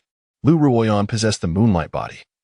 With a boundless future ahead, her death represented a significant loss for the Battle Soldier Academy. Who could have committed such an atrocity? Bai Hao demanded angrily. Who but that accursed fiend? Yang Li replied with bitter indignation. The brutal method of evisceration bore the unmistakable hallmark of numerous previous murders. During this hunting assessment, the Academy had dispatched their 3 leading mentors to oversee the event, precisely to avert such unforeseen circumstances, yet calamity had still befallen them. The fiend not only failed to hide but audaciously extended its malevolent hand towards Lu Ruoyan. For the Battle Soldier Academy, this was a blatant provocation. Hence, the hunting assessment must be terminated immediately. Upon recalling something, Su Qing hastily spoke up. Instantly, both Yang Li and Bai Hao's expressions shifted dramatically. If that malevolent force were to target the War Soldier Academy, not only would Lu Ruoyan be in peril, but all the students from the external departments would also suffer. At that point, they would all bear collective responsibility. Without delay, the 3 esteemed mentors took action, summoning all the students. Fortunately, the casualties were not severe. Only a few individuals, such as Li Xianfeng and Kai Ling, were unable to activate their jade talismans in time and fell victim to the beasts. Upon hearing the news of the assessment's cancellation, all the students were bewildered. Yet, observing the grim countenances of the 3 mentors, they sensed that a significant event had transpired. In the War Soldier Academy, the news of Lu Ruoyan's demise reached Zhan Qingwan, who emerged from the secluded cultivation chamber, her face etched with frost. Chapter 56, The Moment of Breakthrough, Timing, Location. And Harmony Zhan Qingwan was in a state of extreme agitation. Although she stood at the precipice of a breakthrough, she had yet to take that crucial step forward. If ascending to the Dao platform realm were as simple as it seemed, there would not be only Lu Qingshan in that realm within Qingshan City. Upon hearing the news of Lu Ruoyan's demise, her agitation transformed into an unquenchable fury. What transpired? Zhan Qingwan's expression darkened, her wrath soaring to the heavens. Lu Ruoyan was her first disciple. Despite their brief time together, she had invested considerable effort into her training. Possessing the moonlight body, Lu Ruoyan held boundless potential. Perhaps even the chance to enter the legendary Immortal Gate. Such an achievement would elevate not just her, but the entire War Academy. To her shock, at this pivotal moment, Lu Ruoyan had been slain. How could she not be enraged? Dean, it is as follows. Yang Li recounted the rampant activities of the demonic cultivators over the past 2 days, revealing that Lu Ruoyan had also fallen victim today. Upon hearing this, Zhan Qingwan's fury became uncontrollable. Her eyes glinted with cold light. You are fully aware of the rampant demonic cultivators, yet why did you not intensify the defenses? Allowing them the opportunity to disrupt the hunting assessment, what in the world are you doing? Zhan Qingwan unleashed a formidable aura, her presence imposing as a mountain, suffocating Su Qing, Bai Hao, and Yang Li, who all lowered their heads, too intimidated to meet her gaze. At this moment, Zhan Qingwan was on the brink of an explosive outburst, and they dared not provoke her further. Your negligence warrants a deduction of half a year's salary, Zhan Qingwan stated coldly. Su Qing remained expressionless, seemingly unfazed, while Bai Hao nodded in acceptance of the reprimand. The demonic cultivators had committed their atrocities right under their noses, and they indeed bore undeniable responsibility. Yang Li felt a sense of relief. A mere deduction of salary was manageable, but if their chance for promotion to the inner academy were revoked, he would be utterly despondent. Thankfully, the scenario of losing both the lady and the soldiers did not materialize. Furthermore, in conjunction with the city lord's mansion, the Huang family, and the Baibao Merchant Association, Qishan City would conduct a thorough investigation, even if it means digging 3 feet into the ground. You must root out that demon. If you fail to do so, you may as well leave. Zhan Qingwan continued, her tone leaving no room for doubt. Yes, Su Qing, Bai Hao, and Yang Li responded in unison. Shortly thereafter, Countless experts from the War Academy surged into Qingshan City, exuding an aura of murderous intent. The news of Lu Ruyan's brutal murder during the hunting assessment spread like wildfire, causing an uproar throughout the city. No one had anticipated that the demonic cultivators would not hide away, but instead would dare to attack the War Academy, killing Lu Ruyan, who possessed the Moonlight Body. This act was bound to offend all factions within Qingshan City. Such audacity was astonishing. What? My daughter. Upon receiving the news, Lu Mu felt darkness envelop him. Collapsing to the ground, unconscious. When he awoke, his eyes were devoid of spirit, and he appeared despondent, his countenance seemingly aged, clearly unable to accept this grim reality. The Lu family rejoiced in a grand celebration, reveling under the night sky. When the news spread that Lu Ruoyan possessed a celestial physique and had become a disciple of Zhan Qingwan, the backbone of the Lu family immediately strengthened. They proactively severed ties with the Black Dragon Mountain Manor, which dared not protest. Countless forces flocked to curry favor. For Lu Ruoyan's presence promised the Lu family a significant position in Qingshan City. Yet, if Lu Ruoyan were to perish, all would be lost. And it would not be long before the Lu family returned to their former insignificance. The mere thought of this left Lu Mu utterly exhausted. Under the leadership of the four major powers, numerous factions abandoned their cautious stances and united. Checkpoints were established at every intersection in Qingshan City, with barriers every 10 steps, creating an unprecedented defense. Those within the city wishing to leave faced rigorous scrutiny of their origins, backgrounds, and registrations. Those with unclear origins would be immediately apprehended and subjected to severe interrogation. Not even a mosquito could hope to escape Qingshan City. In an instant, the city was on high alert, with all citizens feeling vulnerable. Yet, despite this, the malevolent cultivators seemed to have vanished into thin air, leaving no trace. This continued into the night, with no signs of their presence, while those of dubious origins suffered greatly. The moon tonight was a perfect orb, unusually bright, surrounded by layers of twinkling stars, creating a scene akin to stars supporting the moon. Beneath the spirit shadow tree in Mingwei Valley stood Ning Xiaotian. He had never truly left Mingwei Valley, having witnessed Yang Li's frenzied behavior. Who would have thought he had concealed himself within the valley? The most perilous place is often the safest. Mingwei Valley earned its name because when the bright moon hangs high in the sky, its silvery light concentrates here, as if this place is closest to the moon. It also nurtured the spirit shadow fruit, a rare treasure. And the location of the spirit shadow tree is where the essence of the lunar energy is most profound. His choice to remain here was, of course, to break through to the Enwheel realm. However, Ning Xiaotian was not in a rush. He was waiting for the right moment.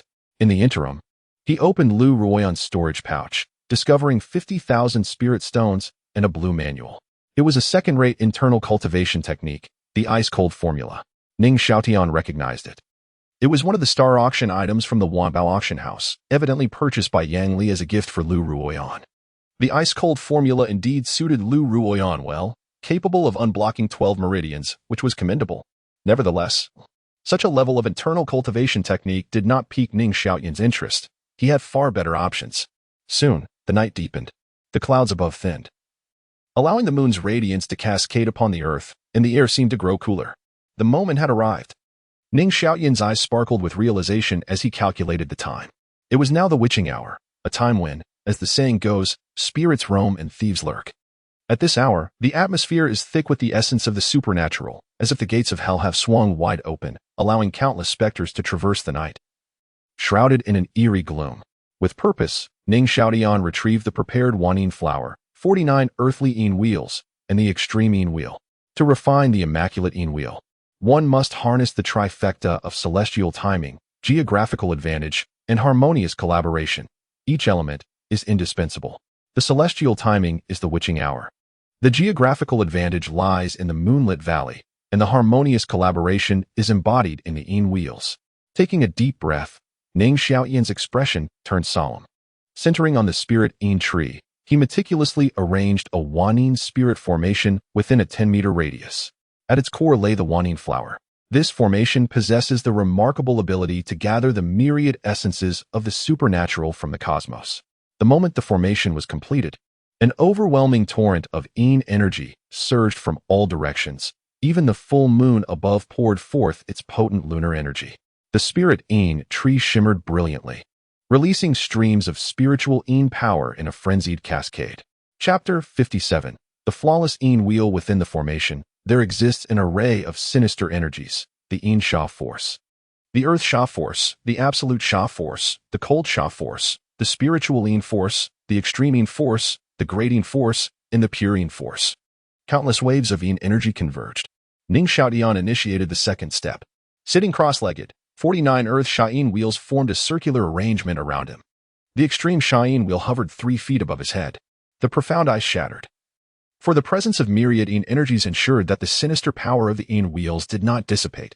Instead, the multitude of Yin energies found an outlet, pouring into the 50 Yin wheels. The path consists of 50, the celestial transformation yields 49, while humanity retreats to 1. Ning Xiaotian muttered incantations, cryptic and esoteric. At that moment, all the Yin wheels, including the extreme Sha Yin wheel, began to revolve around him. An invisible barrier descended, enveloping him within its embrace. The 50 Yin wheels acted as filters, transforming the myriad Yin energies into strands of black currents. This was a manifestation of the utmost Yin power, pure and devoid of any impurities, exuding an essence of ultimate Yin. Subsequently, through the extreme Sha Yin wheel, this essence surged into Ning Xiaotian's body via his Dantian. The seed of spiritual energy, compressed to its utmost limit, was now unleashed, spilling forth an endless torrent of spiritual energy that intertwined with the incoming ultimate Yin force. Ning Xiaotian's body trembled as waves of pain coursed through him. This ultimate Yin power was overwhelmingly dominant, unwilling to be assimilated, rampaging wildly within his body and wreaking havoc. Humph! Once it enters my body, it shall be at my mercy. Ning Xiaotian scoffed, and 100 blood particle sword embryos quivered in unison. A stream of sword energy, imbued with an inexhaustible killing intent, erupted forth, shredding the tyrannical ultimate Yin force into countless strands. The spiritual energy within began to counterattack, gradually devouring and assimilating it. The spiritual energy transformed into spiritual power, bearing the characteristics of the ultimate Yin. Ning Xiaotian, adeptly managing 2 tasks simultaneously, coordinated the murderous aura and spiritual energy, continuously consuming the incoming ultimate Yin force. Eventually, all the spiritual energy transmuted into spiritual power. Boom! The overwhelming ultimate Yin spiritual power surged like a torrential river, flowing endlessly.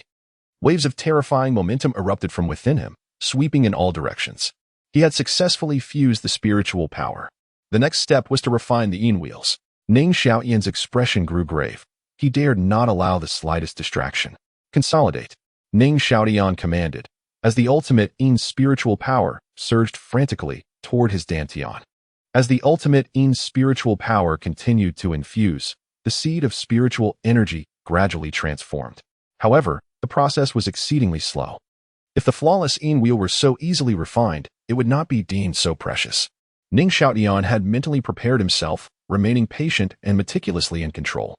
This final step was crucial. Any haste or misstep would render his efforts futile. The cost of starting over was far too great, thus he could not afford to falter. As time passed incrementally, the seed of spiritual energy vanished from sight. In its stead, a crescent-shaped shadowy wheel emerged, cloaked in darkness. Yet, this black wheel appeared rather ethereal, not fully materialized. Consolidate. Ning Xiaotian silently commanded within, as an infinite tide of sinister energy converged from the realms of heaven and earth. After undergoing the transformation of 50 shadowy wheels, the power of ultimate darkness surged violently into his being. A jet-black beam of light enveloped Ning Xiaotian completely. With a crack, it seemed he had reached his threshold, as the 49 outer shadowy wheels shattered simultaneously. The dread shadowy wheel above him also cracked, erupting violently. The 50 shadowy wheels, expending their final glimmers, coalesced into a torrent of darkness cascading downward. At that moment, a crisp sound resonated within Ning Xiaotian's body. The black shadowy wheel at his Dantian finally solidified, pure and flawless, as dark as ink. Aha! Ning Xiaotian opened his eyes and laughed heartily, exhilarated. The flawless shadowy wheel had come to fruition, a feat unattained in his previous life, now accomplished in this one. Subsequently, Ning Xiaotian glanced at the sky. Noting that it was now the early hours of the morning, he chose not to rise, opting instead to continue his cultivation. With the restrictions of the spirit-guiding realm lifted, the blood-grain sword embryo could awaken further. A surge of crimson killing intent poured forth, infusing the blood grains. Instantly, 150 blood grains awakened, followed by 200, 300, 400, and finally ceasing at 500, as the killing intent was expended. Having completed this, Ning Xiaotian prepared to begin his internal cultivation techniques. The internal cultivation methods could only be practiced upon reaching the shadowy wheel realm. In the perception realm, one could merely sense the spiritual energy of the world. In the spirit guiding realm, under the influence of spiritual energy seeds, this energy could enter the body through the 7 orifices: eyes, nose, mouth, and ears. Upon reaching the shadowy wheel realm, one must unlock the meridians concealed within. These meridians connect to the entire body as dermis. By employing the heart method, the spiritual energy from the heavens and earth would be drawn in, penetrating through the skin and entering the body. This cultivation speed was far more direct and rapid than mere absorption through the 7 orifices. At this juncture, the internal cultivation method became particularly significant, classified into various tiers, from the lowest to the highest. They are third-rate, second-rate, first-rate, and super first-rate. Above these, there exist celestial and divine levels. The higher the tier, the more meridians one could unlock. For instance, the frosty ice technique could unlock 12 meridians. First-rate techniques unlock 24. Super first-rate 49, celestial 81, and divine 108. In Ning Xiaotian's possession was a celestial internal cultivation method named Blood Refining True Canon. For every 9 meridians unlocked, a blood vortex could be congealed within the flesh and skin, even without active cultivation. The continuous influx of spiritual energy from the heavens and earth would be absorbed by the blood vortex, transforming into spiritual power, refining the body, and enriching the shadowy wheel. With a breath, he exhaled a puff of white vapor, and Ning Xiaotian focused his mind, channeling the blood refining true canon. With the experience from his previous life, Ning Xiaotian navigated with ease. Soon, 81 sealed meridians became apparent, scattered throughout his body and connected to his entire epidermis. Subsequently, he summoned the Yin spiritual energy and began to exert force upon the first meridian. Furthermore, under the guidance of the myriad Yin formation, countless Yin energies surged forth once again. Ning Xiaotian's body trembled incessantly as the meridians were unblocked and his pores opened wide, allowing the spiritual energy of heaven and earth to flow through the meridians and into his being. As time passed, the horizon began to lighten with the faint blush of dawn. Ning Xiaotian opened his eyes, and 2 bright beams of light flashed through, dazzling and resplendent. He had successfully unsealed 20 meridians within him and condensed 2 blood-red vortices, each residing in the palms of his hands. Rising to his feet, he stretched lazily, his gaze fixed upon the newly risen sun, as a serene smile graced his face. Chapter 58. Abundant Harvest at the Leisure Cloud Tavern in a Single Night. The flawless Yin wheel was refined, awakening 500 blood particles and unblocking 20 meridians. This could be deemed a bountiful harvest, resulting in a significant qualitative leap in strength. Even when faced with the initial stage of Yin-Yang realm, he now possessed the capability to slay. No longer did he feel constrained as in the spirit-gathering realm. Ning Xiaotian cast a glance at the 10,000 Yin flower, which had now exhausted its energy, transforming into a mere phantom that gradually dissipated. With the dissolution of the 10,000 Yin flower, the 10,000 Yin spirit array also collapsed, releasing countless streams of Yin energy back to the cosmos. Curiously, Ning Xiaotian turned his gaze towards the Linging tree beside him. To his astonishment, the tree had grown to several dozen meters high, bearing fruit. He marveled inwardly. It appeared that his successful refinement of the flawless Yin will had greatly benefited the Linging tree as well. Once the fruit ripened, it would be interesting to see which fortunate soul would claim it. In Qingshan City, within the Leisure Cloud Tavern, a sense of despair lingered. The stringent controls seemed unending. Indeed, everywhere one turned, they were subjected to scrutiny, and escaping the city had become increasingly arduous. Stop worrying. Otherwise, that demon will remain hidden, and everyone will be restless, someone remarked. Indeed, compliance with the inspections is essential. Just today, a reckless youth, eager to exit the city, attempted to breach the checkpoint. And the consequences were predictable. Strangely, though the entire city was under examination, the demon's presence was conspicuously absent, as if he had vanished into thin air. Within the tavern, a cacophony of voices filled the air as patrons engaged in fervent discussions. At that moment, a figure clad in white entered the establishment. Upon glimpsing his strikingly handsome visage, the waiter's eyes gleamed, and he quickly approached. "Welcome, esteemed guest. Please, do come in." As the white-clad youth walked through, the din of conversation gradually faded. All eyes converged upon him, with some patrons even retrieving a wanted poster to compare with the young man before them. "It truly is him," they whispered excitedly, their eyes lighting up with intrigue. "Esteemed guest, what may I serve you?" The waiter inquired warmly after he took a seat. "Bring forth the finest wine your tavern has to offer," the young man replied nonchalantly. "Certainly, please hold on a moment." The waiter hastily departed, while the white-clad youth remained unfazed by the surrounding scrutinizing gazes. This individual was none other than Ning Xiaotian. He had come to understand the heightened alertness in Qingshan City, ignited by the death of Lu Ruyan, which had kindled the wrath of Zhang Qingwan. The War Soldier Academy, in conjunction with all factions, had laid a net across Qingshan City, seeking his whereabouts. However, who could have anticipated that the demon they referred to was indeed Ning Xiaotian himself? Had he not chosen to reveal himself, the four great factions would have searched in vain until the end of time. After a while, the waiter returned with a jug of wine, placing it before Ning Xiaotian. He seized it and took a hearty swig, feeling the rich, fiery sensation swirl within him. "How does it taste, esteemed guest?" The young waiter hastily inquired. "How's everything?" After wiping his mouth, Ning Xiaotian cast a meaningful glance at the young waiter, a slight smile curling at the corners of his lips, revealing an enigmatic expression. "That's good to hear," he replied. "Take your time." The waiter, his gaze evasive, quickly retreated. In the back, a portly middle-aged manager appeared, pulling the young waiter into a corner and whispering, "Has that fellow been drinking?" "Yes," he downed a large gulp. The waiter nodded. "Ha ha ha, then he's doomed." The manager chuckled. "But manager, I can't shake the feeling that he has already caught on." The waiter recalled Ning Xiaotian's icy stare and felt a twinge of fear. "So what if he has? As long as he drinks, he will perish. I have laced the wine with the spirit-severing powder." The manager scoffed, his eyes gleaming with satisfaction. Within the tavern, the gazes directed towards Ning Xiaotian were a mix of uncertainty and hesitation. Then, a voice dripping with disdain rang out. "Look at you all. Timid as mice, how can you expect to accomplish anything? Since you lack the courage to act, I shall take Ning Xiaotian's head." A youth with a sharp face and a wiry frame stood up, a battle blade strapped to his waist, exuding a formidable aura. He was, indeed, a master in the early stages of the Einwheel realm.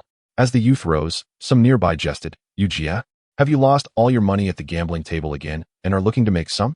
Yu Jie curled his lip, retorting, "You ruffians, always bringing up the past. I have a feeling that with this bounty of 10,000, I can wipe them out completely and turn my fortunes around." As he spoke, Yu Jie strode towards Ning Xiaotian, the patrons of the tavern reveling in his misfortune. Their reluctance to act stemmed from their wariness of Su Qing. Yu Jie, being a gambler and a reckless one at that, felt no such restraint. If Yu Jie made his move, it seemed unlikely that Ning Xiaotian would survive. "Beast, you've lived long enough. Allow me to enact justice on behalf of the heavens and rid the world of your menace. Fear not, it will be painless." He unsheathed his battle blade, its cold glimmer reflecting in the light. Licking his lips, a savage grin spread across Yu Jie's face. Ning Xiaotian was his prey. Gulping down another mouthful of wine, Ning Xiaotian merely smiled lightly. "You think someone of your caliber can kill me? Go back and train for another 100 years. At his words, Yu Jie erupted in anger, his eyes flashing with a lethal glint. "Huh. It seems that killing Fang Zheng has given you the illusion that you can contend with the Einwheel realm, but I am certainly not that fool Fang Zheng. Killing you will be as easy as slaying a chicken." With that, Yu Jie moved, his wrist flicking, the battle blade slicing through the air like lightning, aimed directly at Ning Xiaotian's head. The tremendous force of the blade shattered the table before Ning Xiaotian. The sword loomed large in his vision. Ning Xiaotian remained calm, not flinching, one hand gripping the wine jug while the other extended outward. Seeking death, Yu Jie's eyes glinted with bloodthirst. What a fool. The patrons of the tavern shook their heads in disbelief. Faced with the lethal strike from Yu Jie, Ning Xiaotian surprisingly attempted to catch it with his bare hands. Was this not a blatant invitation to death? Subsequently, under the gaze of countless onlookers, the battle blade descended. However, the anticipated scene of flesh and blood splattering did not unfold. Instead, a deep sound resonated, a thud akin to metal clashing. Remarkably, that hand firmly grasped the battle blade, emerging unscathed. My heavens! Witnessing this, the surrounding spectators widened their eyes in sheer astonishment. Yu Jie's battle blade was, after all, a low-grade magical weapon. Yet Ning Xiaotian had caught it with his bare hands. Had Ning Xiaotian's physical prowess reached such a formidable level? How could this be? The sinister grin on Yu Jie's face instantly froze.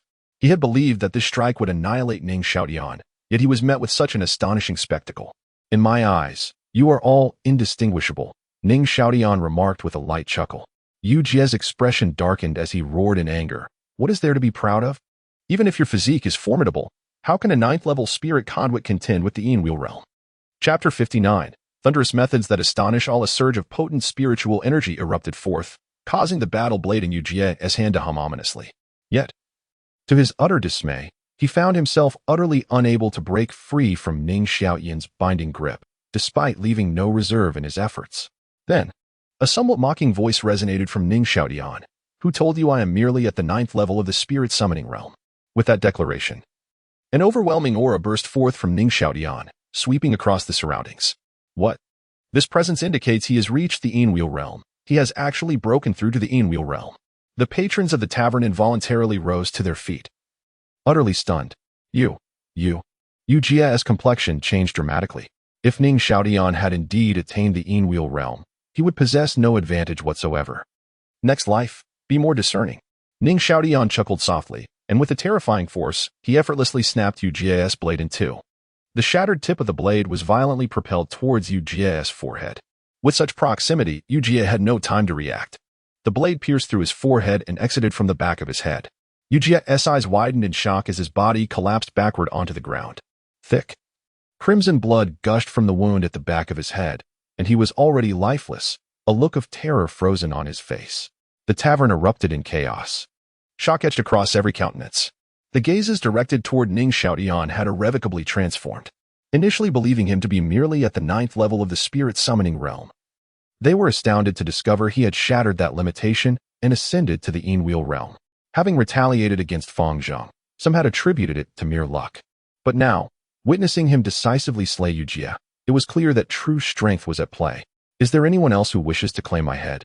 Ning Xiaoyan surveyed the room, speaking in a calm, yet resonant tone that echoed in every ear. Among the tavern's patrons were several at the early stages of the Enwheel realm, and even one at the mid-stage of the Enwheel realm.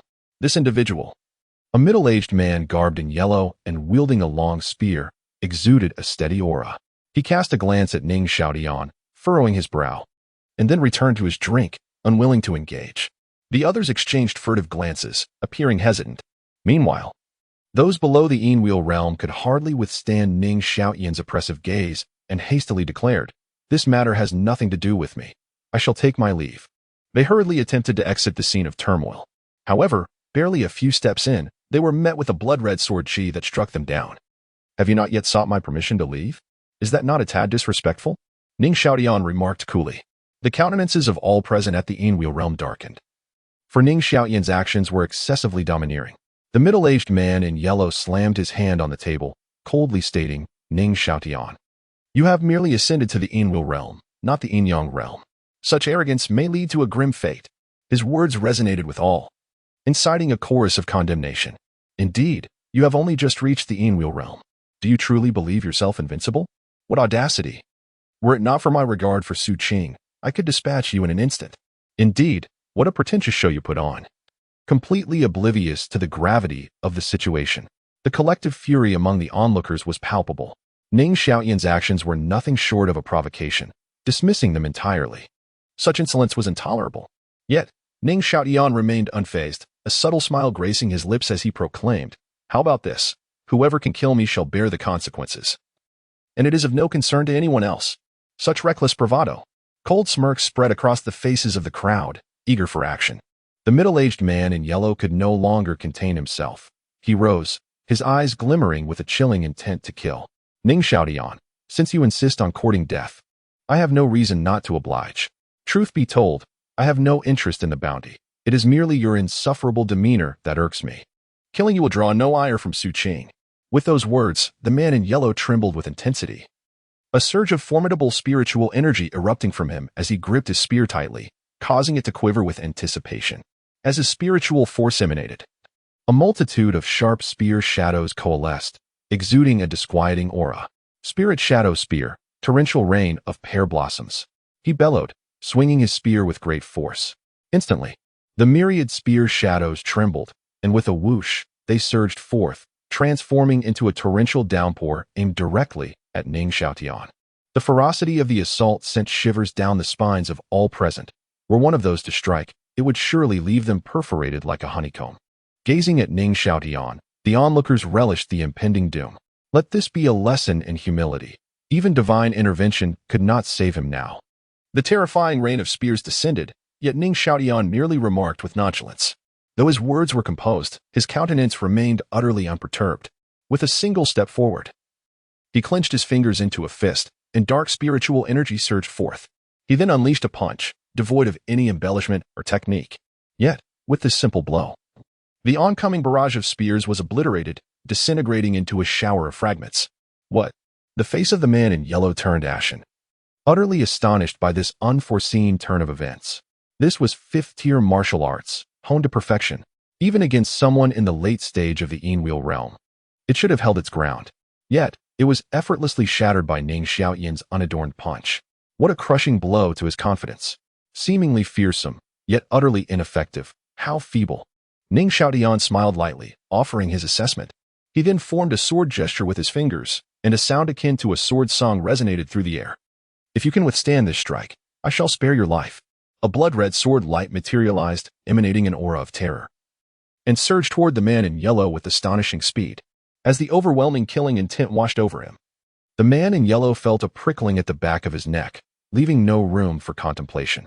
His inner Einwheel quaked violently, and he unleashed his spiritual energy without reservation. Spirit Shadow Spear, earth-shattering strike. The middle-aged man in yellow roared, and a blinding beam of gunfire surged forth to meet the challenge. With a thunderous clash, the gun and sword collided, producing a deep, resonant sound. In the midst of countless astonished gazes, the beam of gunfire was utterly extinguished. The crimson sword light, undiminished in its momentum, descended upon him. In a moment of horror, the middle-aged man in yellow was engulfed before he could even utter a cry. The overwhelming sword energy rampaged forth. By the time the sword energy gradually dissipated, the figure of the middle-aged man had vanished, leaving behind only a swirling mist of crimson fog. Witnessing this, the patrons of the tavern collectively gasped, their scalps tingling with dread. The middle-aged man in yellow was, after all, a practitioner at the mid-stage of the Einwheel realm. To think he could be so easily slain was a revelation of their profound misjudgment. Ning Xiaotian was not merely domineering and arrogant. He possessed formidable power that far exceeded their wildest imaginations. At this moment, to continue underestimating him would be nothing short of foolishness. Chapter 60, Spirit-Severing Powder. The record of 10,000 poisons amidst the fearful gazes of the patrons in the tavern, Ning Xiaotian maintained his serene smile. A multitude of lethal swords of malevolent energy manifested around him, enveloping him in an aura of boundless murderous intent, presenting him as an unparalleled sword deity. A sword that could conquer the heavens. I shall extend to you an opportunity. Those capable of withstanding my strike shall be spared from death. As his voice resonated, the tavern was filled with the haunting echoes of sword chants. Swish, swish, swish, without affording the assembled crowd a moment for contemplation, countless swords of murderous energy surged forth, indiscriminately assaulting them with a terrifying ferocity. The pupils of the onlookers contracted sharply. They could sense that the crimson sword energies were vastly superior to the torrential strikes of the middle-aged man in yellow robes. A moment of carelessness could lead to their utter obliteration. In the face of impending doom, there was no room for hesitation. Each individual unleashed their most potent techniques and defensive measures in a desperate attempt to withstand the onslaught. However, soon, anguished screams echoed through the air. Regardless of the techniques or defenses employed, under the overwhelming crimson sword energies, they shattered like fragile pottery upon impact. Each person was mercilessly pierced by the terrifying sword energies, leaving them riddled with wounds. Bang, one after another, they fell, bloodied and lifeless, gazing despairingly at the figure of Ning Xiaotian, who resembled a deity of slaughter. Only one or two individuals, gravely injured, managed to escape. Their survival was not due to any mercy from Ning Xiaotian. Rather, it was imperative for them to relay the news. The rest perished within the tavern, blood flowing like rivers, corpses strewn across the ground. Absorbing the essence of these fallen souls, Ning Xiaotian unlocked 5 additional meridians within his body. His cultivation at the initial stage of the Einwheel realm reached a critical juncture, just a step away from breaking through to the intermediate stage. At that moment, 2 figures stealthily attempted to flee through the back door. Swish! 2 swords of murderous energy appeared before them in an instant, rendering them motionless with expressions of terror etched upon their faces. Poisoning my drink and thinking to escape? These 2 were none other than the middle-aged tavern keeper and the young waiter, overcome with dread as they sensed the ominous aura of the blood-red sword energies. The waiter collapsed, his legs giving way beneath him. The tavern keeper, with his plump visage, was awash with shock, incredulity marking his gaze as he looked upon Ning Xiaotian. You consumed liquor laced with spirit-severing powder. How could you possibly be unscathed? The spirit-severing powder was insidious, colorless, and tasteless. Once absorbed into the body, it would activate upon the circulation of spiritual energy. Like a parasitic worm, it would incessantly devour the internal spiritual essence. While not fatal, losing one's spiritual energy rendered one no better than an invalid. From the moment Ning Xiaotian entered the tavern, they had recognized him, thus conjuring malicious intentions. They had mixed spirit-severing powder into his drink, hoping to reap a fortune. Yet, the events that followed spiraled entirely beyond their control. Ning Xiaotian, having consumed copious amounts of alcohol, appeared utterly unaffected. He first dispatched Yu Jie and the middle-aged man in yellow, and now he rampaged forth, exhibiting unparalleled ruthlessness. Sensing impending calamity, they sought to escape discreetly, yet ultimately, they were discovered. Was that substance known as the spirit-severing powder? Ning Xiaotian smacked his lips thoughtfully.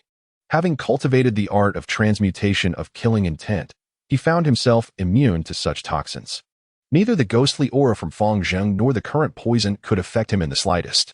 Observing Ning Xiaotian savoring the moment, the middle-aged innkeeper was utterly shaken. His resolve shattered. Ning Xiaotian's strength was not only terrifying, but also rendered him impervious to all toxins, a rather grotesque anomaly. Speak. How do you wish to meet your demise? Ning Xiaotian remarked nonchalantly. Ning Gongzi, it's not my fault. It was this rotund fellow who coerced me into this. I had no intention of harming you. I beseech you, spare me. The innkeeper's assistant hastily rose to his knees, exposing the innkeeper's transgressions in a desperate attempt to extricate himself from the situation. Wang Xiaoyi, you speak nonsense. It was you who plotted against Ning Gongzi without my knowledge. The middle-aged innkeeper vehemently denied the allegations, shifting the blame onto Wang Xiaoyi, resulting in palpable tension between the two. Ha ha ha. A dog bites a dog? How amusing. Ning Xiaotian chuckled, observing the two as they squared off. Resting his chin upon his hand in contemplation. With a smirk, he added, since it has nothing to do with you, why not partake in this wine? With that, under the horrified gazes of the innkeeper and Wang Xiaoyi, he pried open their mouths and forcibly poured a jug of strong liquor down their throats. Their expressions morphed into fear as the toxic liquid settled within, inducing a powerful urge to vomit, yet they were utterly incapable of doing so. Ning Xiaotian's voice resonated again. How about this? You two battle it out, and whoever survives, I shall spare. Upon hearing the prospect of survival, Wang Xiaoyi's eyes lit up. The spirit-severing powder would remain dormant as long as they refrained from using spiritual energy. Die, you fat fool. Wang Xiaoyi brandished a dagger, seizing the moment while the innkeeper was still reeling, and thrust it toward his heart with lethal intent. The innkeeper's expression shifted dramatically as he swiftly evaded the fatal blow. Although he narrowly escaped a critical injury, he still sustained a grievous wound to his chest. Pain surged through him as he forcefully shoved Wang Xiaoyi away, seething with rage. Wang Xiaoyi, you ungrateful wretch. You have feasted at my table, slept under my roof. Yet now you turn your blade upon me. I shall end you. In an instant, they were locked in a fierce struggle. Due to the spirit-severing powder, both refrained from employing their spiritual energy. The innkeeper had reached the 8th level of the spirit-guiding realm, while Wang Xiaoyi was at the 7th. Despite not utilizing spiritual energy, both unleashed their true fury, each intent on the other's demise. Ning Xiaotian, arms crossed, and watching the spectacle unfold, observed the chaos with amusement. You fat fool, how dare you? I toiled tirelessly for you, exhausting myself, yet you withheld my salary for an entire year. I will make you pay. As he reached the climax of his rage, Wang Xiaoyi erupted with formidable energy, moving with the swiftness of a leopard. The sharp dagger plunged ruthlessly into the heart of the middle-aged shopkeeper, twisting violently within. Ah, you, how ruthless! Thick blood gushed forth from his mouth, and despair flickered in the shopkeeper's eyes. He never anticipated that Wang Xiaobao would risk using the disruption elixir to unleash his spiritual energy to kill him. With a resounding thud, his massive body collapsed. The middle-aged shopkeeper met his demise. Ha ha ha! I have triumphed! I have triumphed! Wang Xiaobao laughed joyously at the heavens. Yet his elation was fleeting. An overwhelming wave of agony surged upon him. Ah! He fell to his knees, a tortured scream escaping his lips, his face contorted in anguish. His spiritual energy was incessantly devoured, plummeting from the 7th level of the spirit-drawing realm to the sensory realm. Goodness, how excruciating this is! Ning Xiaotian squatted down, observing the writhing and howling Wang Xiaobao with keen eyes. It appeared the disruption elixir had its merits after all. Although his realm had fallen to the sensory realm, Wang Xiaobao glimpsed a chance to survive. Better to cling to life than to die in vain. Ning Gongzi, can you spare me now? Wang Xiaobao gasped for breath. Not a chance. Ning Xiaotian shook his head. What? Did you not claim that whoever survives would be spared? Wang Xiaobao's complexion turned even paler. Foolish child. Did you truly believe my words? Ning Xiaotian chuckled. Then, amidst Wang Xiaobao's despairing gaze, he severed his head. Ning Xiaotian rose. The middle-aged shopkeeper's storage bag now in his possession. He promptly opened it, discovering the item he had sought. The Book of 10,000 Poisons? Chapter 61. Laughter and Wit. Huang Xiantian. This is an ancient tome, tinged with a faint yellow hue. The characters inscribed upon its cover, though somewhat obscured, still reveal the 3 words, Manual of Venoms. This volume is neither a martial arts manual nor an internal cultivation text. Rather, it meticulously catalogs the formulas of countless poisons, such as spirit-severing powder, corpse annihilation dust, and soul-confounding elixir, each more bizarre than the last. It is indeed an essential arsenal for those who engage in murder and thievery. Evidently, the middle-aged shopkeeper had not mastered the art of crafting spirit-severing powder. To create this potent concoction, one must utilize the century-old ingredients of soul-severing flour and spirit-dispersing grass, grinding them into a fine powder, and then employing a special technique for refinement. However, the shopkeeper opted for more convenient, simplified materials. The spirit-severing powder he concocted was only effective against cultivators below the Enwheel realm. A true spirit-severing powder, when encountered by someone at the Dao platform realm, would wreak havoc upon them. Ning Xiaotian's eyes sparkled with intrigue as he began to delve into the study of this substance. It could prove useful in the future. Meanwhile, news of Ning Xiaotian's rampant slaying at the Idle Clouds Tavern spread like wildfire. What? Ning Xiaotian has broken through to the Enwheel realm? And he has slain Gao Yaodong? That individual was in the mid-stage of the Enwheel realm. To be so formidable right after his breakthrough, what level of Enwheel has this young man refined? Truly remarkable. The 2 severely injured individuals who managed to escape conveyed the news before succumbing to their wounds, the terrifying sword aura relentlessly devouring their life force. Look. The forces of Black Dragon Manor have arrived. Leading them is none other than Muyu, one of the 3 esteemed elders. Ning Xiaotian is now cornered. Had he forgotten that Black Dragon Manor was actively seeking him? A multitude of powerful figures swiftly made their way to the Idle Clouds Tavern, with Muyu at the forefront. The ongoing conflict between Black Dragon Manor and the Blood Knife sect had already claimed numerous casualties, leaving them with limited personnel to apprehend Ning Xiaotian.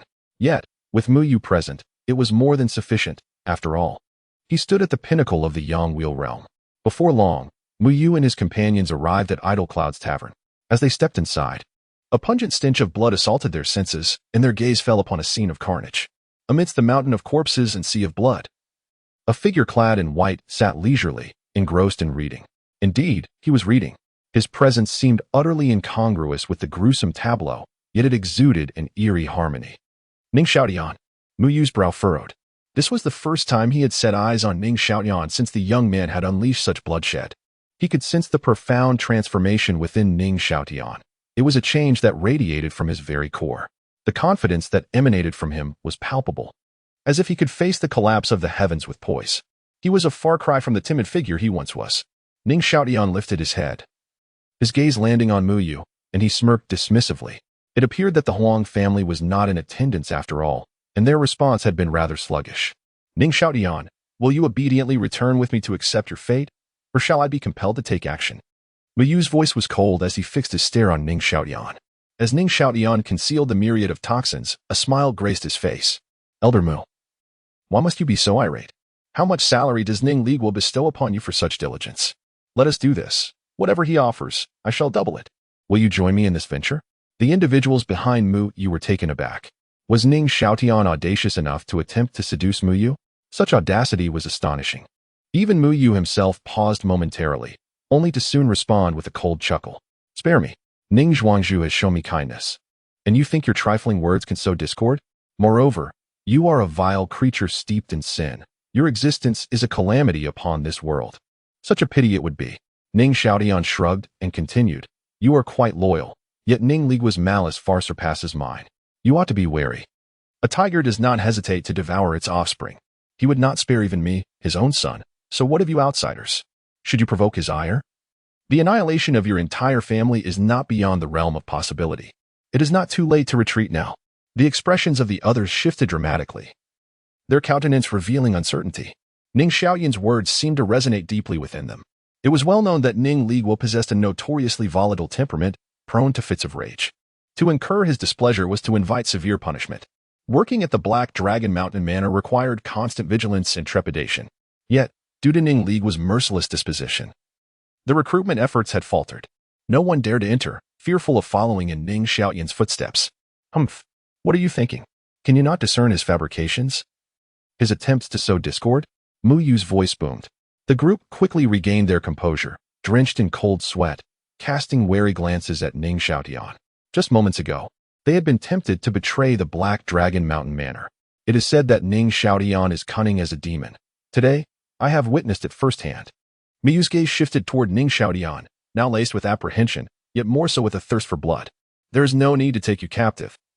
I shall eliminate you on the spot, eradicating any future threat. Miyu unleashed the full force of his peak Yongwheel realm, a tide of murderous intent surging forth. Ning Xiaotian had grown formidable, his schemes profoundly sinister. To delay in extinguishing him now would invite endless repercussions. You cannot kill me, Ning Xiaotian replied with a placid demeanor, a light laugh escaping his lips. You cannot kill me? What a grand jest. You, at the initial stage of the Yongwheel realm, where does your confidence stem from? Muyu, exasperated, erupted in laughter. Ning Xiaotian was indeed at the initial stage of the Yongwheel realm, although he had slain Gao Yaodong, who was at the mid-stage. Before a practitioner of the Yongwheel realm, he was as insignificant as an ant. Crushing an ant was an effortless task, just as Muyu was about to strike. A faint voice echoed in his ear. He speaks the truth, you cannot kill him. As the words fell, a gust of wind swept through the arena, and in an instant, another figure appeared before Ning Xiaotian. Clad in azure robes and bearing a long sword upon his back, the middle-aged man's aura was profound and imposing, exuding an air of authority. Huang Xiantian. Muyu's brow furrowed deeply. A figure approached, unmistakably a master from the Huang family, Huang Xiantian. At the initial stage of the Yin-Yang realm, Huang Xiantian, what is the meaning of this from your Huang clan? This is a private matter of our Black Dragon Manor. Why do you always meddle? Mu Yu's expression darkened as he fixed his gaze on Huang Xiantian. Such a prodigy. If your Black Dragon Manor does not wish to claim him, our Huang family, which embraces and welcomes exceptional talent, certainly will not let this opportunity slip by. Huang Xiantian replied nonchalantly. Mu Yu's countenance fell completely. If Ning Xiaotian were to join the Huang family, it would complicate any attempts to eliminate him. Ignoring Mu Yu's grim expression, Huang Xiantian turned his gaze towards Ning Xiaotian, his eyes shimmering with admiration. Indeed, heroes emerge from the youth. Chapter 62. The quota for the Fiery Sun Pool, a game of which Ning Xiaotian had merely broken through to the Yongwheel realm. Yet he faced the pinnacle of the Yongwheel realm with an air of nonchalance and laughter, completely undaunted. Such a temperament undoubtedly positioned him as the foremost among the talented youth of Qingshan City. You're overly generous, Ning Xiaotian replied with a gentle smile. Witnessing Ning Xiaotian's humility and composure, Huang Xiantian's admiration deepened. Let us proceed. Our president awaits, Huang Xiantian declared. In that moment, several formidable guards surged in, forming two distinct lines. These were the elite of the Huang family, each having attained the Yongwheel realm. Mu Yu and the others could only stand by helplessly. Ning Xiaotian nodded, recognizing that the Huang family's appearance affirmed the groundwork he had laid earlier was not in vain. He had secured his place in the competition for the Fiery Sun Pool. Elder Mu Yu, until we meet again, Ning Xiaotian remarked with a smile as he passed by Mu Yu. Beast, next time you won't be so fortunate. I will ensure your demise. Mu Yu's expression darkened like stormy waters. With the presence of Huang Xiantian and his skilled companions, he could not subdue Ning Xiaotian. Perhaps it will be you who meets your end, Ning Xiaotian countered with a knowing smile before departing alongside Huang Xiantian. Seething with frustration, Mu Yu clenched his teeth, watching Ning Xiaotian leave. Each time he neared capturing Ning Xiaotian, the Huang family intervened, an infuriating predicament indeed. Golden Square, Wanbao Auction House. Ning Xiaotian accompanied Huang Xiantian into a reception room, where he encountered the stern Huang Wenyan. President, I have brought him. Huang Xiantian spoke respectfully to Huang Wenyan. Indeed. Huang Wenyan acknowledged with a nod. After patting Ning Xiaotian on the shoulder, Huang Xiantian excused himself. Ah, Mr. Ren Xiaoao, it is a pleasure to see you again. Huang Wenyan remarked, his gaze settling on Ning Xiaotian, a light smile gracing his lips. President Huang, you jest. Ning Xiaotian offered a dry chuckle. He had intentionally revealed a flaw previously, allowing Huang Wenyun to recognize him. Otherwise, the current developments would not have transpired. However, your breakthrough seems rather delayed. Had you taken any longer, we would have had to seek out another candidate, Huang Wenyun stated matter-of-factly. Days had passed since Ning Xiaotian acquired the Myriadine flower, and the competition for the Fiery Sun Pool was imminent. They were indeed preparing to scout for new participants. Unexpectedly, news of Ning Xiaotian's impressive exploits had just surfaced. Truly an unsettled spirit, Huang Wenyun mused. May I inquire when the Fiery Sun Pool will commence? Ning Xiaotian asked. It is set to begin tomorrow, Huang Wenyun replied. How fortuitous. Ning Xiaotian's eyes sparkled with intrigue. You are undoubtedly aware of the Fiery Sun Pool's significance. It is an exceedingly rare treasure formed from pure yang energy, possessing a fatal allure for those in the Yin Wheel realm. Absorbing its energy can yield a yang wheel level not inferior to the Heavenly Gang, with the potential to even reach pure gang.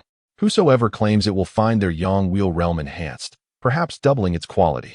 Originally, the Blazing Sun Pool was discovered by my family, the Huang clan, but unexpectedly, the Baibao Chamber of Commerce intervened, leading to the so-called contest for the Blazing Sun Pool.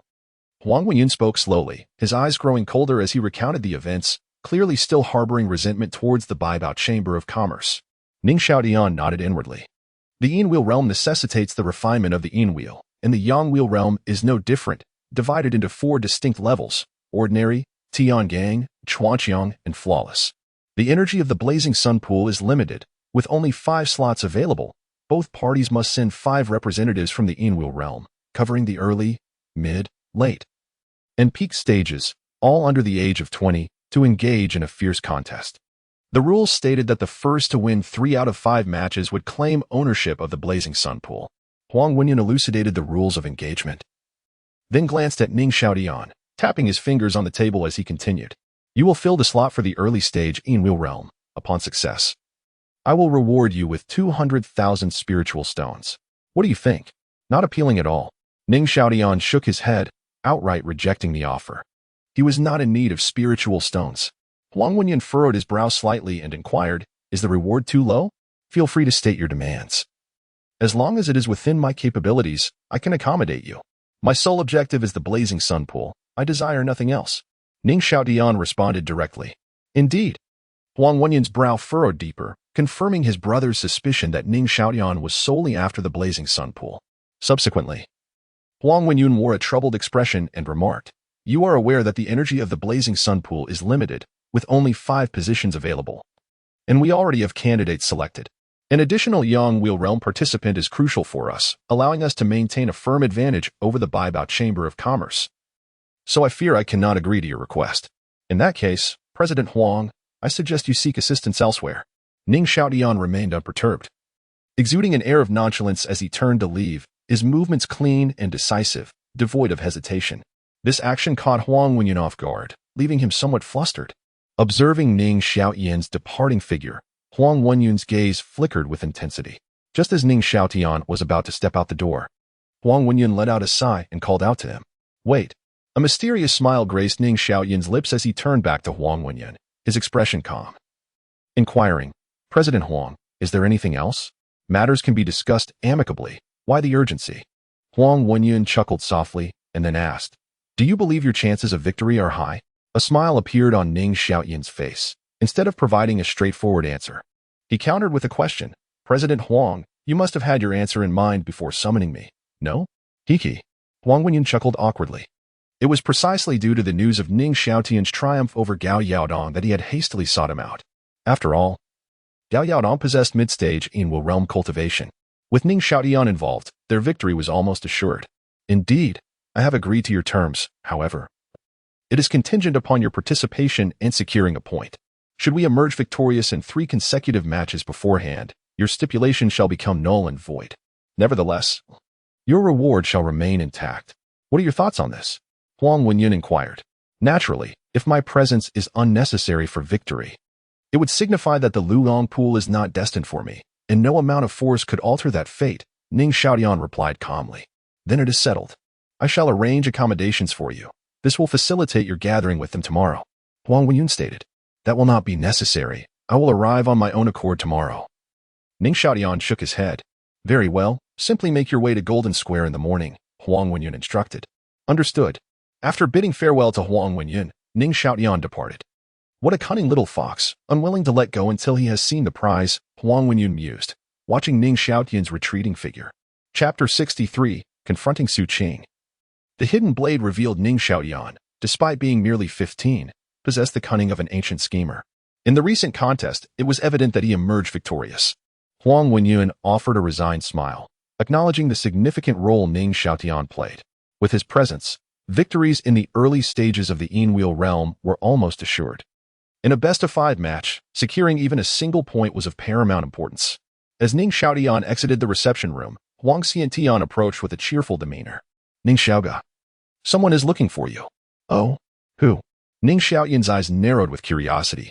A stunning beauty. Huang Xiantian replied with a grin. Su Qing? Ning Xiaotian's mind conjured an image of her, and a slight smile graced his lips. It was time to confront Su Qing directly. He was eager to discern her intentions. Soon, Ning Xiaotian arrived at a VIP room and pushed the door open. Instantly, an enchanting fragrance enveloped him, and before him stood an exquisite figure, none other than Su Qing. With a fleeting glance, Ning Xiaotian averted his gaze. It was no wonder his previous incarnation sensed a long-lost maternal affection in her presence. That warmth was palpable. He mused. Carrying such a burden, does it not tire you? Su Qing's eyes sparkled as she approached, playfully chiding, Teacher Su Qing, it has been far too long. Ning Xiaotian responded with a calm smile. Indeed. Su Qing couldn't help but feel a twinge of nostalgia. The last time we met was about 8 or 9 days ago. Wasn't it? Though less than 10 days have passed, it feels like an eternity. And your transformation is astonishing. I recall you were at the Sensing Realm just 9 days ago, and now you have ascended to the Yin-Wheel realm. Her gaze scrutinized him in awe. In just 9 days, he had surged from the Sensing Realm to the Yin-Wheel realm. It was a feat beyond the capabilities of those with innate sword bones. And even the prodigies from the 4 great clans could not achieve such a rapid advancement. Perhaps only the unparalleled geniuses from the immortal sects could accomplish this. If word got out, the great central dynasty would surely be shaken. This was no inept individual. He was akin to a true dragon of the 9 heavens. The speed of his cultivation was terrifying. While Su Qing merely expressed her astonishment, Ning Xiaotian detected a hint of probing in her tone. He had already prepared his response. Teacher Su Qing, you jest. If my talent were truly so formidable, I would not have been cast aside by the Black Dragon Manor. I was merely concealing my strength, biding my time in obscurity. Is that truly the case? Su Qing's eyes flickered with understanding as she nodded. She had no reason to doubt Ning Xiaotian's words. Aligning with what many had speculated. For years, he had been enduring in silence. After all, ascending from the Sensing Realm to the Yin-Wheel realm in just 9 days was simply unfathomable, a tale fit for the realms of fantasy. It was said that even the fiercest of tigers do not consume their young. Your father, no, Ning Ligua, has gone too far. Such actions are unworthy of a father. Su Qing felt indignant on behalf of Ning Xiaotian. Ning Ligua, in his pursuit of aligning with the Baibao Chamber of Commerce, had callously abandoned his own flesh and blood.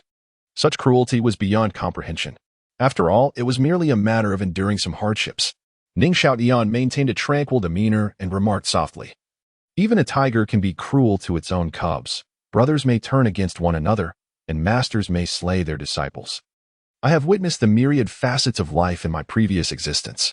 I endured far too much.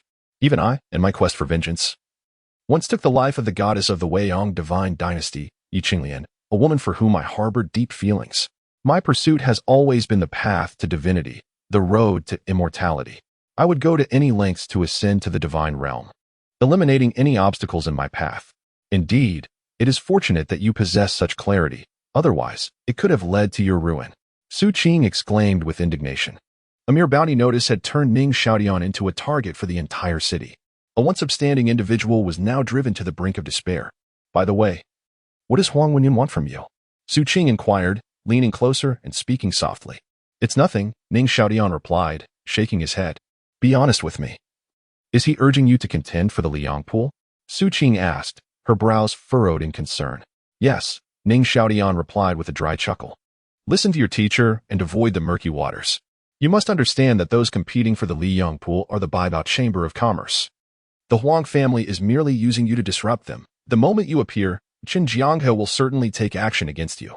Su Qing's face was etched with worry as she laid out the potential consequences to Ning Xiaodian. Do not fret. I have my own plans, Ning Xiaodian said calmly. He was well aware of the Huang family's intentions, and he intended to exploit them to gain access to the Li Yong pool. Alas, you were courting danger, Su Qing sighed. Observing Ning Xiaoyan's resolute demeanor, she continued, now that you have advanced to the Enwheel realm, why not return to the Battle Soldier Academy? I am certain the Dean would revoke the announcement and allow you to re-enroll, with the status of a Battle Soldier Academy student, even if you sought the Li Yong pool. Chen Zhonghe would think twice before taking action against you. Her words were filled with genuine concern. Ning Xiaodian felt a cold laughter rise within him. It was this very sweet talk that had once ensnared him in the past, leading to deep attachments and lingering obsessions even after death. Thank you for your concern. Dear teacher, but I shall forego returning to the academy, he said, shaking his head. Ning Wuqing had recommended him to Cong Wujian, and with that connection, Zhang Xingluan would never allow him to re-enter the academy. Su Qing was acutely aware of this. Her repeated requests to Zhang Xingluan and her public statements were merely efforts to craft a persona that would evoke his emotions. Ning Xiaodian saw through her little schemes with clarity. Then, he cautiously inquired, Teacher Su Qing, do you have any further matters to discuss? Su Qing realized that their conversation was likely more than mere pleasantries. Oh dear, I almost forgot to mention, she said. Su Qingjiu pouted playfully, a charming smile gracing her face. There is indeed something of interest. Did you not mention last time that your mother left you a relic? Would it be convenient for you to show it to me? Please do not misunderstand. I merely wish to take a look. Perhaps I can offer some assistance. Of course. If the item is too precious and you prefer not to share, that is entirely understandable. Su Qing appealed to emotions and reason, retreating strategically while maintaining control. With this well-crafted approach, coupled with her earlier groundwork, she cultivated an image of warmth and gentleness. Any young man would find it hard to resist. Had it been the previous incarnation, surrender would have come swiftly. Not to mention the Earth's sovereign pearl left by Jiang Li, he would have likely revealed everything. She expertly grasped the psychology of the young man. Su Qing was truly adept at this. After such a lengthy preparation, was the truth finally laid bare? Ning Xiaoyan's heart was filled with quiet mockery. Chapter 64. The Purpose of Su Qing. A path to death. Su Qing's intentions were indeed directed towards the Earth's sovereign pearl, aligning perfectly with his conjectures. In this world, no one bestows kindness without reason, and no fortuitous gifts descend from the heavens. If they do, it is surely for personal gain. A flicker of murderous intent passed through Ning Xiaoyan's deep-set gaze as he spoke nonchalantly. Teacher Su Qing, you should have mentioned it earlier. I've already sold it. Ning Xiaoyan's expression was earnest, and he spoke his falsehood with an unflinching demeanor. What? Sold it? Su Qing was momentarily taken aback, leaping up in excitement. Clutching Ning Xiaoyan's shoulders. How could you sell it? To whom? As Su Qing shook him repeatedly, Ning Xiaodian furrowed his brow and replied coolly, Teacher Su Qing, please maintain your composure. His patience was wearing thin, primarily due to the distracting movement of Su Qing's ample bosom, which was making him dizzy. It was quite an eyesore. With a startled gasp, Su Qing realized his lack of decorum and quickly withdrew his hands, stepping back. After striving to calm his agitated heart, he said, I apologize. My excitement stems from the fact that it was the only keepsake left to you by your mother. You should treasure it and keep it safe. How could you sell it?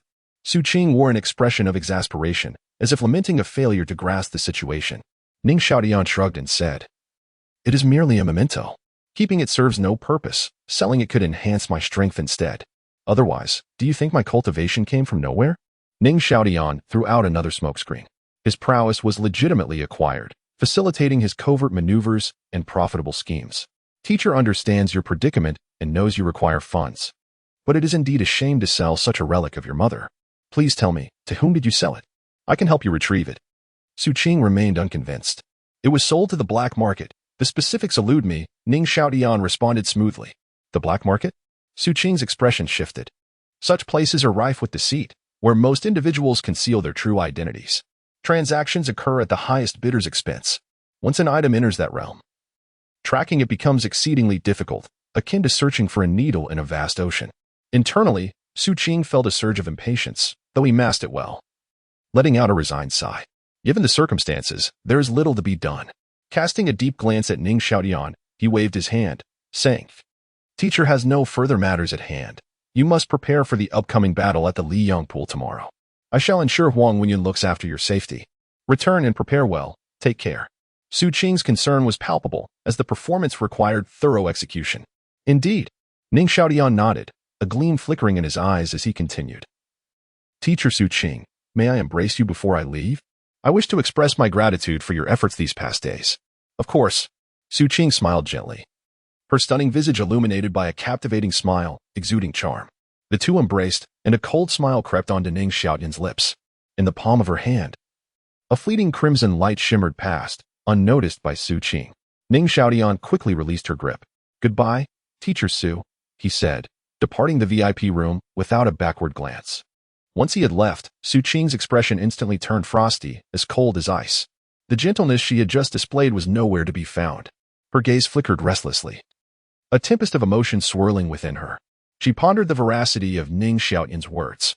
Despite his earnest demeanor, a nagging suspicion lingered in her mind that he was deceiving her. Furthermore, she sensed a change in him. Previously, he had been effusive, almost orbiting her with his attention. Yet today he portrayed an unusual indifference, bordering on impatience, as if he had entered a state of sage-like detachment, devoid of desires. Had he detected her vulnerabilities? Shaking her head, Su Qing dismissed the thought. She was confident in her own performance, believing it nearly flawless. Managing these young men was child's play for her. That final embrace indicated Ning Xiaotian still harbored affection for her, alleviating her concerns. With a cold glint in her eyes, she murmured to herself, "That matter is of great importance. It must not falter." Regardless of the truth in Ning Xiaotian's claims, an investigation is imperative. Upon exiting the Wanbao auction house, Ning Xiaotian appeared relaxed. The enemies in plain sight were not daunting. Understanding Su Qing's intentions would simplify matters. Subsequently, his figure vanished into the streets. At the Black Dragon Manor, following a recent fierce battle, although the Bloodblade sect had been utterly vanquished, the Black Dragon Manor suffered significant losses as well, with many members diminished. Recruitment efforts had been dismal over the past few days, inciting Ning Ligua's frustration. He had just heard the news of Ning Xiaotian breaking through to the Yanwei realm and slaying Gao Yaodong, wreaking havoc. His fury erupted like a volcano. Useless. A bunch of useless fools. Muyu, I am sorely disappointed in you. Ning Ligua roared, his cold gaze fixated on Muyu. You allowed that ungrateful child, Ning Xiaotian, to escape right under your nose. The individuals behind Muyu trembled, cold sweat pouring down their brows, too afraid to breathe. Muyu hastily explained, Master, please quell your anger. At a critical moment, Huang Xiantian appeared and took Ning Xiaotian away. The Huang family once again. Ning Ligua seethed, his teeth clenched in rage. If it weren't for those meddlesome individuals, that ungrateful child would have perished countless times by now. Truly infuriating. Master, should we consider increasing the bounty? Muyu cautiously suggested, reiterating a previous idea. If we miss this opportunity and Ning Xiaotian joins the Huang family, eliminating him will become exceedingly difficult. However, raising the bounty would change the dynamics. Under the allure of substantial rewards, brave souls will emerge. Even Su Qing would be unable to protect him. Absolutely not. In the early stages of the Shadow Wheel realm, what significance does it hold? He cannot stir up any turmoil. I command that regardless of who encounters that ungrateful wretch, do not engage in idle chatter, simply annihilate him. Ning Ligua stated coldly. Even if Ning Xiaotian has advanced to the early stage of the Shadow Wheel realm, he remains merely a slightly more robust insect. Yes, Muyu responded promptly, feeling a twinge of regret. Had he not been ensnared by Ning Xiaotian's trifling words, he would have acted decisively to eliminate him upon their first encounter, rendering Huang Xiantian unable to intervene. Yet, Ning Ligua dismissed his thoughts once more, and he sighed inwardly. He could not shake the feeling that Ning Ligua underestimated Ning Xiaotian far too much. Ning Xiaotian's breakthrough to the Shadow Wheel realm and his slaying of Gao Yaodong had failed to create any significant ripples in Qishan City. Compared to the sinister presence lurking in the shadows, such events were hardly worthy of mention. Meanwhile, countless factions united in defense, yet their efforts yielded no results. The malevolent beings seemed to have vanished into thin air. As long as the demon remained at large, no one could find peace. Like a sharp blade hanging over their heads, instilling fear in all. Another night descended. Dark clouds loomed, obscuring the bright moon, and an air of chill enveloped the world. Chapter 65. Could Su Qing be of the demonic path? The identity of Jiang Li in a secluded training chamber within the outer academy of the Battle Warrior Academy. Su Qing sat cross-legged, absorbing the ethereal energies of heaven and earth in her cultivation. At that moment, the jade ring adorning her wrist trembled slightly. emitting ripples of crimson light. Upon opening her eyes, a sudden change swept across Su Qing's exquisite visage, her gaze momentarily clouded by a flicker of fear. Hastily, she retrieved an ancient patterned compass from her storage pouch, channeling her spiritual energy into it. Instantly, the compass radiated a protective barrier, isolating her from the surrounding 10 meters. Having completed this, the blood-red glow of the jade ring intensified. Ultimately, a blood-colored phantom coalesced into being. Though merely a specter, it emanated an overwhelming aura of demonic energy, instilling a profound sense of oppression. Su Qing, sensing the gravity of the moment, knelt before it, her eyes filled with reverence as she proclaimed, "I humbly welcome the Blood Demon Lord." "Rise," came the chilling voice of the Blood Shadow. Su Qing stood, her heart brimming with joy as she exclaimed, "Blood Demon Lord, you have recovered. It is not so simple. I was grievously wounded by the powerful figures of the Taishan sect. While I managed to refine a member of the Fong family, my thirst remains unquenched. However, I have regained some strength," the Blood Shadow replied, its tone measured. "My lord, you shall undoubtedly regain your peak power and shine even brighter." Su Qing lauded fervently. "You are quite astute." The flattery delighted the Blood Shadow, which soon released a blood essence pill that landed in Su Qing's hand. This is the Yin-Yang Blood Refinement Pill. Once consumed, you will break through to the mid-stage of the Yin-Yang realm. Serve me well, and you shall not be wronged. Su Qing's heart soared with gratitude. "Thank you, Blood Demon Lord, for your generous gift." Achieving the Yin-Yang realm is arduous, and she had been stagnating at the early stage for some time. Now, with this pill, her cultivation would advance significantly. "Has there been any movement at the Qingshan ancient tomb?" the Blood Shadow inquired. Su Qing nodded and replied, "According to the compass, the seal of the Qingshan ancient tomb will be lifted in half a month's time." "Excellent, excellent." The Blood Shadow laughed heartily, continuing, "A millennium ago, during the War of Immortals and Demons, the demonic path faced a devastating defeat. The Blood Refinement Demon sect suffered tremendous losses, and even the Demon Lord was besieged and perished at the hands of the Immortal sect. To preserve the legacy of the Blood Refinement Demon sect, several esteemed elders decided to seal the son of the Demon Lord along with our supreme demonic scripture, the Blood Refinement Demon Classic, within the Qingshan ancient tomb, awaiting the day we can restore the glory of our sect. Now, 1,000 years have passed. The Immortal sect is in decline, and the demonic path is on the rise. The Blood Refinement Demon sect is making a resurgence. When the seal of the Qingshan ancient tomb is lifted, that esteemed being will return with the supreme demonic scripture, and our sect shall once again reach new heights, claiming our rightful place in the 9 domains." The Blood Shadow was filled with fervor, its crimson eyes gazing into the void, brimming with anticipation. They had waited far too long for this moment. "Su Qing, in a few days, you will be able to spread the news. Our plan is about to commence.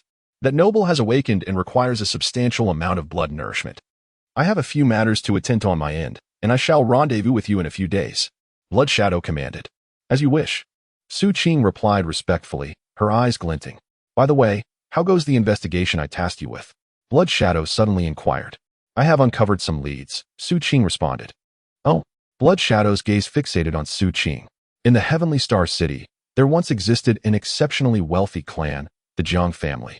Renowned for their trade in jade and precious stones, possessing countless mines, their business sprawling across the entire Central Kingdom. One day, within the Jiang family's mines, a peculiar stone bead was unearthed.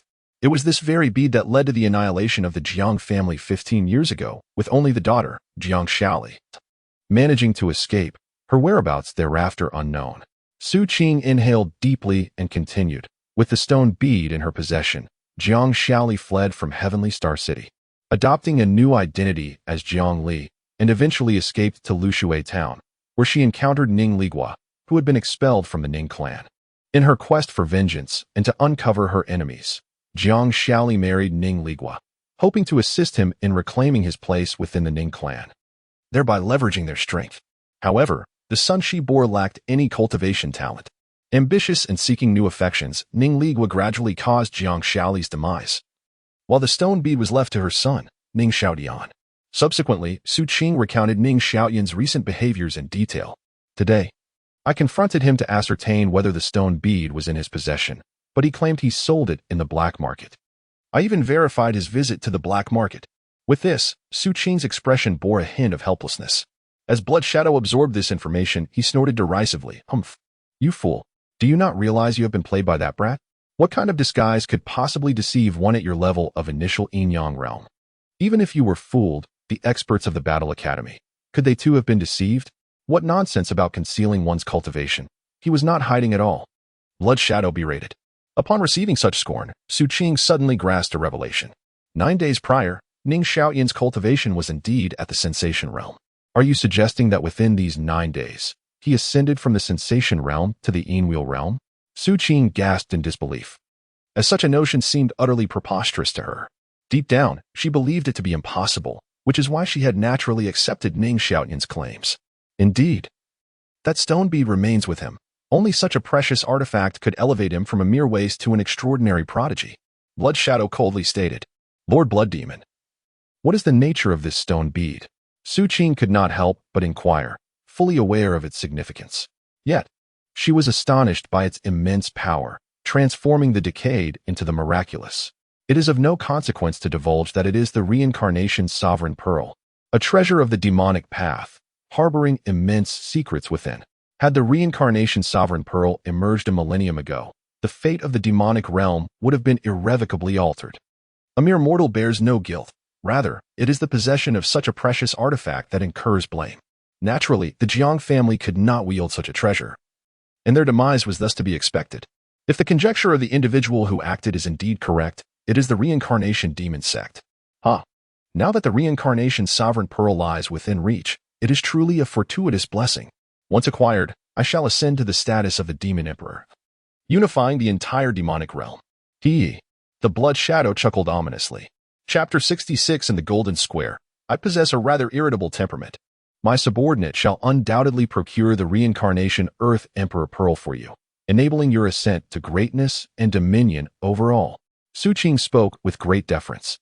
Although you are somewhat foolish, your efficiency is commendable. Stick closely to my side, and you shall reap the rewards. Do not alarm that boy. Wait for my arrival before discussing matters further. Blood Shadow's anger began to subside as he commanded. Yes. Su Qing bowed her head low, exhibiting utmost humility. Soon after, Blood Shadow gradually dissipated. Su Qing collapsed onto the ground, her back drenched in cold sweat. After a considerable time, Su Qing regained her composure and exhaled a breath of dismay, her heart still trembling with fear. She had just sensed the chilling intent of the blood demon. Had she not held some value, she might have been obliterated. She bore the blood demon's blood-refining curse, with her life hanging by a thread. Subject to the whims of another, constrained at every turn, devoid of autonomy. Subsequently, Su Qing ceased her contemplations, picked up the Yin-Yang blood-refining pill, and commenced her cultivation. One night passed without incident, and on the following day, at the Golden Square, a cacophony of hooves echoed through the air. A line of fiery steeds appeared, awaiting their command. At the forefront, a contingent was assembling, led by Huang Wenyun. Behind him were 4 youthful figures, 3 young men and 1 young woman, each approximately 16 or 17 years of age, exuding formidable energy. 2 of them had reached the pinnacle of the Yin-Wheel realm, while the others were in the late and mid-stages of the same realm. The ensemble was quite impressive. The young woman bore a resemblance to Huang Wenyun, her short hair framing her face, wielding a long spear with an air of grace. She was Huang Wenyun's cherished daughter, Huang Linglong, one of the 2 peak practitioners of the Yin-Wheel realm. Father, I request that we replace that Ning Xiaotian. What merit does he possess to even aspire for a share of our endeavors? Huang Linglong protested, pouting at Huang Wenyun. Indeed, Uncle Huang, that Ning Xiaotian is a disruptor. We disdain associating with him. The other 3 echoed her sentiments. Upon hearing that the 5th spot had been granted to Ning Xiaoyan, they felt a profound aversion. They held no affection for someone who deviated from the norms and harmed their kin. Especially since Ning Xiaotian's intentions were directed toward the Liyang pool, a notion they simply could not accept. With the duel approaching, there is no room for your frivolity. Huang Wenyun furrowed his brows, reprimanding them. Father, but Huang Linglong attempted to voice her concerns but was interrupted by Huang Wenyun. This decision rests with your uncle. You have heard of Ning Xiaoyan's slaying of Gao Yaodong, have you not? With him present, victory in the early stages of the Yin-Wheel duel is assured. Huang Linglong and the others ceased their objections, though discontent lingered in their hearts. If you wish for Ning Xiaotian to claim no portion, simply win 3 consecutive matches, and the Liyang pool shall naturally be devoid of his presence, Huang Wenyun added. Upon hearing this, Huang Linglong and the others' eyes brightened, and they confidently thumped their chests, pledging, We shall surely prevail. After waiting for a while without catching sight of Ning Xiaotian, Huang Linglong grew increasingly dissatisfied. How outrageous it was to keep us waiting. Such arrogance. The eyes of the other three glimmered with cold light. Perhaps sensing something, Huang Wenyan turned her gaze to the distance and smiled faintly. He is coming. Following her gaze, Huang Linglong and the others looked over. They beheld a young man clad in white, a long sword slung across his back, approaching with measured steps. This person was none other than Ning Xiaotian. Ning Xiaotian, your audacity is truly remarkable, making so many of us wait for you. As soon as he arrived, Huang Linglong launched into a tirade. The other three regarded him with icy stares. Ning Xiaotian's gaze fell upon Huang Linglong and her companions. Yesterday, before his departure, Huang Xiantian had provided him with the list of participants for the competition at the Liang Pool. This young woman was Huang Wenyun's daughter, Huang Linglong. At the pinnacle of the Yin-Wheel realm, the other youth at her side, elegantly holding a folding fan, was Huang Qifeng. Also at the pinnacle of the Yin-Wheel realm, on Huang Linglong's other side stood Huang Xiling, wielding a long sword, in the late stage of the Yin-Wheel realm. These three were direct descendants of the Huang family, possessing remarkable talent and promising futures. The remaining youth, shouldering a heavy sword, was named Lu Chuan, a son of a servant from the Huang family, in the mid-stage of the Yin-Wheel realm. In response to Huang Linglong's scolding, Ning Xiaotian merely smiled lightly, seemingly unfazed. Seeing that Ning Xiaotian remained silent, Lu Chuan, emboldened, coldly warned, Ning Xiaotian, you had better not hold us back. Otherwise, I shall cleave you in two with a single strike. Ning Xiaotian grinned, revealing his pearly white teeth. Suddenly, he moved, vanishing from sight. In an instant, he appeared before Lu Chuan, his speed akin to lightning. Slap. Lu Chuan's pupils constricted in shock. He had no time to react before a resounding slap landed on his face, sending him sprawling. Fortunately, he managed to stabilize himself mid-air, avoiding a fall to the ground. The expressions of Huang Linglong, Huang Qifeng, and Huang Xiling shifted abruptly. Ning Xiaotian's strike had been far too swift, catching even them off guard. Only when Lu Chuan was sent flying did they come to their senses. Ning Xiaotian, how dare you launch a sneak attack? Lu Chuan roared, clutching his stinging cheek. Fury radiating from him. A sneak attack? Should you continue to speak so insolently? I assure you, it will not be a mere slap that you receive. A cold smile curled at the corners of Ning Xiaotian's lips. Ning Xiaotian, your arrogance is intolerable. Do you truly believe we would hesitate to kill you? The expressions of Huang Linglong and her companions darkened, the flames of their anger igniting.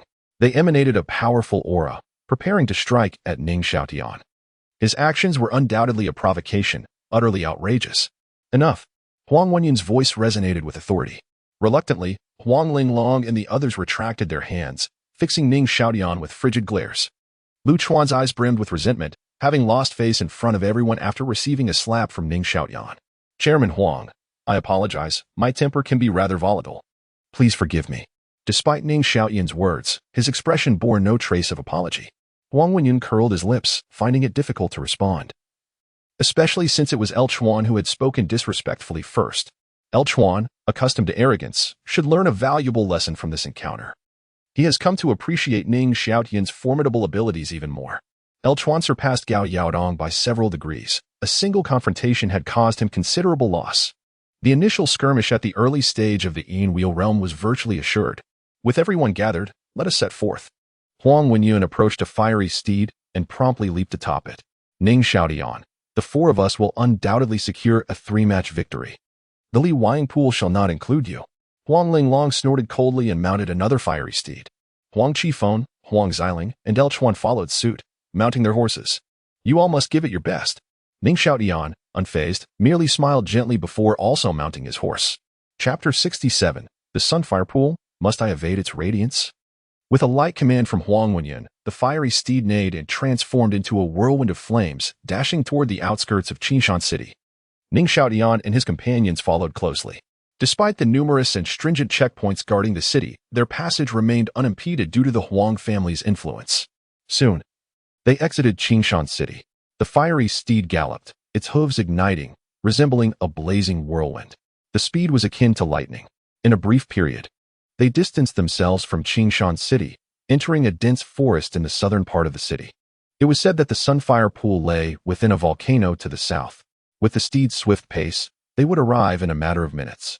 Roars echoed through the forest, Yet the beasts, sensing the formidable presence of Ning Xiaotian and his group, refrained from revealing themselves despite being startled. After a brief dash of over 10 minutes, the dense foliage began to thin, revealing a colossal volcano ahead. This was an extinct volcano, although dormant. The surrounding air remained exceedingly hot. Ahead, a passage extended into the bowels of the volcano, guarded by members of the Huang family and the Baibao Merchant Association. Both outside and within the volcano, forces from both sides maintained their watchful presence, wary of each other as the fate of the Sunfire Pool had yet to be determined. Upon being granted passage, Ning Xiaotian and his group ventured into the depths of the volcano. Shortly after their entry, another group approached from behind. Inside the volcano, the heat was palpable. At the farthest point, beneath a fiery red rock wall, lay a pool approximately 3 zhang in size. Shimmering in a scarlet hue and bubbling with heat, streams of vapor rose, exuding the essence of pure yang. The water in the pool was transformed from pure yang energy, brimming with an exceptionally rich potency. Before the pool, the two factions stood in stark opposition, their banners clearly delineating their allegiances. To the left was the Huang family, and to the right, the Baibao Merchant Association, led by Huang Wenfeng and Chen Jianghe. The Sunfire Pool. As Ning Xiaotian stepped forward, his gaze fixated on the crimson pool. He couldn't help but lick his lips. The lifelessness of this volcano was undoubtedly tied to the presence of the Sunfire Pool before him. Huang Linglong and the others had fervent glimmers in their eyes. They were resolute in their pursuit of the pool. Hee. It seems our Huang family has arrived first. Hearing the commotion, Huang Wenfeng turned, a smile spreading across his face. What is there to boast about? If the question of ownership of the Sunfire Pool is determined by who arrives first, then the Huang family has indeed triumphed, Chen Jianghe remarked with a sarcastic tone. His gaze shifted, sweeping across the scene until it landed on a figure clad in white at the rear, causing him to momentarily falter. Ning Xiaotian. Realizing this, Chen Jianghe's expression darkened, his eyes gleaming with a chilling, murderous intent. You wretched beast, how dare you appear before me, seeking your own demise? With a decisive stride, Chen Jianghe unleashed an astonishing aura that reverberated throughout the surroundings.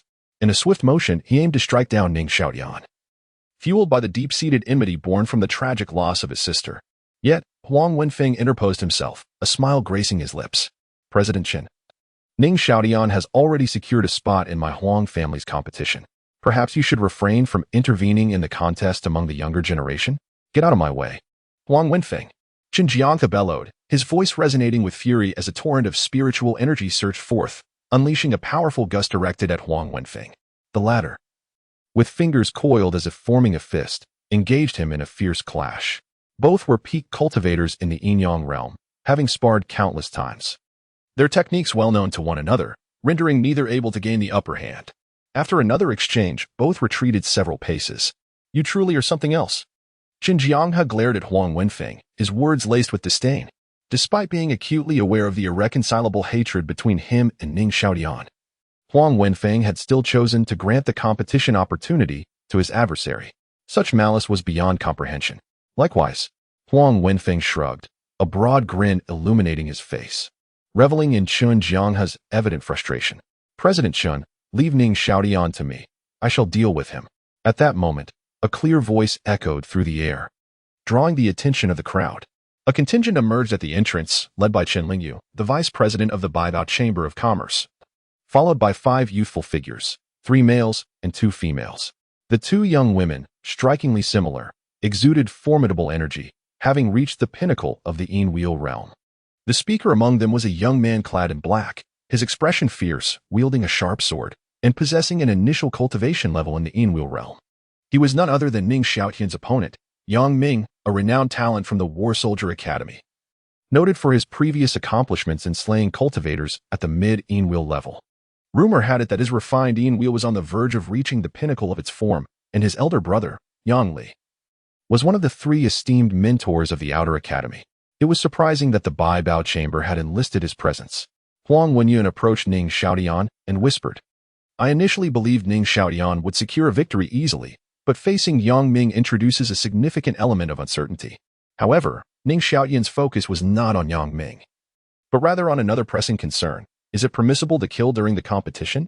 Indeed, the contest for the Sunfire Pool is not merely about victory or defeat, but it may also result in death, Huang Wenyun confirmed with a nod. The factions had long harbored grievances. and the Sunfire Pool served as a venue for these tensions to erupt. There were no restrictions on the contest. If you wish to withdraw now, it is too late, he cautioned, sensing Ning Xiaoyan's potential hesitation. Why should I shy away from his brilliance? My sword is equally formidable, Ning Xiaoyan retorted with a smile. What level have you refined your Yin Wheel to? Huang Wenyun could not help but inquire. Once Ning Xiaoyan broke into the Yin Wheel realm, he had been capable of defeating Gao Yaodong. Surely, his refined Yin Wheel must be of considerable quality. Flawless. Ning Xiaoyan chuckled, a glimmer of confidence in his eyes. At this moment, do you still have the presence of mind to jest? Huang Wenyun furrowed her brows. Although Ning Xiaoyan was somewhat striking, mastering the shadow wheel was certainly no simple feat. Ning Xiaoyan's abrupt remarks were indeed irksome. He pouted, expressing his discontent, lamenting that even truth seemed to be met with disbelief in this world. I hope your presence is unnecessary, Huang Wenyun remarked coolly. Her confidence in Ning Xiaoyan had waned since her arrival. Ning Xiaoyan merely smiled faintly, choosing not to respond. From the direction of the Baibao Chamber of Commerce, a voice echoed coldly, do not grant him any respite. Rest assured, President Chen. Yang Ming replied with a light laugh, a confident demeanor adorning his face. Now that everyone is present, let the competition commence, starting from the pinnacle of the Shadow Wheel realm. While one may concede, life and death shall be determined before surrendering. Casting a glance at Ning Xiaoyan, Wang Wenfeng proclaimed with clarity. Chapter 68, 2 Victories and 2 Defeats, the final battle with her words echoing in the air. Huang Linglong swiftly leaped onto the expansive arena. Armed with her spear, she pointed it directly at the pair of sister warriors, her voice icy as she commanded, Lu Ling, step forth and meet your demise. One of the sisters, Lu Ling, responded with a cold smirk, brandishing her black whip as she strode forward. It seems my dragon whip has yet to subdue you. Without further ado, the two women engaged in a fierce battle. The arena was filled with the shadows of the spear and the whistling of the whip, creating a cacophony of explosive sounds that pierced the air. Powerful waves of energy radiated from their clash, sweeping across the battlefield with wild ferocity. Both combatants unleashed their full might, their techniques as ruthless as the intensity of the fight, which quickly escalated to a boiling point. Lu Ling, today I shall surely triumph over you, Huang Linglong declared. As her inner spiritual energy surged violently, the spear in her hand began to spin at an astonishing speed, enveloped in layers of flames. Combined with the searing air from the volcano, her presence grew even more formidable. Blazing spear, wrath of the crimson flame. With her spear in motion, flames soared skyward, delivering a cataclysmic thrust aimed squarely at Lu Ling. A defeated foe dares to boast. Lu Ling scoffed, her own aura reaching its zenith. Dragon whip. Dragon emerges from the sea. With a fierce flick of her black whip, the air shattered as a terrifying whip strike shot forth, surging forward like a dragon breaking through the waves. Boom. The two forces collided with a thunderous roar, reverberating like distant thunder across the expanse. Raging inferno, eradicate the roots. Huang Linglong shouted fiercely, unleashing her spiritual energy without restraint, transforming her thrust into a sweeping attack. The fierce flames surged dramatically, rushing towards Lu Ling. The abrupt shift in Huang Linglong's spear technique caught Lu Ling off guard, her expression shifting in disbelief. She had not anticipated that Huang Linglong had mastered the final move of the blazing spear. Dragon emerges from the sea. Lu Ling reacted swiftly, her black whip dancing in a flurry, attempting to counter the onslaught. Bang! Under the relentless flames, Lu Ling's defenses shattered, and she let out a muffled groan as she was struck down, blood spilling from her lips as she was sent flying backward, skidding across the ground for several dozen meters. I have lost. Stabilizing herself, Lu Ling gazed at Huang Linglong with a disheartened expression, bitterness creeping into the corners of her mouth. Though Huang Linglong's face was pale, a triumphant smile illuminated her features. Her encounters with Lu Ling had often ended in defeat. Yet by mastering the final technique of the blazing spear, she had finally claimed victory over Lu Ling, securing a crucial point for the Huang family. Ha, a splendid start. Indeed, Huang Wenfeng chuckled, his spirits lifted. Huang Linglong's gaze shifted towards Ning Xiaoyan, her eyes filled with a hint of provocation, as if to declare that they could achieve victory without his assistance. That blazing sun pool is not for you. Ning Xiaoyan shrugged, unfazed by her challenge. In contrast, Chen Jianghe's expression darkened. The significance of the first point was paramount, and he was taken aback that the Huang family had seized the initiative. President, I apologize. Lu Ling, feeling dejected, walked back to the Baibao Guild's camp with her head lowered, avoiding the gaze of Chen Jianghe. It's of no consequence. Victory and defeat are common occurrences in battle. Do not dwell on it, simply focus on your training, and you shall reclaim your victory next time. Qin Jianghe remarked calmly. Lu Ling nodded, her spirits visibly low. Little sister, fret not. I shall help you regain that lost point. Lu Yun consoled, embracing Lu Ling. Subsequently, Lu Yun hefted a massive hammer and slowly made her way out. The hammer struck the ground with a resounding thud, creating a large crater. Her eyes locking onto Huang Qifeng. Huang Qifeng, it is your turn. Huang Qifeng grimaced, his demeanor becoming serious. Despite Lu Yun's twin ponytails giving her the appearance of a friendly neighbor, her temper was notoriously fiery. What kind of girl wields a giant hammer to battle consistently? In Qingshan City, she was truly one of a kind. The two soon engaged in a fierce duel. Lu Yun radiated an overwhelming ferocity, forcing Huang Qifeng into a relentless retreat from the outset. Huang Qifeng lamented, as Lu Yun's powerful and aggressive style intensified the pressure he faced. Boom, Lu Yun's aura surged, her hammer akin to a mountain, sending Huang Qifeng flying. Would you like to continue? Lu Yun sneered. No more. Huang Qifeng shook his head. He recognized he was no match for Lu Yun. Continuing would only lead to further humiliation. Wise choice. Lu Yun returned to her camp with the hammer in tow. Well done. Qin Jianghe's expression brightened slightly. With Lu Yun's victory, both sides had experienced their share of wins and losses. Next up was Huang Xiling, who faced off against his opponent, a swordsman named Chun Liang. As the battle commenced, both displayed remarkable swordsmanship, their techniques sharp and perilous. Ultimately, Huang Xiling narrowly triumphed, defeating Chen Liang with a single decisive strike. The Huang family now boasted 2 victories against 1 defeat. El Chuan, it's your turn. Make sure that fellow doesn't succeed. Huang Linglong and the others focused their gazes on El Chuan. If he emerged victorious, the Liang pool would no longer concern Ning Xiaotian. Casting a cold glance at Ning Xiaotian, El Chuan stepped forward. Chen Gu, give it your all. If you win this round, I can face Ning Xiaotian, and he will surely meet his demise. Yang Ming encouraged Lin Chen beside him. Qin Jianghe also turned his attention to the imminent battle, recognizing its significance. As Yang Ming pointed out, a victory here would not only level the score but also grant Yang Ming the opportunity to eliminate Ning Xiaotian. Ha ha ha, I cannot afford to lose this battle. Rest assured. El Chuan is no match for me. Lin Chen laughed heartily. The two quickly engaged in combat, and this mid-stage confrontation in the Yin-Wheel realm held no suspense.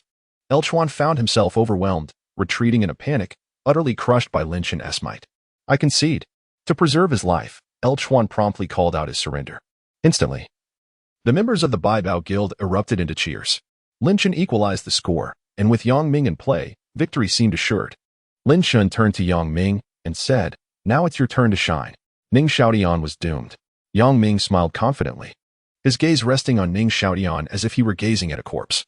In his eyes, Ning Xiaotian posed no threat whatsoever.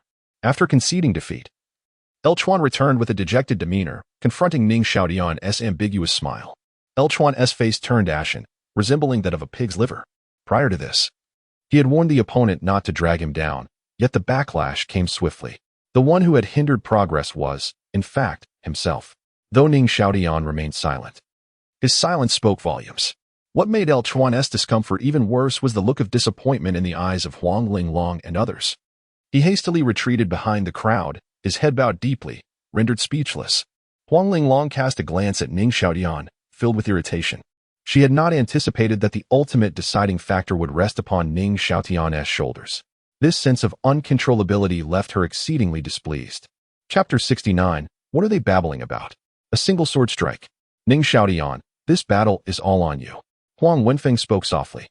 The gazes of the Huang family members were fixed upon Ning Xiaotian. This final battle, if victorious, would see the Liang pool fall into the hands of the Huang family. If they lost, everything would be lost. Their expressions involuntarily tightened with anxiety. At that moment, Yang Ming had already appeared on the stage, wildly shouting, Ning Xiaotian, come out and die. Under the scrutiny of countless eyes, Ning Xiaotian slowly stepped forward, his demeanor tranquil. Brother, do you think Ning Xiaotian stands a chance? Huang Wenyun could not help but inquire. It's hard to say, the battle will likely be fiercely contested. Both are prodigies of the younger generation, Huang Wenfeng replied, shaking his head, uncertain himself. He then asked, do you know what kind of Yin Wheel Ning Xiaotian has refined? The level of the Yin Wheel is crucial in determining the outcome. I asked him, and he said it was a flawless Yin Wheel. Huang Wenyan responded, speechless. Huh. Huang Wenfeng chuckled in disbelief. Do the youth of today truly not grasp the heights of heaven and the depths of earth? What does a flawless Yin will signify? It is a passport to the path of immortality. As long as one does not perish halfway, they can essentially transcend to become an immortal. For many years in the Great Yang Kingdom, regardless of how extraordinary the talents have been, no one has been able to refine one. A flawless Yin wheel, even among the immortal sects, holds unparalleled supremacy, enjoying the utmost privileges and abundant resources. And yet, Ning Xiaotian claims to have refined a flawless Yin wheel? Such a jest is rather grand. I suspect he is merely boasting. His Yin wheel is likely just of the earthly level, although Yang Ming's foundation may be somewhat deeper. Huang Wenfeng's expression darkened. On paper, it was evident that Yang Ming was superior. Upon hearing this, Huang Wenyan felt a chill in his heart. He had believed that bringing in Ning Xiaotian would secure their victory, but with Yang Ming's appearance, the situation had become grim. They were indifferent to Ning Xiaotian's fate. For them, his defeat would signify the loss of the Liang pool, an outcome they could not accept. On the stage, Ning Xiaotian faced Yang Ming. The best choice would be for the Battle Academy to expel you. A wretch such as yourself is a waste of air. Allow me to send you on your way with my sword, Yang Ming declared, pointing his sword at Ning Xiaotian with a cold smirk. Though Ning Xiaotian had slain Gao Yaodong, Yang Ming could easily defeat 10 such opponents. His battle prowess was far beyond what Ning Xiaotian could hope to compare with. And thus, he regarded him with disdain. Killing Ning Xiaotian would earn him the favor of the 100 Treasures Merchant Association. In simple terms, Ning Xiaotian was merely a stepping stone for him to reach the pinnacle. In response to Yang Ming's taunts, Ning Xiaotian remained silent. His sword was drawn in an instant. Slicing through the air, a blood-red sword aura surged forth, filling the heavens and the earth with an inexhaustible aura of killing intent, radiating a terrifying fluctuation. What?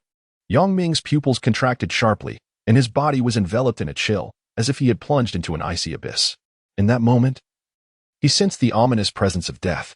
He had believed that a single strike would suffice to vanquish Ning Xiaotian. However, he was utterly unprepared for the terrifying might of Ning Xiaotian's casual swordplay. Before Yang Ming could react, that breathtaking sword radiance surged towards him with astonishing speed. A piercing scream escaped Yang Ming's lips as the sword descended. In an instant, amidst countless astonished gazes, the blood-red sword light consumed him entirely, leaving not even a remnant behind. A single stroke, swift and decisive. What was that noise? Ning Xiaotian casually cleared his ears, as if he had just dispatched a bothersome fly rather than a fellow human being. Silence enveloped the volcanic interior, a stillness so profound it was akin to death itself. Witnessing this spectacle, everyone present was left in a state of shock. Had the confrontation concluded before it had even begun? Yang Ming, who had boasted so loudly, had been unable to withstand a single strike from Ning Xiaotian, obliterated in an instant. All eyes turned to Ning Xiaotian, filled with astonishment and disbelief. Huang Wenfeng and Huang Yun exchanged glances, each reflecting a shared sense of awe. They had anticipated a fierce battle. Considering both had previously slain formidable foes at the mid-stage of the Yinwheel realm, they had even speculated that Yang Ming might emerge victorious. Yet, they could never have imagined that Ning Xiaotian would dispatch Yang Ming with such effortless precision. I retract my earlier statement. His Yinwheel has undoubtedly reached the level of extreme kill, Huang Wenfeng declared with conviction. Indeed, to achieve such a swift defeat of Yang Ming confirms the presence of an extreme kill Yinwheel. Huang Yun nodded in agreement. While the extreme kill Yinwheel may not compare to the flawless Yinwheel, it remains exceedingly rare. Only a handful in Qishan City can cultivate the extreme kill Yinwheel: Lu Qishan, Chen Jianghe, and Zhan Qingwan. These individuals stand at the pinnacle of Qinshan City. Even his own cultivated Yinwheel is merely of the earth kill type. Huang Linglong's delicate visage was etched with disbelief as she gazed at Ning Xiaotian. Although she could defeat Yang Ming, achieving a kill would be exceedingly challenging, let alone annihilating him in an instant. Yang Ming was renowned in Qinshan City for his exceptional mastery of the Yinwheel, martial arts, and internal cultivation techniques. Yet, before Ning Xiaotian, he had been effortlessly dispatched, lacking any capability for resistance. Within the ranks of the Baibao Chamber of Commerce, prior to the confrontation, every member wore a cold smirk, convinced of Ning Xiaotian's impending demise. Now, however, that smirk had solidified into disbelief on their faces. The individual they had placed their hopes upon, Yang Ming, had suffered a catastrophic defeat in such a swift and unexpected manner, leaving them momentarily stunned. As reality sank in, Qin Jianghe's countenance darkened. his eyes ablaze with intense killing intent. This abomination shall not be spared. A terrifying aura erupted from Qin Jiangge as he struck with an open palm from a distance. In an instant, a colossal handprint, forged from immense spiritual energy, materialized and surged towards Ning Xiaotian with lethal intent. This blow was delivered without reservation, aimed to reduce Ning Xiaotian to mere pulp, eliminating any future threats.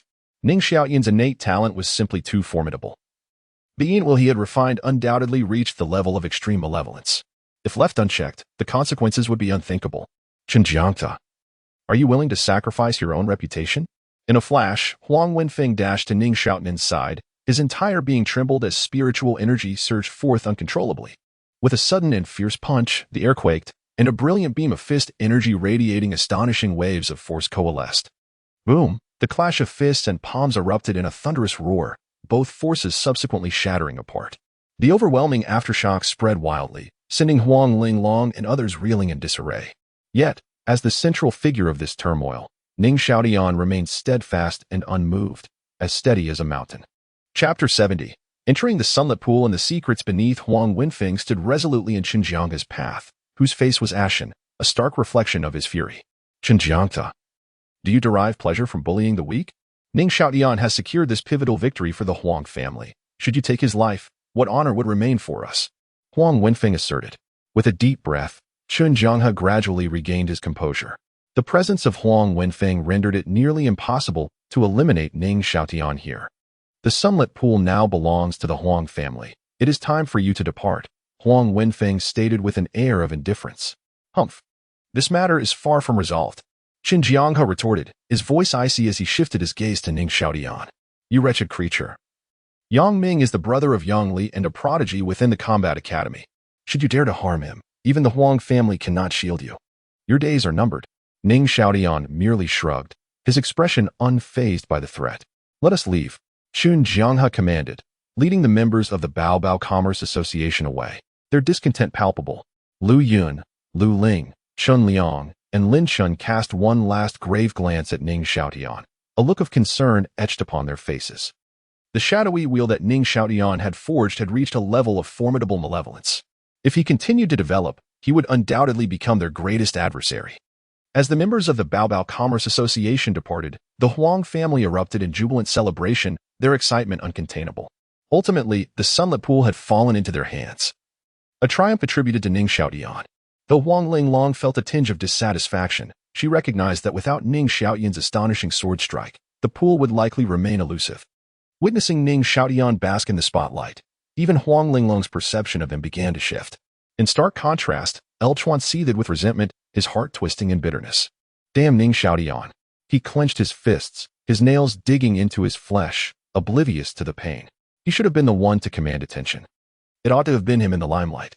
Had it not been for that slap from Ning Xiaotian disrupting my performance, I wouldn't have suffered such a humiliating defeat, becoming the subject of ridicule among Huang Linglong and others. Ning Xiaotian's survival only deepened Elchuan's resentment. He seeks his demise. Feeling Elchuan's chilling gaze upon him, Ning Xiaotian merely smirked. Ningxiu, I extend my gratitude. Huang Wenfeng turned to Ning Xiaotian. A light smile gracing his features, his mood evidently buoyant. Initially, he had intended to irritate Qin Jiangge by granting the opportunity to Ning Xiaotian. Yet the outcome had exceeded his expectations. The head of the Huang family is overly courteous. We merely sought our respective needs, Ning Xiaotian replied, his demeanor tranquil. Indeed. Huang Wenfeng nodded with a smile before continuing. Without further ado, you five may now descend into the sunlit pool. However, the energy available is limited. How much you can absorb depends solely on your individual capabilities.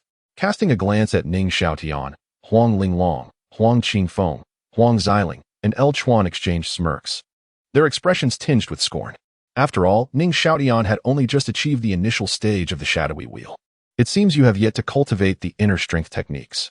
Even if you have trained in such arts, as a castaway of the Black Dragon Mountain Manor, you would merely rank as a third-rate practitioner. They, on the other hand, each possess a second-rate inner strength technique and have successfully opened approximately 10 meridians.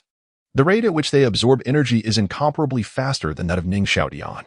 This advantage lies distinctly with them. Even if the opportunity at the solar pool were granted to Ning Xiaotian, he would be relegated to consuming their leftovers. With this thought, a sense of balance settled within him. Lastly, I must caution you. Although the solar pool is not large, measuring merely 3 zhang in size, it is unfathomably deep. As one descends, the temperature escalates perilously. Do not venture too deep, for it may pose a threat to your lives, Huang Wenfeng admonished gravely. Huang Linglong and the others nodded in agreement, their sinister spiritual energy surging around them. With a splash, they leapt into the solar pool. Ning Xiaotian enveloped himself in a cascade of dark spiritual energy before plunging in as well. The dense aura of sinister energy confirmed that his Yin wheel was indeed of the extreme malevolence level. Huang Wenfeng's eyes flickered. Thankfully, he was only at the initial stage of the Yin wheel. He likely had not yet mastered inner strength techniques, otherwise. With the absorption rate of his extreme malevolence Yin wheel, Linglong and the others would struggle to compete. Huang Wenyan exhaled a sigh of relief. Upon descending, the searing heat enveloped him, yet due to the protection of the supreme Yin energy, he remained unaffected. Within a 10-meter radius, Huang Linglong and her companions occupied 4 positions, their bodies generating whirlpools on their surfaces. Energy from the solar pool flowed into them through these vortices. It was evident that they were eager to begin their absorption. Witnessing Ning Xiaotian, the smirks of Huang Linglong and her companions deepened. They had pushed their inner strength techniques to the utmost, allowing torrents of pure yang energy to surge into their bodies, determined not to allow Ning Xiaotian to gain even the slightest advantage. Ning Xiaotian, however, regarded their reactions with disdain. Should he unleash the blood refinement scripture, these 4 would be fortunate to taste even a drop of the essence. Yet, his thoughts were not fixated on this. For here, even with full absorption, the resulting yang wheel would at most reach the pure gang level, which was not the outcome he desired. Only through the refinement of a flawless yang wheel could he achieve balance with a flawless yin wheel. Ning Xiaotian's focus shifted beneath the solar pool, for there might lie the treasures he sought. Subsequently, Ning Xiaotian's eyes gleamed with a blood-red light as he activated the Eye of Falsehood. His vision penetrated deeper, and upon catching sight of a vague shadow, a smile crept onto his lips. Indeed, there was something of value. The existence of the solar pool must be rooted in a source. Huang Wenfeng and Qin Jiangke, with their seasoned experience, would certainly deduce this. Based on Huang Wenfeng's final words, it was clear that both factions had ventured below to investigate. However, due to the terrifying temperatures, they returned empty-handed. The Eye of Falsehood confirmed this, for beyond 50 meters, the waters of the pool turned a dark crimson. Upon reaching 100 meters, the void began to warp. The temperature was alarmingly high. Descending further would incinerate one to ashes. However, fortified by the immaculate Yin wheel he had cultivated, he possessed sufficient resolve. His eyes soon returned to their original state.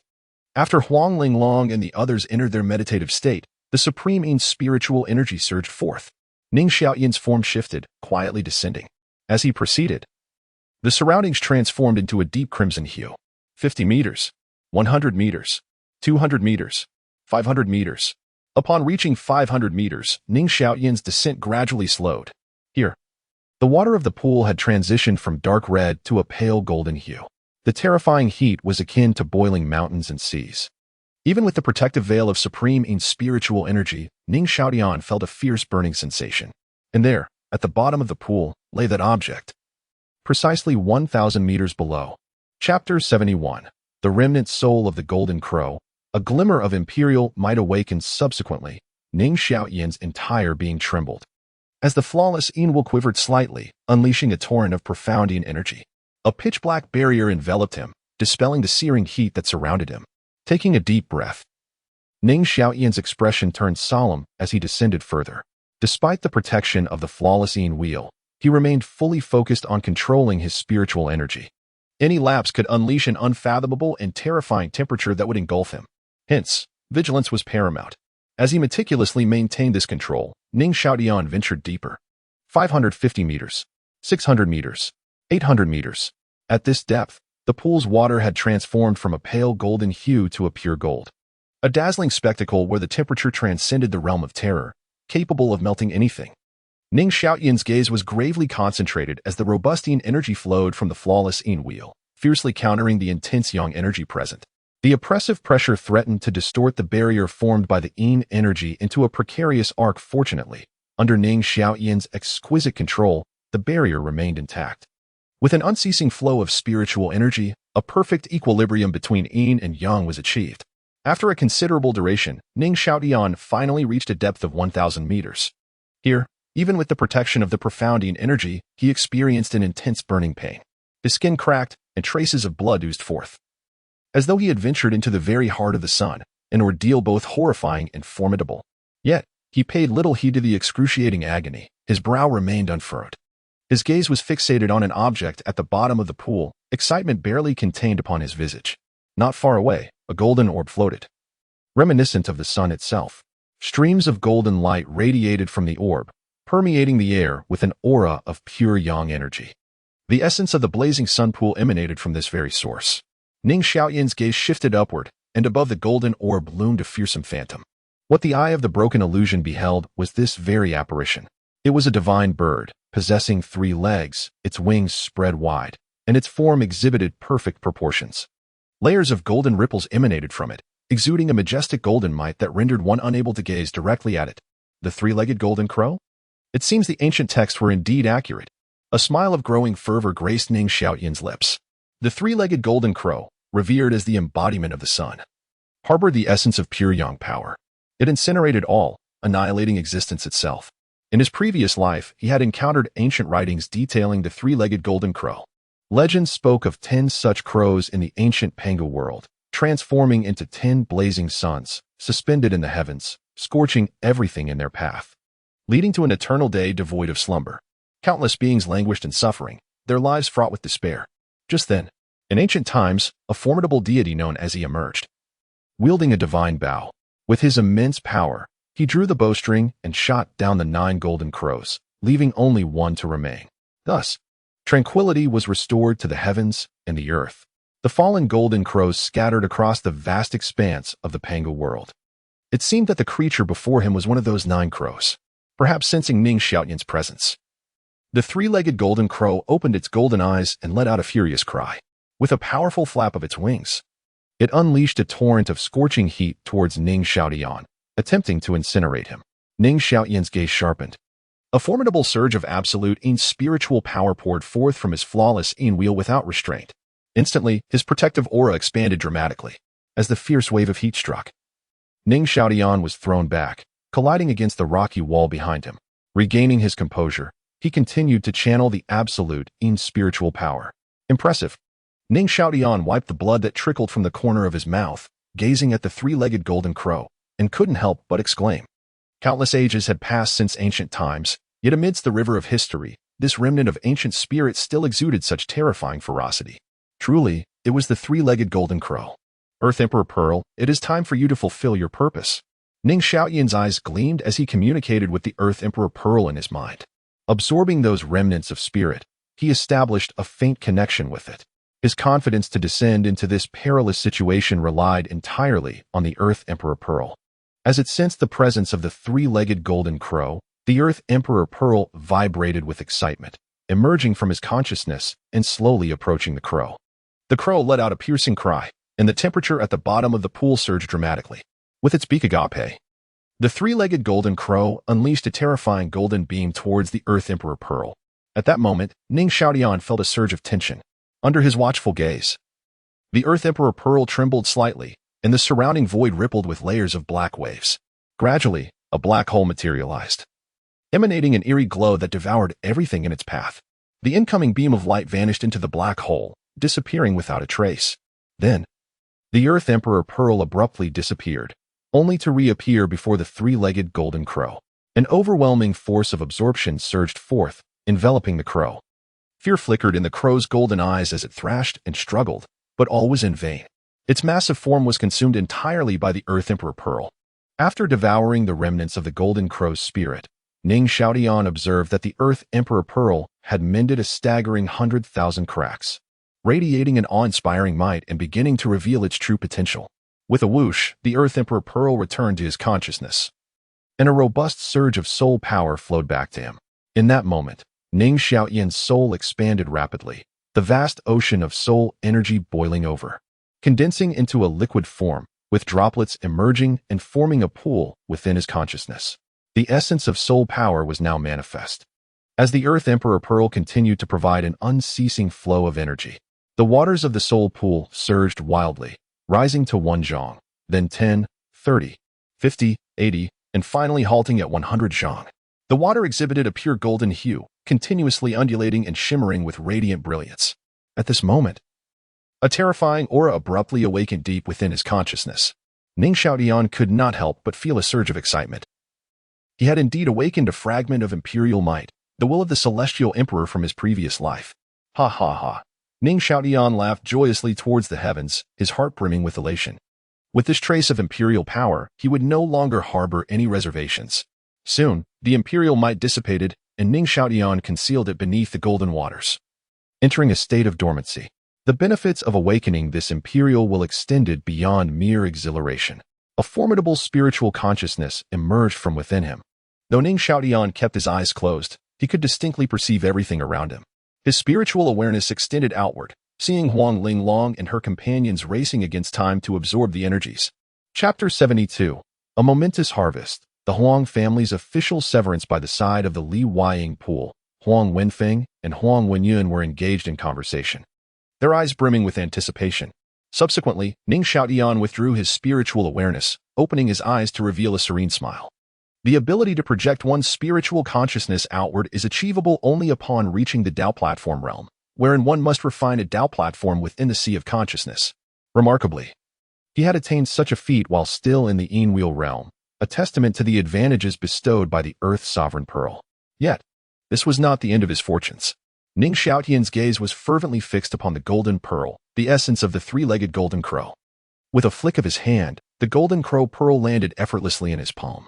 A gentle smile graced his lips with this pearl in his possession. The flawless Yang Wheel was assured. The treasures gathered from the depths of the pool were extraordinary, the awakening of imperial might, the activation of spiritual awareness, and the acquisition of the golden crow pearl. However, the journey had been fraught with peril. Without the flawless Yin Wheel and the Earth's sovereign pearl, even he would have faced certain doom had he ventured down without caution. As he held the golden crow pearl, Ning Xiaotian distinctly sensed the energy of the Li Huaying pool rapidly dissipating. It would not be long before it returned to being merely a mundane body of water. It was time to ascend. Ning Xiaotian propelled himself upward, finding the ascent considerably easier than the descent. Soon enough, he returned to the 10-meter vicinity, his departure having stirred no significant ripples. Huang Linglong and her companions remained wholly engrossed in their absorption of energy. Meanwhile, upon their return to Qishan City, the events that transpired within the volcano had spread like wildfire, inciting a cacophony of astonishment. The Huang family had triumphed in the contest for the Li Huaying pool, and it was none other than Ning Xiaotian who secured the victory. What? The Huang family actually bestowed the opportunity upon Ning Xiaotian? Did he dare to accept it? Such audacity was astonishing. Who was unaware of the bitter enmity between him and the Baibao Chamber of Commerce? His courage knew no bounds. It was rumored that in the final confrontation, he had slain Yang Ming to achieve victory. Incredible! Yang Ming had nearly refined an extreme evil Yin Wheel. For Ning Xiaotian to have killed him, his own Yin Wheel must surely have reached an extraordinary level. Indeed, the news circulating claimed that Ning Xiaotian's Yin Wheel was of the extreme evil variety. No wonder he was able to slay the mid-stage Yin Wheel master Gao Yaodong upon breaking through to the initial stage of the Yin Wheel realm. Regardless of the type of Yin Wheel he possessed, this time it appeared he was truly doomed. Yang Ming was a prodigy within the ranks of the War Soldier Academy, and the Academy's fury would be relentless. No one could shield him from retribution, not even the Huang family. Ning Xiaotian's slaying of Gao Yaodong had not garnered much attention. However, Yang Ming was a different matter entirely. As the brother of Yang Li and a distinguished talent within the academy, his death at Ning Xiaotian's hands unleashed a tumultuous uproar. In Qishan City, the air reverberated with Yang Li's thunderous roar of fury. Ning Xiaotian, I shall rend you limb from limb. Su Qing's countenance shifted, shocked to learn that the Baibao Chamber of Commerce had summoned Yang Ming, only for him to be slain by Ning Xiaotian. This predicament was indeed troubling. Yang Li is inconsequential. What truly instills fear is the potential accountability from the Battle Mage Academy. Should a pursuit order be issued, the elite disciples from the inner academy would undoubtedly emerge en masse to claim Ning Xiaotian's life. Ning Xiaotian, you really do not allow me a moment of peace. Su Qing's exquisitely beautiful visage was as frigid as frost. Before the blood demon arrives, Ning Xiaotian must not encounter any mishap. If he is to perish, it must be at the hands of the blood demon alone. Subsequently, her figure vanished from the spot. Outside Qingshan City, within the heart of the volcano, time passed. The Liyang pool became noticeably clearer at an observable pace. As the energy of the Liyang pool was fully absorbed, they should be emerging soon. Standing by the edge of the pool, Huang Wenfeng stood with his hands clasped behind him, speaking up. Huang Wenyun nodded, her eyes brimming with anticipation. In the expectant gaze of the Huang family, the Liyang pool rippled in layers. Soon, 5 figures leaped to the pool's edge in succession. Huang Linglong, Huang Qingfeng, Huang Xiling, and El Chuan appeared radiant and spirited. Excellent. Huang Wenfeng nodded in satisfaction. Huang Wenyun could not suppress the smile that graced her lips. Observing the expressions of the 4, it was evident they had reaped abundant rewards. Especially Huang Linglong and Huang Qifeng, their realms had reached a critical point, having absorbed such an abundance of pure yang energy. Upon returning to the Huang family, they could immediately break through and refine their yang wheel. With that robust pure yang energy, they would undoubtedly forge a pure gang yang wheel. Though Huang Xiling and El Chuan's foundation was not as profound, their future breakthroughs to the yang wheel realm would also achieve the pure gang level. Thus, the Huang family would possess 4 pure gang level yang wheel practitioners, a qualitative advantage that would decisively overshadow the Baibao Chamber of Commerce. Ning Xiaotian, how did you fare? Huang Wenfeng inquired curiously, glancing at Ning Xiaotian. Quite well. Ning Xiaotian replied with a light smile. The source of the Liyang pool rests in his hands. How could his gains be insignificant? At this, Huang Linglong and the others could not help but chuckle. With their internal cultivation techniques fully activated, the vast majority of the Liyang pool's energy had been absorbed by them, leaving Ning Xiaotian to scavenge the remnants. That is good. Aware that Ning Xiaotian was putting on a brave front, Huang Wenfeng chose not to expose him. After casting a deep glance at Ning Xiaotian, he continued, then let us part ways here. Huang Wenfeng's words were clear. He intended to sever ties with Ning Xiaotian formally. Ignoring the peculiar gazes of the Huang family, Ning Xiaotian merely smiled faintly, unperturbed. His relationship with the Huang family was merely one of mutual benefit, each party seeking their own needs. Now that Huang Wenfeng was hastily cutting ties, it fell well within his expectations. He only hoped that when the time came for him to raise his sword against these individuals, they would not kneel and beg for mercy. Huang Linglong, inwardly relieved, felt grateful that her uncle was wise enough. Abandoning Ning Xiaotian at this juncture was indeed the best choice.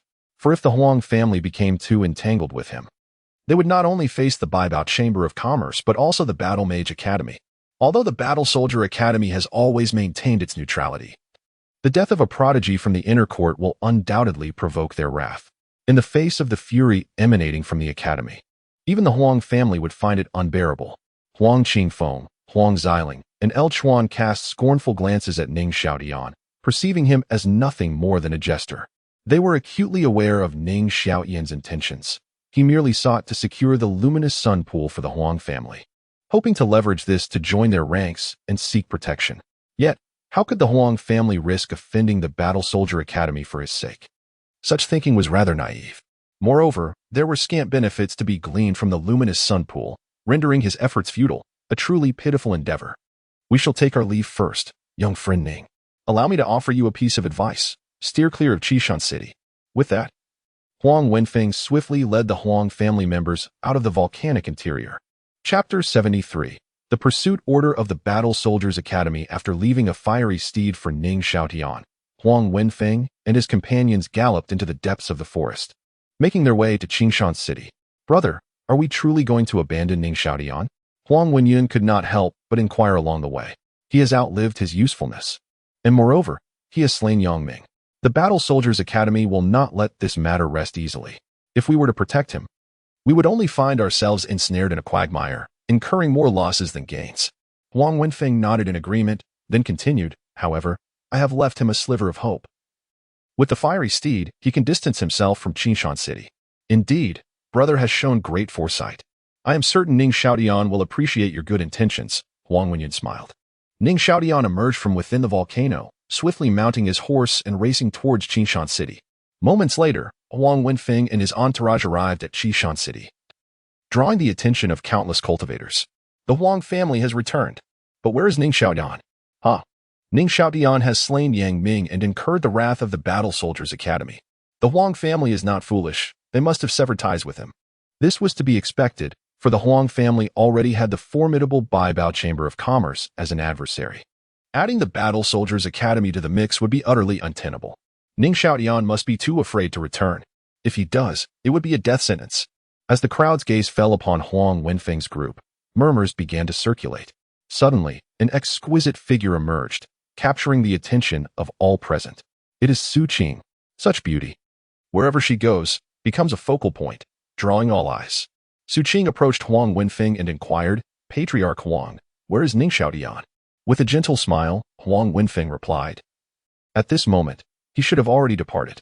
Ning Xiaotian, shrewd and calculating, was undoubtedly acutely aware of the precarious situation surrounding him. Leaving Qingshan City was indeed the wisest course of action.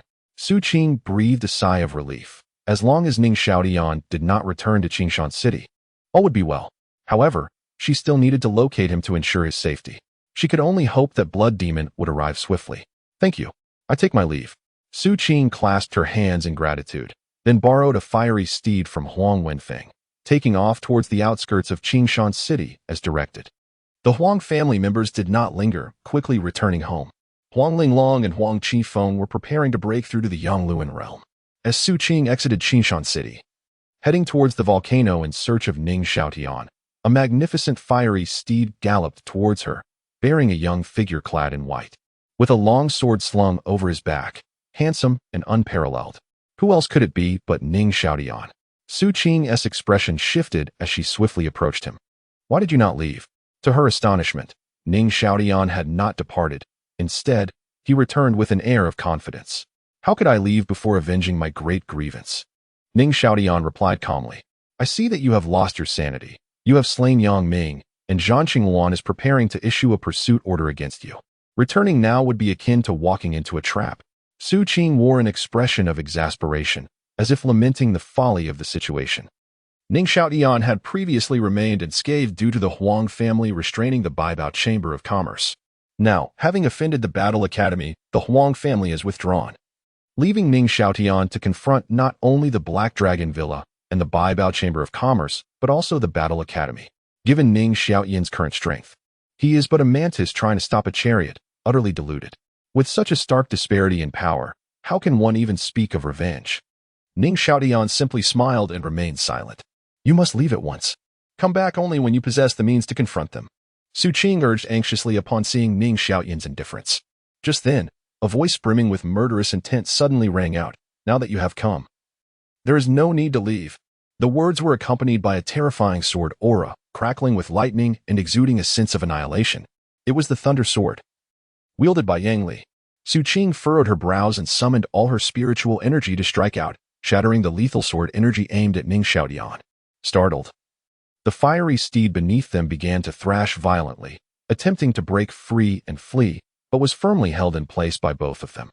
They turned to see a figure in black emerge from the city gates, his countenance cold and his murderous aura overwhelming. It was Yang Li, one of the 3 chief instructors of the Battle Academy. Yang Li glared at Ning Xiaotian, his teeth clenched in rage as he spat. You vile creature. You truly deserve death. Yang Ming had been his only kin in this world, gifted and nurtured by the Battle Academy, with a promising future ahead. To his dismay, he had been slain by Ning Xiaotian, igniting a hatred that demanded vengeance. Su Qing interjected coldly. The competition at the Liang Pool is fraught with peril. Victory and death are intertwined. Yang Ming fought on behalf of the Baibao Chamber of Commerce and should have been prepared for the consequences of his inadequacy and skill. Do not entangle yourself further in this matter. Spare me your lofty ideals. All I know is that a life taken must be repaid with a life.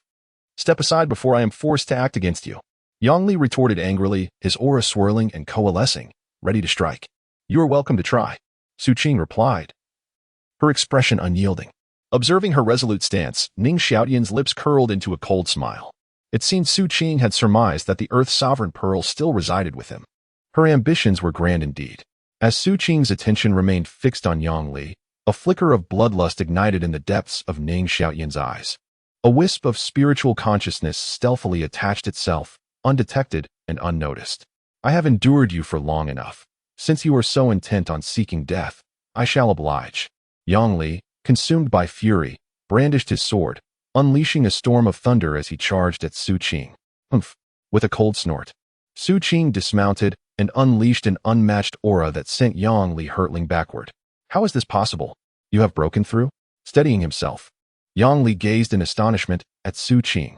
It is known that upon reaching the Yin-Yang realm, each advancement to a new minor level is exceedingly arduous. Without years of relentless cultivation, such a feat is utterly unattainable. To his surprise, Su Qing had actually ascended to the mid-stage of the Yin-Yang realm. In Qishan City, attaining this level already marks one as a formidable power. Leaders of the second-tier forces typically reside within this realm. Ning Xiaotian slightly shook his head. Through the eye of disillusionment, he discerned that Su Qing's foundation was alarmingly unstable, as if his realm had been forcefully elevated. Merely a stroke of luck. Su Qing responded calmly. Yang Li's expression darkened. Su Qing's breakthrough had caught him off guard, and he coldly stated, "Su Qing, do you truly intend to protect him? Have you considered this carefully? With me here, you cannot harm him." Su Qing continued to assert his stance. Chapter 74. Return to Qingshan City. Updated bounty. My brother is a prodigy of the inner court, yet Ning Xiaotian was slain by Ning Xiaotian. The Dean of the Battle Academy has already resolved to issue a pursuit order against him. You must be aware of this. If you continue to protect him, even as a mentor of the Academy, you will face retribution, subjected to relentless hunting just like that wretched beast. Yang Li spoke with a chilling tone. Your threats hold no weight with me. Let us discuss this further when the Dean issues his announcement. Su Qing replied nonchalantly. Her visit to the Battle Academy was solely to gather information. She felt no sense of belonging there. Being expelled would be of little consequence to her. The most pressing matter now is to ensure Ning Xiaotian's safety. Once the Blood Demon arrives, delivering Ning Xiaotian to him will fulfill her mission. However, should anything happen to Ning Xiaotian in the interim, her fate would likely be dire as well. Thus, her efforts were relentless. Yang Li's expression darkened. Filled with frustration, he had not anticipated that Su Qing would be so impervious to reason. It was infuriating. Leave at once. Otherwise, I shall not be polite. Su Qing's eyes glinted with cold light as she took a step forward, her formidable presence bearing down on Yang Li. With a muffled grunt, he staggered backward, his expression increasingly grim. When Su Qing was at the early stage of the Yin-Yang realm, they were evenly matched. Now that she had reached the mid-stage, the chasm between them had widened significantly. You are indeed formidable. Let us see how this unfolds. Sacrificing your future for such a person is sheer folly. Do not regret it later. Yang Li seethed with anger, yet he suppressed his murderous intent and left unwillingly. Once Yang Li departed, Su Qing turned to Ning Xiaotian, saying, You have seen the situation. Qingshan City is a perilous place, fraught with danger. Do not act rashly. Come, let us leave together. You are my student, and I shall ensure your safety. As she spoke, Su Qing mounted her steed, intending to whisk Ning Xiaotian away from Qingshan City. No, Teacher Su Qing. I have my own plans. Ning Xiaotian shook his head, and to Su Qing's astonishment, he mounted his fiery steed and galloped towards Qingshan City. Fool. Truly a fool. Su Qing cursed inwardly. Ning Xiaotian's return to Qingshan City would render any chance of escape impossible. The Black Dragon Manor, the Baibao Chamber of Commerce, the Battle Academy. Ning Xiaotian faced a deadlock. She must report this situation to the Blood Demon. If he did not arrive swiftly, even she would be unable to withstand it. Su Qing's eyes flickered with desperation, and she hastily pursued him on her steed. However, upon entering the city, Ning Xiaotian had long vanished from sight. This is infuriating. Su Qing stamped her foot in frustration, feeling that Ning Xiaotian had become quite ungrateful. The news of Ning Xiaotian's return to Qingshan City spread like wildfire, leaving countless people astounded. How dare he? The Huang family has severed ties with him, yet he still dares to return. Su Qing would be unable to protect him. Returning would be akin to walking into a death trap. Could it be that he intends to confront the Black Dragon Manor, the All-Treasure Chamber, and the Battle Soldier Academy all by himself? Such naivety is simply astounding. Wasn't he said to possess a cunning mind? How could he make such a foolish decision? Regardless, this menace, if he perishes, it would be of no consequence. He is not deserving of sympathy. Throughout the streets and alleys, as well as in every tavern, discussions abound. Huang family. Brother, Ning Xiaotian has returned. Huang Wenyan remarked. Truly foolish. While one may survive the calamities of heaven, one cannot endure the calamities of man. I have already offered him a chance at life. If he chooses to leap into the abyss, he cannot blame anyone else. We need not concern ourselves with him. Such a person is unworthy of lamentation, Huang Wenfeng coldly replied. Indeed, it is fortunate that we have no ties to him anymore. Otherwise, his reckless actions could drag our Huang family into turmoil. Huang Wenyan nodded in agreement. At the Black Dragon Manor. What? That ungrateful wretch Ning Xiaotian not only killed Yang Ming, But the yin will he has condensed is of the extreme killing grade. When the news reached Ning Ligua, he was momentarily stunned, filled with astonishment. No wonder Ning Xiaotian was able to slay Gao Yaodong so swiftly upon breaking through to the yin will realm. It turns out that the yin will he has condensed has reached such a formidable level. This cannot be overlooked. It should be noted that Ning Wuqiu, born with a sword bone, also condensed an extreme killing yin will. How could Ning Xiaotian, with no remarkable virtue or merit, be compared to Ning Wuqiu? Jiangli, you wretched woman, what have you left for Ning Xiaotian? Ning Ligua's fury surged. He clearly remembered how ordinary Ning Xiaotian was in his youth. How could he have transformed so drastically after Jiang Li's death? His cultivation has progressed at an astonishing rate. This must be a contingency left by Jiang Li Master. Should we raise the bounty? Miyu suggested for the third time. Yes, increase the bounty to 100,000 spirit stones. Ning Ligua gritted his teeth, multiplying the bounty tenfold. The speed at which Ning Xiaotian has grown has made it impossible for him to be underestimated any longer. Miyu sighed in relief, fortunately. Ning Ligua was not so obstinate. With Ning Xiaotian having become a significant threat, it was imperative to eliminate him promptly. It is still insufficient. On top of the fourth-grade martial arts, we must add a second-rate internal cultivation technique, Ning Ligua continued. Mu Yu's expression changed in shock. This would indeed be a considerable expenditure. A second-rate internal cultivation technique is worth at least 100,000 spirit stones, and it is not easily obtainable. It is not simply a matter of having spirit stones to purchase it. Surely, once this bounty is announced, not only masters of the Yin Wheel realm, but also those of the Yang Wheel realm will be unable to resist. At that point, bounty hunters, the Black Dragon Manor, the All-Treasure Chamber, and the Battle Soldier Academy will all pursue him relentlessly. Ning Xiaotian will have nowhere to hide. I must eliminate that ungrateful wretch before Wuqiu returns. Otherwise, I shall have no explanation to offer him. A chilling murderous intent surged in Ning Ligua's eyes. When the updated bounty notice from the Black Dragon Manor was released, the entire Qingshan city erupted in fervor. Countless bounty hunters went into a frenzy. Prior to this, regarding the enmity between the Black Dragon Manor and Ning Xiaotian, many choose to remain bystanders, yet upon the issuance of the new bounty, they can no longer contain their excitement. 100,000 spirit stones, fourth-grade martial arts, and second-rate internal cultivation techniques. These three items are simply irresistible. It is impossible for them not to be tempted. This is disastrous. Upon seeing the new bounty, Su Qing's expression darkened.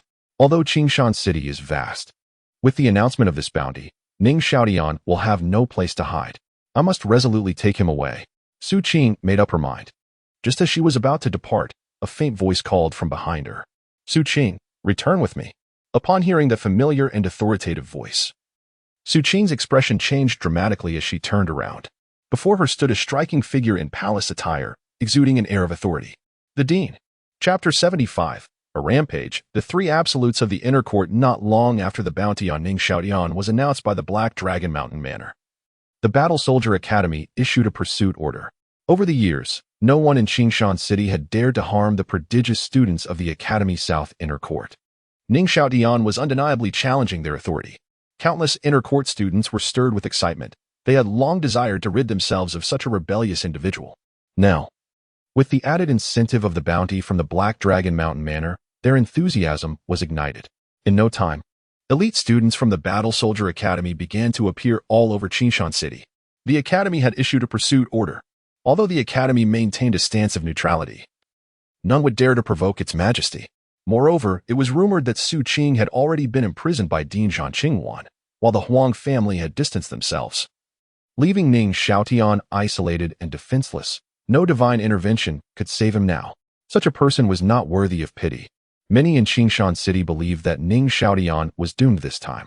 For it was not only the Battle Soldier Academy, countless bounty hunters, experts from the Black Dragon Mountain Manor, and the Baibao Chamber of Commerce were also on the hunt for his whereabouts. Under this extensive search, someone soon spotted Ning Xiaotian on a street. Haha, truly a stroke of fortune.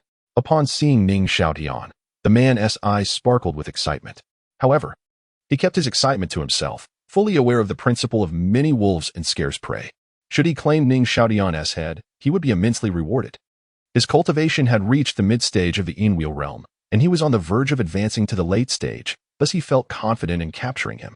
Yet, as Ning Xiaotian's gaze fell upon him, the man's expression froze. a chill coursing through him from the soles of his feet to the crown of his head, extinguishing the greed within. Ning Xiaotian's eyes were simply terrifying, cold to the bone, devoid of emotion, as indifferent as a deity. Flee. For reasons unknown, upon meeting that gaze, he felt an inexplicable sense of powerlessness. The thought of killing Ning Xiaotian evaporated in that instant. However, just as he turned to flee, the sound of a sword's chant suddenly resounded. A blood-red sword aura shot forth, engulfing him in an instant, transforming him into a mist of blood. The blood and soul essence floated upwards, absorbed by the Earth's sovereign pearl. In return, Ning Xiaotian's cultivation broke through to the mid-stage of the Enwheel realm. Come quickly. Ning Xiaotian is here. At that moment, someone cried out. Dozens of figures rushed over, their gazes fixed upon Ning Xiaotian, excitement etched on their faces. Ning Xiaotian had become the most coveted prize. Everyone wanted a piece of him. Wait, wasn't he in the early stage of the Enwheel realm? How has he reached the mid-stage? Someone in the crowd questioned, bewildered. What is so strange about it? He helped the Huang family win the competition and soaked in the sunlit pool, so his cultivation would naturally advance swiftly. Everyone present here is, after all, in the mid-stage of the Enwheel realm. If you are frightened, then quickly step aside and spare us the humiliation. Indeed, he stands alone, while we are many. With our collective voices, we can easily overwhelm him.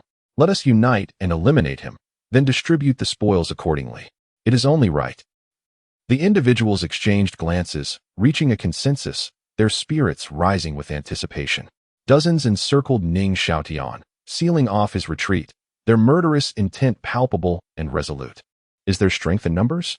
Ning Xiaotian's lips curled into a sardonic smile.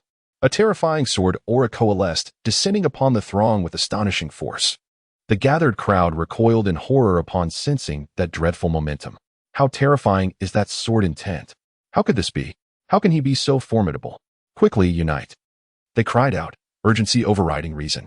Spiritual energy surged forth unabashedly as they unleashed their techniques in a desperate attempt to withstand that fearsome strike. Yet, while their aspirations were grand, reality proved starkly unforgiving. Their offensive crumbled under the pressure. Those directly beneath the crimson sword light were obliterated, their bodies dissolving into a mist of blood. Both sides staggered, spitting blood, retreating in shock. The terror etched upon their faces was unmistakable. Despite their numbers, they were unable to withstand even a single strike from Ning Xiaotian. It was horrifying, utterly terrifying. Retreat. The intelligence was wrong. Ning Xiaotian is not to be trifled with. The remaining survivors screamed in panic, their courage shattered beneath that singular stroke. Desperate for survival, they sought to flee. Ning Xiaotian smirked coldly, his form shifting like a tiger among sheep, his wrist flicking as the sword fell. Heads soared into the air, blood geysers erupting from the decapitated corpses. Each severed head frozen in a visage of terror, eyes wide open in death. In mere moments, everyone had become a soul claimed by Ning Xiaotian's blade. Having just broken through to the mid-stage of the Enwheel realm, his strength had significantly advanced. His meridians had connected 10 additional channels, totaling 35. With 81 channels nearly half completed, the sounds of approaching footsteps grew denser, an increasing number of bounty hunters converging upon him. Their count had surpassed 100, with more arriving continually. Surrounded by over 100 individuals, the majority at the initial stage of the Enwheel realm, the opportunists were not few. Ning Xiaotian's eyes gleamed with delight. To him, these people represented a treasure trove of experience. However, as they beheld the bloodied Ning Xiaotian and the corpses strewn about his feet, the crowd's expressions turned grave. It was known that the fallen possessed cultivation levels no lower than the mid-stage of the Enwheel realm, yet they had been effortlessly dispatched by Ning Xiaotian. The presence of the extremely malevolent Ning Xiaotian was indeed formidable. In that moment, many were struck with awe. Even the mid-stage experts of the Enwheel realm hesitated to act recklessly. Step aside, allow us to vanquish the demon. At that moment, a commanding voice rang out. The crowd turned toward the sound, witnessing a dozen figures hastening toward them. They were all clad in long purple robes, adorned with an emblem of crossed swords at the chest. The purple robe is the hallmark of the elite students from the inner courtyard of the War Soldier Academy. Each of them exuded an extraordinary aura, particularly the 3 leaders who had reached the late stage of the Enwheel realm. Such cultivation places them among the elite within the inner courtyard. The prodigies of the War Soldier Academy have arrived. I recognize them. The 3 leaders are known as the inner courtyard's 3 absolutes: the Sword Absolute, Sun Zhantian; the Spear Absolute, Yu Quangfeng; and the Staff Absolute, Lei Batian. With the presence of the three absolutes, Ning Xiaoyan's demise is inevitable, and it seems we may not even be able to savor a drop of broth. The crowd murmured among themselves. Subsequently, they consciously parted to create a pathway. In no time, these elite students strode through the crowd with an air of arrogance. Approaching the arena.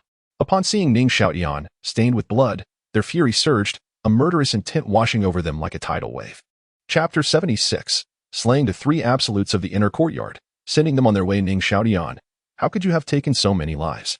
You must not be allowed to live. The expressions of the inner courtyard's prodigies were frigid. They had not anticipated the depth of Ning Xiaoyan's murderous intent. Such a bloodthirsty individual could not be spared. Ning Xiaoyan, you have already fallen into the path of darkness, irredeemable. Today, we shall act on behalf of the heavens and eliminate you, this demon, to prevent future calamities.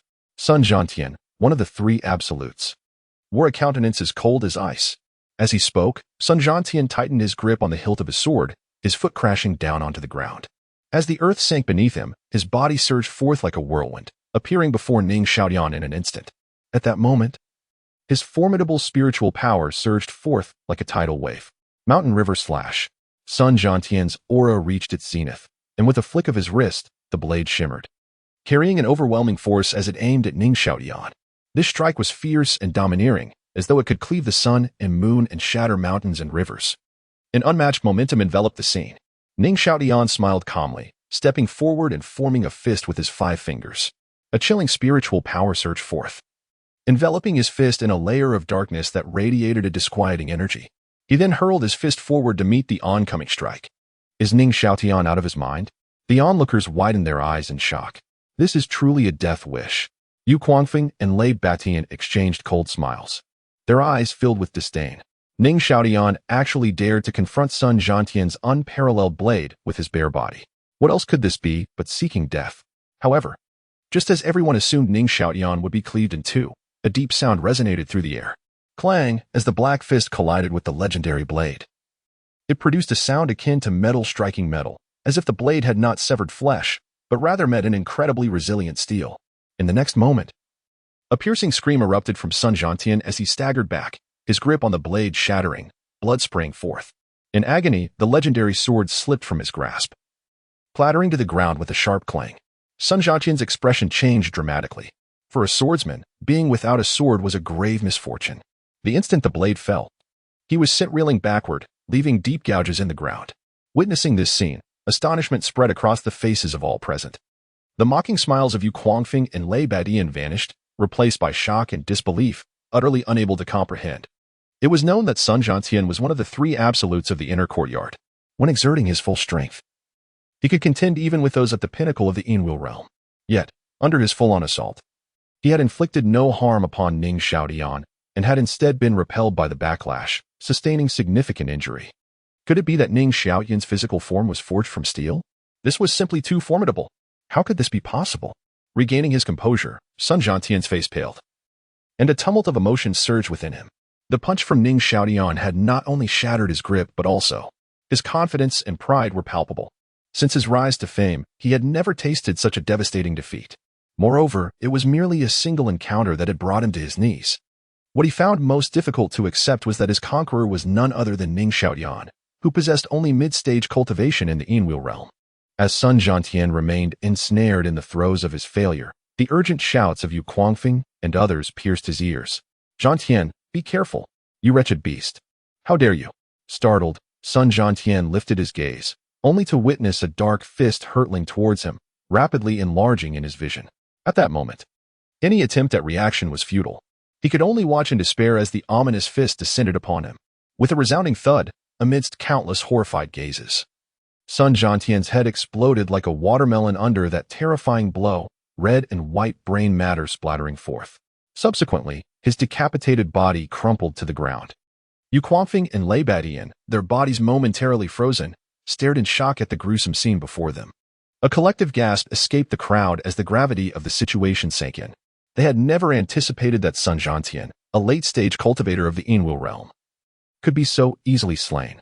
The sounds of disbelief jolted Yu Guangfeng and Lei Batian back to reality. Ning Xiaoyan, unless I tear you to shreds, I vow I shall not be human. Their fury erupted, an overwhelming aura of cold murderous intent enveloping them. Ning Xiaotian cast a glance their way, a sly smile revealing his pearly whites. Do not rush. Your turn shall come soon. With a flicker of shadows, Ning Xiaotian vanished from sight, only to reappear before Yu Guangfeng and Lei Batian. I shall end you, Gale Fury. With a thunderous swing, Lei Batian unleashed his weapon. The two, their energies reaching a fever pitch, unleashed their formidable techniques, aiming to obliterate Ning Xiaotian completely. However, as they beheld the fading silhouette, their pupils constricted in alarm. They had merely shattered an afterimage. In an instant, Yu Guangfeng's expression shifted dramatically, every hair on his body standing on end. The chilling voice of Ning Xiaotian echoed ominously in his ears. Farewell. A ghostly figure emerged behind him, a sword piercing through his back and into his heart, twisting mercilessly. Blood, mingled with fragments of his heart, erupted from Yu Guangfeng's mouth as terror washed over his face. He had never anticipated Ning Xiaotian's terrifying prowess. In his presence, they found themselves bereft of any chance to resist. As the sword was withdrawn, Yu Guangfeng's eyes gradually lost their luster. Before collapsing, he turned to Lei Batian, his lips trembling as he uttered his final words, "Hurry, escape." Instantly, Lei Batian's complexion drained of color, having witnessed Ning Xiaotian's terrifying capabilities. At this moment, the once commanding presence had dissipated. Reflecting on Yu Guangfeng's final words, Lei Batian acted without hesitation, his agility manifesting in a swift escape. You hold him off. I shall summon reinforcements. With his speed reaching its zenith, Lei Batian abandoned his remaining companions and fled. Yet, how could Ning Xiaotian grant him such a desire? The blood-red sword aura, akin to a parasitic worm, pursued relentlessly, engulfing him entirely. Thus, the three unparalleled figures of the inner courtyard met their demise. Ning Xiaotian, displaying a semblance of compassion, dispatched the remaining prodigies of the inner courtyard, one by one. Amidst their desperate gazes, dead, all dead, the spectators were utterly astonished to witness the inner courtyard elites being slaughtered by Ning Xiaotian. It is worth noting that the three unmatched figures were all in the late stages of the Enwheel realm, yet they were annihilated by Ning Xiaotian, reduced to a state of utter disarray. As they beheld Ning Xiaotian, who resembled a harbinger of death, an icy dread coursed through the onlookers, leaving them numb with terror. Chapter 77. All slain. The awakening of the artifact spirit. Despite the multitude gathered, none could muster the slightest inclination to resist in the face of Ning Xiaotian's overwhelming murderous aura. Fear gripped them utterly. Ning Xiaotian alone seemed capable of matching 1,000,000 soldiers. It was terrifying. I no longer desire the bounty, cried one, his heart quaking as he fled. Yet, he had scarcely covered any distance when a blood-red sword aura struck him down. Ning Xiaotian, this has nothing to do with me. I merely passed by. Indeed, I too. Spare me, spare me. The onlookers swallowed hard, dread etched on their faces, their insides churning with regret. Had they known how formidable Ning Xiaotian was, they would have never ventured here, regardless of the lucrative reward. After all, one must have life to enjoy riches. Go tell my sword. Ning Xiaotian sneered coldly, his body trembling as countless killing sword energies materialized around him, radiating a palpable aura of slaughter. In that instant, the temperature of the surroundings plummeted, suffused with a chilling malevolence. Whoosh, then, the killing sword energy surged forth, enveloping the crowd in a sweeping barrage. He's still 1T, let us off. Run. The gathered throng scattered like birds and beasts, desperately seeking escape. Yet, they fled swiftly, but the speed of the killing sword energies was even swifter. In a heartbeat, the streets echoed with anguished cries. One and all fell into pools of blood, dying with curses on their lips. The thick scent of blood wafted toward Ning Xiaotian, merging with his being, causing his cultivation to soar, reaching the late stage of the Enwheel realm. Pop, pop, pop, a series of crisp sounds emanated from within him. 30 meridians were unblocked in succession, bringing the total to 65, drawing ever closer to the ultimate 99. Countless souls were absorbed by the Earth's sovereign pearl, mending the fractures within. At that moment, a cold, mechanical voice resonated in Ning Xiaotian's mind. TSK, TSK, as expected of the chosen successor of the Earth's sovereign. You are ruthless and ferocious. Ning Xiaotian's expression stiffened, a glimmer of cold light flickering in his eyes. Yet, he feigned terror, asking, "Who are you?" Do not be alarmed. I am the spirit of the reincarnation pearl. You may refer to me as Zong. The voice continued within his mind. Spirit. Indeed. I shall explain later. Trouble is approaching. You must leave this place now. Understood. Ning Xiaotian's expression turned grave. This gravity was not directed at the imminent arrival of others, but at the presence within his mind. Through his spiritual perception, he saw Yang Li rushing toward him at great speed. With a wave of his hand, he gathered numerous storage bags from the ground, and in a flash, Ning Xiaotian departed the spot. Shortly thereafter, a dark figure emerged, Yang Li. Upon witnessing the scene of corpses piled like mountains and blood flowing like rivers, shock washed over Yang Li's face. Could this truly be the work of Ning Xiaotian? He could hardly believe it. There lay more than 200 bodies, sprawled in disarray. Moreover, they were all masters of the Shadow Wheel realm. He even witnessed the lifeless bodies of numerous prodigies from the Inner Academy, including Sun Zhantian, Yu Guangfeng, and Lei Badian. The three unparalleled talents of the Inner Academy had indeed perished. Ning Xiaotian, having slain so many Inner Academy students, your end will be even more tragic. Coming back to his senses, Yang Li's expression darkened like a stormy sea. As he stepped forward, the thick stench of blood drew more and more people to the scene. Soon, cries of shock erupted, and fear painted each face. The events occurring here swiftly spread like a tempest, shaking the very foundations of Qingshan City. With an awareness of his surroundings, Ning Xiaotian evaded countless pursuits.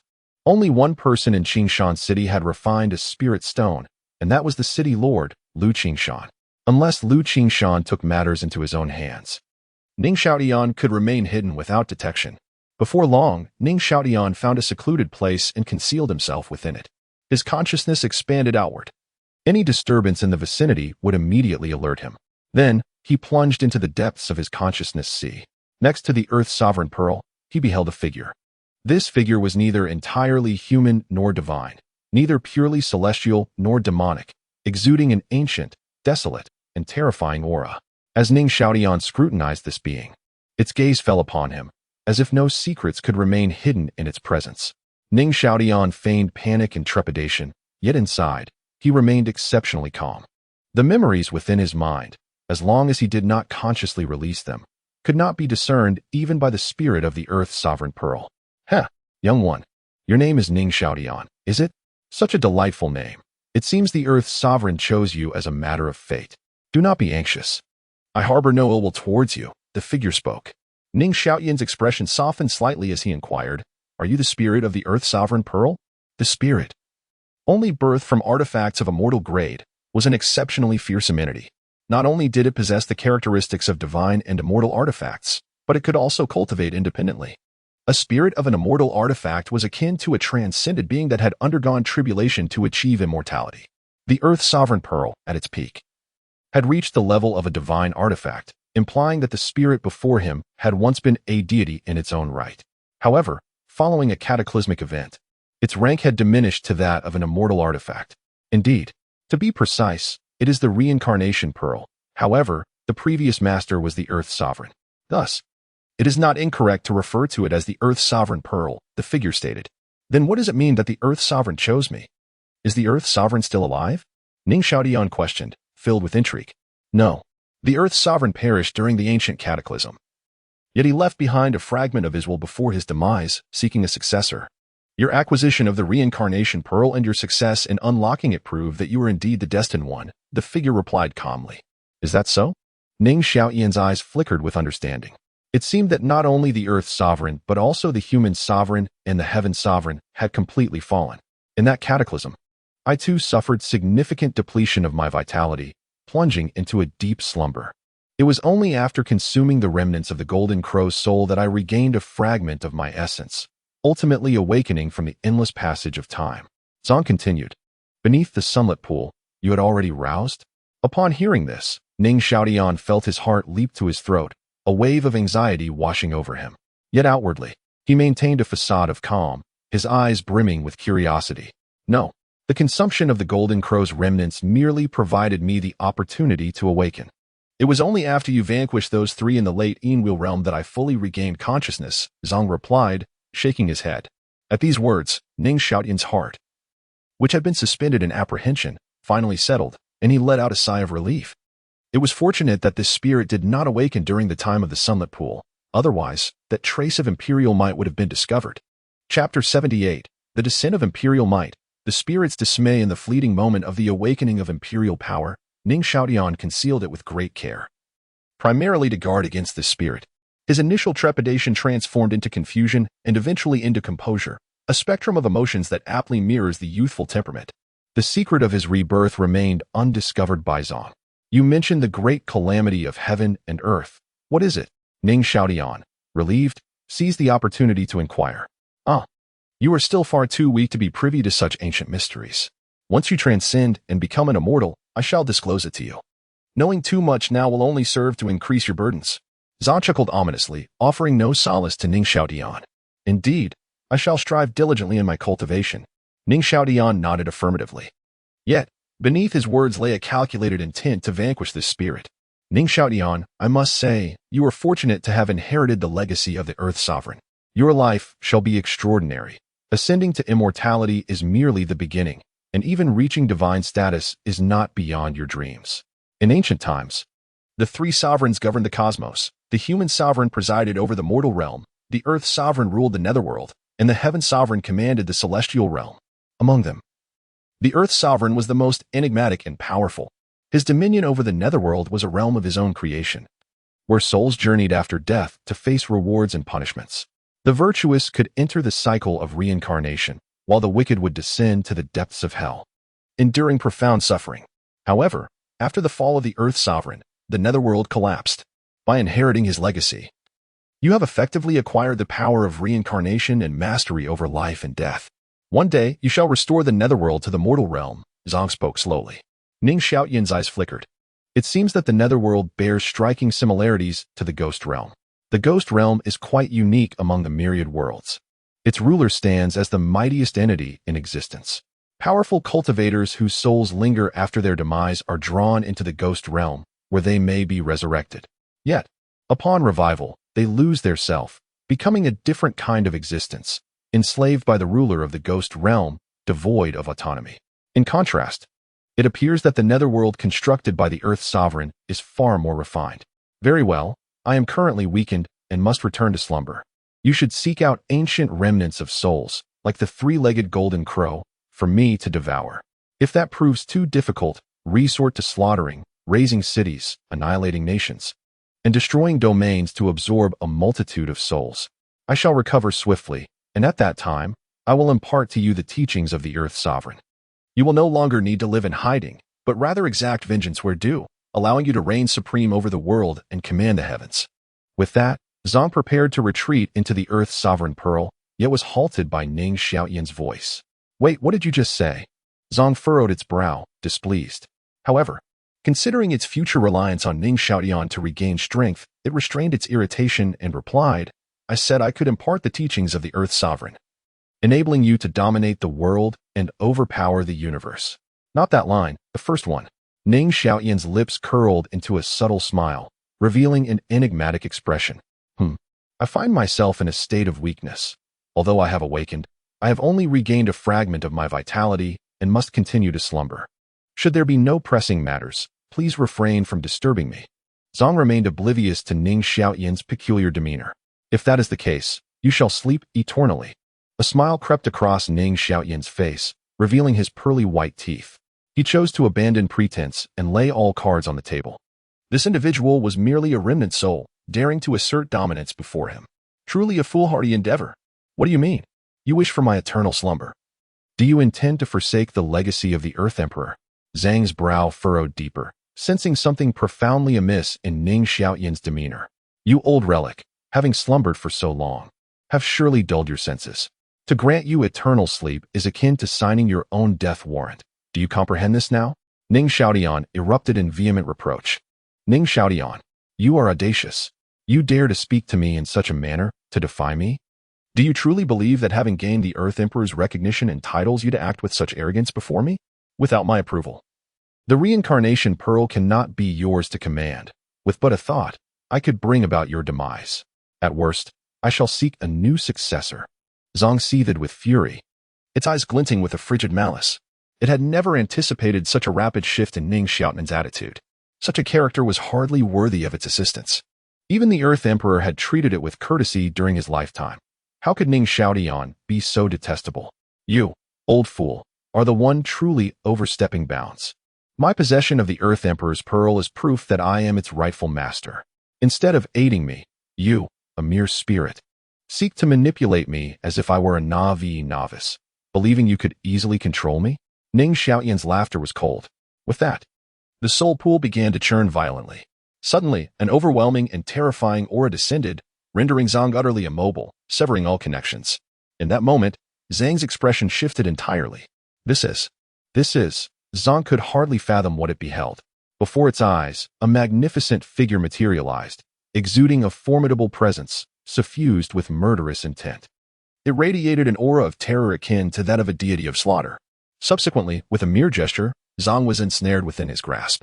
Sensing the shared essence with Ning Xiaoyan, Zhang finally succumbed to panic, letting out a piercing scream. Ah, this is the will of the mythical emperor, Ning Xiaoyan. You are the reincarnation of the mythical emperor. Zhang was utterly astounded.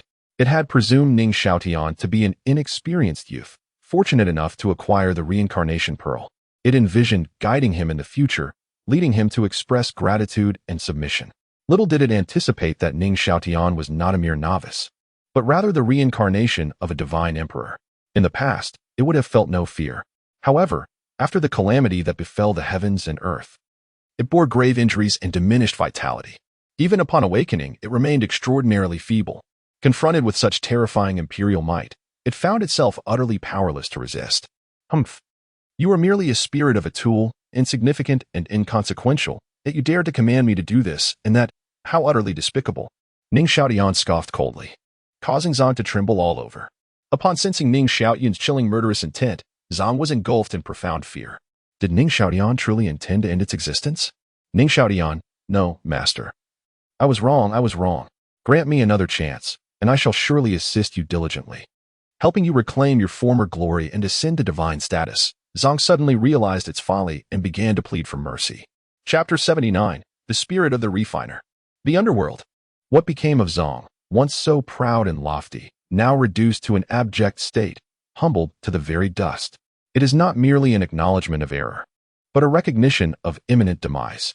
After countless years of existence, it is time to perish, though not entirely. It shall continue to exist in an alternative form. Ning Xiaoyan smiled broadly, seizing Zhang and forcing it into his mouth. Ignoring its heart-wrenching wails, he chewed relentlessly until it was completely refined, becoming an integral part of him. In its final moments, Zhang was filled with regret, wishing it had awakened to recognize its master. Perhaps the outcome would have been different. Yet, in this world, how many what-ifs truly exist? Ning Xiaoyan's face illuminated with joy, his spirits lifted. Since obtaining the reincarnation Earth Sovereign Pearl, it had remained concealed within his sea of consciousness, like an aloof lord, utterly unresponsive. Not even his own consciousness could penetrate its depths. He was oblivious to its interior landscape. Only after consuming so many souls did it reluctantly engage in communication with him. Even when encountering the remnants of the Golden Crow, it only acted when it deemed beneficial. Upon awakening, Zhang exhibited a haughty demeanor, treating him solely as a tool for mending the reincarnation Earth Sovereign Pearl. Such a stance was intolerable to him.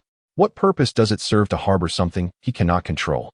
To him, Zhang represented a ticking time bomb, an ancient being endowed with sentience and autonomy, lurking within his sea of consciousness.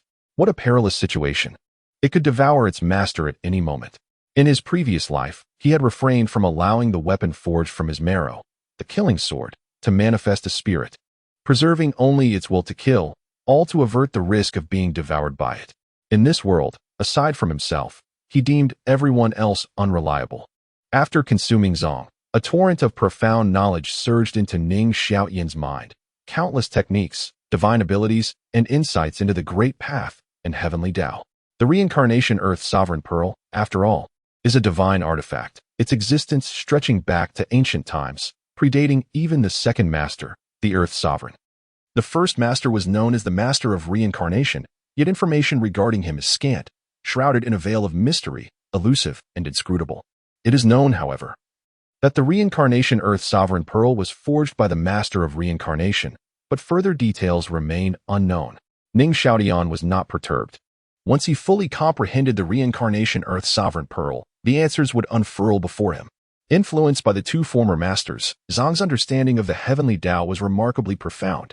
It took Ning Xiaoyan several hours to completely digest this knowledge, which proved immensely beneficial to him. Zhang resembled an ancient treasure. The deeper he probed, the more wondrous his discoveries. From this, Ning Xiaotian discerned the hierarchy of divine positions, with the Earth's sovereign residing within the realm of divine respect. Such beings exist in tandem with the cosmos, immortal as long as the heavens endure. As the sun and moon persist, so too do they remain indomitable, truly invincible. Yet even such a formidable existence perished during the cataclysmic upheaval of the universe, leading to its demise and dissolution. The so-called burial of this great calamity, which remained unspoken, gradually became clearer to Ning Xiaotian. The cosmic disaster? Is it truly so? No wonder even the most flourishing Panga great world was reduced to ruins. Ning Xiaotian furrowed his brow, his gaze heavy with gravity. Upon finally discovering the answer he had tirelessly sought, a weight descended upon his heart. The origin of the cosmic catastrophe was far too terrifying, a taboo that spanned the 3,000 great worlds and even the myriad realms of existence. However, it seemed to bear little relevance to him. When the heavens fell, there would be tall beings to uphold it. With this thought, the tension in Ning Xiaotian's brow slowly relaxed, and a smile graced his face. Possessing the reincarnation Earth Sovereign Pearl, even if the cosmic calamity were to descend once more, he could navigate the chaos and profit from it. The reason the three sovereigns fell was due to their adherence to the greater good that bound them to the world.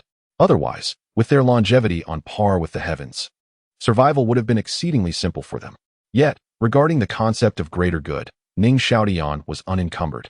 He dwelled alone in the world, unfettered by its tribulations. Who cared if the floods raged or the heavens collapsed? Subsequently, Ning Xiaotian turned his gaze towards the reincarnation Earth Sovereign Pearl. With a wave of his hand, it floated towards him. By consuming burial, he not only acquired all its memories but also gained complete control over the reincarnation Earth Sovereign Pearl. Having neither lost burial nor relinquished control, it had truly become his possession. The treasures within stirred great excitement within him.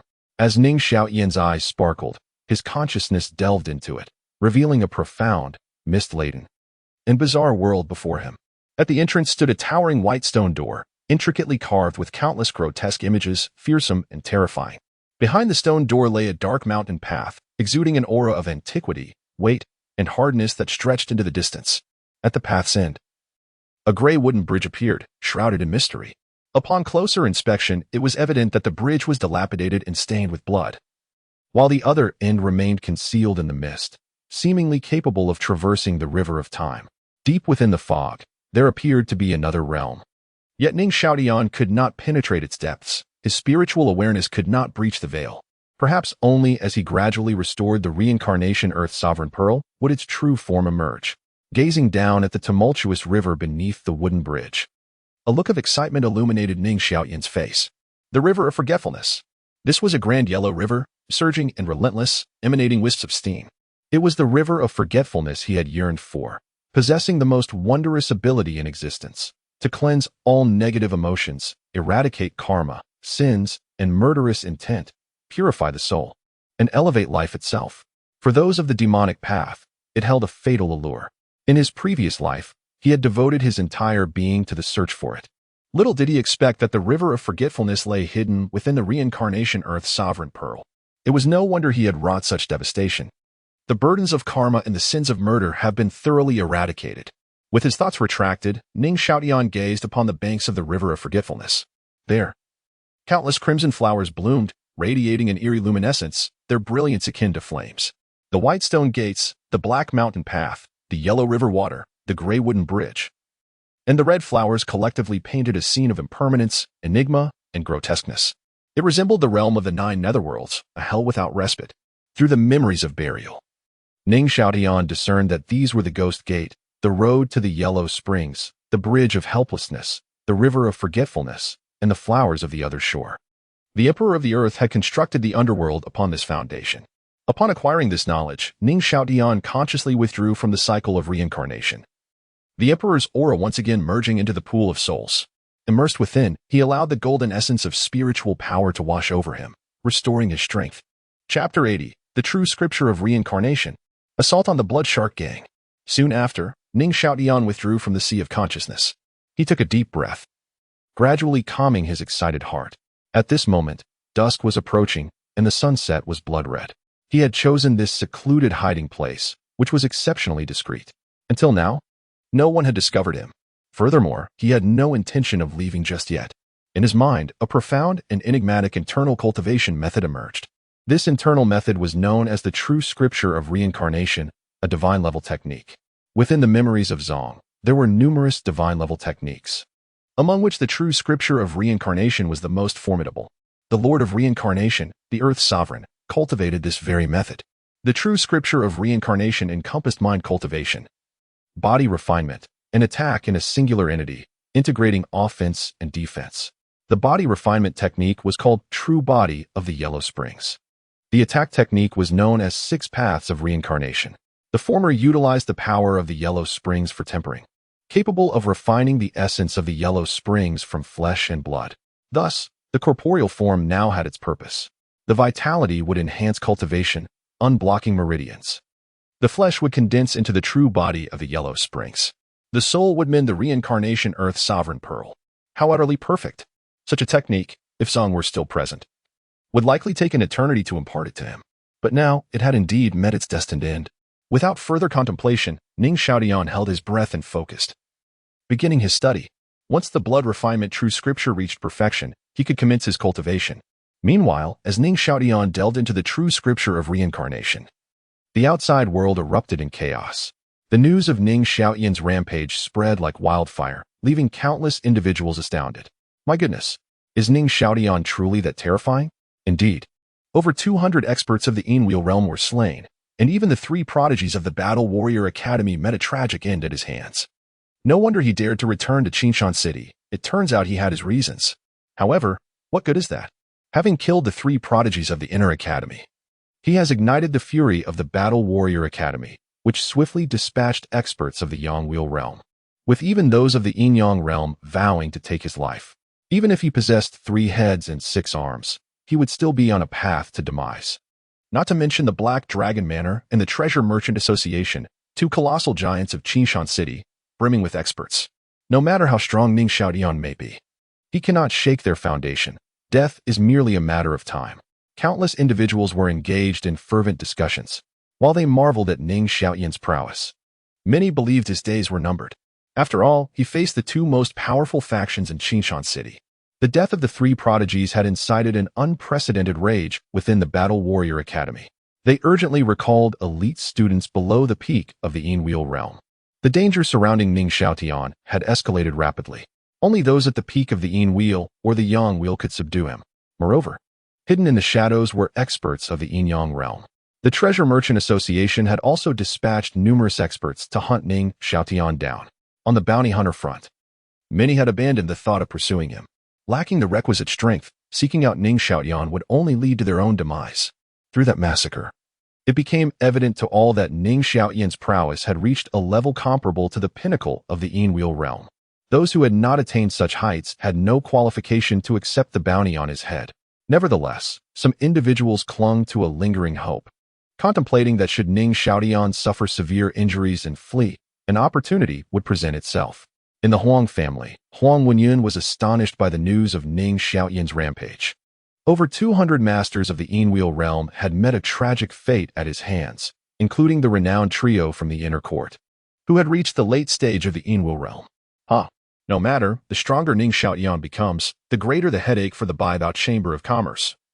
Huang Wenfeng remarked with a light chuckle, seemingly unconcerned and even somewhat reveling in the misfortune. What of Linglong and Qingfeng? Huang Wenfeng inquired. Upon hearing this, a smile spread across Huang Wenyun's face. They had already integrated pure Yang energy and were likely refining their Yang wheel at this very moment. Excellent, excellent. Huang Wenfeng nodded in satisfaction. Once Huang Linglong and Huang Qifeng broke through to the Yangwheel realm, the Huang family strength would ascend to new heights. We must allocate the resources for cultivating the Einwheel realm to Huang Xiling and El Chuan, enabling them to swiftly reach the Yangwheel realm as well. With the resurgence of demonic forces, we must be well prepared. Huang Wenfeng continued. Understood. Huang Wenyun replied. As night fell, the myriad lights illuminated the darkness. Ning Xiaotian opened his eyes, quickly familiarizing himself with the cultivation methods of the Reincarnation True Sutra through his current soul power.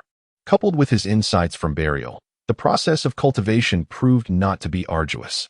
Once the blood refinement True Sutra reached perfection, he could transition to the Reincarnation True Sutra and enter the next stage.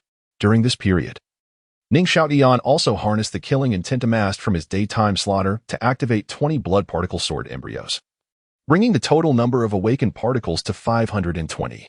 Rising to his feet, Ning Xiaotian glanced at the sky and, with a swift motion, departed from the location. After a brief interval, Ning Xiaotian gradually materialized before the entrance of a formidable faction. The entrance bore 3 crimson characters, Blood Shark Gang.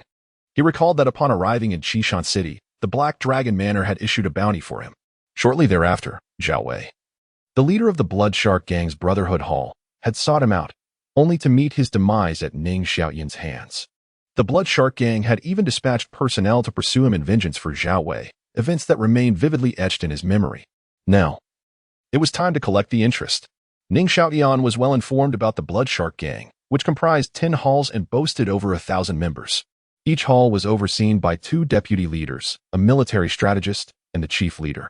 The prowess of these 4 formidable figures included the pinnacle of the Yin Wheel realm, the early stage of the Yang Wheel realm, and the mid-stage of the Yang Wheel realm, constituting a relatively opulent lineup, though still inferior to the likes of the Bloodblade sect and the Jiaolong Gang. Among the myriad of minor factions, it could certainly be regarded as a standout.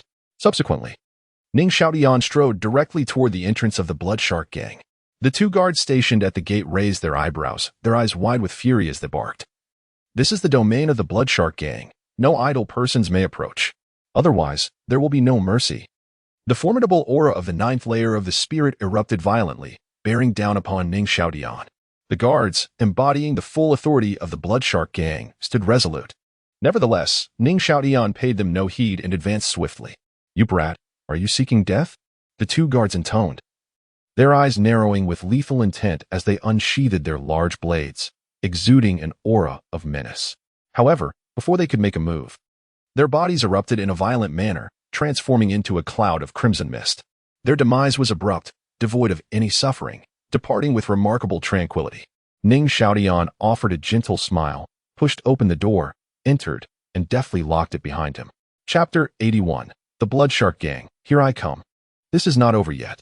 Ning Xiaotian swiftly formed seals with his 10 fingers, manifesting a series of array seals that enveloped the entire Blood Shark Gang. Subsequently, he made his way to the martial arts arena. "Who are you to dare invade the Blood Shark Gang?" The appearance of Ning Xiaotian caught the attention of patrolling disciples. Their expressions darkened as they quickly approached, intending to subdue him. Ning Xiaotian remained silent, unleashing a surge of murderous energy from his sword. The 10 patrolling disciples who charged at him were pierced through the heart, collapsing to the ground, lifeless. After all, this was the stronghold of the Blood Shark Gang. The massacre committed by Ning Xiaotian was soon noticed by other disciples. "Enemy attack," a resounding voice echoed, accompanied by a loud whistle. "Who dares to invade the Blood Shark Gang? Are they seeking death? Whoever it is must be chopped into pieces to feed the dogs. Kill him." A flurry of activity erupted within the Blood Shark Gang. Disciples from 10 different halls seized their weapons, gathering with fierce intent, surrounding Ning Xiaotian in a dense throng. In the flickering light of the flames, they clearly discerned Ning Xiaotian's visage. "This is Ning Xiaotian." Recognizing him, the clamorous voices of the gang members gradually subsided, replaced by expressions of uncertainty. Despite their numerical superiority, the notorious reputation of Ning Xiaotian loomed large. He had slain numerous Yin Wheel realm practitioners during the day, including the formidable trio from the War Soldier Academy's inner court. His strength was overwhelmingly formidable, instilling a momentary hesitation among them. "Haha, Ning Xiaotian, we weren't looking for you. Yet you came knocking at our door. Truly, you walk the path of heaven untraveled, and yet have stumbled into the gates of hell." At that moment, a hearty laughter rang out, and the gang members parted to create a passageway. 2 figures strode forward with steady steps, Su Kuan and Jiang Liang, the vice leaders of the Blood Shark Gang, both at the pinnacle of the Yin Wheel realm. "Where are your strategist and leader? Why haven't they joined you?" Ning Xiaotian remarked with a gentle smile, his tone nonchalant. "You think you are worthy to meet our strategist and leader? You seek death," Jiang Liang retorted disdainfully, his gaze cold. "Do you truly believe that by killing the trio from the inner court, you can rampage through the Blood Shark Gang?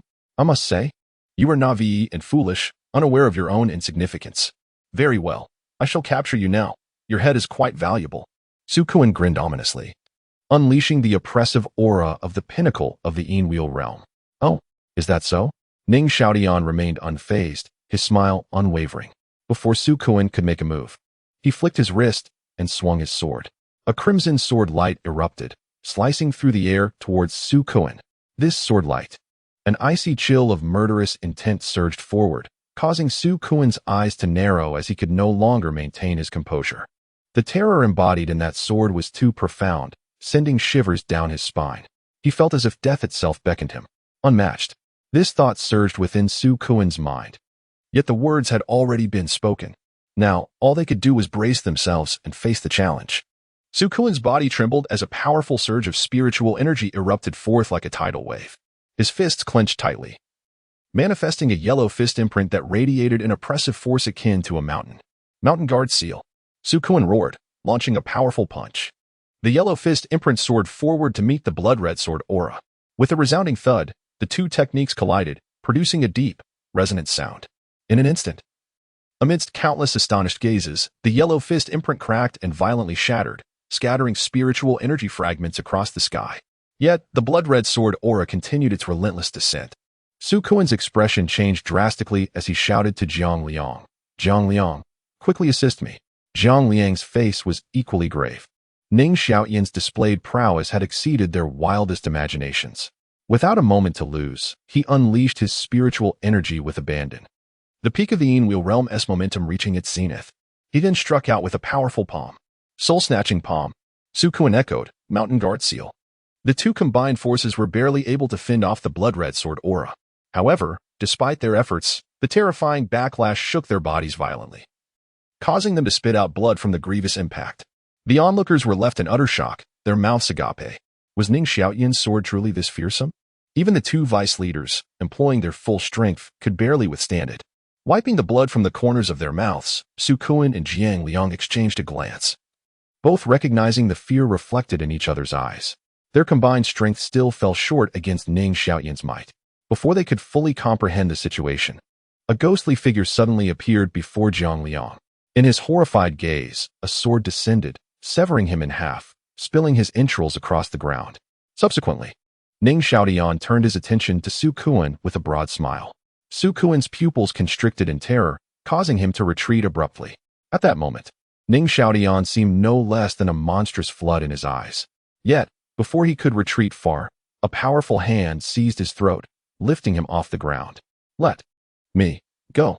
Su Kuan gasped, his face turning crimson, veins bulging on his forehead as he struggled to breathe. The sensation of suffocation creeping in. Despite his desperate writhing, Ning Xiaoyan remained unfazed. How could this be possible? The faces of the onlookers were filled with horror as they instinctively drew back. Their gazes toward Ning Xiaoyan were saturated with fear. They had never anticipated that. Before Ning Xiaoyan, the two vice leaders would suffer such a devastating defeat. Jiang Liang lay lifeless, while Su Kuan dangled helplessly in Ning Xiaoyan's grasp like a mere chick. Utterly powerless. One dead, one captured. Ning Xiaoyan's strength was terrifying beyond belief. Over 1,000 onlookers stood frozen, fully aware of Ning Xiaoyan's overwhelming presence in that moment. Suddenly, a furious voice rang out. Will you not cease immediately? A silhouette clad in azure was swiftly approaching from the depths of the Bloodshark gang. In just a few breaths, it arrived at the training grounds. This figure, a young man dressed in a long azure robe, possessed delicate features and an exceptionally handsome visage. Reminiscent of a scholarly youth. Though he appeared somewhat frail, he emanated a formidable aura, indicative of his early stage in the Yang-Wheel realm.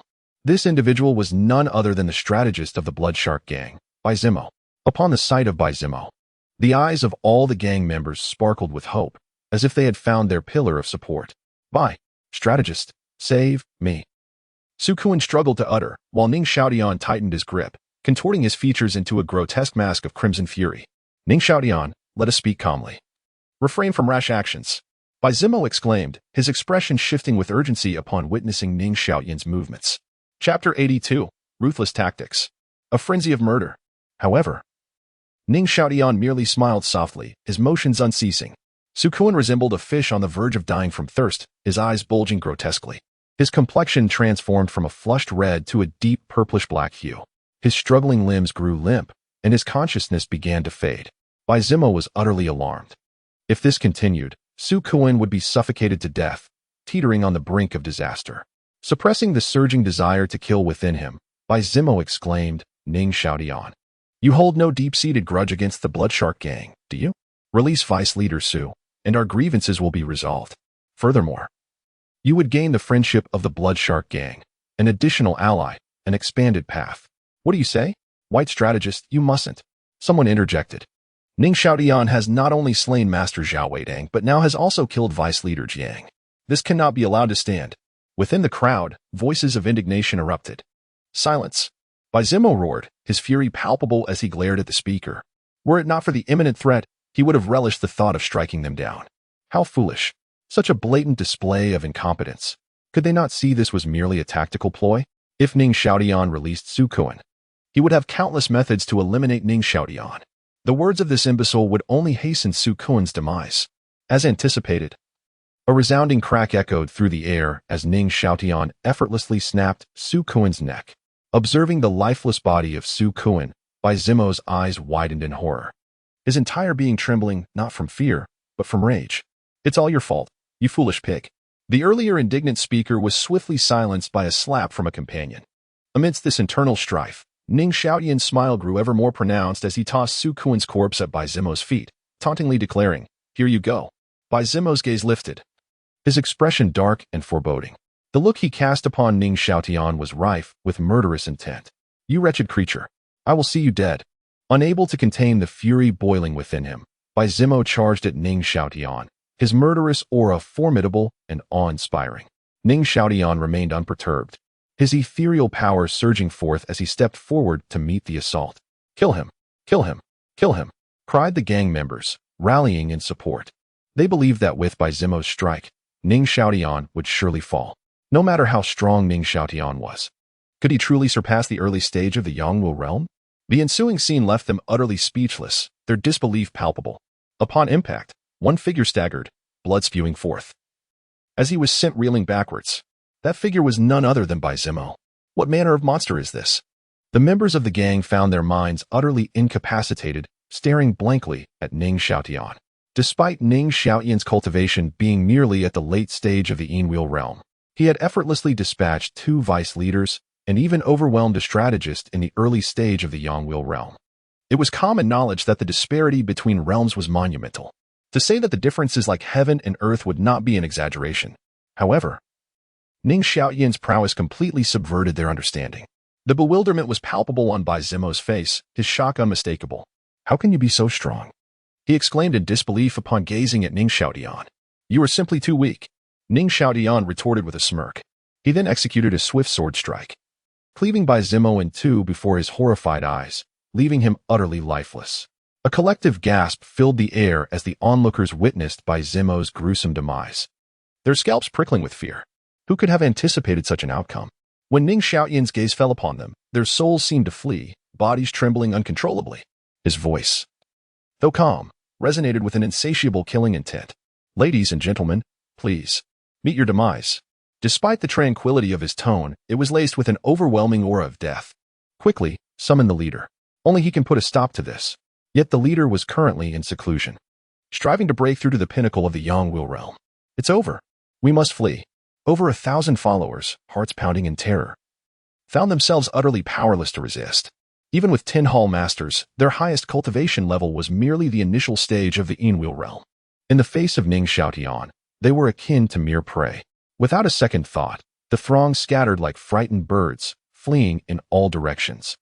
Some sought escape into the outside world, while others delved deeper into the Bloodshark Gang stronghold. Though the leader's bloodshed training chamber was a forbidden zone, accessible only to the strategist, such concerns vanished in the face of impending doom.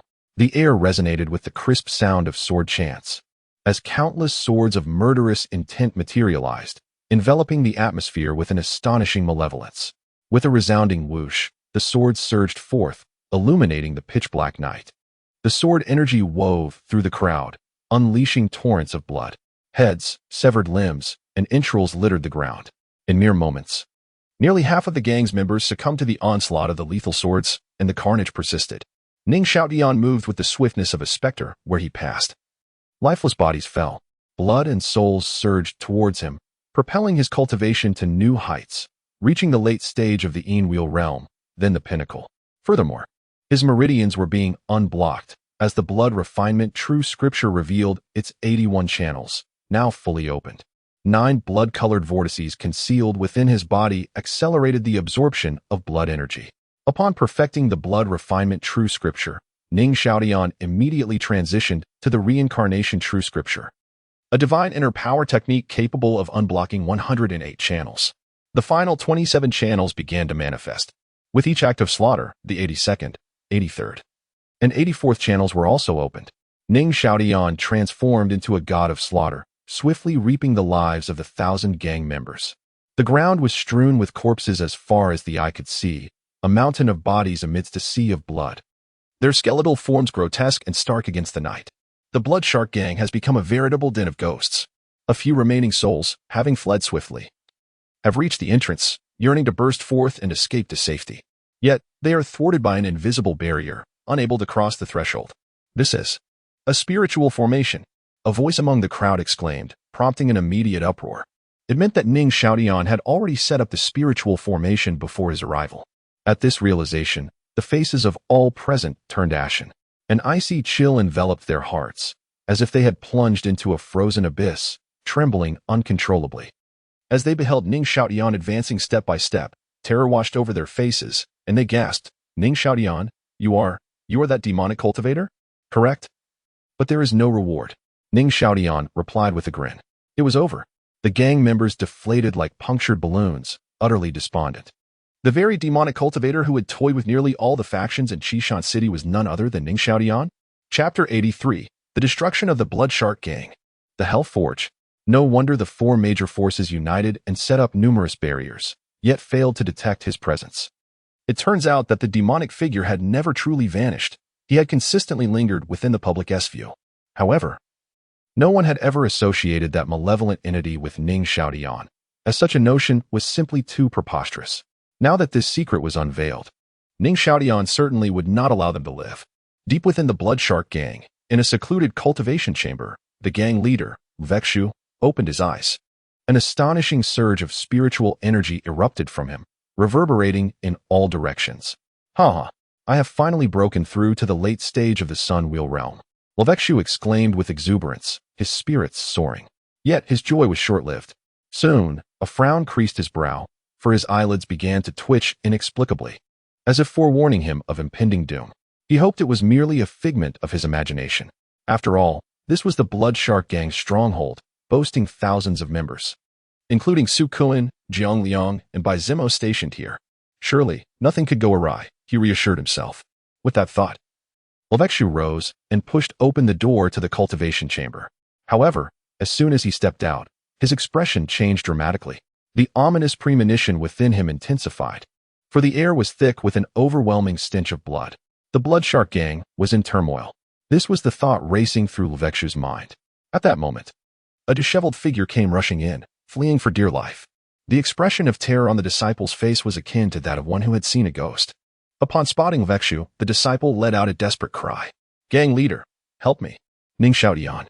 Before he could finish, a piercing sound sliced through the air, and a scarlet sword chi surged forth, directly piercing through his body. The immense force pinned him against the wall next to Vexu. What in the world is happening? Where are Bai Zimo and the others?" Vexu exclaimed in astonishment. "It's Ning Xiaodian. He has killed them all." The disciple gazed at Vexu in despair.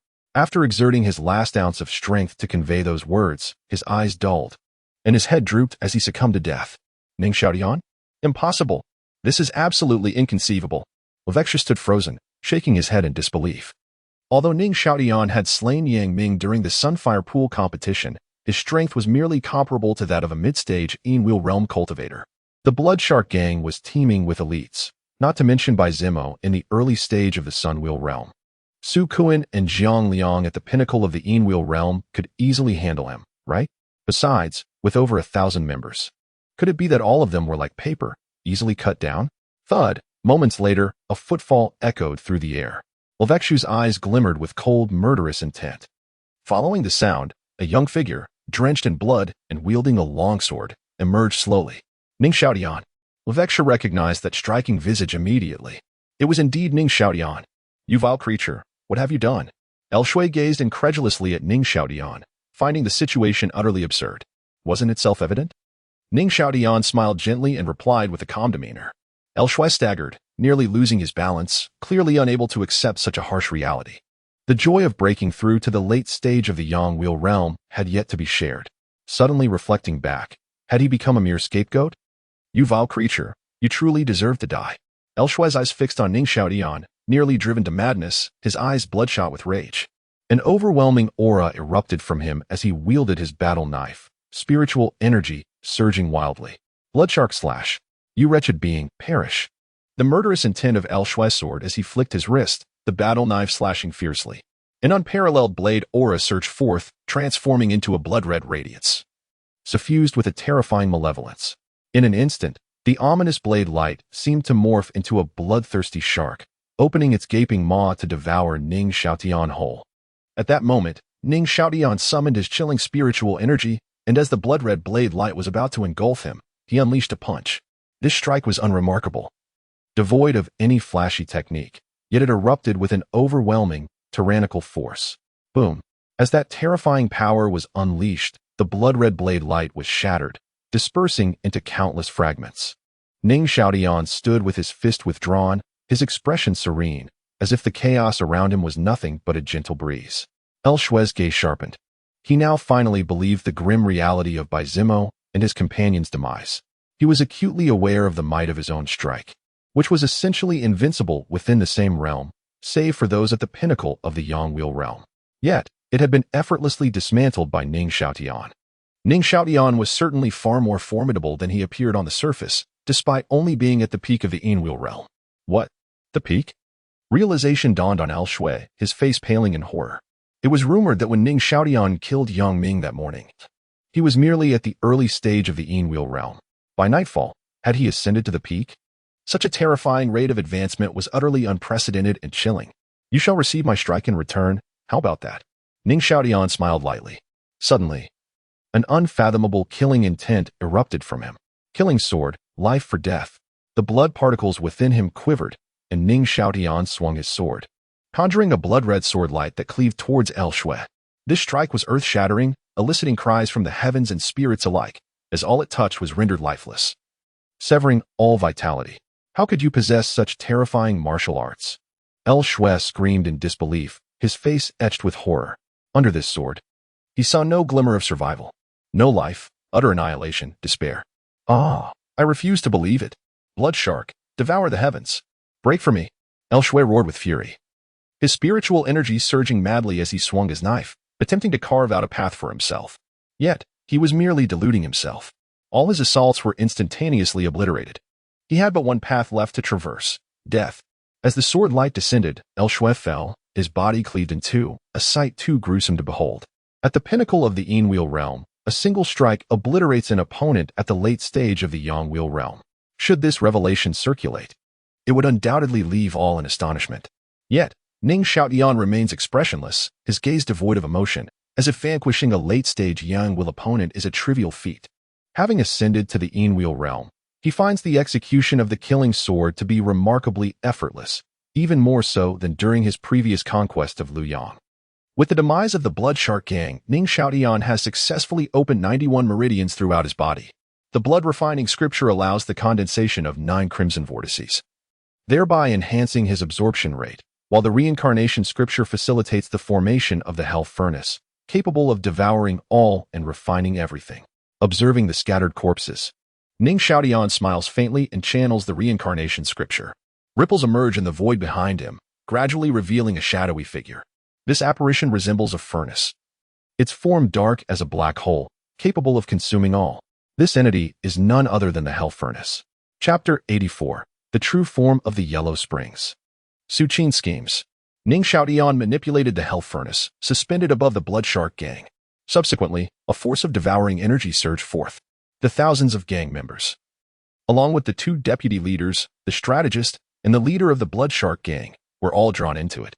After refinement, they transformed into the power of the Yellow Springs, merging into Ning Xiaotian's physical form. In that moment, an enigmatic aura enveloped Ning Xiaotian.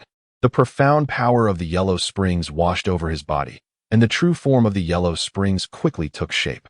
Terrifying waves of energy emanated from him, Prior to this, the strength of Ning Xiaoyan's physical body was already comparable to that of a top-tier magical artifact.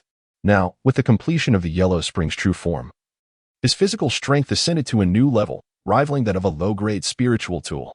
His body was not only immensely tough but also indestructible. His stamina was boundless, seemingly infinite, and he possessed healing capabilities as well. Releasing his physical defense, Ning Xiaoyan made a cut in his palm with the Hanqi sword. Under his watchful gaze, the wound healed automatically, visibly regenerating before his eyes. According to the Reincarnation True Scripture, if the Yellow Spring's true form is refined to its utmost limit, one could achieve blood rebirth and attain an immortal body. With the Yellow Spring's true form, Ning Xiaoyan was invulnerable, with no weaknesses to exploit. With renewed determination, he aimed to break through to the Yangwu realm. Stowing away the hell furnace, Ning Xiaoyan expanded his consciousness and entered the blood-soaked training chamber. When he produced the Golden Crow Pearl, the temperature of the chamber skyrocketed, glowing with a golden radiance. A brilliant smile graced Ning Xiaoyan's face. To fuse with the pure Yang spiritual energy and refine an immaculate Yang wheel, he merely needed to absorb the Golden Crow Pearl. This process was far less complex than refining an immaculate Yin wheel. Ning Xiaoyan then composed himself, focusing intently. 9 scarlet vortices activated, releasing streams of pure and vigorous golden energy from the Golden Crow Pearl, which Ning Xiaoyan absorbed into his body. Threads of pure Yang spiritual energy transformed, coursing through his limbs and bones. Had he absorbed pure Yang energy, it would have been immediately suppressed by the pure Yin energy, placing him at a disadvantage. However, at this moment, a perfect balance was achieved between the pure Yin and pure Yang. As the continuous influx of pure Yang energy surged in, an increasing amount of pure Yang spiritual energy was generated. Recognizing the opportune moment, Ning Xiaoyan guided the pure Yang energy through the small and large circulatory paths, traversing the Ren and Du meridians, ultimately entering his Dantian. Consolidate, Ning Xiaoyan called out. At that moment, on the incomplete side of the immaculate Yin wheel, a golden Yang wheel slowly began to take shape. As golden energy continuously flowed from the Golden Crow Pearl, Ning Xiaoyan was enveloped in golden light, drifting within a sea of gold as his aura steadily ascended. In the War Soldier Academy, within a confinement chamber, Su Qing was imprisoned. At this moment, she was like an ant on a hot pan, restless and agitated. Damn that Zhang Qingwan. Su Qing's exquisite face bore an expression of gloom as she cursed inwardly. Although she had broken through to the mid-stage of the Yin-Yang realm, before Zhang Qingwan, she felt as helpless as a child, perhaps spurred by the demise of Lu Ruyan. Zhang Qingwan astonishingly shattered her shackles and ascended to the realm of Daotai, becoming the second Daotai expert in Qingshan City. In the presence of such formidable power, Su Qing found herself utterly powerless to resist and was thus captured. Outside the secret chamber, formidable guardians from the academy stood watch, rendering her escape impossible. This predicament filled her with a profound sense of urgency. With the announcement of the new bounty from the Black Dragon Manor, compounded by the pursuit order from the Battle Academy, Ning Xiaoyan's situation would undoubtedly become dire. To claim he was on the brink of death would not be an exaggeration. Should Ning Xiaoyan perish and the reincarnation Earth Emperor Pearl be lost, she would bear a heavy burden of guilt. Given the nature of the blood demon, he would assuredly subject her to relentless torment until death. Ning Xiaoyan, if you must die, do not drag me down with you. A bitter smile crept onto Su Qing's lips. At this moment, all she could do was hope that Ning Xiaoyan would not falter. As the night deepened, she glanced outside the door and quietly made her way to the innermost part of the chamber. Retrieving a compass, she isolated her surroundings within a 10-meter radius, then activated the jade ring in her hand. The events that transpired in Qingshan City today needed to be reported clearly to the blood demon.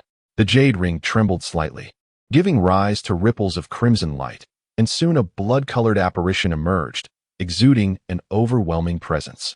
What is it? The blood demon's icy voice echoed. Su Qing recounted the events in detail. You fool. Why did you not take him away directly? The blood demon was incensed upon hearing her account. Lord Blood Demon, spare me. Su Qing trembled in fear, hastily kneeling and stuttering her words. Outside Qingshan City, she had not considered this possibility. To her, Ning Xiaoyan did not strike her as an impulsive individual. Yet today, he had behaved unusually, as if driven mad. By the time she realized the gravity of the situation, Ning Xiaoyan had already entered Qingshan City and vanished from sight. Rise. With the reincarnation Earth Emperor Pearl in his possession, Ning Xiaoyan should not meet an easy demise.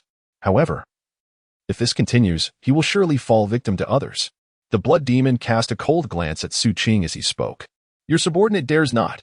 Su Qing remained on her knees, her head bowed, unable to meet the blood demon's gaze. Noticing her trepidation, the blood demon's expression softened slightly as he continued. I anticipate arriving in Qingshan City the day after tomorrow. However, the situation is urgent. You must find a way to leave tomorrow and spread the news of the Qingshan ancient tomb to divert their attention. If Ning Xiaotian is to die, it shall be by my hands alone. With the blood demon's words igniting a spark of inspiration, Su Qing's eyes brightened. Once the news of the Qingshan ancient tomb was released, it would likely send shockwaves not just through Qingshan City, but throughout the entire Dia Kingdom. At that point, they would be unable to focus on Ning Xiaotian at all. Yes, Su Qing replied eagerly. Meanwhile, in the Blood Shark Gang's training chamber, the Jinwu Pearl lay dull and lifeless. The magnificent essence of Supreme Yang had been entirely absorbed by Ning Xiaotian. Crack! A crisp sound resonated as spiderweb-like fissures spread across the Jinwu Pearl.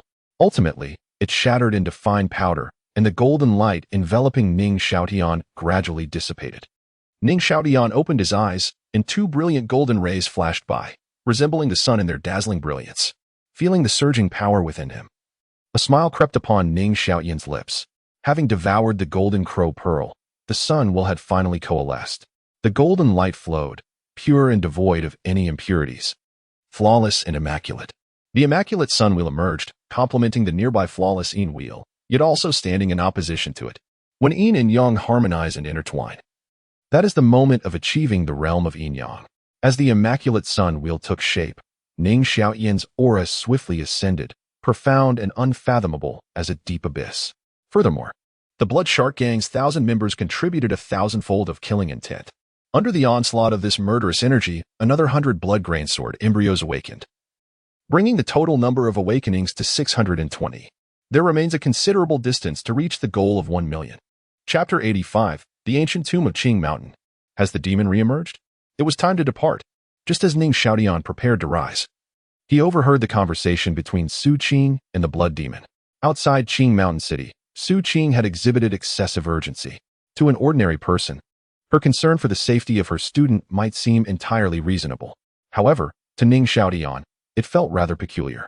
Thus, he remained cautious, discreetly attaching a strand of spiritual consciousness to Su Qing, unnoticed by either her or the blood demon. Should the entity conversing with Su Qing possess strength beyond the Dao platform realm, it might have sensed this presence. Yet, it was merely a phantom and not the true form, hence it remained undetected. Every word of their exchange reached Ning Xiaotian's ears. So, Su Qing harbors such an identity, Ning Xiaotian murmured to himself. Su Qing was, in fact, affiliated with the demon path. No, to be precise, she was a pawn of the demon path, just as Ning Xiaotian had anticipated. Both Su Qing and the blood demon were aware that the reincarnation Earth Emperor Pearl remained in his possession. The blood demon was determined to acquire it. The ancient tomb of Qing Mountain, you say? The situation grows increasingly intriguing. A flash of insight crossed Ning Xiaotian's mind, and he began to ponder. Resting his chin upon his hand, countless schemes rapidly took form in his thoughts. After devising a plan, he did not linger but dispersed the spiritual formation and vanished into the night. A night passed without incident. The following day, at the Battle Soldier Academy, as the door to the confinement chamber swung open, Zhang Qinghuan gazed at the haggard Su Qing and spoke. Su Qing, after a night of reflection, have you come to a decision? Will you sever ties with Ning Xiaotian? Su Qing lifted her gaze to meet Zhang Qinghuan's, her voice tinged with resignation. Director, why must you press me so? Ning Xiaotian is my student. There is nothing wrong with my defending him, is there? Besides, in the contest over the Luyang pool, one must be prepared for victory or defeat, even life or death. Yang Ming chose to participate and should have been ready for the consequences. His demise at the hands of Ning Xiaotian falls within the realm of the rules. Is it truly appropriate for the Battle Soldier Academy to pursue him so vigorously? How can you, a mentor at the Battle Soldier Academy, not understand that the authority of our institution cannot be challenged? Moreover, Ning Xiaotian's actions extend beyond merely killing Yang Ming. He also eliminated the 3 absolutes of the Inner Academy yesterday. Do you believe he deserves to live? Zhang Qinghuan's expression was icy, her voice frigid. What? He actually killed the 3 absolutes of the Inner Academy? Su Qing rose abruptly, an exquisite fury igniting upon her stunning visage. Of course, this rage was feigned. Internally, she breathed a sigh of relief. It appeared that Ning Xiaotian had emerged unscathed from yesterday's pursuit, having instead vanquished the three absolutes. Such enmity was now irreconcilable. It was a matter of life and death. Indeed, now you comprehend the weight of that monster's murderous intent, do you not? Why exhaust yourself over such a person? Zhang Qingwan remarked coldly. Ning Xiaotian's slaying of the three absolutes had struck at her very core. As long as Ning Xiaotian lived, her hatred could not be quelled. Su Qing had ascended to the mid-stage of the Yinyang realm, with boundless potential ahead. In the War Soldier Academy, she holds a position of considerable significance. Naturally, she would not wish for Su Qing to become too entangled with Ning Xiaotian. Su Qing exhaled a heavy sigh, filled with resentment, and declared, Dean, I have come to my senses. You were right. Such a person is not worth my concern or distress. The three marvels of the Inner Academy, which have absorbed so much effort from the Academy, were ruthlessly slain by Ning Xiaotian, and that is truly abhorrent. I felt pity for him, seeing him alone and destitute. But I was mistaken in my compassion. Ah, it is wonderful that you feel this way. Zhang Qingwan's expression softened slightly. Thankfully, Su Qing was not so obstinate. In matters of great importance, she had a clear understanding.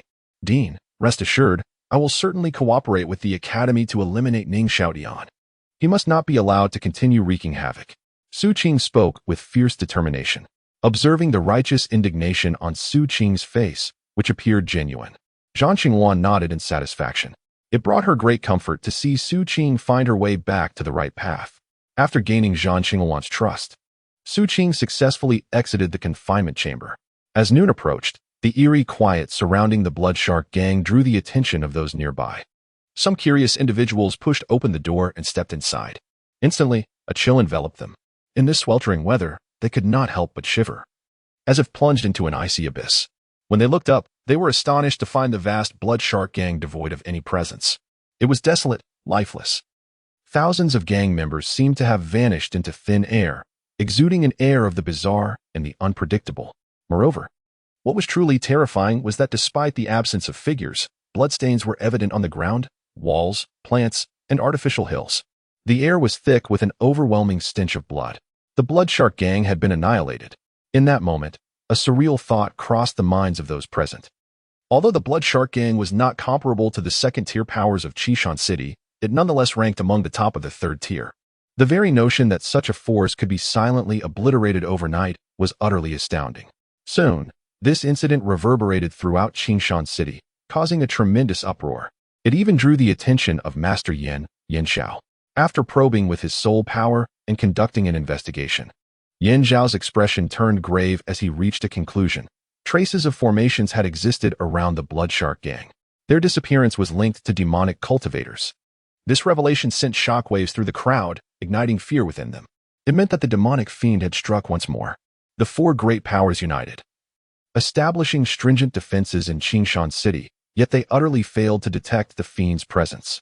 Everyone assumed he had escaped, only to realize he had been lurking within Qishan City all along. His reappearance resulted in the eradication of the Blood Shark gang, as if mocking the incompetence of the four great powers. Such profound implications were perceptible to outsiders, let alone the four great powers themselves. Enraged beyond measure, the four great powers, especially the War Soldier Academy, were particularly incensed by the brutal murder of Lu Rian, who possessed the Moonlight Body. Yet the perpetrator remains at large, now even provoking from a distance an affront that cannot be tolerated. It is imperative to unearth him. Zhang Qingwan personally sought out Lu Qingshan. The demonic cultivators wreaking havoc in Qishan City have drawn Lu Qingshan's utmost attention, an intolerable situation. Immediately, the spiritual consciousness of the two masters of the Dao realm unfurled, extending comprehensively towards Qishan City. The city is vast, and one individual's spiritual awareness is insufficient to encompass it all. However, through their collaboration, their combined consciousness enveloped the entirety of Qishan City. Countless individuals and numerous occurrences came into view. As long as that malevolent entity remained concealed within the city, he would have nowhere to hide. With the presence of spiritual awareness, Ning Xiaotian swiftly issued a preemptive alert. He retracted his consciousness and manipulated the reincarnation Earth Sovereign Pearl. Instantly, an enigmatic aura surged forth, cloaking his entire presence. Having consumed burial, Ning Xiaotian had already mastered the method to wield the reincarnation Earth Sovereign Pearl. Chapter 86. The News Spreads. The city of Qishan trembles. However, he chose not to conceal his presence. Instead, he allowed them to see him. The malevolent entity could vanish. But Ning Xiaotian had to remain within their sight. Soon, a powerful spiritual awareness enveloped the area, and Ning Xiaotian quickly fell within its perception. This awareness traversed around him, probing for a time before extending elsewhere. Half an hour later, Lu Qingshan and Zhang Qingwan retracted their spiritual awareness, both feeling a bit dizzy, with beads of perspiration forming on their foreheads. The expansion of their spiritual awareness consumed their soul power. Half an hour had reached the limits of their capabilities. Yet, under such meticulous scrutiny, they astonishingly failed to detect any trace of that malevolent being. The expressions of Lu Qingshan and Zhang Qingwan darkened considerably. According to Yin Xiao, that malevolent entity's cultivation certainly did not exceed the Yin-Yang realm, and its chilling aura was easily recognizable. However, within this hour, they had not gleaned any fruitful information. They quickly arrived at two conclusions. First, the malevolent entity had already fled from the city of Qingshan. Second, it possessed means to obstruct spiritual awareness detection. After some discourse, Lu Qingshan and Zhang Qingwan believed the latter possibility to be more plausible. The city of Qingshan was on high alert, fortified with numerous defenses. Exiting the city required passing through layers of scrutiny. Entering was easy, but leaving proved difficult. Judging from the malevolent entity's behavior, it was highly likely that it still lurked within the city, employing methods to evade detection. If their conjecture were true, the situation would become quite precarious. An enemy hidden in the shadows was the most terrifying of all, akin to a venomous serpent poised to strike at any moment. If they did not swiftly root it out, the city of Qingshan would descend into chaos, leaving its inhabitants restless and uneasy. However, I have indeed discovered someone. Lu Qingshan gazed at Zhang Qingwan. She immediately grasped his meaning. Ning Xiaotian? Precisely.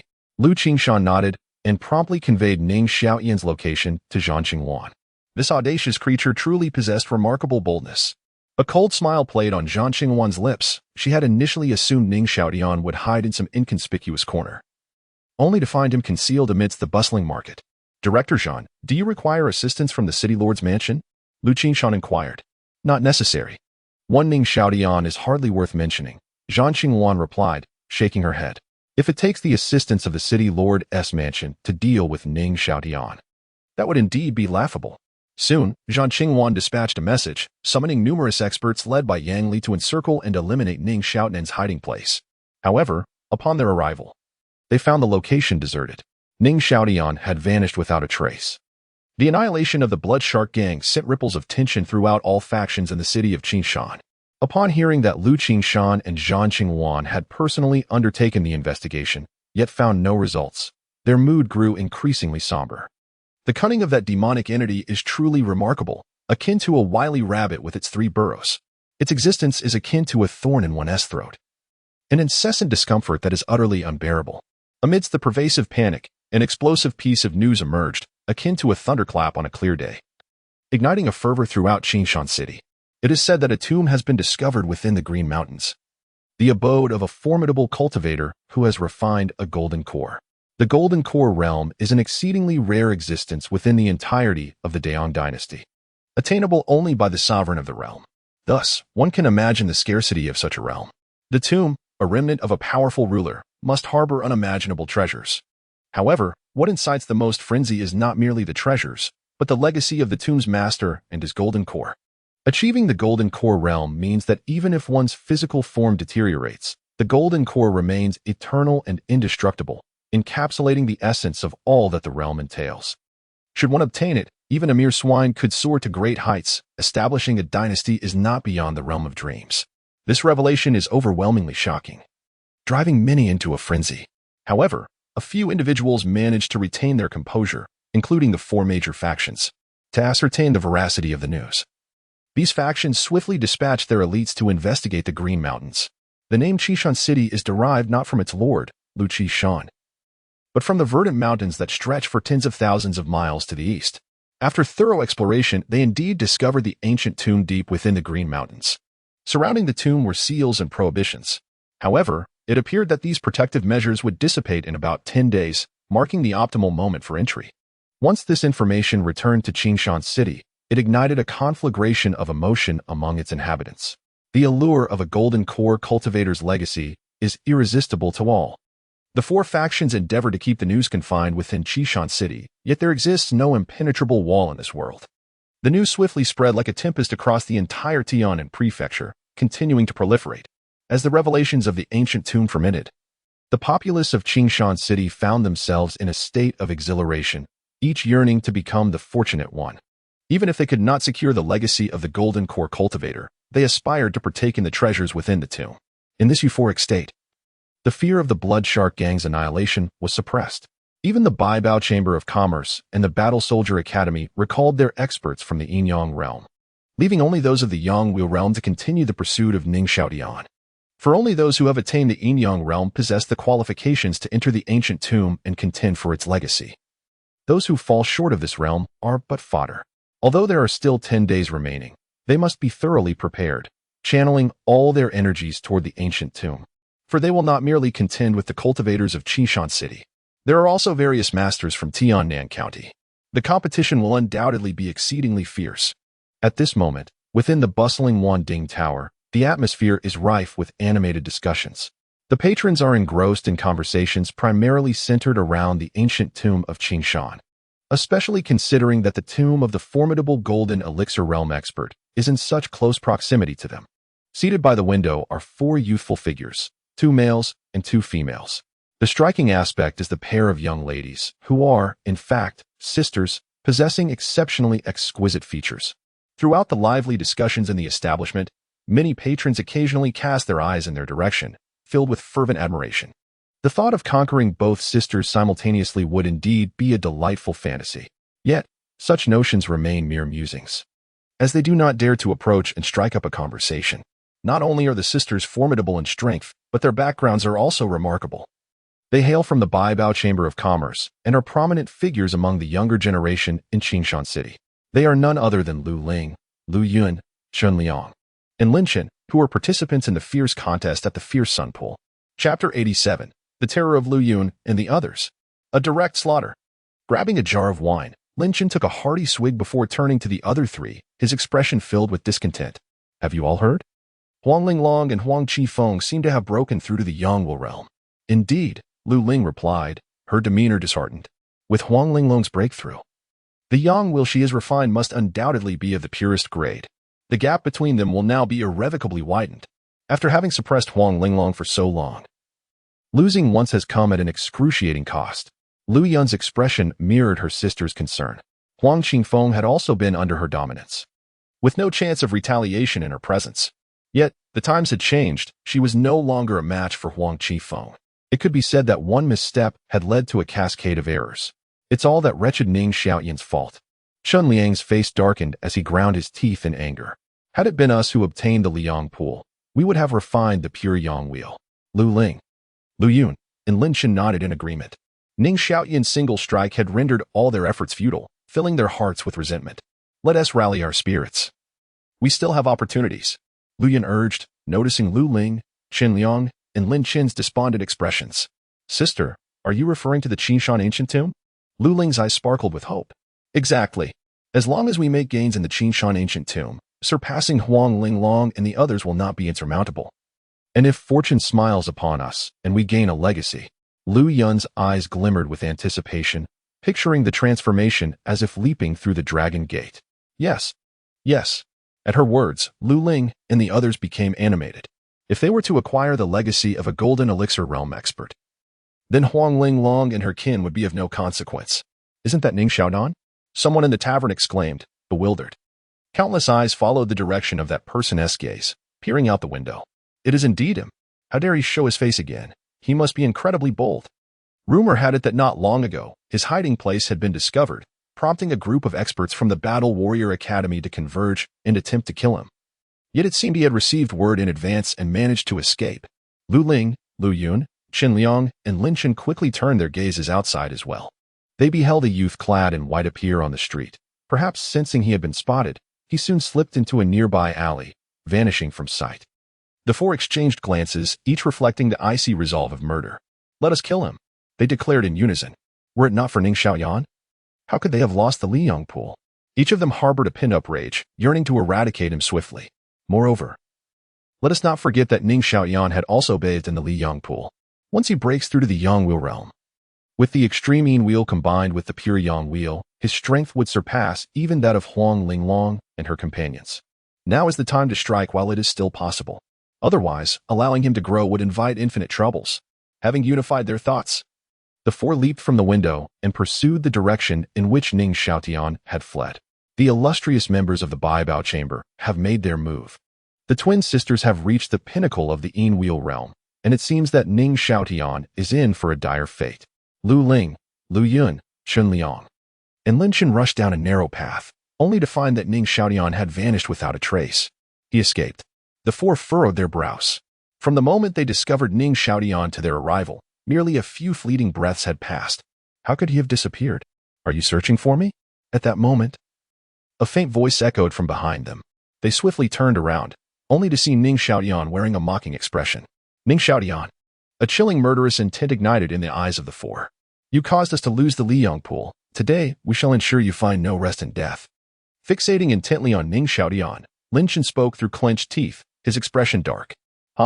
Is it my fault that your own strength is lacking, preventing you from obtaining the Liyang pool? Ning Xiaotian chuckled, amused by their predicament. Why waste words on him? Just kill him, Lu Yun commanded coldly. A massive hammer appearing in her grasp, her aura surging to its peak. Lu Ling, Chun Liang, and Lin Chen also unleashed astonishing fluctuations of spiritual power. Balian hammer, Jialong whip, Xingyun sword, Guanlong blade. The four roared in unison, unleashing their formidable techniques without reservation. With breathtaking speed, their combined might rained down upon Ning Xiaotian. Boom! The terrifying onslaught engulfed Ning Xiaotian, raising clouds of dust and debris. Surely he must be dead now? Lu Yun's gaze flickered. With their combined strength, even someone at the initial stage of the Yang Wheel realm would struggle to withstand such an assault, let alone Ning Xiaotian. Deservedly so. Lu Ling, Qin Liang, and Lin Chen smirked coldly. However, as the dust settled, their pupils contracted in disbelief, and they gasped in shock. How is this possible? Ning Xiaotian's figure gradually emerged, completely unscathed. Indeed, he was utterly unharmed. Is this merely a tickle for me? Ning Xiaotian dusted off his clothes with a light chuckle. The absurdity of his survival shattered the defenses of Lu Yun, Lu Ling, Qin Liang, and Lin Chen. They questioned their own hearts. They had shown no mercy. They had not allowed Ning Xiaotian any opportunity to react, coming at him with their ultimate moves, intent on achieving instant annihilation. Yet the outcome exceeded all expectations. That fearsome barrage had struck Ning Xiaotian, yet failed to inflict any harm. What a staggering blow to their confidence. How is your physique so formidable? The four stared at Ning Xiaotian, who remained unfazed, swallowing hard. It appeared they had encountered an unyielding obstacle. Not merely my physique. Ning Xiaotian's smile deepened.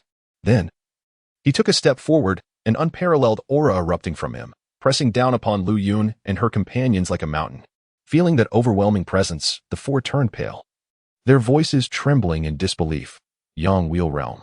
They could scarcely believe their eyes, as if they had encountered a ghostly apparition.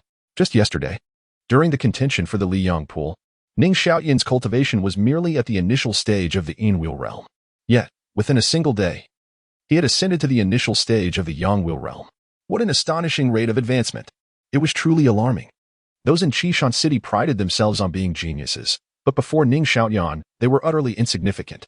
Even Ning Wuqing, who possessed a natural sword bone, was not worthy to be a servant. Ironically, they believed Ning Xiaotian would be easy to handle. Upon seeing him, they rushed over in a frenzy, only to find themselves delivering their own demise. Regret consumed them. Observing the stunned expressions of Lu Yun and her companions, Ning Xiaotian remained silent, sword in hand, and executed 4 swift strikes. The first strike severed Lu Yun's head. The second strike cleaved Lu Ling in 2 from head to toe. The third strike bisected Qin Liang at the waist. The fourth strike split Lin Chen's body, leaving him in disarray. Each demise was gruesome and distinct. Retracting his gaze, Ning Xiaotian resisted the urge to summon the Hell Furnace. Chapter 88. A Frenzied Pursuit. Ning Xiaotian escapes unscathed. The multitude witnessed the relentless pursuit of Ning Xiaotian by Lu Yun and her companions. His unscathed appearance served as irrefutable evidence that the four had met their demise. Should their bodies remain undiscovered, it would not be long before he was associated with the malevolent forces. Now was not the time to reveal himself, for a substitute was necessary to assume the identity of that fiend. Blood Demon, I await your arrival. After uttering this whispered incantation, Ning Xiaotian vanished without a trace. As time elapsed without the return of Lu Yun and her companions, The patrons of the Wandering Cauldron Tavern grew increasingly perplexed. Logically, given the prowess of the four, dispatching Ning Xiaotian should have been a trivial task. Their prolonged absence stirred suspicions of unforeseen calamity. Curiosity compelled one individual to venture into the narrow path. Moments later, a shrill scream echoed from within. The man emerged in a state of sheer panic, his complexion pale, doubled over, unable to contain his retching. What has happened? Witnessing his distress, a growing crowd gathered. Struggling against the wave of nausea, he exclaimed in horror, the prodigies of the Baibao chamber. Lin Chen, Qin Liang, and the sisters Lu Ling and Lu Yun. They are dead. All dead. This revelation sent shockwaves through the assembly, disbelief etched across their faces. How could this be possible? Upon glimpsing the gruesome scene within, the onlookers were struck with terror. The sight before them was a harrowing spectacle, an overwhelming assault on their senses. The air was thick with the stench of blood, and dismembered heads, mangled bodies, and torn flesh lay scattered about. The scene was utterly appalling, a grotesque tableau of carnage.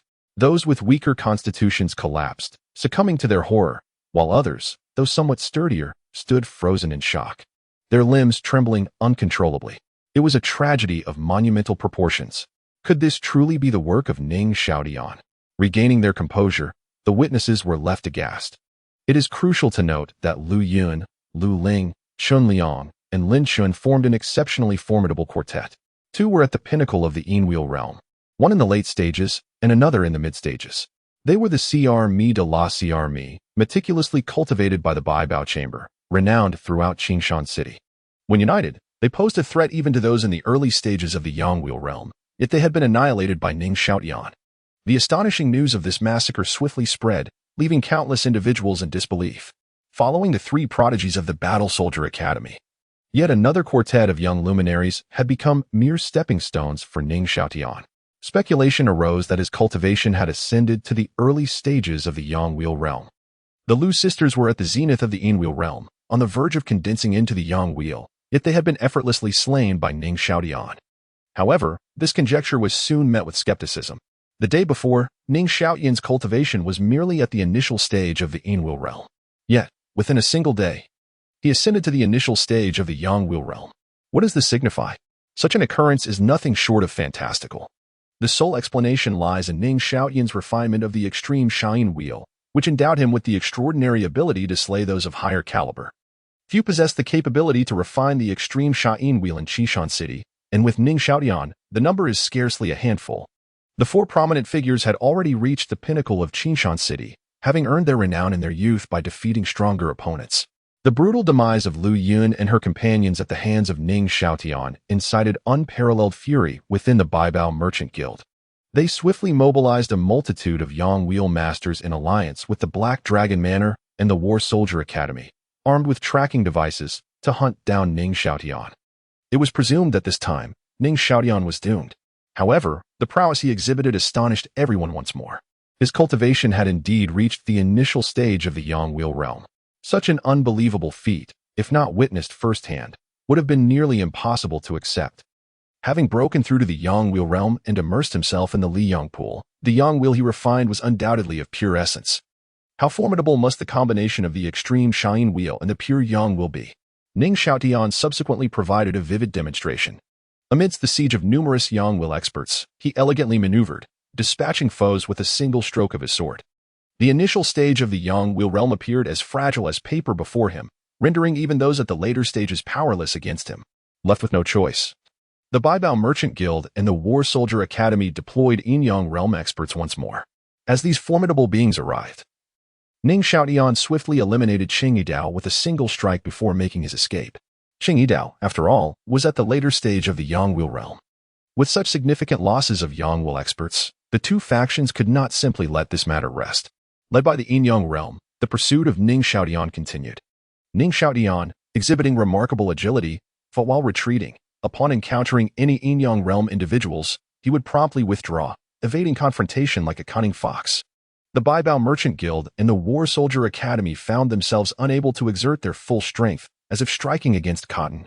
The sensation was utterly frustrating. How could they have anticipated that Ning Xiaotian had cultivated spiritual awareness even in the Einwheel realm? This chase persisted until the sun set. As night fell, the multitude of experts from the Black Dragon Manor, Baibao Merchant Guild, and War Soldier Academy could only watch helplessly as Ning Xiaotian vanished into the darkness. Following this battle, Ning Xiaotian's name was irrevocably etched in legend. Qishan City erupted in a cacophony of astonishment, with countless individuals left in awe. My heavens! Ning Xiaotian is extraordinary. Indeed, it is astonishing. Not only did he slay so many in the Yangwheel realm, but he also managed to escape unscathed from the pursuit of the Yinyang realm. If I were Ning Ligua, I would surely be filled with regret. Wouldn't one? Had Ning Xiaotian still been at the Black Dragon Mountain Manor, alongside Ning Wuqie, the duo would have reached unfathomable heights. Yet, unexpectedly, Ning Xiaotian has been driven to the opposing side by Ning Ligua, and the enmity between them has become irreconcilable. Essentially a matter of life and death. One might ponder how Ning Xiaotian's realm has ascended so rapidly. It must be attributed to the Liryang Pool. It is said that immersing oneself in the Liryang Pool not only allows for the absorption of pure yang energy and the refinement of the yang wheel, but also accelerates the cultivation process. No wonder the Huang family and the Baibao Commerce Association are vying for it with such fervor. Countless voices have expressed their astonishment. Just a few days prior, Ning Xiaotian was beleaguered by the bounty issued by the Black Dragon Mountain Manor, akin to a stray dog being hunted relentlessly. However, upon breaking through to the Yinwu realm, everything transformed. First, he vanquished Gao Yaodong. Then, in the contest for the Liryang Pool, he eliminated Yang Ming. Following that, his momentum became unstoppable. Today, he has wreaked havoc far and wide. It is essential to note that he faces the two colossal forces of Qingshan City. And to this day, no one has managed to escape unscathed from the pursuit of both mighty factions. Chapter 89. Su Qing's Helplessness. The Huang family regrets deeply. Ning Xiaotian has emerged as a formidable figure. His rate of growth is nothing short of astonishing. Should he one day break through to the Yinyang realm, he may become unstoppable. At that point, even Lu Qinshan and Zhan Qingwan might find it impossible to contend with him without intervening. However, it is evident that the Black Dragon Villa, the Treasure Merchant Association, and the Battle Academy will not permit Ning Xiaotian to continue his ascent. Today's events have already brought them considerable disgrace. During the next pursuit, they are certain to deliver a fatal blow to him. Ning Xiaotian, you truly are a harbinger of trouble. Su Qing felt somewhat exasperated. The news of the Qing Mountain ancient tomb has spread, achieving some measure of effectiveness. The attention of all factions has been diverted. At this juncture, all Ning Xiaotian needed to do was to lay low. Yet, unexpectedly, he remained restless. In such circumstances, he brazenly killed Lu Yun, Lu Ling, Chun Liang, and Lin Chun, igniting the wrath of the Treasure Merchant Association. They have united with the Battle Academy to launch a concerted attack against him. Su Qing found herself in a state of acute anxiety. Although she had outwardly agreed to Zhan Qingwan's plan to eliminate Ning Xiaotian, she had not made an appearance. Instead, she lurked in the shadows, waiting for the opportune moment to act. Should anything happen to Ning Xiaotian, she would undoubtedly reveal herself to rescue him. However, Ning Xiaotian's actions left her utterly astonished. She had not anticipated that he would become this formidable. All of this was attributable to the reincarnation Earth Emperor Pearl. To claim that Su Qing was unaffected by its allure would be disingenuous. Yet, she was bound by the Blood Demon's curse. Any sign of her defiance could result in her immediate demise. Only if the Blood Demon were to perish could she be free. However, even the strongest of the Taishian sect had only managed to seriously wound it, failing to annihilate it completely. As the Blood Demon gradually recuperates, who could possibly vanquish it? Otherwise, eliminating Ning Xiaotian would be as simple as breathing. Ning Xiaotian trusts her implicitly. If she were to strike suddenly, he would be unable to react in time. Alas, Su Qing sighed helplessly, a sense of powerlessness washing over her, feeling the weight of her tumultuous fate. She wondered when she might truly break free from the Blood Demon's shackles. Meanwhile, in the Huang family, the news of Ning Xiaotian's ascension to the Yangwheel realm and his miraculous escape from the encirclement of the Treasure Merchant Association and the Battle Academy left Huang Wenyun in shock. He could not help but inquire, "Elder brother, should we reconsider our earlier decision? Was it a bit hasty?" Huang Wenfeng shook his head with a wry smile. After the conclusion of the Liyang Pool, he believed Ning Xiaotian had lost his utility, leading to their decision to sever ties. However, today's display of Ning Xiaotian's prowess stirred a flicker of regret within him. If such a prodigious talent were to join the Huang family, their younger generation would undoubtedly eclipse other factions. Had they staunchly supported Ning Xiaotian from the beginning, even the Battle Academy would have found it difficult to confront them. After all, the competition at the Liyang Pool was governed by rules of victory and life and death stakes. Fate dictated life and death, rendering it fair and just. Yang Ming's demise can be attributed, quite frankly, to a lack of skill. Alas, a moment's lapse in judgment has led Ning Xiaotian to miss an invaluable opportunity. Brother, there are rumors circulating that Ning Xiaotian's rapid advancement is due to his immersion in the Liyang Pool. What is your perspective on this? Huang Wenyun inquired further. Propping his chin thoughtfully, Huang Wenfeng pondered for a moment before shaking his head. That seems improbable. Huang Linglong and Huang Qingfeng have reached the initial stage of the Yangwheel realm due to their substantial accumulation of experience. Meanwhile, Huang Xiling and El Chuan are still laboriously cultivating without having made any breakthroughs. If the Liyang Pool indeed possessed such miraculous effects, their progress would not be so languid. Unless Ning Xiaotian descended to the depths of the Liyang Pool and acquired some unknown treasure, but the likelihood of that is exceedingly slim. Huang Wenfeng muttered to himself before dismissing the thought. It is worth noting that he and Chun Jianghe had previously explored the Liyang Pool. At a depth of 50 meters, they had already entered a perilous zone. Their limit was 100 meters. The temperature there was intolerable even for them. Should they force their way down, even as peak practitioners of the Yin-Yang realm, they would be reduced to mere ashes. Let alone Ning Xiaotian. Summon Linglong and the others. I must inquire about Ning Xiaotian's conduct in the Liyang Pool. Furrowing his brow, Huang Wenfeng resolved to consult Huang Linglong and her companions for reassurance. Father, uncle, are you saying that Ning Xiaotian has already advanced to the initial stage of the Yangwheel realm? Upon hearing the news, Huang Linglong gasped, her pupils dilating in disbelief. Huang Qifeng, Huang Xiling, and El Chuan were equally astounded, their minds swirling with tumultuous thoughts that refused to settle. In just one day, Ning Xiaotian had surged from the Yinwheel realm to the initial stage of the Yangwheel realm. What extraordinary pace of cultivation is this? To say it is akin to traveling 1,000 miles in a single day would not be an exaggeration. Moreover, Ning Xiaotian had emerged unscathed from the ambushes orchestrated by the Black Dragon Manor, the Baobao Chamber of Commerce, and the War Soldiers Academy. Having vanquished countless experts of the Yangwheel realm, including formidable foes like Cheng Yidao, who fell to his might. How utterly terrifying is that? The elation Huang Linglong and Huang Qingfeng felt at their own breakthroughs to the initial stage of the Yangwheel realm evaporated in an instant. While El Chuan trembled in fear, realizing how foolish he had been to contemplate killing Ning Xiaotian. Indeed. Thus, I wish to ask you, did anything unusual occur within the Liyang Pool? Did Ning Xiaotian exhibit any peculiar behavior? Huang Wenfeng inquired. Huang Linglong, Huang Qingfeng, Huang Xiling, and El Chuan exchanged glances, pondering whether the issue lay within the Liyang Pool itself. After careful reflection, they all shook their heads. No. Upon arriving at the Liyang Pool, Ning Xiaotian, like us, began absorbing energy. By the end, he remained in place, but it appeared he did not cultivate any internal techniques, as his absorption rate was not as swift as ours. Huang Wenfeng's brow furrowed even deeper, then gradually relaxed. It is of no concern. You may return for now, but remember, during this period, do not venture outside, nor provoke Ning Xiaotian. Before the Qingshan ancient tomb is unsealed, you must devote yourselves diligently to your cultivation. Do you understand? Yes, understood. Huang Linglong and the others responded in unison. They all understood that they were no longer a match for Ning Xiaotian. Even a master like Cheng Yidao had been slain by him. At this moment, daring to provoke him would be tantamount to courting death. It seemed that Ning Xiaotian had not descended to the bottom of the pool. However, he must have been cultivating his internal martial arts, and his skill level was undoubtedly formidable. Furthermore, it was essential to investigate the origins of Ning Xiaotian's mother, as it was rumored that she was quite mysterious. Before her demise, she must have left him something. Otherwise, it would be impossible for Ning Xiaotian to have progressed so rapidly. Huang Wenfeng postulated. Indeed. Huang Wenyun nodded in agreement. The Baibao Merchant Association.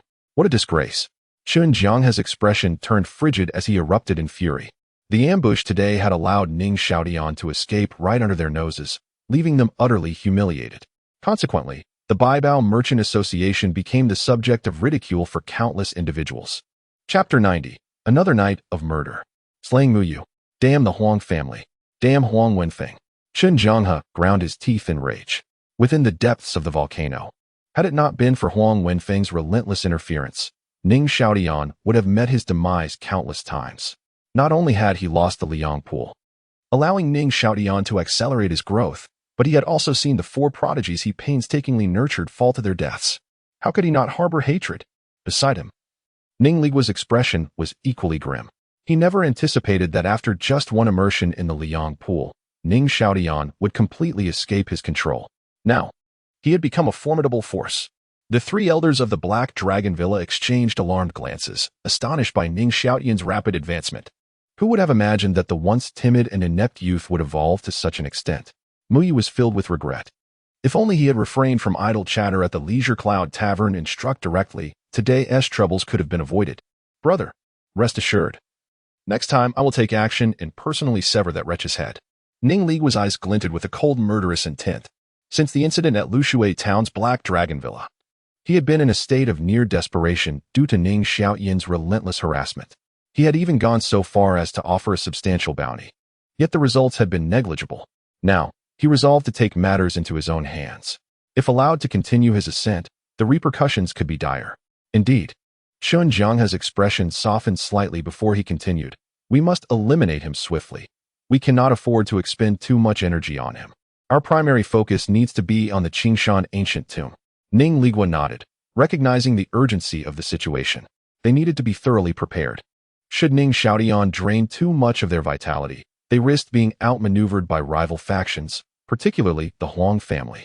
Should the Huang family gain the upper hand, neither the Black Dragon Villa nor the Baibao Chamber of Commerce would fare well. As night deepened and dark clouds loomed overhead, even the flickering lights on the streets could not dispel the chill in the air. Ning Xiaotian emerged, seamlessly melding into the night, as if he were a part of the darkness itself. During the daytime chase, he had slain over 20 practitioners at the Yangwil realm, including the late-stage Yangwil master Cheng Yidao. His cultivation had progressed to the mid-stage of the Yangwil realm. He aimed to transcend to the Yinyang realm before the arrival of the Blood Demon. Tonight marked the beginning of his hunt. His first target, the Black Dragon Villa.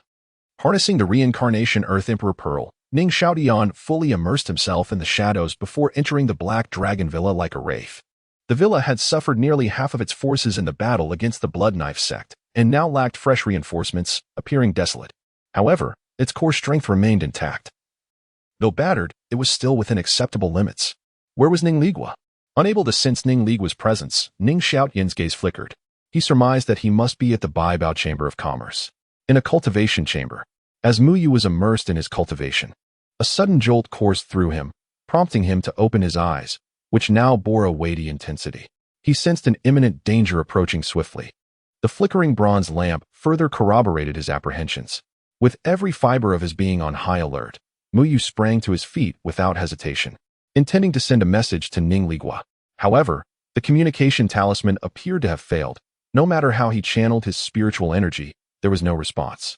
This revelation cast a pall over Muyu's heart as he surveyed his surroundings and called out, "Who is it?" At that moment, a mocking laughter suddenly echoed through the air. Muyu's expression shifted dramatically as a figure gradually took form before him. When this figure lifted its gaze, revealing an exceptionally handsome visage, Muyu was struck with astonishment. Ning Xiaotian? Muyu, my esteemed elder, we meet again. Ning Xiaotian grinned at the shocked Muyu. How could it be you? The appearance of Ning Xiaotian brought no joy to Muyu's countenance, which instead darkened considerably. The ability to infiltrate the Black Dragon Villa unnoticed was a feat only achievable by a being of terrifying reputation. Could it be? An absurd thought invaded Muyu's mind, plunging his heart into despair. It seems you have already deduced my true identity. Ning Xiaotian chuckled lightly. Who would have thought that you were that demon? Muyu gasped, a tempest of emotion surging within him. His gaze toward Ning Xiaotian was filled with horror. Such a revelation was utterly staggering. Who could have anticipated that the abandoned Ning Xiaotian from the Black Dragon Villa harbored such a formidable identity? It was no wonder his methods were so ruthless, his ascension so rapid, and that the four major powers failed to detect his presence despite their extensive nets. No wonder he could stir up turmoil in Qingshan City. It turned out he was the very demon they feared. As the truth dawned upon him, Muyu trembled, an icy dread seeping into his core. If Ning Ligua were to discover this, he would likely be even more terrified than Muyu himself. Did I fail to meet your expectations? Ning Xiaotian remarked with a casual smile, recalling how Muyu had once called for his demise at the Idle Cloud Tavern. Now, it seemed as though a mouse had encountered a cat, trembling in fear. The contrast was almost comically absurd. Ning Xiaotian, do you still stand by your words from the Idle Cloud Tavern? Ning Ligua is certainly not worthy of my allegiance. Mu Yu quivered, aware that he was no fool. Ning Xiaoyan's declaration of identity indicated he had the means to eliminate him. If he did not shift his allegiance now, he would undoubtedly meet a tragic end at Ning Xiaoyan's hands. I was merely jesting with you. You took it to heart. Ning Xiaoyan smirked before drawing his sword and striking. I'll fight you to the end. Mu Yu attempted to resist, but against the lethal strike that offered no chance of survival, any opposition was futile. In a complete state of despair, Mu Yu was ultimately slain by a single stroke of the sword, vanished utterly from this world, yet he had indeed met his demise. Blood, flesh, and soul had become the sustenance for Ning Xiaoyan. Without lingering excessively, Ning Xiaoyan sought out the two remaining elders. Upon encountering him, they reacted much like Mu Yu, as if confronted by a specter. In a swift manner, they followed Mu Yu's fate, falling victim to a single strike. The remaining individuals were not spared either, including the three esteemed elders. In total, over 300 lives perished at his hands. A smile graced Ning Xiaoyan's face, anticipating the moment when Ning Ligua would return to discover he had become a solitary figure. That expression would undoubtedly be quite entertaining. As the Inferno Furnace opened, consuming these souls, Ning Xiaoyan departed from Hailing Villa. At this juncture, his cultivation had ascended to the late stage of the Yangwheel realm, with his meridians now unblocked up to 95 channels. Yet, having reached the late stage of the Yangwheel realm, his thirst for power remained unquenched. Once more, Ning Xiaoyan immersed himself in the embrace of the night. Chapter 91. Breaking through the Yin-Yang realm. The Taiji Formation. Upon arriving at the entrance of the Zhao family, Ning Xiaoyan stealthily infiltrated. The Zhao family possessed slightly greater strength than the Bloodshark gang. The patriarch, Zhao Zhiming, was at the late stage of the Yangwheel realm and had diligently cultivated for some time, nearing the pinnacle of that realm. Ning Xiaoyan was somewhat familiar with the Zhao family, as several of the 49 earthly fiends in the Yin-Wheel originated from them. Once inside, Ning Xiaoyan raised his hand to activate the spiritual formation, replicating his previous methods. After decisively slaying Zhao Zhiming with a single strike, the Zhao family was utterly devastated. Ning Xiaoyan transformed into a midnight butcher, mercilessly slaughtering over 1,000 members of the Zhao clan. Come, become my nourishment, he proclaimed, summoning the Hell Furnace, which consumed the corpses, converting them into the power of the Yellow Springs. With the Reincarnation Earth Sovereign Pearl in his possession, he felt invincible. As the power of the Yellow Springs surged into his body, his true form of the Yellow Springs visibly strengthened. The blood-grain sword embryo activated an additional 100 orbs, bringing the total to 750. His meridians opened up 100 pathways, elevating his cultivation to the threshold of the Yangwheel realm. This was the path of demonic cultivation. Ascending realms was inherently unreasonable. Yet, the pinnacle of the Yangwheel realm was not his ultimate limit. The Yin-Yang realm awaited. Sensing the abundant power within his Dantian, a smile graced Ning Xiaoyan's face. However, he chose not to break through within the Zhao family estate, aware that such an act would create a tremendous disturbance. The influx of spiritual energy would be uncontrollable, and even with a spiritual formation in place, it could not prevent the permeation of natural energies. To avoid unnecessary complications, Ning Xiaoyan departed from the Zhao family, retreating to a remote area in the suburbs. Taking a deep breath, he expanded his spiritual awareness, then sat cross-legged to prepare. The Yin-Yang realm represented a significant watershed, akin to a foundation upon which a towering edifice is erected. The stability of that structure depended on how solidly the foundation was laid. This foundation is the root, the essence of all. The more robust the foundation, the greater the potential to ascend the immortal path and attain divine status, allowing mastery over a multitude of mystical arts in the future. The solidity of this foundation, however, hinged upon the levels of the Yin-Wheel and Yang-Wheel, both of which Ning Xiaoyan had refined to their utmost perfection. Yet, merely refining the Yin and Yang wheels to the pinnacle of the Yang-Wheel realm did not guarantee a breakthrough into the Yin-Yang realm.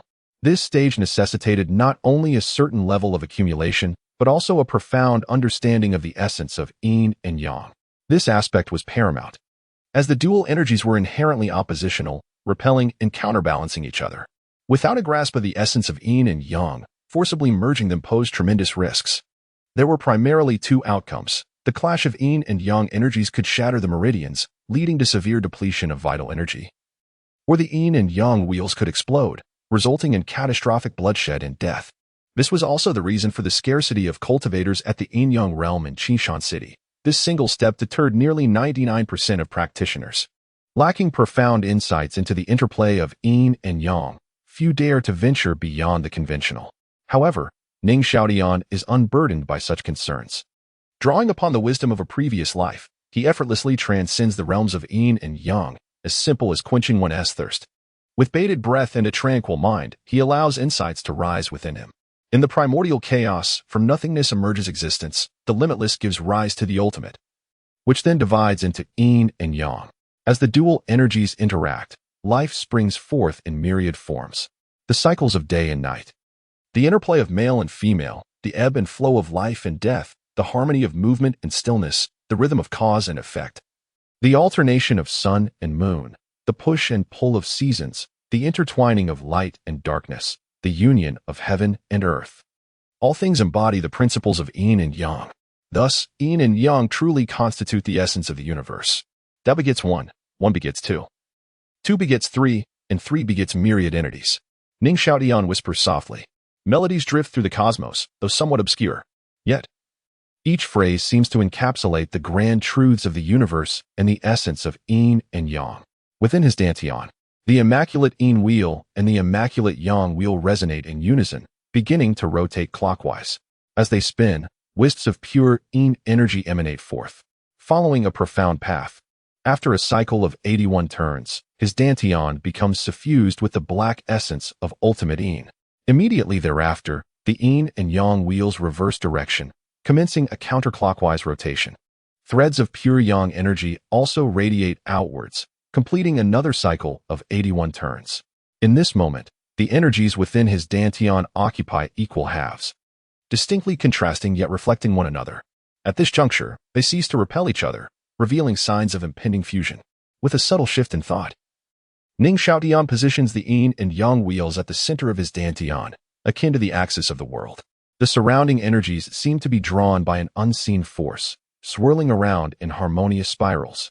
Subsequently, the Yin and Yang wheels begin to rotate slowly, reminiscent of ancient millstones, stirring the energies within his dantian.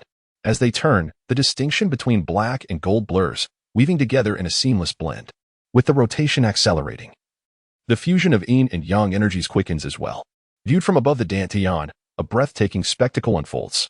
The Yin and Yang wheel serves as the axis, with the formidable black and golden essences transforming into two colossal fish, their tails entwined, racing, coiling, spiraling, and intermingling, creating a grand and enigmatic vortex of Yin and Yang. Recognizing the opportune moment, Ning Xiaodian exclaims inwardly. Yin and Yang converge, Taiji formation, coalesce. The Yin and Yang wheels whirl frantically, and the tumultuous black-gold vortex suddenly contracts inward, condensing. In an instant, the Yin and Yang wheel vanishes, replaced by a slowly rotating, perfectly harmonious Taiji formation. Upon this formation, the black and gold hues flow endlessly, embodying the eternal power of Yin and Yang. This is the hallmark of the realm of Yin and Yang, the Taiji formation. In the moment of the formation's culmination, a vast and unparalleled surge of spiritual energy erupts from within Ning Xiaodian, sweeping in all directions. Above him, the skies darken ominously. A colossal vortex of spiritual energy materializes, voraciously devouring the essence of heaven and earth. The spiritual energy of the entire Qinshan city erupted instantaneously, akin to a myriad of rivers converging into the sea, surging forth with tremendous force. This astonishing phenomenon immediately captured the attention of countless experts within Qinshan City. As they raised their gazes, they beheld a swirling vortex of spiritual power violently spiraling in the night sky. The spiritual energy of the heavens and earth gathered from all directions. With the continual influx of this ethereal essence, the vortex expanded to an enormous size, nearly encompassing half of Qinshan City. Its grandeur was so overwhelming that it dispersed the ominous clouds above, revealing a resplendent starry sky. Subsequently, amidst a multitude of astonished gazes, the vortex of spiritual power began to whirl furiously. A thunderous sound akin to distant thunder resonated as it spun. As it rotated, the vortex transformed into a funnel-shaped spiritual tornado that connected heaven and earth, cascading downwards with fervor toward the ground below, situated in the outskirts. Chapter 92. A Commotion. The 12-tiered Array.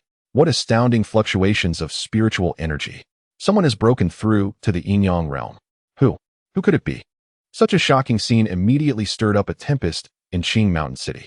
Whoosh, whoosh, whoosh. The urgent sound of breaking air echoed as countless figures raced towards the outskirts.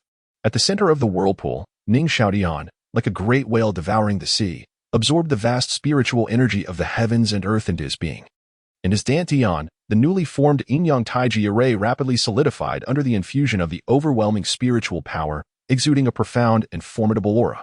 Sensing the rapidly approaching presences from all directions, a slight smile graced Ning Xiaoyan's lips. With a flicker of his form, he seamlessly melded into the vast night, vanishing without a trace. After 10 breaths, a figure clad in a green robe soared into view. It was a middle-aged man with a square face, exuding an innate authority without the need for anger. Although he did not radiate any spiritual energy, his piercing gaze possessed an overwhelming force that captivated the soul. Standing with his hands clasped behind him, the man surveyed the area still filled with rich spiritual energy, his eyes reflecting a flicker of surprise. Suddenly, a beautiful woman dressed in palace attire appeared. This was none other than the Dean of the Battle Academy, Zhang Qingwan. Lord Lu, have you made any discoveries? Zhang Qingwan inquired, directing her gaze towards the man in green. This man was none other than the city lord of Qing Mountain, Lu Qingshan. None. By the time I arrived, the person had already vanished. Lu Qingshan shook his head, feeling a tinge of regret. If such a powerful individual could be brought into the city lord's manor, it would solidify its standing immensely and provide significant support for the impending Qing Mountain Ancient Tomb expedition. Before long, Huang Wenfeng and Chun Jianghe also arrived, bringing together the 4 individuals atop Qing Mountain City. Although Huang Wenfeng and Chun Jianghe harbored mutual enmity, they could not help but ask, City Lord Lu, Dinshan, do you know the identity of this person? Lu Qingshan and Zhang Qingwan exchanged glances, both shaking their heads. Having not even seen the individual, how could they possibly know who it was? However, the taiji array he condensed is undoubtedly of high caliber. Lu Qingshan stated. Zhang Qingwan, Huang Wenfeng, and Chun Jianghe were all taken aback. To receive such high praise from Lu Qingshan indicated the mysterious individual's exceptional prowess. City Lord Lu, what level do you believe the taiji array of that person has reached? Zhang Qingwan inquired, her gaze fixed upon Lu Qingshan as the others awaited his response. The taiji array signifies the yin-yang realm and is categorized into 9 tiers, with the first tier being the lowest and the 9th tier the highest. The 3 of them had condensed their taiji arrays to the 6th tier, while only Lu Qingshan had reached the 7th tier, making him the sole 7th tier practitioner in Qing Mountain City. After a moment of contemplation, Lu Qingshan's expression turned grave. Based on the recent commotion, that person's taiji array is no less than the 8th tier, perhaps even the 9th. Though reluctant to concede, he recognized that the stir he had caused during his own condensation of the taiji array had not even reached half the magnitude of that individual's. How could this be possible? Was that not the pinnacle of achievement? Huang Wenfeng and Chun Jianghe were taken aback, their expressions reflecting sheer incredulity. The 9th tier was not the highest. It was said that beyond the 9th tier, there existed further levels of distinction. Zhang Qingwan's eyes flickered as she spoke. Indeed, I have perused an ancient tome that chronicled the tiers of the taiji formation, revealing that it actually encompasses 12 tiers. Yet, throughout countless ages, none have transcended the 9th tier, leading to the widespread belief that the 9th is supreme. Lu Qingshan elucidated further. To refine a taiji formation of the 8th tier or higher, both the yin wheel and yang wheel must embody extreme malevolence and pure essence. After a moment's contemplation, Lu Qingshan continued. At this, Chun Jianghe and Zhang Qingwan furrowed their brows deeply. The figure of an individual surfaced in their minds. Presently in Qingshan City, there was but one person who possessed both the extreme malevolence yin wheel and the pure essence yang wheel. That person was Ning Xiaodian. Lord Lu, you cannot be suggesting that individual is Ning Xiaodian, can you? Huang Wenfeng exclaimed in astonishment. How could that be possible? Lu Qingshan chuckled softly. It must be noted that Ning Xiaoyan's cultivation is merely at the initial stage of the yang wheel. He remains quite distant from the pinnacle. Moreover, even if he were to reach the zenith of the yang wheel, transcending to the yin-yang realm is not a matter of mere will. It necessitates a profound comprehension of the yin-yang essence. Such understanding cannot be attained overnight. Without years of diligent cultivation, one cannot even dare to hope for it. Ning Xiaodian, in terms of age, mindset, accumulation, and insight, is still a great distance away. There must be another individual, albeit one whose presence is shrouded in mystery, unknown to us. Lu Qingshan remarked nonchalantly. Qin Jianga and Zhang Qingwan visibly sighed in relief, their tightly knit brows gradually easing. Yet, a cold glint of murderous intent shone in their eyes. Although the enigmatic figure had been ruled out as Ning Xiaotian, they had gleaned a significant revelation, should Ning Xiaotian eventually break through to the Yinyang realm. The Taiji formation he refines would undoubtedly not be less than the 8th tier. This posed a substantial threat. Failing to eliminate it in its infancy could render suppression exceedingly difficult when the time came for the Yinyang realm. Subsequently, the four exchanged a few pleasantries before parting ways, deeming the visit somewhat fruitless. Observing the departure of these four, the onlookers, having gleaned no valuable information, also chose to disperse. Meanwhile, Ning Xiaotian returned to the bustling district, his figure melding into the surroundings. Soon, his consciousness delved deep into his dantian, where an innate Taiji formation diagram unfolded before his eyes. The black and gold dual fish rotated languidly, embodying the profound truths of Yin and Yang. Encircling the Taiji formation were 12 intricate lines, exuding an enigmatic aura. These 12 lines signified that the tier of the Taiji formation had indeed reached the 12th tier. Ning Xiaotian was not taken aback. If the flawless Yin wheel and flawless Yang wheel could not refine the highest quality, it would truly be a farce. Upon breaking through to the Yin-Yang realm, a powerful sensation welled within him, as if every fiber of his being was infused with terrifying strength. Ning Xiaotian spread his palm, and a surge of spiritual energy emanated forth, causing powerful streams of vital essence to rise. With this vital essence, his strength increased exponentially, far surpassing that of a peak Yang wheel realm practitioner. This represented a significant enhancement in quality. Moreover, the application of this vital essence was not limited to offense. It could also form a protective shield around him, providing excellent defense during combat. Achieving this state truly marked a significant advancement in his mastery. As time passed, the night gradually receded, revealing a hint of dawn on the horizon. With the break of day, the streets and alleys of Qingshan City began to buzz with activity. The celestial phenomena witnessed the previous night became the subject of fervent discussion among countless individuals. The Yin-Yang realm, a symbol of strength. Entering this realm essentially positioned one to establish a power in Qingshan City and become a local sovereign. Chapter 93, The Bewildered Ning Ligua. A flood of masters arrives. It is said that the mysterious individual who refined the Tai Chi formation last night achieved a quality exceeding the 8th rank, surpassing even Lu Qingshan. This has caused an unprecedented uproar. However, no one knows the identity of this enigmatic figure. None could have anticipated that such a master lay hidden within the confines of Qingshan City. At that moment, a piercing scream shattered the air, drowning out the cacophony of voices. Soon after, a shocking piece of news swept through the city. The Zhao family had been obliterated. Reports surfaced that over 1,000 members of the Zhao clan had vanished without a trace, leaving no sign behind, reminiscent of the Blood Shark gang's tactics. Upon hearing this news, Qingshan City was once again thrown into chaos. Moreover, it was discovered that the Black Dragon Manor was shrouded in an eerie stillness. Its inhabitants seemingly vanished, as if swallowed by a ghostly abyss. The Zhao family, the Black Dragon Manor. These two incidents evoked a chilling dread among the populace. Master Yin Xiao had reappeared, investigating both the Zhao family and the Black Dragon Manor. And his grim expression led him to proclaim a harrowing conclusion. It was the work of a fiend. Upon uttering these words, countless individuals were struck with terror, their scalps tingling with fear. Before long, the fiend's malevolence resurfaced, extinguishing two factions overnight, a brazen act of audacity. Smaller factions began to tremble in fear, realizing that the fiend's murderous intent could descend upon them at any moment. If no measures were taken to curtail his rampage, they would surely be devoured piece by piece. Consequently, many factions sought assistance from the city lord's office. Lu Qingshan was consumed by rage. The fiend's actions were an affront to him. He once again united with Qing Luan to conduct a spiritual inquiry into Qingshan City. However, as before, they yielded no results. This left Lu Qingshan in a state of exasperation, for the fiend was not only cunning but possessed an array of insidious tactics. Most alarmingly, he was a spirit array master, and his nefarious deeds unfolded under the cover of night, unnoticed by anyone. With no other options, Lu Qingshan could only urge the various factions to bolster their defenses and refrain from deep slumber. Any hint of disturbance must be communicated immediately, and all factions should band together to hunt down the fiend. Only through united resolve could they hope to vanquish him. At the Baibao Chamber of Commerce, within a secluded training chamber, Ning Ligua sat cross-legged, inhaling the essence of heaven and earth.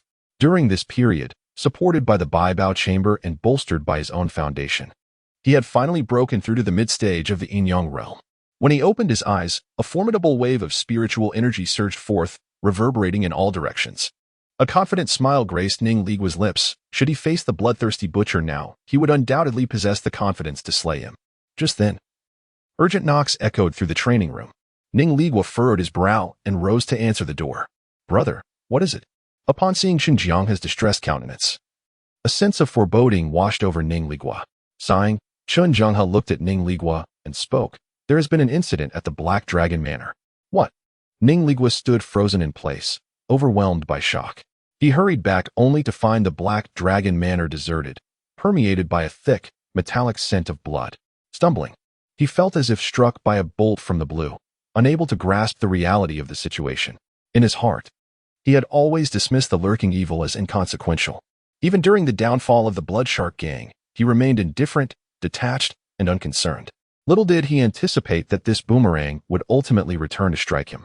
How could he have imagined that by merely closing a door, he would become a mere figurehead? "Ah, damn fiend! I shall not share the heavens with you." Ning Ligua's eyes bulged with fury as he roared to the sky, unleashing his impotent rage. The empire he had painstakingly built was obliterated in an instant. How could he not harbor resentment? At this moment, the Blood Knife sect was a mere shadow of its former glory. However, with the presence of Xue Tu, a mid-stage Yin-Yang realm practitioner, and the clandestine support from the Huang family, a new foundation was gradually taking shape. The infusion of fresh blood far outpaced the recovery of Black Dragon Manor. Yet, to restore its former pinnacle would require considerable time. Upon hearing the news of Black Dragon Manor's annihilation by the fiend, Xue Tu laughed heartily. "Ha ha, Ning Ligua. The wheel of fortune turns. This year, it's your turn. Ha ha ha. What a delightful turn of events." Although he too harbored a deep hatred for the fiend, witnessing Ning Ligua's downfall brought him immense satisfaction. Evil must contend with evil. Alas, had Ning Ligua remained at Black Dragon Manor last night, he would have met his demise as well. If Ning Ligua had perished, it would have truly been a cause for universal celebration. In Qishan City, many remained unable to process the destruction of the Zhao family in Black Dragon Manor. Suddenly, they noticed an influx of unfamiliar faces pouring into the city. Clearly, news of the Qingshan ancient tomb had spread far and wide. As time passed, more and more visitors arrived from all directions, igniting an unprecedented surge in activity within Qishan City. Restaurants, inns, and even entertainment venues were bursting at the seams. Experts from both the Yin and Yang realms were ubiquitous, with some even at the Yin-Yang realm level, and there were whispers of Dao platform realm practitioners as well. Under pressure from the growing chaos, the four major factions had no choice but to dismantle their checkpoints. The revelation of the Qingshan ancient tomb had entirely escaped their control. At the Ba Fong Lai Tavern, renowned as the largest establishment in Qingshan City, the place was teeming with patrons, with every seat occupied. Alas, with so many experts flooding in, even a mere bowl of soup will be hard to come by. Observing the countless unfamiliar faces, some of the locals could only shake their heads in exasperation. Just then, a young man clad in yellow rose from his seat, his voice, enveloped in spiritual energy, resonating throughout the tavern. "Esteemed guests, please quiet down." The cacophony within the tavern gradually subsided, and all eyes turned toward him. Suddenly, the atmosphere shifted. At the table, there were about 10 individuals, and to everyone's astonishment, they were all practitioners of the Yang realm, including the young man in yellow. Among them, one had reached the pinnacle of the Yang Wheel realm. The assembly was truly splendid. A young man clad in yellow raised a bounty notice, revealing the likeness of an extraordinarily handsome youth. The reward was set at a staggering 100,000 spirit stones, accompanied by a 4th-grade martial art and a 2nd-tier internal cultivation technique. Surely, there must be locals present? Might you enlighten us on whether this bounty notice remains valid? The young man in yellow proclaimed. Indeed, it remains valid. An expert from Qingshan City responded. Though the Black Dragon Manor has been obliterated, the Ning Kingdom still stands. The continued existence of the bounty against Ning Xiaotian implies its validity. Many experts from the outer city brightened at this revelation, their ambitions stirred. Such a bounty would be exceedingly coveted in any city. However, the people of Qingshan City scoffed. If you wish to eliminate Ning Xiaotian, you must possess the requisite capability. Subsequently, someone recounted tales of Ning Xiaoyan's exploits.